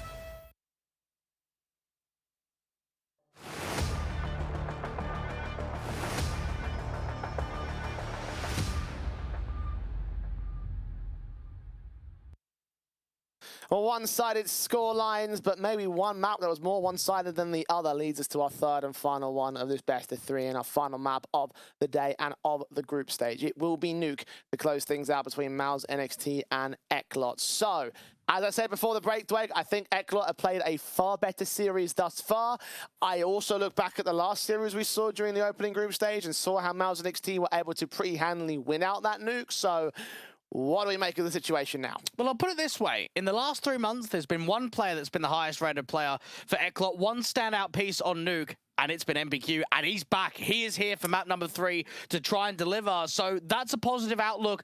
Era, the stand-in, helps them get to the decider, and MBQ is back to try and finish off the job. Yeah, indeed. He's done his job most certainly. I mean, I don't know if he necessarily did a particularly fantastic job or a standout job, considering that it was all Forzy from that last map up who was doing all the major work on that CT side of Anubis. He was just a complete monster. And if he's a monster here and now, then I don't care what side you start off on the Mouse NXT side.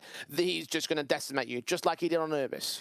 Yeah, maybe not on T-side. I mean, again, I think T-side Orping's going to be very difficult for him to get impact out of it. I do still believe whoever wins Knife Round is going to win this game. And it might, in the end, come back to be quite a competitive map. But I just think the CT bias, with how streak-heavy this best of 3 has been, is actually going to be a winning condition. Well, remember on the CT side of that last map up being played, it was a 9-3 half advantage for Mouse NXT. So the fact that's really the kind of statement we're playing off of, and what we just saw from the 9-3 advantage with the last map as well. I wouldn't be surprised if they got that down together, then that would sort of be the winning element, right? But it also equally applies towards the likes of Eklot, right? I mean, look, they certainly have played a far better matchup in my eyes, and I'm just going to apply that betterness into victory here and now. Knife Round importance will go the way of the Eklot side. So by your own logic, Dwayne, you think that Eklot are going to take this series now? I do. Even the T side of Nuke for Mouse NXT, I know it was against Omega, so you got to take it with a grain of salt with how good they've been recently. They just looked like they did not have an answer. They were in positions where there was just nothing, just literally zero success coming, and that does scare me for what Mouse NXT could be up against in this last map. Yeah, that always is going to have to be something you have to consider just because it was such a recent head-to-head. And obviously, you do mention the fact that it's not exactly the most even rating, considering that the Omega are one of our tournament favorites. But yeah, it is something to consider as well, just the fact that, yeah, they were looking very lost on that T side especially. So Mouse NXT will be on that T side to start. Eklot chose the CT half, as you would expect. And honestly, now I think about it, Jay, I don't even really care who wins. I just want to see a strong performance because I want to know, can either one of these teams actually fight bleed? Can either one of these two squads legitimately give that team a run for their money? Well, I guess this matchup will be a chance to set that pace as we look to try and find out. Eklot on the CT side start for what I believe is, in fact, the first CT side start of Nuke in their entire rivalry thus far here. Pistol round going live for the final time today and for the final time in this group stage. Mouse set to the USPs, taking on the Glocks. Oh, great shot from Forzy outside, and Kriaz had already spotted the first player towards the top of main. Player from Secret of Blitz could also chime into the crossfire. A 5-on-3 situation. Blitz will start to make his way forward. See that bomb carrier. Forzy's going to catch Bermalov elsewhere. Knight 2 struggling to get his kills in. The crispiness of the USPs have worked so well. Mouse are down to one player. And Knight 2 will not even get a pick back for it. Confidence continues from Eklot as they take the pistol. Yeah, so they did about, 80 points of damage when there's 500 available. That's a very good start from Eklot. Mouse and XT struggling to make anything happen. And Kriaz could spot the opening read on the situation, but you still need to connect onto the crossfire.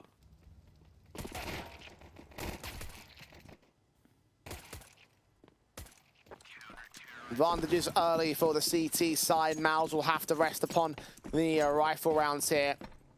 And 1xBet odds now favoring Eklot. I believe they had Mouse and XT as favorites, tiny favorites earlier on. during the series. It was always dead set even until the streak broke away from Eklot. And off the back of that, Anubis, 1xBet having a lot of favourites in the international side. They actually do this quite frequently, Mouse and XT.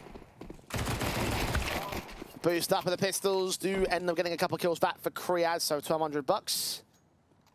Cash basis held. And Mouse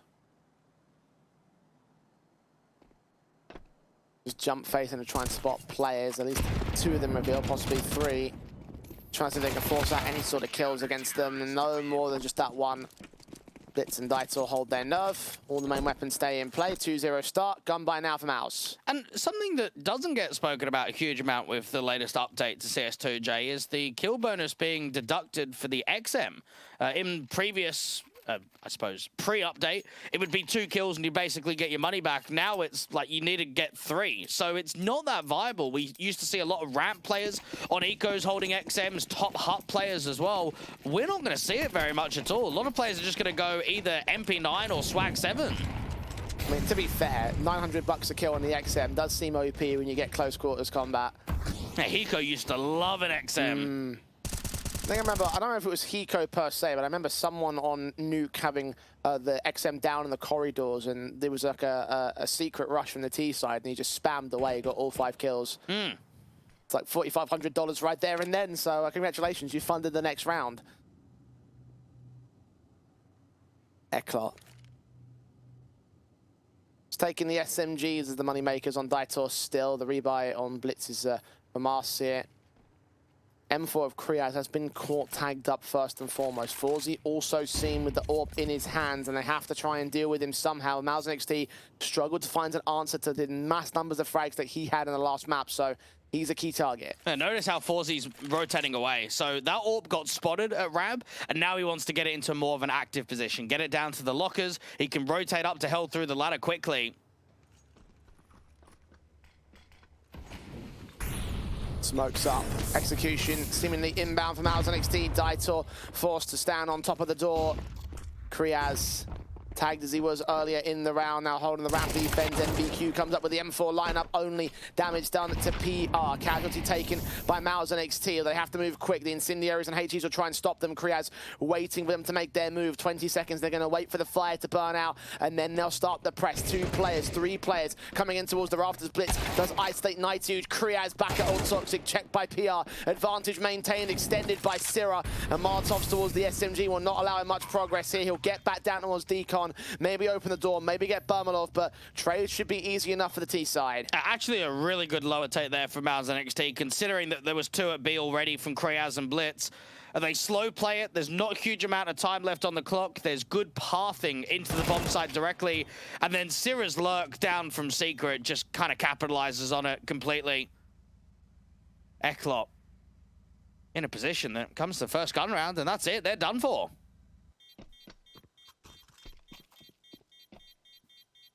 Answered back to by Mal's NXT, and certainly encouraging for them to get an early start with confidence. You mentioned the ramp take being as good as it was. So we get that motion, we get that groundwork. Now they have to build up upon it. One kill with Blitz was the only one that they gained of the CT side. 4 players to fall. The AWP does stay in. And see if there's a buy around it here. Money was a little bit lopsided, so there will be an investment, but you can see where those limitations are. Daitor and MBQ, MP9 to both. Now, Malzahn XT have got a lot of active riflers on the T side of nukes. You're going to see a lot of exploitations of timing, some lurk attempts. Early util outside, but it seems as if it just is going to be a fake in the outside area. Syrah's going to back off and not even commit to a lurk. And Daitor revealing himself and what he's got to play with here. Smokes down, fast execution coming out. Mac 10 of Crizzen at range is going to get that kill. Kriaz is nowhere to be, has no presence on the bomb site, basically. He's just forced out of heaven. And with that kill, with that site take, it's basically a save call for Eklot. And Nuke Upper is pretty much one of the only sites in the game in a unique way where one good kill and the round is just over straight away. In other maps, in other bomb sites, you might say, oh, okay, if there's a trade back, you go for it. If there's maybe a 1-for-1, yes and no. in Nuke, it's just so difficult when you're not successful with kills against the top site rushers. Even in this round, a lot of investment, a lot of weaponry, but instantly the save call is made.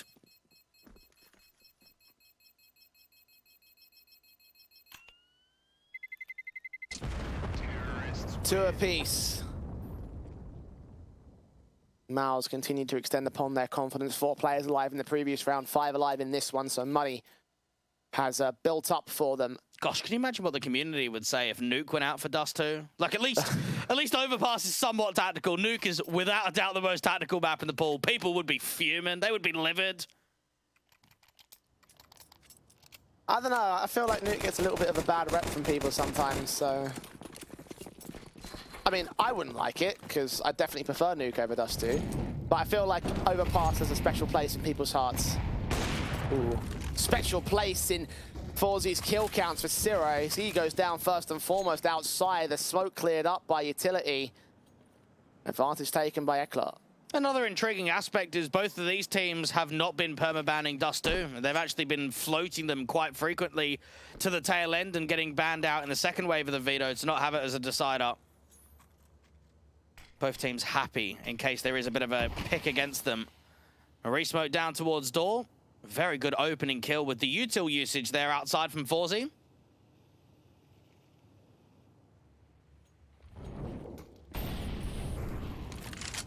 Damage done to PR first and foremost. Just a little bit of that incendiary, but it's going to get information as to the fact that they are so close and maybe inbound for an imminent upper take. Taking their time with it overall, though. Molly sent in, trying to drive Blitz away. He already was getting off with a Tetris position. Krisen does get caught. A little bit of damage done by that Molotov, but nothing major. 5 on 3 still remains. PR is desperate to make something happen. You've got Bermalov trying to work his way from outside and into main for the A-split. Off to try and face him at the lock as the smoke towards Mini is going to clear up, but Blitz is still going to get the kill back on Naitu. PR with a responsive Daitor known about. Bermalov does strike back on damage on the next player. There's also a backstab creeping in for MBQ. Caught off by PR. Molotov in the open. Daitor eventually gets spammed down. 2 versus 2 situation, but time is ticking, and Forzy's Orb is just posted, smoke in the way. The bomb's made its way downstairs, and they don't know about this. And this is actually workable for Mals NXT. I didn't think there was going to be a chance. A lot of emphasis on PR, though. High HP. Bermalov's on 4 points of health. PR swings, trying to take a headshot onto Kriaz, bursting through, spotting the man towards the right-hand doorway, turned away when he peeked out left, and he's wary of Deacon, he's wary of the second player who's still on the way in, burst through, Kriaz caught for damage. Bermalov just watching for the vents wrap, both players coming in from ramp itself. Spray comes up for PR, 3rd kill in the round found. Forzy is out of there as Mals NXT have forced out the most unwinnable of situations and turned it into a lead. A schoolboy error right there from Dynamo Eclat. That is a free round. Opening kill outside. Tetris player makes it a 5 on 3. Daitor goes 1 for 1 out to the closed vent corner. This is over. There is 0 chance that this is recoverable. And they somehow get down to lower. Somehow get down to the B bomb site. Oh no, that is a round that you do not want to witness. The fact that Bermalov was able to stay alive at 4 points of health in that exchange got inside their heads. They weren't sure where he was going to go towards. And that round may have just lost Eclat the best of 3, Jay, because now, well, now they're on eco territory. They had Mals NXT's money on the ropes. That would have been a real excursion for how far the CT line could have gone. They've got this chance to try and pick it back. The aggression trying to get taken by the pistol players. Naitu has already caught the kill on Forzy. Siro missed out by Kriaz. 4 by Freed on that one. It's a 5 on 3 for NXT as Sira takes that headshot back. Blitz is still trying to press with that CZ in hand. Back in meta is this weapon, it seems. Prison tries to press. Have to be wary of Daitor back at credit card. Revealed to the AK, 2 left standing. And Eclat will not find even nearly as much as NXT did in the last clutching situation. I'm just waiting for Jay to give us the tale about how good 16 by 9 is. Yeah, mate. Native res, 1080p, let's go. See, it could have won in the round there, Dwayne. It could have found a steal. Yeah, it could have done, but it also could have just ruined an entire best of 3 because it's just an awful res. Could have just missed you all the kills.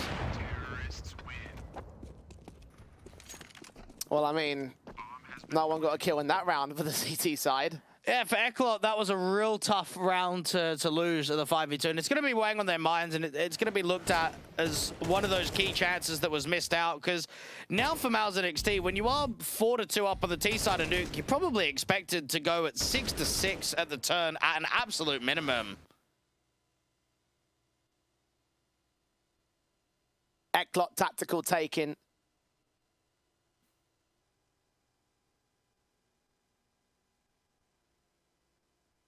First of the CT side, and probably appropriate to do so because their best case scenario is an 8-4. And that's assuming they go flawless from here. We know that in their previous head-to-heads in the EPL series specifically, both in the first and second divisions, the Mals have had some awkward T sides against Eklot, only a couple of rounds being won, but this is a complete contrast to that.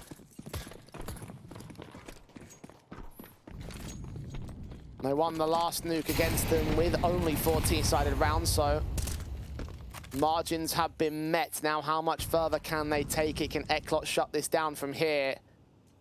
Where are those star elements? Where's Forzy's AWP to frag back here? Hasn't been given much of a chance to do so. Set towards outside to try and take an opening pick towards the outer yard, but the utility comes inside again. M4 of Blitz does catch one player off. Adjustment for PR's unable to get anything. Forzy does clap back. Krizin with one pick. Bermalov tries to duel against the AWP, but neither player connects their shots. Bermalov down to low HP by the basis of utility alone. He's still trying to work out the doorway here. They're waiting for Sarah to take a contact. He should get an easy kill onto Kriyaz at least. Walk in, spray through, now down to even stances. We're still an SMG in play to the back site. Further smokes will come in. Krisen's going to try and get down the vent. He was held on that drop-off, so now they have to commit B. Now, MBQ at long range with the MP9 out from ramp. And Forzy can rotate in as well. Man advantage for the time being. Bermalov's AWP and Krisen's AK.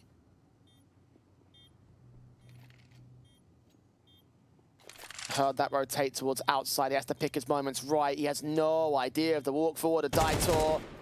That should be an easy kill. Now it's Chris in the clutch, a full-blown 1 versus 3. Caught off on timing. MBQ doesn't see him. He does now, and he holds the round. Eklot actually denied the upper execution pretty well. A lot of straight impact with the spam out from door. A good kill from Forzy out from heaven. And then gets into a scenario where they try and dip into the lower bomb site, try and get down. Just can't really work the picks. So Bermalov did hear the footsteps out from Secret, but he's hoping that he can get contact on the vent rotation before Secret, and it just doesn't come in the end. Excellent training game again by Mals, but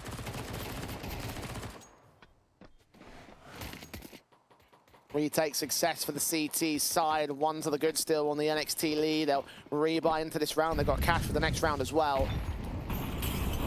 Incendiaries against Krisin, just rushing straight out to the vent dive. Going to make some serious noise about this. It's only a default set in. It's not going to be the commitment. It has drawn attention down to that B bomb site though. And this is now where they can be quite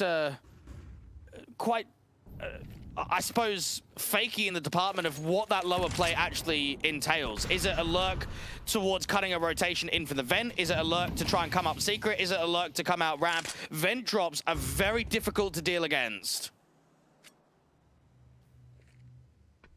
And Krisin will try and clear out the majority of the corridors. No one's in a secret, so you'll discover that soon enough. It's 2 players downstairs now. Mals go back in for the upper take. Could be another split play in from Krisin outside of Mini. Has to deal with Kriyaz first. I think he either opened up a door or broke a window down there at the lower bomb site. So lower fake into an upper take. Daitor Molotov quite literally into a corner on the bomb site. Flashes are sent, they stagger the push, but they will make their move in now. Daitor caught by PR, who's made his way all the way deep into the bomb site. Action outside coming in from Krisin. He's slow to walk up. Plant will be secured. The AWP, Forzy just barely missed his mark. Now he's going to see him shoulder bait out, shots on. They still don't look all that keen to go in for the retake though. Blitz is still at the lower bomb site, still trying to deal with that lurk. Now starting to make his way back upstairs. If they're going to go for it, it'll be a very, very last second retake. Flashes at the ready from Heaven. Outside of Heaven, Forza are going to get MBQ in. Blitz will follow him in. They're going to have to take their time with this. They can't afford to do so. Counter flashes to the T side as well. Stalling for perfect timing of their own right. They'll move in dry. Blitz gets 2. They're on the bomb site now, but have they taken too long? I think they might have done. Kit's in play. They're going to move. Blitz is in the open. Sierra defends himself. And it seems like everyone will go down on Mouse NXT's side, but most importantly, they have a round. Yeah, I really didn't like that from Ekla. It looked like hesitation, Jay. In that scenario there, you've got a flash being lined up from near the city spawn area to go out to Heaven. It kind of gets cancelled. Forzy then comes up from the Heaven, and maybe it is a late round push where they are trying to catch Mouse NXT just running away back into lobby, but that slight hesitation means that even for Blitz, he didn't even have time for the 5 seconds. Like, he's getting onto the bomb to draw them into the bomb site to at least get them to go up with it. But hesitation cost them, and if that save call comes in, they have a very good buy round in the next. Because it doesn't, and because only one player stayed alive, it's not. Orb of Forzy, that is it. A tactical is just taken by Eklot because they are really struggling here on CT side. Mouse NXT have made leaps and bounds of progress on this map up, even though it might not have looked like it yesterday. In this head-to-head, it is evident and clear. 5 on T side at a minimum, more likely that we'll go further, honestly. Unless Forzy does something mental here in round 9, this should be 6-3. And Mouse NXT are clawing this T side. Eklot were up 2-0 as well. Prison. Mach 10 against the AWP. Forzy can strike towards 2. Sierra and PR have caught 2 back. Aware of the player on bomb site. Meanwhile, they're going to wait for the ramp crush to come forward. Bermalov deals with both players. Forzy making triples happen to his name. Where's the bomb? Not quite. It's on the bomb site itself, actually, so they have to go towards the A site. No chance to rotate. Forzy pressing over towards Squeaky. They're going to counter-attack from Heaven. Well, now for Forzy, he is in a very much a pickle, because he doesn't know, are they double backing in lobby? Are they going outside to ramp main? Are they going ramp? There are so many avenues that they can actually commit. Is open to Heaven as well. There's the spray. There's Bermalov's kill count. Triple to his name. Wonderfully done. Well played to the AWP. Saw more of that from the last map up and all. That was a sick hold from him, innit? And it hurts that nobody else chimes in. I know that it's a limited buy, but 3 kills on the A defense? Come on, just one other person get a trade. One other person get a kill. Yeah, I mean, they had 5-7s and upgrades. So, like, even that player in at the hut, for instance, that had the Orb crossfire, even if he got that one good headshot, or one of these lobby players that press from ramp, if they got just even that extra bullet on Bermalov, that becomes a doable clutch for the AWP. It's those thin margins again, Dwayne. We talked about it so much in that last map up, but they're much fewer and further between for Eklot. Here on Nuke, it's the CT side that's lackluster. Sprays through on Kriaz, returning the damage that was done to Sierra to start things off past the smoke. And that 5v2 round is really coming back to bite them. Yep. Could have been a very different set of circumstances had PR and Bermalov not taken that. Hell of a round for them, and all down to Eklot's errors. Given a lot of breathing room now to work down Secret into the corridors. Forzy's Orb watching from ramp. Kriaz is in the rafters on the B-bomb site.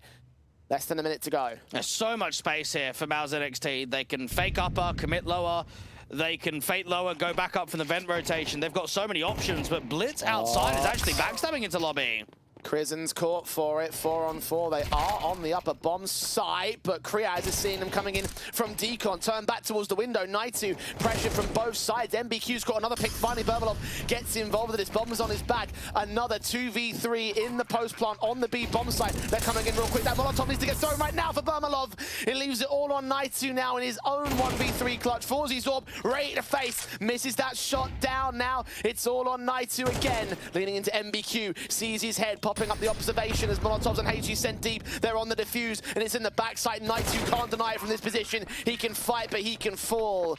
And Eklot will take 4. A really good backstab there from Blitz. With all of the chaos that was trying to ensue down at that lower bomb site, PR was out of A. Like, that's how crazy that round is. That Mouse and XT have got players at lower. They've got a T-side player on the A bomb side, and yet Blitz can still come in on the backstab and find success.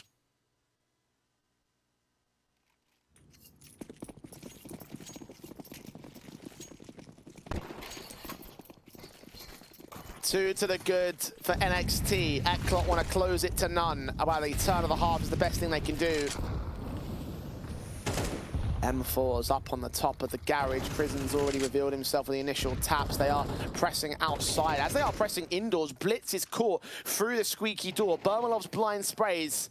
Opening advantage taken. Eklot are going to start getting desperate now because this is a must-win round and they're down by 1. First time we've seen the top garage play. Almost a vertical crossfire here from Eklot with the scenario. Well aware of where 2 players are at now. Bit of a staggered smoke on us here. That might generate a gap there for the CT side. I'm not sure that landed properly. Yeah, they are going to look right down at red, and NXT might be forced to cancel. And PR has found some very good timings in the previous couple of rounds. Daitor on an off angle on the other side of the vent. Oh, timing. He's been seen now. 2 players peek towards it, and Daitor gets caught off guard for that much. Kriaz now himself on the high ground, flash blinded. Are they going to check him? The AWP on site is now all alone as Kriaz will drop, and Forzi hesitates for just a fraction of a second, and that is enough for Naitu to overwhelm him. Krizen now detects MBQ, sacrificing his life for it, but from here it's a 1-on-4 for the retake, getting a second pick back onto Bermanov. They start feeding him the 1 versus 1s, but as long as they hold the bomb site itself, this round should go the way of NXT. MBQ getting closer and further away from contact. This has been a really tough first half for Eklot. And honestly, just with CS2, with MR12, losing rounds that you should be winning hit you so much harder. The punishment is so harsh. And when you're in these kind of decider matchups where you don't have a second lifeline of going into a lower bracket or having the elimination match to play, those mistakes are going to cost you games. Those mistakes are going to eliminate you from tournaments. Case in point, this match in perhaps the next 20 minutes or so. Mouse have a 7th round on T side of Nuke.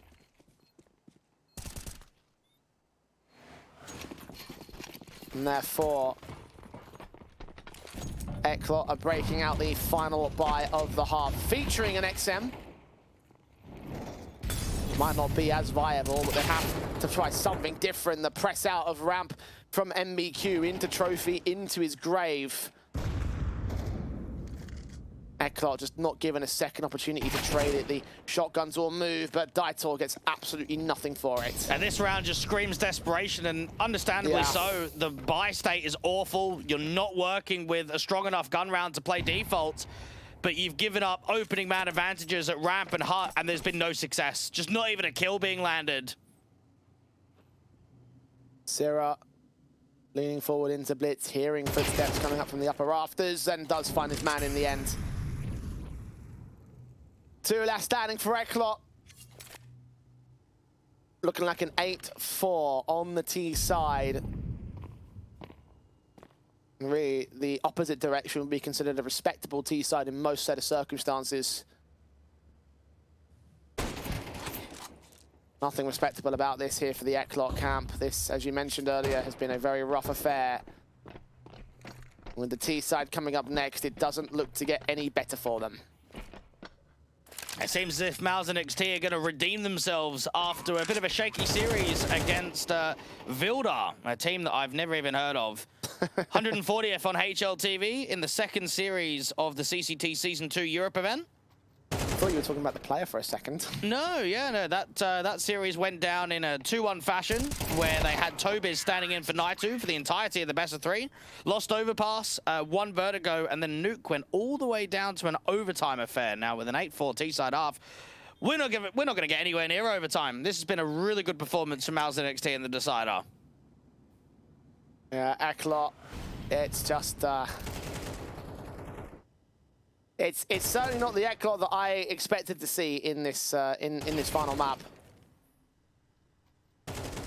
Again, they played proficiently over on Ancient. They just didn't have that extra 10%, and then they had that extra 110% on the second map, which blew them out of the water of the NXT squad, and just here we're not seeing any of that. It seems like history is going to repeat itself again. T-side excellence from Mals NXT. Force brought into the pistol will go straight up. Naitu with 3 kills. His USP spams away and heads roll outside a squeaky door and outside a hut. Daitor left alone to try and answer back to a 1 versus 4 situation. He's got 1 kill, 2 kills, no more than that. Night for Eklot, pistol taken by Mals. And for Mals NXT, they're getting closer and closer to that rematch against Bleed, where for the first time in the last couple of weeks, it actually looked as if they got threatened by a non-high-end Tier 2 squad. A lot of Bleed's losses have been against Fnatic and BetBoom and 3D Max and kind of the teams that we shape up in that top 30-40 conversation. Mals NXT took a map off of them last time. Probably could have won the series in 2-0.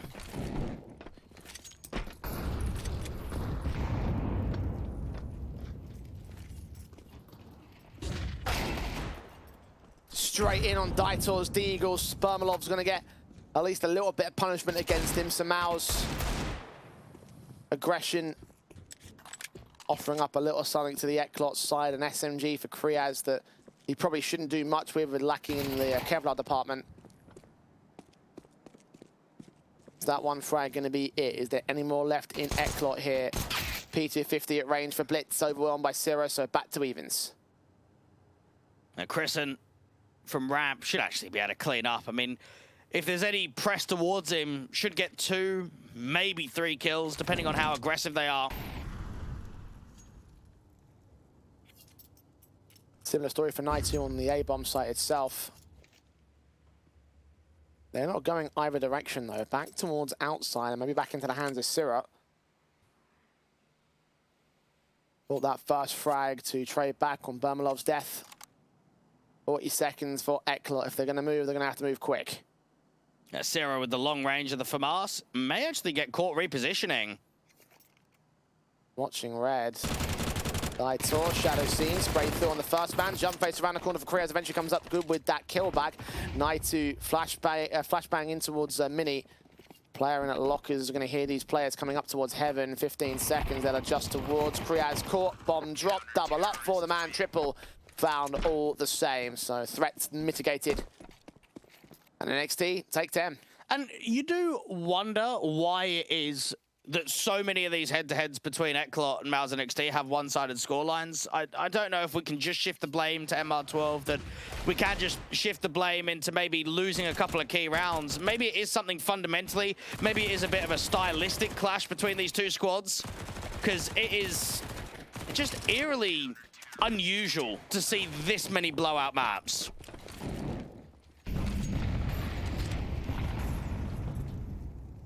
Well, Mals won't be complaining about it right now. Comfortable so far on this map, and definitely a lot more comfortable than they were on the second one of the series.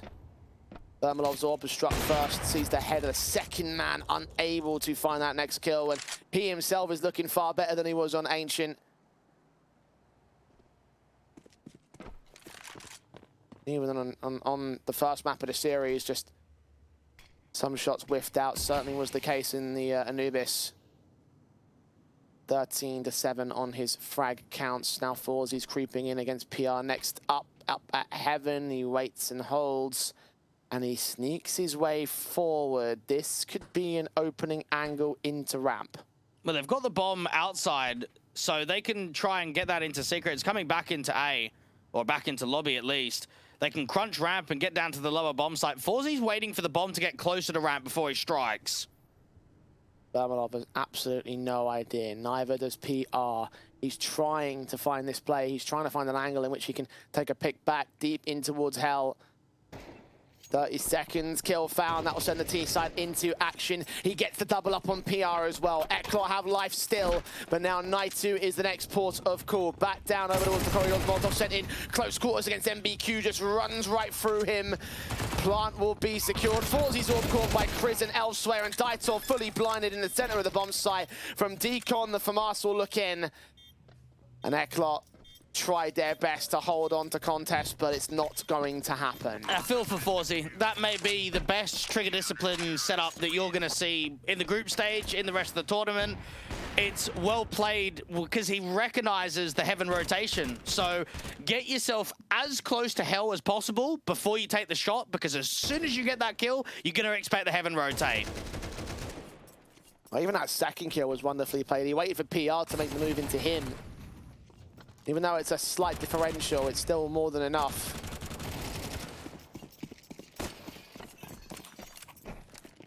Bomb plant bonus enabling a force buy for Eklot, and it continues to reek of desperation here. Especially as I believe MBQ is just DC'd once again, so we will have a stop call to this round. And maybe it is just a bit more time for Eklot. You have to remember that Forzy, Blitz, and Kreyaz only joined the team at pretty much the end of December of last year. And when Kreyaz joined the team, he wasn't even IGLing. It was Forzy that was IGLing when the lineup came together. And then it was the 29th of January that Kreyaz took over in-game leadership. So we're talking, what, 3 months of a new in-game leader, new core of the team, transitioning MBQ and Daitor from speaking complete Czech to speaking English. We've seen some decent tournaments. We've seen success locally. We've seen deeper runs at the lower level, but maybe at this next step, more time's just going to be required for Eklot. It's one of those things where it's like you see where the potential is, but you just don't see it really applying all the time. And this right here is one of those awkward times. The last map certainly wasn't, so goes to show how high this team can reach when they really are on form. But here in the West European Series, it feels like they've done too little to make it out of the groups, and their tournament will end in the hands of Mouse NXT.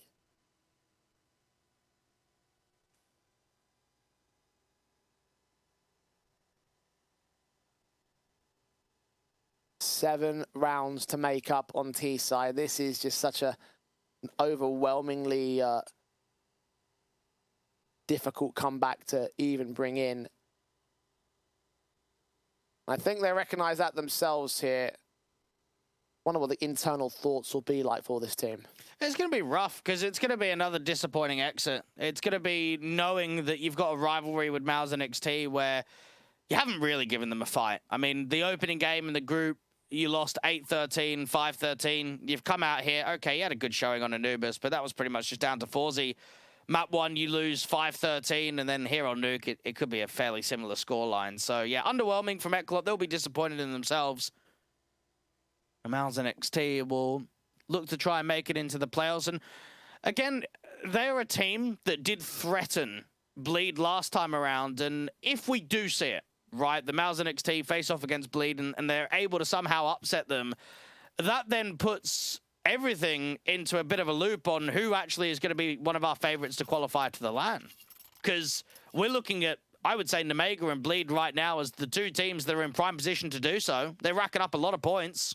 I mean, it certainly would speak to the progress that Mouse NXT have made over the course of the last few months.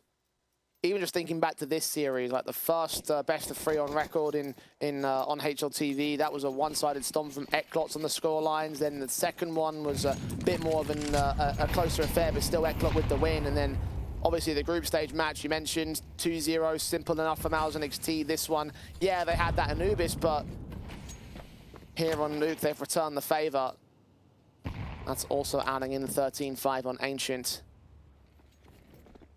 Mouse Seeing utility come their direction, Knights are going to sneak ahead of the smoke. Kriaz needs to open up, he's going to be revealed, but he gets the kill back, and now they look to go for the upper side hit. Krisen up at heaven, gets MBQ, sees where Blitz is, trying to adjust back towards Daitor's Mac 10 incendiaries, come down on the bomb site. The HEs will try to chip away at the HP bars, but it's a definitive 4-on-3 for Eklot here. Daitor waiting for the heaven rotation to come. Bermalov is still maintaining in secret. He's waiting to cut a position outside, but no one's coming in. Tap that bomb once, tapped it again. Perhaps Maus want to consider the save. Money isn't great for the 3 players that are alive. And that AK certainly would be valuable to them. The AWP, a similar story. So yes, they'll back off towards spawn and towards garage and maybe look for some exits if Eklot get a bit too overly aggressive, particularly in the case of Bermalov. And there we go, a little bit of survival for the Eklot camp. A 5th on their board, a 1st in this half. Staving off Maus NXT from the map points, and the match points, in fact. But again, it's 1 out of 7 to equalize, so it's still a very long way back. And good entries to the upper take. Now Eklot need to find a bit of form in what they can achieve. Are we going to see outside maneuvers? Are we going to see adaptations of pacing? And that one there, they try and break the smoke, and Kriaz just lands that straight dome. Very tough refrag from Blitz towards Heaven 2 against the in-game leader.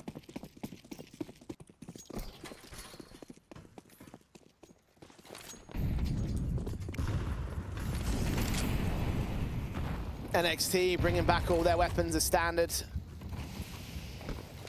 3 saved from the previous. Niter and Krisen had plenty of cash to rebuy. That is what they'll bring out the CT side. Krisen's blind spray is catching Kriaz off, trying to look for information from small gaps generated in the smokes. The Molotovs sent down to the very quick upper site take. Again, counter utility is involved. They're making their way out of hut. Krisen's going to get sideswiped by MBQ up from heaven. The M4 tries and strikes of Naitu PR. Just about gets one responsive tray, but it's still in a man advantage once again for the Eklot side. Very similar circumstances, very similar casualties from that previous round. So Eklot might actually start toying with them a bit with these upper executions. You can't just keep taking upper, but what you can do is keep faking you can. So we'll probably see some variations where they fake upper and go outside, where maybe they fake upper and double pump, maybe where they commit upper but they vent drop. So this is where Kriaz can be quite clever, because they reckon that A's the weakness. They can see that quite easily. I mean, 2 rounds in a row where it's the case. I mean,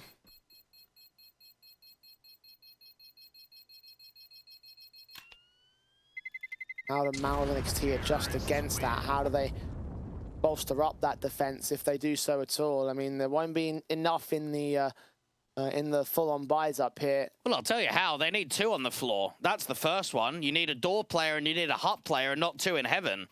I mean, right there, Krisen is completely alone. He can deal with door, but he can't deal with hut. He can't deal with 2 areas of the map at the same time. I actually do bring up both the M4s here on Niter and Krisen. I thought they were going to drop him SMGs, but apparently not. Strength to keeping 3 players alive, I guess. Offset was the outside position again. Krisen's M4 is held. Now they have got a bit more presence down here. Still up on the top of the vents. Forzy setting up utility for another upper take, or at least utility to indicate it. Daitor with what looks to be the default molly. Forzy might be able to get another molly involved. Daitor can just watch outside, just as before he sets up that util, just in case there is an info play. They are so ready for an aggressive push. Maus made the necessary adjustments. Krisen was heard there. HE's down, NBQ at the product. Naitu crosshairs off. He's considering looking back. The Molotov flashbangs turned away from blind sprays will still come forward from the man. Damage output is pretty significant for the CT side. Naitu comes up with those 2. Still 0 down at Daitor's part of things. AWP Bermalov just ahead of the smoke, missing that 1 shot. Has to fall away. 3 points of health. His teammate also inbound from lobby, lining up for PR. 1 versus 1. Smokes involved to try and grab the bomb. Bermalov Here's his man.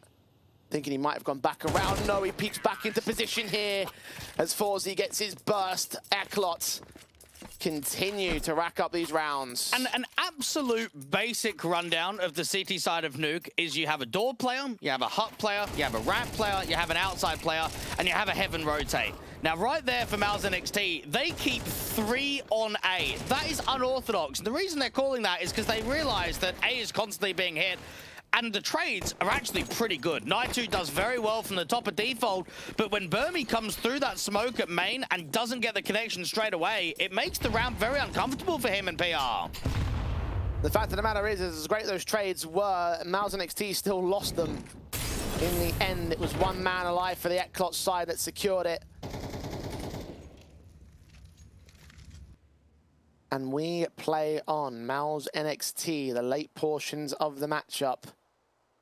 Unable to get their closing element. Won't be able to do so in round 19 either. It's a half buy with the pistol players. AK and Priya's expecting it to be outside presence, and indeed this time he's correct in assuming so. Dink down is going to keep his HP low. The kill's not going to get gained by Mals NXT. MBQ's caught PR elsewhere. So 5 on 3 has been gained. Eklot's definitely giving Mals NXT a run for their money at the tail end here of this best of 3. And Naitu getting mollied from top hut, so does fall off for the moment.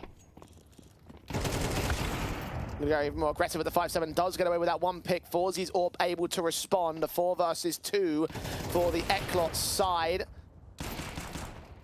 NXT do actually fight back on Bermalov here in his 5-7. It's 1 to return. Low HP on one other player as well. How much more can he find? He's aggressing in, as is Syrah. Caught back.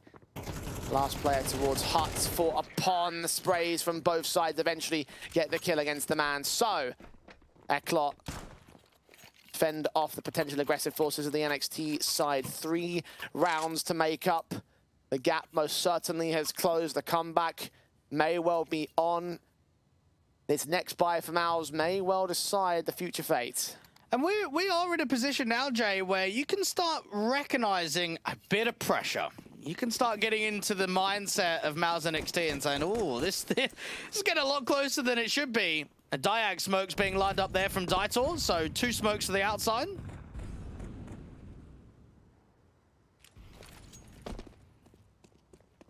Utility set in a standard.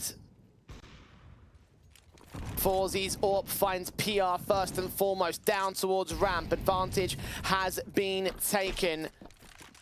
They continue working their way forward to this here. The AWP gain them full B-site access, and I'm not even sure if Mals NXT even want to try and go for this kind of a retake here. Syrah is at least in a decon, is at least going to try and contest this. Does find an angle on towards Forzy, so it's a 4 versus 4. Very cheeky there from Syrah to just dip in and dip out quickly. MBQ nearly gets a couple of kills. Krisen trying to come back with the spam. 3v3. This round can still be on. Low HP on towards him, though. Blitz finding Naitu elsewhere as Kriaz slowly closes in the pincers towards the back lines over at Secret. Finding Krisen, pretty easy kill. Again, HP was so low for him, so a 1v3 now for Bermalov. Where is he? What has he got? How is he going to clutch this if he does do so at all? It seems like it's a safe call. Oh, okay. We are getting into some pretty close territory. This was 11-4, and now it's 11-9. Where money is not going to be reinvested. So we should see, at the minimum, a 10th round coming in from Eklot. Oh my, we're going to see a bit of a choke. We're going to see a collapse in closing this map for the Academy squad. I wonder as well. All that praise we gave them, all that positivity from the T side may well be all for naught. And the question on my mind is, where are all of these problems? Why aren't Mals able to close it down? What are they missing? Because they still only have 2 to take it. The problem is they're so worried about the A takes. They're so worried about the upper executions, and that puts a lot of resources towards A, which also means that there's a lack of resources elsewhere, outside and ramp. So for Eklot, I mean for any team, right? When you start recognizing a weakness on a CT side of Nuke, the punishment doesn't even have to be that area. The punishment can be the surrounding areas. They're starting to find a form. They're starting to find success in opening kills. And Eklot are making this map damn competitive. They are bringing it back.